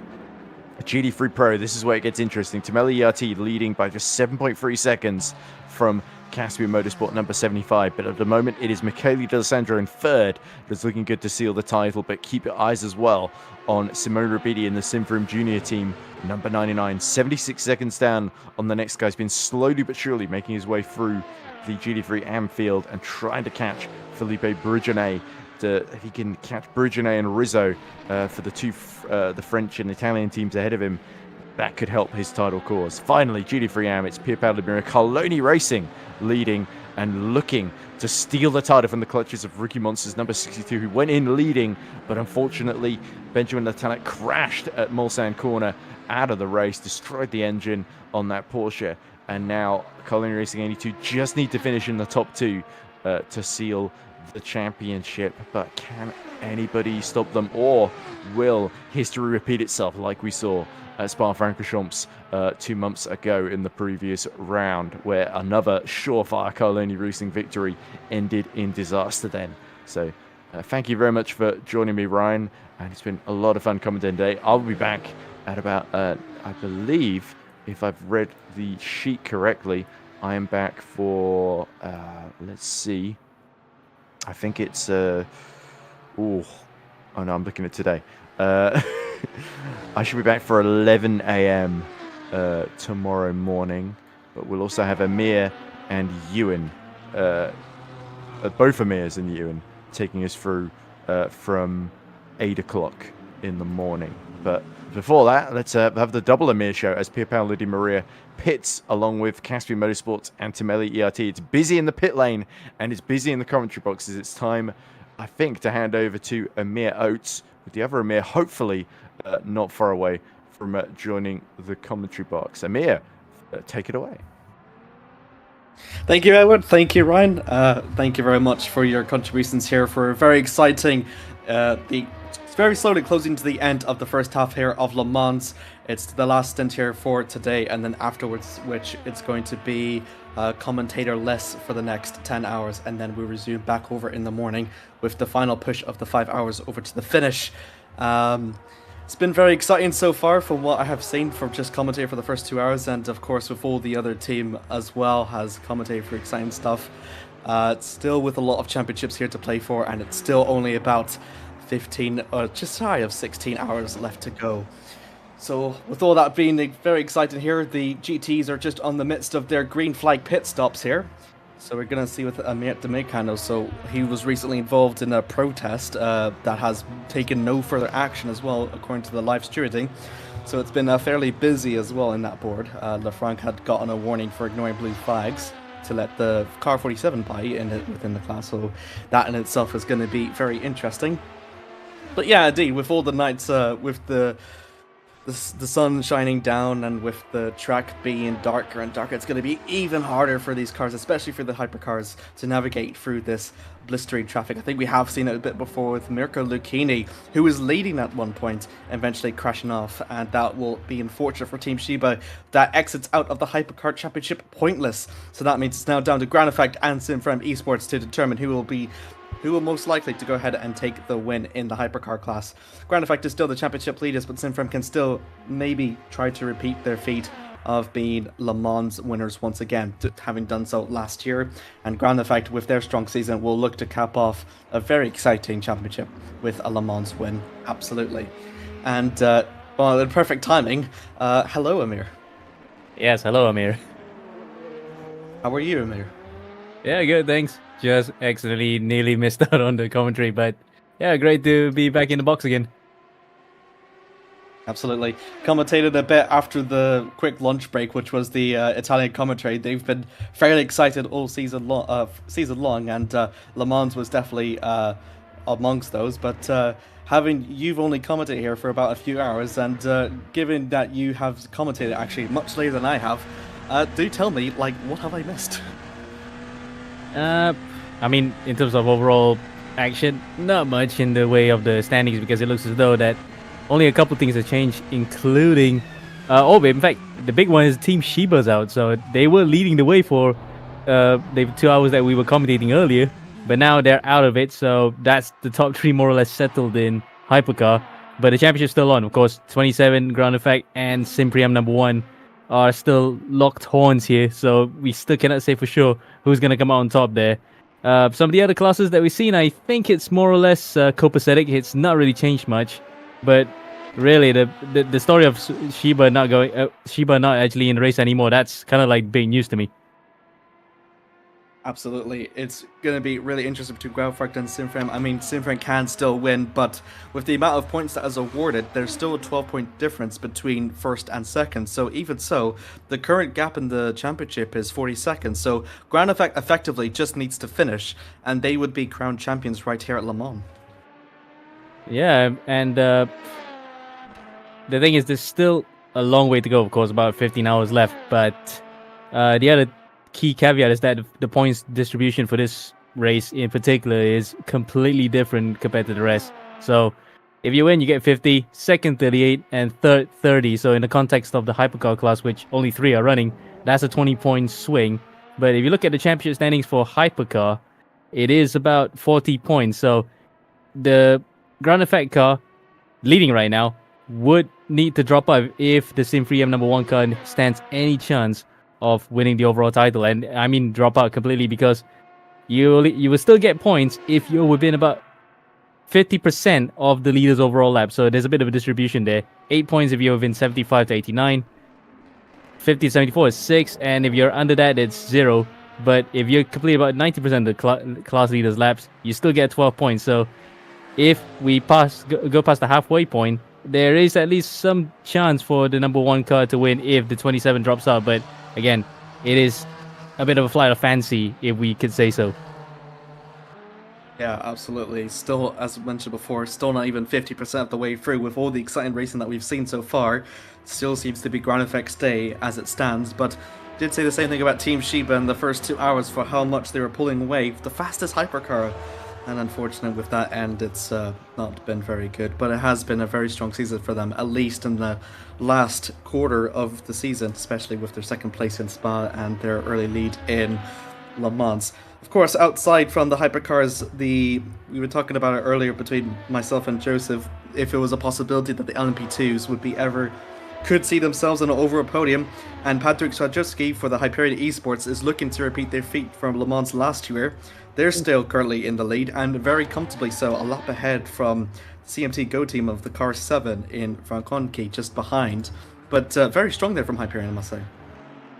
Yes, what you were talking there about the current standings, you see Ricardo Fava having a big off coming through the Porsche curves. Luckily, he did not get buried in the sand, which is what would happen in real life. But luckily, rFactor 2 doesn't have that kind of realistic setting where if you were to get beached, that's out of it. So he manages to dig his way out. Didn't lose a position, but the gap between himself and the race-leading Sim 3M car is increasing ever more so by about now 200 seconds. So he's nearly a full lap behind in this case, though at least he gets to live to fight another day in this case. Absolutely. Still early pickings though as well. Like, it's quite amazing, to be honest, like with how much the racing that we've seen going on, the wheel-to-wheel battles going on, and we still only have about 15 3/4 of the race left to go still. So it's just been, really incredible so far. And not to mention as well, with all the hectic and the chaotic scenes that we've seen, we still only have about just 60 F so far. Yeah, I mean, the main thing is that the high attrition rate is normally attributed to, say, cars that are unreliable in the really distant past. But the modern day cars, the prototypes, the GT cars are just so well built that you don't see that.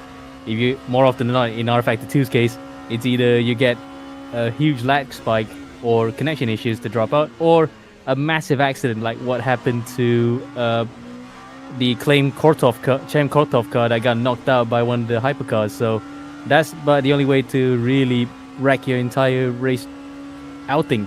But apart from that, yeah, 6 cars out within the first 9 hours here, 8 hours actually. It's a testament to how well these cars are running and the teams for keeping it going in the right direction. You yourself being an endurance driver, I'm sure you have lots of talents, more so than I do, with my few laps here at Le Mans. Do tell me though, like from the driver's perspective, how difficult it is compared to driving at night here at Le Mans to the daytime, because not only is even a quarter of the track is permanent built, and then 3/4 of it is street circuit as well. Like, how do you find like your pickings on where to brake, for instance?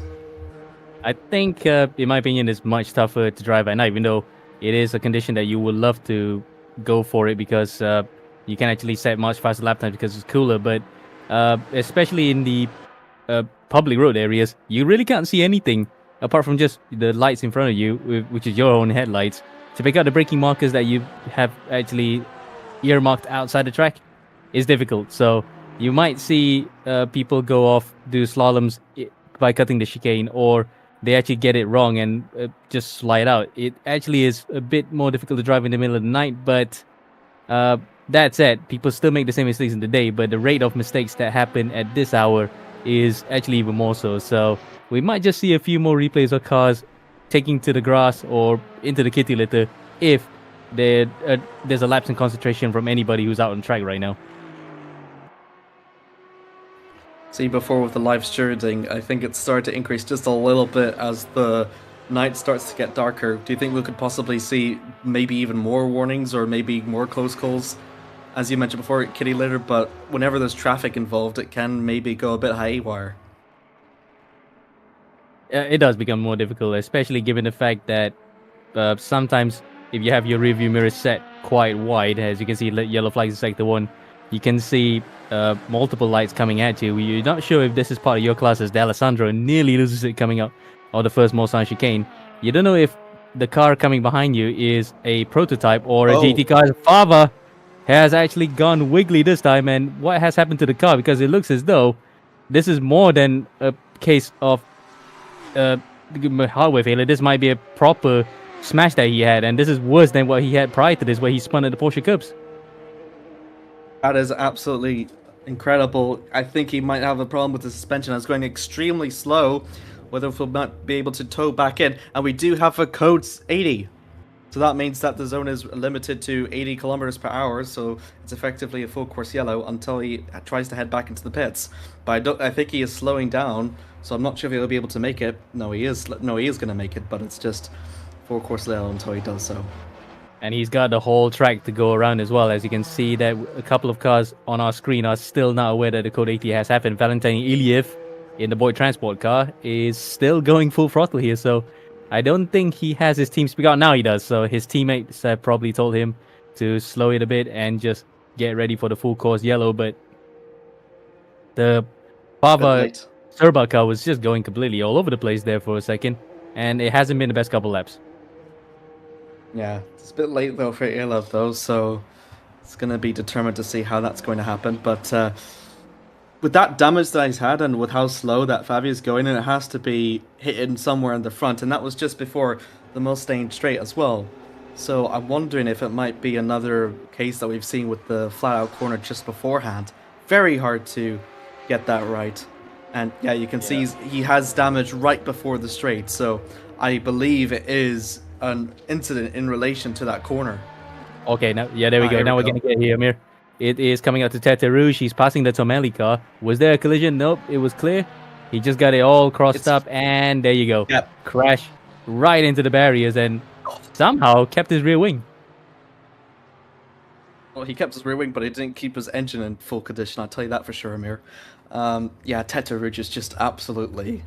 It's really threatening. Like, if you don't get it right, not only if you have to compromise your exit, you have a lot of ground you've lost, but like if you overcorrect it or undercorrect it and you just slap it to the barrier, it's a really violent shunt. Yeah, I mean, case in point that we lost Alan Simonson there in 2013, so that was a case of it was a bad deal, as what Dale Earnhardt would say. You hit it at the worst possible point, and unfortunately we lost a driver that day. But luckily, since we're in the virtual world, you can get away with it. And for Fava, he's mercifully for him, he did not get any more damage to the car apart from the worst case bits of, I think, yeah, he might have lost a bit of drive on the engine, but it's mostly mechanical damage by the looks of it, because the car was crabbing so much on the straights. The question is, because he is second as well, how much time is that going to cost the Cyber team? Could it be 3 laps or 4 laps? Will they possibly be even still in contention for the Pro-Am podium? I mean, they were doing fairly well in amidst that mix. Still, like, ahead. They were about 133 seconds or so ahead. of Maximum Pinter. I think that's about half a lap so far in Le Mans. So it's just a question of how much they're going to drop back, because as soon as they go into the pits, that code 80 is going to go. Yeah, it's going to go, and the drivers are just going to zoom past them by a rate of knots, as Iliev does get a penalty for that one. Well, it's just because it's almost arbitrary, because it was caught on camera anyway. So it was almost a slam dunk that it was given. So yeah, Iliev gets that penalty for ignoring the code 80s for a while. But going back to the 42 situation with the armed Serba car, that essentially will take them out of the championship running, because they are second coming into this in the Pro-Am category, behind the number 47, and incidentally also race leading Sim 3M eSports car. So that definitely is going to scupper a lot of their chances in getting back on terms with that 47 car. Really, the worst possible way to have this scenario is an accident. The second worst thing is you come into the pits and you lose laps just because of that damage. So really, worst case scenario all around for this team. Absolutely, but at least their car is still operating. So, and as I say, I think could happen in Le Mans. So still being in the race is better than not being in the race at all. So that is still the benefit that Cyber does have, despite the damage that they'll have to repair, and the fact that their championship contenders are up ahead. Iliev has been given a 60-second stop-and-go penalty for the failure to abide by the yellow flag procedure. Indeed, and it does become very important to just pay attention to your teammates, or in this case you have the TeamSpeak on, because we use TeamSpeak for the race control calls. And unfortunately for like Iliev, he probably heard it too late, or he didn't get the live updates that he needed from his teammates, and suddenly saw like, why are all the other cars slowing? Well, he just probably caught it a bit too late, and as a result, they're paying the price for it. The penalty that has been dished out is apparently a stop and go 60 seconds. Yeesh. I did mention as well that the team was not actually on TeamSpeak, so it really was just too late, and it was like really full throttle as well. So definitely can understand, but that's going to be a bit detrimental for Boyd Transport Racing. See how many positions that they'll potentially lose back. I could probably see them losing maybe 3 or so, with Sequila, Mulling and Antica just slowly behind. So yeah, just not very good there for Boyd Transport Racing. But again, still early signs. If you make a mistake, the best place to do it is earlier in the race rather than later, as I always say. And here it's kind of a close call. Yeah, but although the only caveat that I can say for them is that despite having a stop and go 60 seconds, they would still be just ahead of the Rookie Monsters car, because the Rookie Monsters car is now currently in the pits under this full course yellow, and the Ksatria car is also right behind them, also just about within that distance. So at least they won't lose a lap, but a lot of time they have lost because of this stop and go, and it's such an unfortunate mistake, because they could have easily avoided it if they were there in the TeamSpeak to listen to the race controls calls. But either way, as you say, Amir, you live and you learn, and they can actually just get those mistakes out of the way early rather than getting it later into the race. Yep.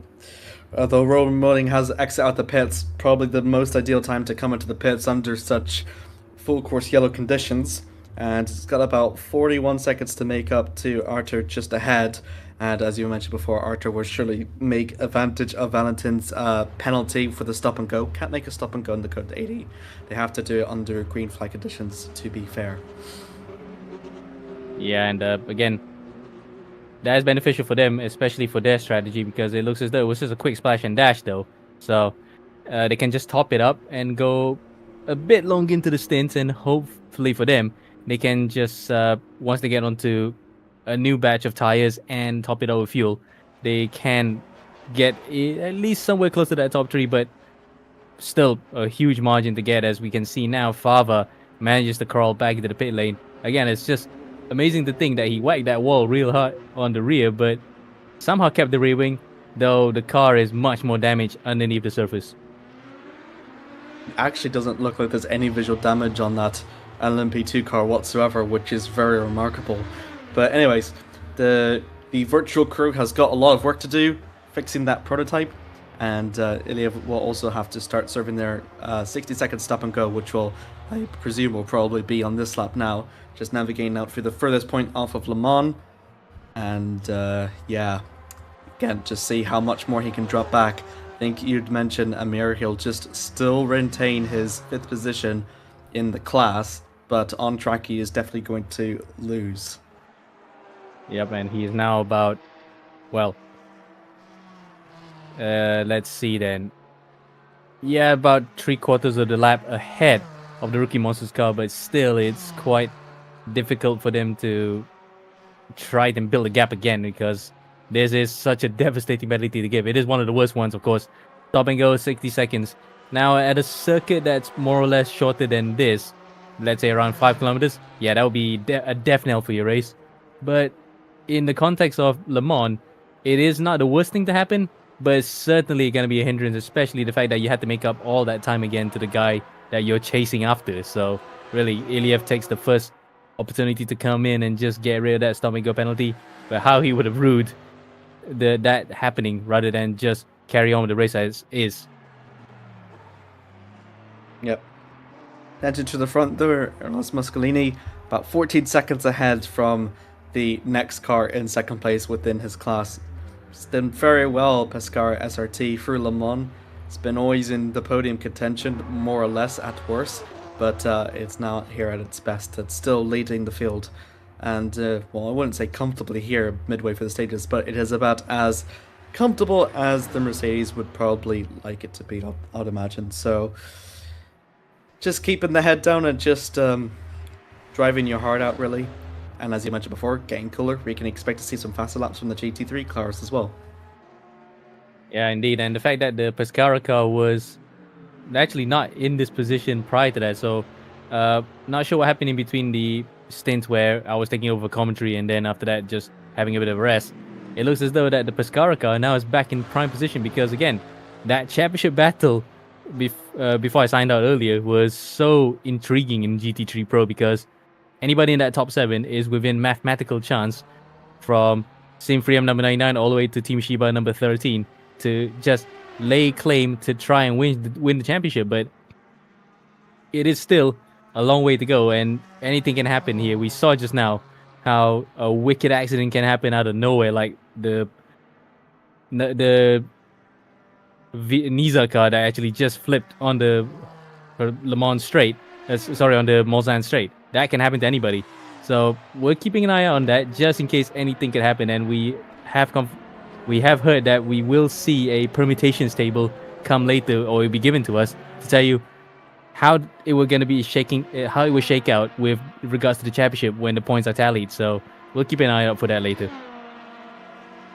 Tamale as well, currently in second for the GT3 Pro. They're going to equal their best results since, I think, back in round 3. So that will also be very interesting to add into their history books for this season, especially in Le Mans whenever the most points are awarded. So it's going to also bolster them up a good amount of positions down from 6th as well. Again, within that mathematical bracket to potentially win the championship, but still quite far back from the junior team in Simfrim, which is still holds a 35 seconds advantage over them. So yeah, that's going to be very interesting to witness.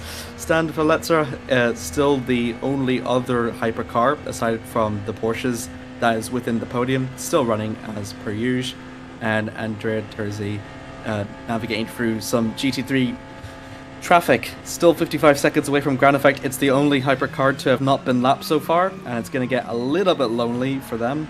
But for Ground Effect, though, the interesting thing about Ground Effect is that it does host fewer drivers than the rest of the hypercar teams. And I think there was a topic before between Ed and Ryan with Fatigue. Do you think Fatigue will probably play... Do you think Fatigue does play a big part? There's no doubt about that. But considering it's in the nighttime and there's less sunlight, is the fatigue when you're racing more amplified during the nighttime than it is in the daytime? Would you reckon, Amir? Definitely, though, because when you see darkness around you, or you feel like you just want to actually just tuck in and sleep, it really does feel like that, because your body starts to go off a bit. It's just in the middle of the night. really, it's hard to keep focused because there's not much around you to stimulate your senses, so to speak. It's just droning on and on and on, lap after lap, and the monotony can actually just knock you out in an instant. So it really is a test of the drivers whether or not they can actually keep it up, especially in a two-man crew like the rFactor team that only has had 2 drivers throughout the entire season. So hats off to them. A couple of mad lads who just do every endurance race with a crew of 2, and pretty much harking back to the old days where it was only just 2 drivers competing 24 hours. So it is a matter of both of them trying to keep each other up by just geeing up their motivation, because at the end of the day, it's only the 2 of them, and one would sleep, or one had to stay awake, or both would have to stay awake. It is a true case of dedication between the both of them. For the viewers that are watching this race, do drop a comment on how you stimulate your senses during night at Le Mans. We'll read them later. Well, in terms of the comments that we've had so far, a couple of them are just, shooting the breeze in the middle of the night, shall we say. It's quite nice to see that the camaraderie is there, including a couple of Matthias's Polish drivers, Zabinski and Zaliski, coming together here. So there's not just 2 Amirs in the commentary box, there's a couple of people with similar names as competitors as well. I'm pretty sure they're still giddy after what happened last week at the real Le Mans 24 Hours when we had a Polish winner. We did? I mean, Robert Kubica. Oh, yeah. Oh, damn. Yeah, okay. Kubica, and then we had... yeah, Kubica, and we had the first ever Chinese winner in Ye Yifei, and another British winner in the form of Phil Hansen, who's probably noteworthy in the British press, but I think overall we'll be just happy that he is also yet another overall winner at Le Mans. But still, that was quite a story for the ages, because the 83 car had so much thrown at it, and yet came out on top against the quote-unquote factory team boys, but they're still underneath the AF Corsa banner regardless. But yeah, privateer win, feel-good story, and to add more to the Polish win, there was also LMP2 victors in the form of Euro Interpol, so that was quite a great day for Polish motorsports. I mean, you say privateers do win, but I'm waiting for the day that Vanwall wins Le Mans, to be honest with you. Well, in the case of never. Yeah, never. Unless they qualify through Asian Le Mans, which is going to be a thing anyway, because hypercars are now welcomed in Asian Le Mans. Oh, that's good. Are they only given one spot, just like the LMP2s? Well, we're not sure yet, because now it's only open to first privateer teams, which is, well, going to be all of them anyway that compete there, but including the manufacturers as well. And on top of that, it's Pro-Am lineup, so they're definitely not going to be competitive at Le Mans if they were to win Asian Le Mans anyway. Yeah, fair enough. Good point. Still impressed though with Cybercar that has pitted though. It's only just about 7 seconds away from the Team Sheba just up ahead, so they haven't lost that many positions actually, despite having that amount of damage, and might be able to retake P2 as well, because not only would they fix the damage, but they also have got fresher tires in addition to that as well. Yeah, but the only problem is that they are more than 130 seconds behind already anyway, so it's about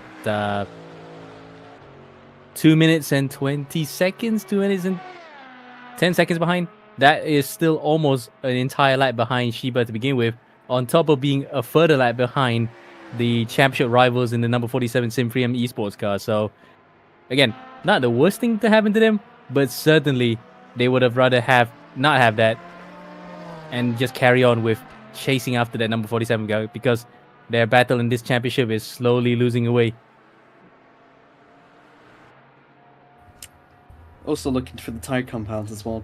Just now that you've mentioned it, we've only got about 4 cars currently on track out of the 38 that is running, that are running softs, and everyone else is running mediums. So only 1 hard runners in the Andrea Terzi in the hypercar. Everyone else is on the mediums, and only 4, which is Ilev, who just served a 60-second time penalty, Mada Adka, both of them from the GT3 AM class, David Bernack from the LMP2 Pro, and the current hypercar leaders in Alari Agpas in the Grand Effect. Yeah, but the key point to know is that these are different categories that are running the soft tires, of course, because between the GT3 cars in M, which is the Ksatria Psychopath number 88 and the Boy Transport car, they are in their own little individual races out in the middle of nowhere, so to speak, because they got clean air in front of them. The LMP2 car, that's interesting because David Berenik, who's driving for the Black Hawk racing car, is trying to give chase to the rest of the cars in his class, but unfortunately, he's having to get past a Pro-Am car, which is the Sheba number 10 in Maximilian Pinter, so that's still ways away from where he wants to be in that LMP2 Pro class. While the Ground Effect number 27 car running the soft tires, now that's interesting because that's a complete opposite of what Terzi and the number 1 Simfrium car is running, which is hards. That will be crucial in the end because it's a case of pace versus how long you can last on those tires. Whether or not at this phase of the race it is going to be beneficial to run the hard tires remains to be seen, but because of the cooler conditions, you might just want to run a softer compound just so you could have the extra pace with the lower ambient temperature. That midnight to morning aspect is probably where we're going to see the fastest laps of the race in addition. And again, just having those fast laps as well determines on how lucky you are with traffic, both fast and slow, to make sure that there's none in the way of your racing line to try and, go as fast as you possibly can. So picking the softs is also determined on how much you believe that there's no traffic in that window of which you're going to survive with that compound in addition to that as well.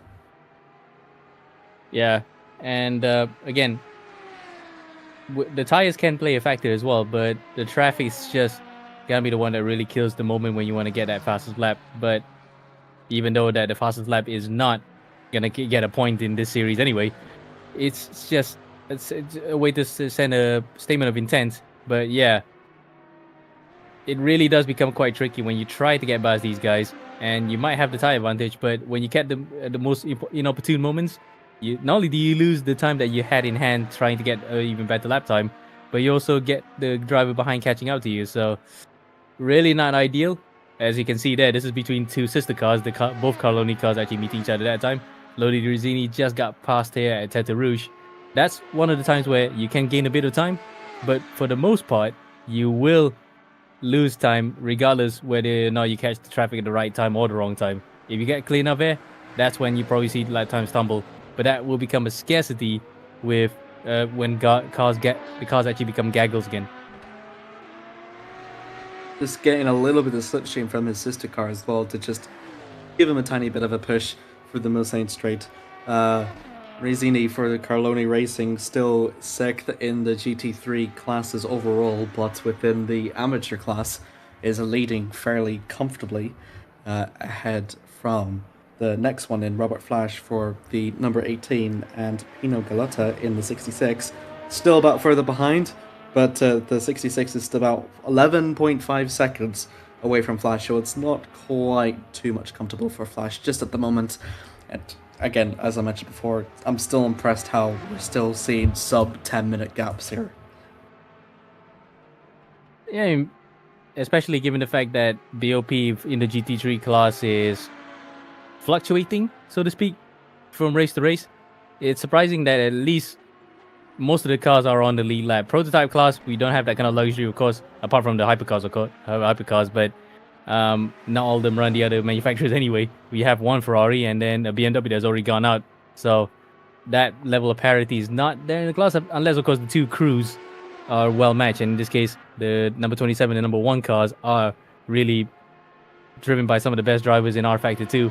That you can say is the way that they can maintain parity. But yeah, gaps all around, still within the lead lap and within earshot of each other. So if something were to happen to any of the leaders in any of the classes, you can bet your bottom dollar that it will still be a close race right up to the end. Absolutely. See you there with Marco just kicking up just a little bit of dust. It's not pretty quite ideal, but has been pretty faultless. Yellow flag in sector 1. That's not very pleasant to see. In fact, it's a very big yellow, so might have been a little bit of an incident or so, or a bit of a excursion. We see it again. Yeah, that is a pretty long yellow flag, as you said, but it looks as though might have been just the driver trying to recover from a spin, and then the yellow flag's coming. Oh, nope, never mind. That is a pretty long yellow, and we still haven't got any confirmation of who's that just went off. But judging by the timing screens, I don't see any car, at least in the top end, having sort of big problems here. In fact, scratch that. Something is popped onto the Sim 3M car, the number 1 car, because it was about close to 50 seconds. Now it's nearly a minute behind the number 27, so might just be the tire selection, of course, because hard versus softs coming to play there. But I was almost thinking that it was the number 1 car that ran into troubles, but it looks as though, apart from that, I think everybody else is not really coming a cropper just yet. Oh, in fact, there it is. We found it. We found the culprit. And it's Kamal Kotoglu in the Sunset Motorsport car. It looks as though that might be connection problems, and he is out of there. Love the little overall... Yep. Love the little overall timing. Did you see the little drift that he did back into the gravel just before he went into the pits? Yes.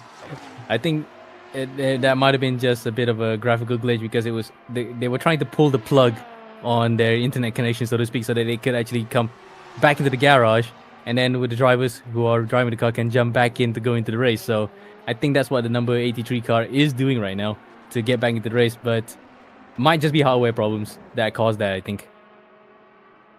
It's not even a return back to the repairs, it's an actual DNF. And that's going to be the second race in a row which Sunset does not score any points. And Lion's sick, they're definitely going to drop that position given how much the points are weighed here with other teams, I think, just below them, currently within that front running, I believe. And I think I am might be correct here. Well, we'll see first if they actually do make a comeback, because I think the way that the car was just lurching in the gravel trap a bit, as you saw it was drifting, was actually them pulling the plug on the internet connection. The driver was driving to Kurtoglu, who was actually just getting the car back in the pit lane by disconnecting his internet first, and then it got lost. Probably tried to rejoin. Yeah, absolutely. But it does say on the timing screens that Camel has DNF'd, so whether it will be able to race, just have to wait and see. Hopefully it will be, because, as you mentioned, just a connection issue. Shouldn't be the need for terminal damage, I reckon, for the 83 car. But it's hard, you know? It is hard. Yeah. And what's even more... Well, it's the opposite of serendipitous, but it's a cruel twist of irony that the car that just retired was also the same number that won Le Mans this year. So, unfortunately for the Sunset Motorsport team, it was not to be second time lucky.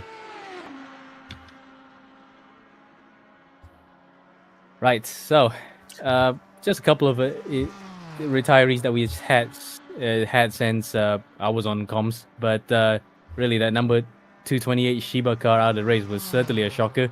Now it's just gloves off between the ground effect and the number 1 Sim 3M car.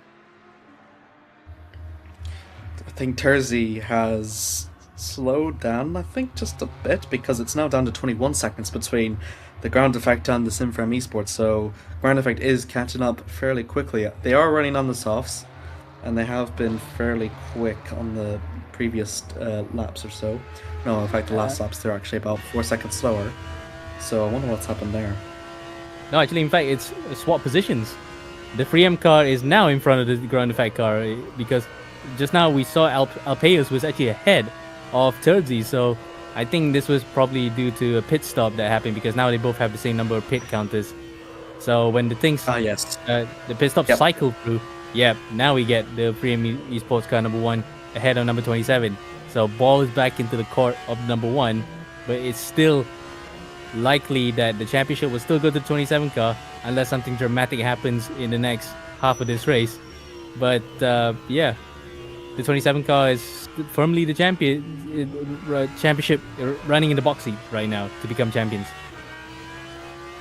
Still, the accolade of winning the 24 Hours of Le Mans in some of the people's maybe argument might be that it's potentially maybe even more valuable than the championship itself, because it is an accolade that everyone really wants to win, and Sim 3M is on the grasp of winning that for again, a repeat since last year that they would also have done the same. But Ground Effect to have done it with 2 members, that would be pretty impressive, wouldn't it? Oh yeah, certainly is. And given the fact that it will just prove the sort of authority they have in this championship, because put any crew in any class, this particular team has always been the ones that are the stand-up performers, and is proving to be once again. But in the championship stakes, coming out short would definitely hurt, because it has been a season-long endeavor for almost about 7 months or so. So, sure, winning Le Mans has the prestige, but how they will also love to win the overall title, because that's what they work an entire season for. So effectively, you want to try and win as both as much as you possibly can, in that case. In a way, yes, but winning Le Mans overall will be a bonus. It definitely look good on your CV, but for the overall team's sake, because again, it's not just about one race, you also have competed for a championship. You want to actually seal the deal as well, but again, either or, both, or one of them as a consolation will just be better than nothing.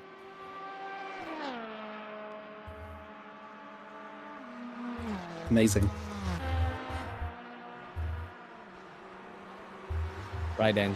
So, well, that's just my way of looking at it in terms of trying to take the positive spins from that. But yeah, either way, we're looking at some of the other competitors in the field right now. Stan Villestera in the level 1 esports car.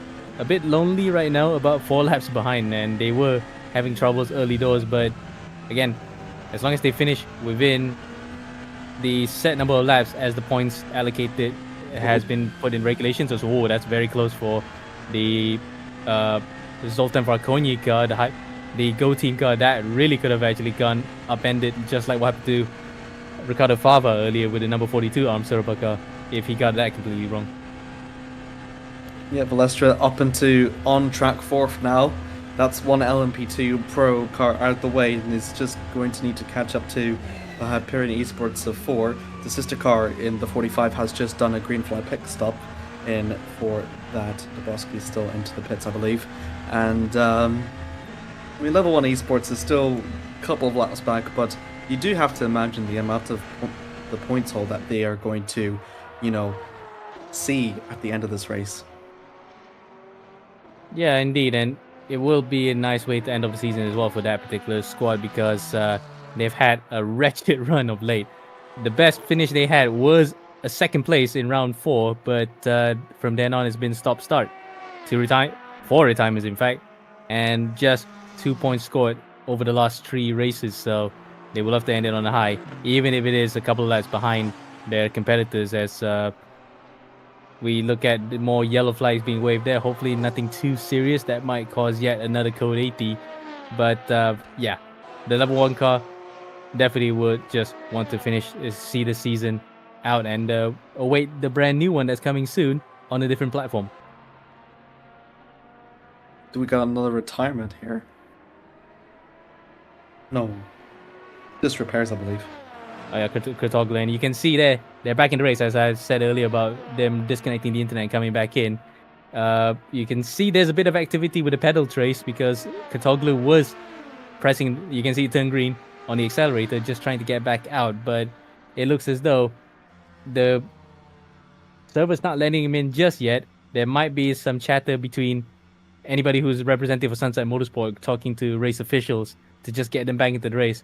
But so long as that the car wasn't terminally damaged or ran out of fuel, then it could still just get back into it. But we're waiting for Kurtoglu to just exit his box at this point.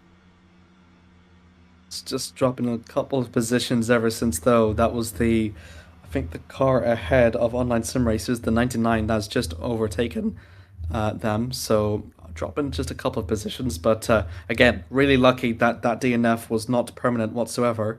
The timing screens does say another DNF, but I think they'll maybe be allowed back on. We'll still wait for confirmation for that.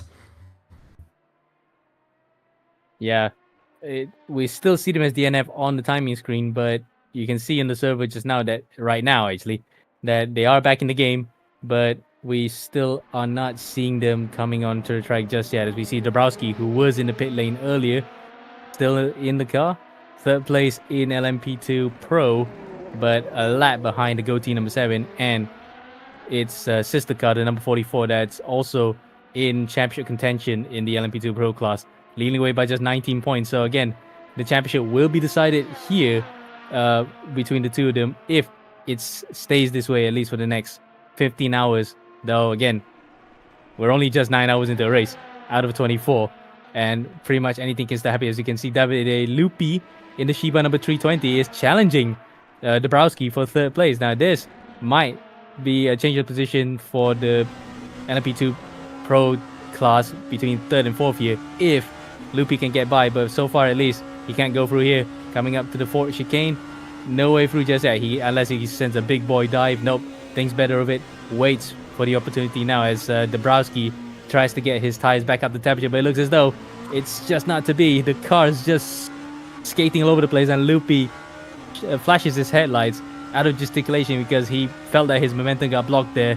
He knows the car is faster, but he just needs to find a way past here, Amir.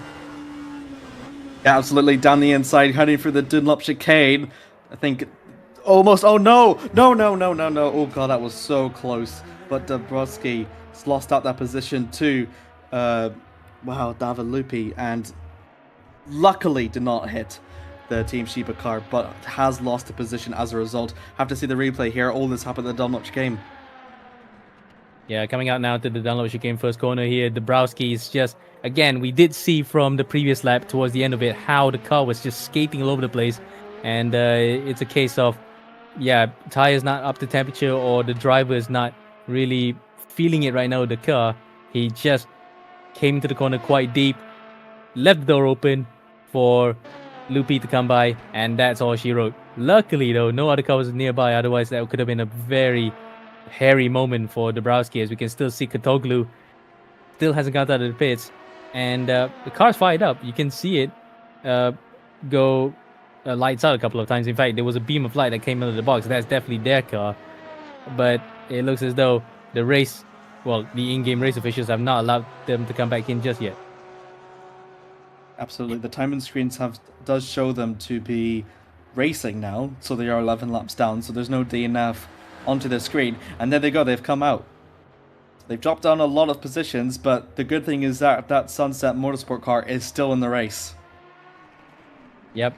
It's a bit of a known thing among the rFactor 2 community that if you were in this endurance race in rFactor 2 and your car's just binned it, you want to be sent back into the pits, just disconnect your internet or Alt F4, and then hope to high heaven that the car is still stored in the garage, and then you can get back out, only losing by at least 1 or 2 laps, but you'll still be running in the race.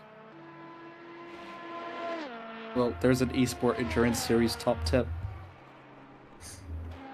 If you don't know now, you know. I mean, I think those who are in the comment section and watching will know about rFactor 2's little ways of hacking it anyway. And in fact, there's still some quarters who feel that this game that runs on a very old engine, 20 years old now, has a lot of its exploits that was seen in the early days when it was running in the F1 Challenge games on EA Sports up to 2002. And F1 Challenge, you can still use some of those same tricks, and even the way to drive, like what we call it bro steering. You just literally yank the wheel and go full 180 just so you could do a Fernando Alonso type driving. I wonder if we'll see that come the next season when we move to Le Mans Ultimate. Highly doubt it, because there is a constantly update. It's a game that's being updated constantly, but we'll see about that. Whether or not some people will try to pull a Team Redline style tactic of going onto wet tires and then just dropping the car's ride height a lot to get the speed out of it. But I don't think it works that way in rFactor 2. But you never know. There's definitely some things out there that a lot of the pro teams have known about in terms of setup exploit that is not realistic, but it can actually be done in the game. Though, again, it's constantly updated. You never know what the developers have found to have actually eradicated at least a smidge of the exploits that can take place. The fact that no team here has started on wet tires, I see this as an absolute win. Well, it's not a dig at RA Racing on that one, but yeah, at least we can know that there is some integrity involved in this one. Zoltan, Marco, and Antalio are making their LMP2 pits actually for their first time. I think that was Robert Flash that was in the garage. He was currently running third, so I'm not quite sure what's happened to him. Oh, he's DNF'd. He's actually out. Podium contender for GR Motorsport, and he's retired. The number 18 car, yeah, but in terms of the championship stakes, it wasn't anywhere near the top front anyway, so for them to go out like this from second place, that's painful. Here they are now. What happened to Robert Flash? Let's see him. He comes out to turn number 1. Looks good so far. I don't see anything wrong with this. The team from Peru. And it's just not really anything out of the ordinary, apart from one moment you see the car there, and then suddenly the next you see him jump into the pits like that. There you go. Another case of internet connection problems here. So Robert Flash out in a flash. God damn it. Good God damn it, Amir. I'll see myself out. I'll definitely see myself out. That was good. That was good. But I hate you for that.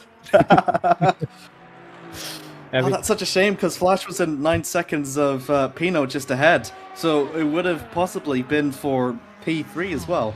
So I think it's going to be a similar situation that we've seen early with Kurtoglu, and maybe going to try and see themselves back into the race. But because the GT3 field is a bit more closer than the LMP2s and the hypercars, I think it's going to lose a bit more positions. Well, we'll see how that goes, but you're right about one thing. He will be out of the running for that top 3 because as close as the way that the field is close in both Pro and Am in GT3, any loss here of track position is gonna be quite painful, and it's not easy to gain back on these things, especially that we have a BOP formula here. So for Flash and the rest of the GR Motorsport team, they are gonna have to claw back that deficit within the next 15 hours. They're gonna be chasing shadows from here on out. Yeah, absolutely. Just about 5 minutes left to go here for this commentary stint, and then afterwards it's going to be the next 10 hours commentary free, and then back up in the morning within about 5 hours left to go. The commentary will resume over in English, as if I am not mistaken, oh boy, we are very well structured, trust. You are returning back with Owen O'Leary for upon the return for the next 2 hours, if I believe, if that's correct. Yep. And well, yeah, we're actually none the wiser in that regard, because I'll be here trying to convert according to time zones to begin with, so I'll just follow as is. But since first in line, that'll be easier. So yeah, we'll just be there around 10 a.m. local time. So that will be a good way to start the Sunday here in the final ever race on rFactor 2 in the eSports Endurance Series. Absolutely. It's been very fun in terms of its final race here in the eSports Endurance Series here. What has been a very stacked out grid with all the 44 cars here in a final swan song to the platform of rFactor 2. It's given us quite a good amount of endurance racing pleasure. At the time that it was made, there was no other sim like it.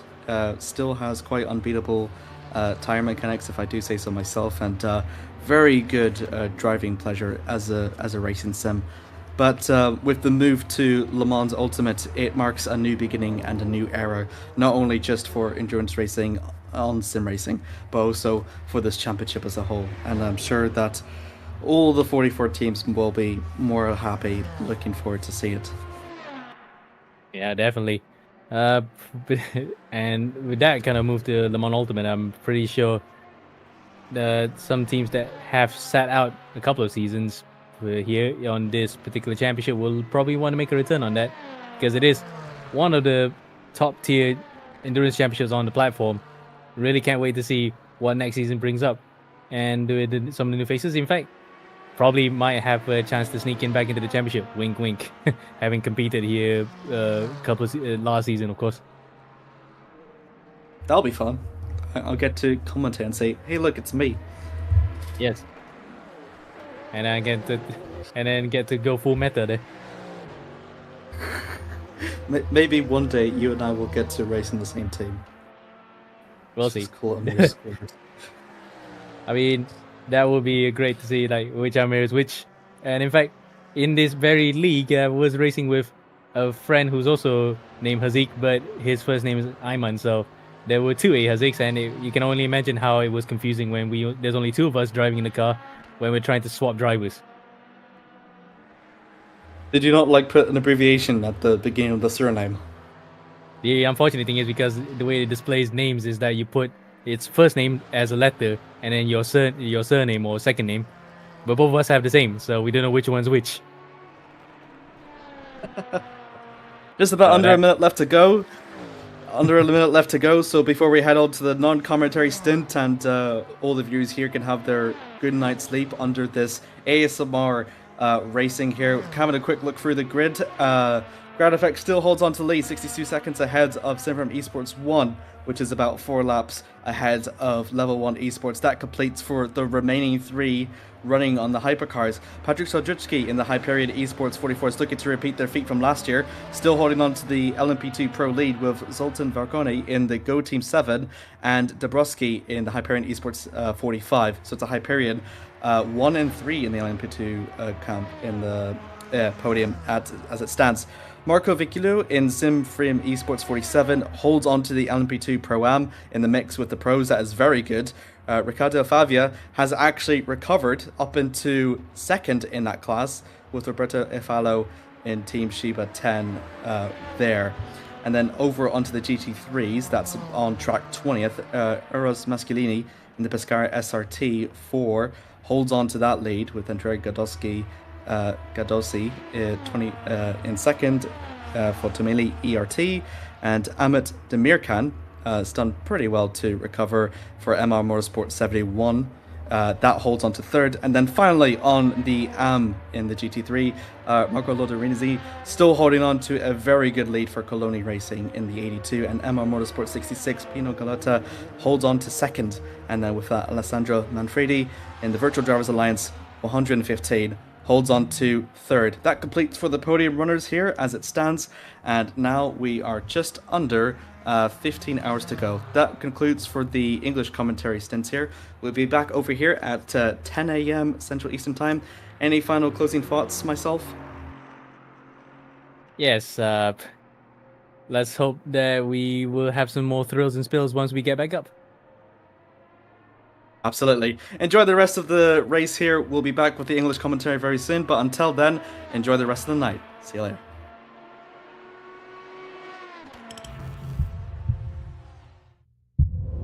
Freedom brand is a component of many things.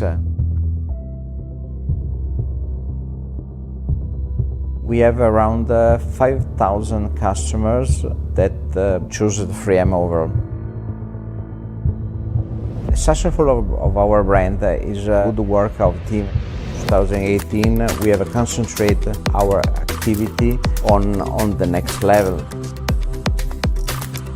The attention that we have on the prints and embroidering that we do on our apparel, to be able to keep 100% production in Italy.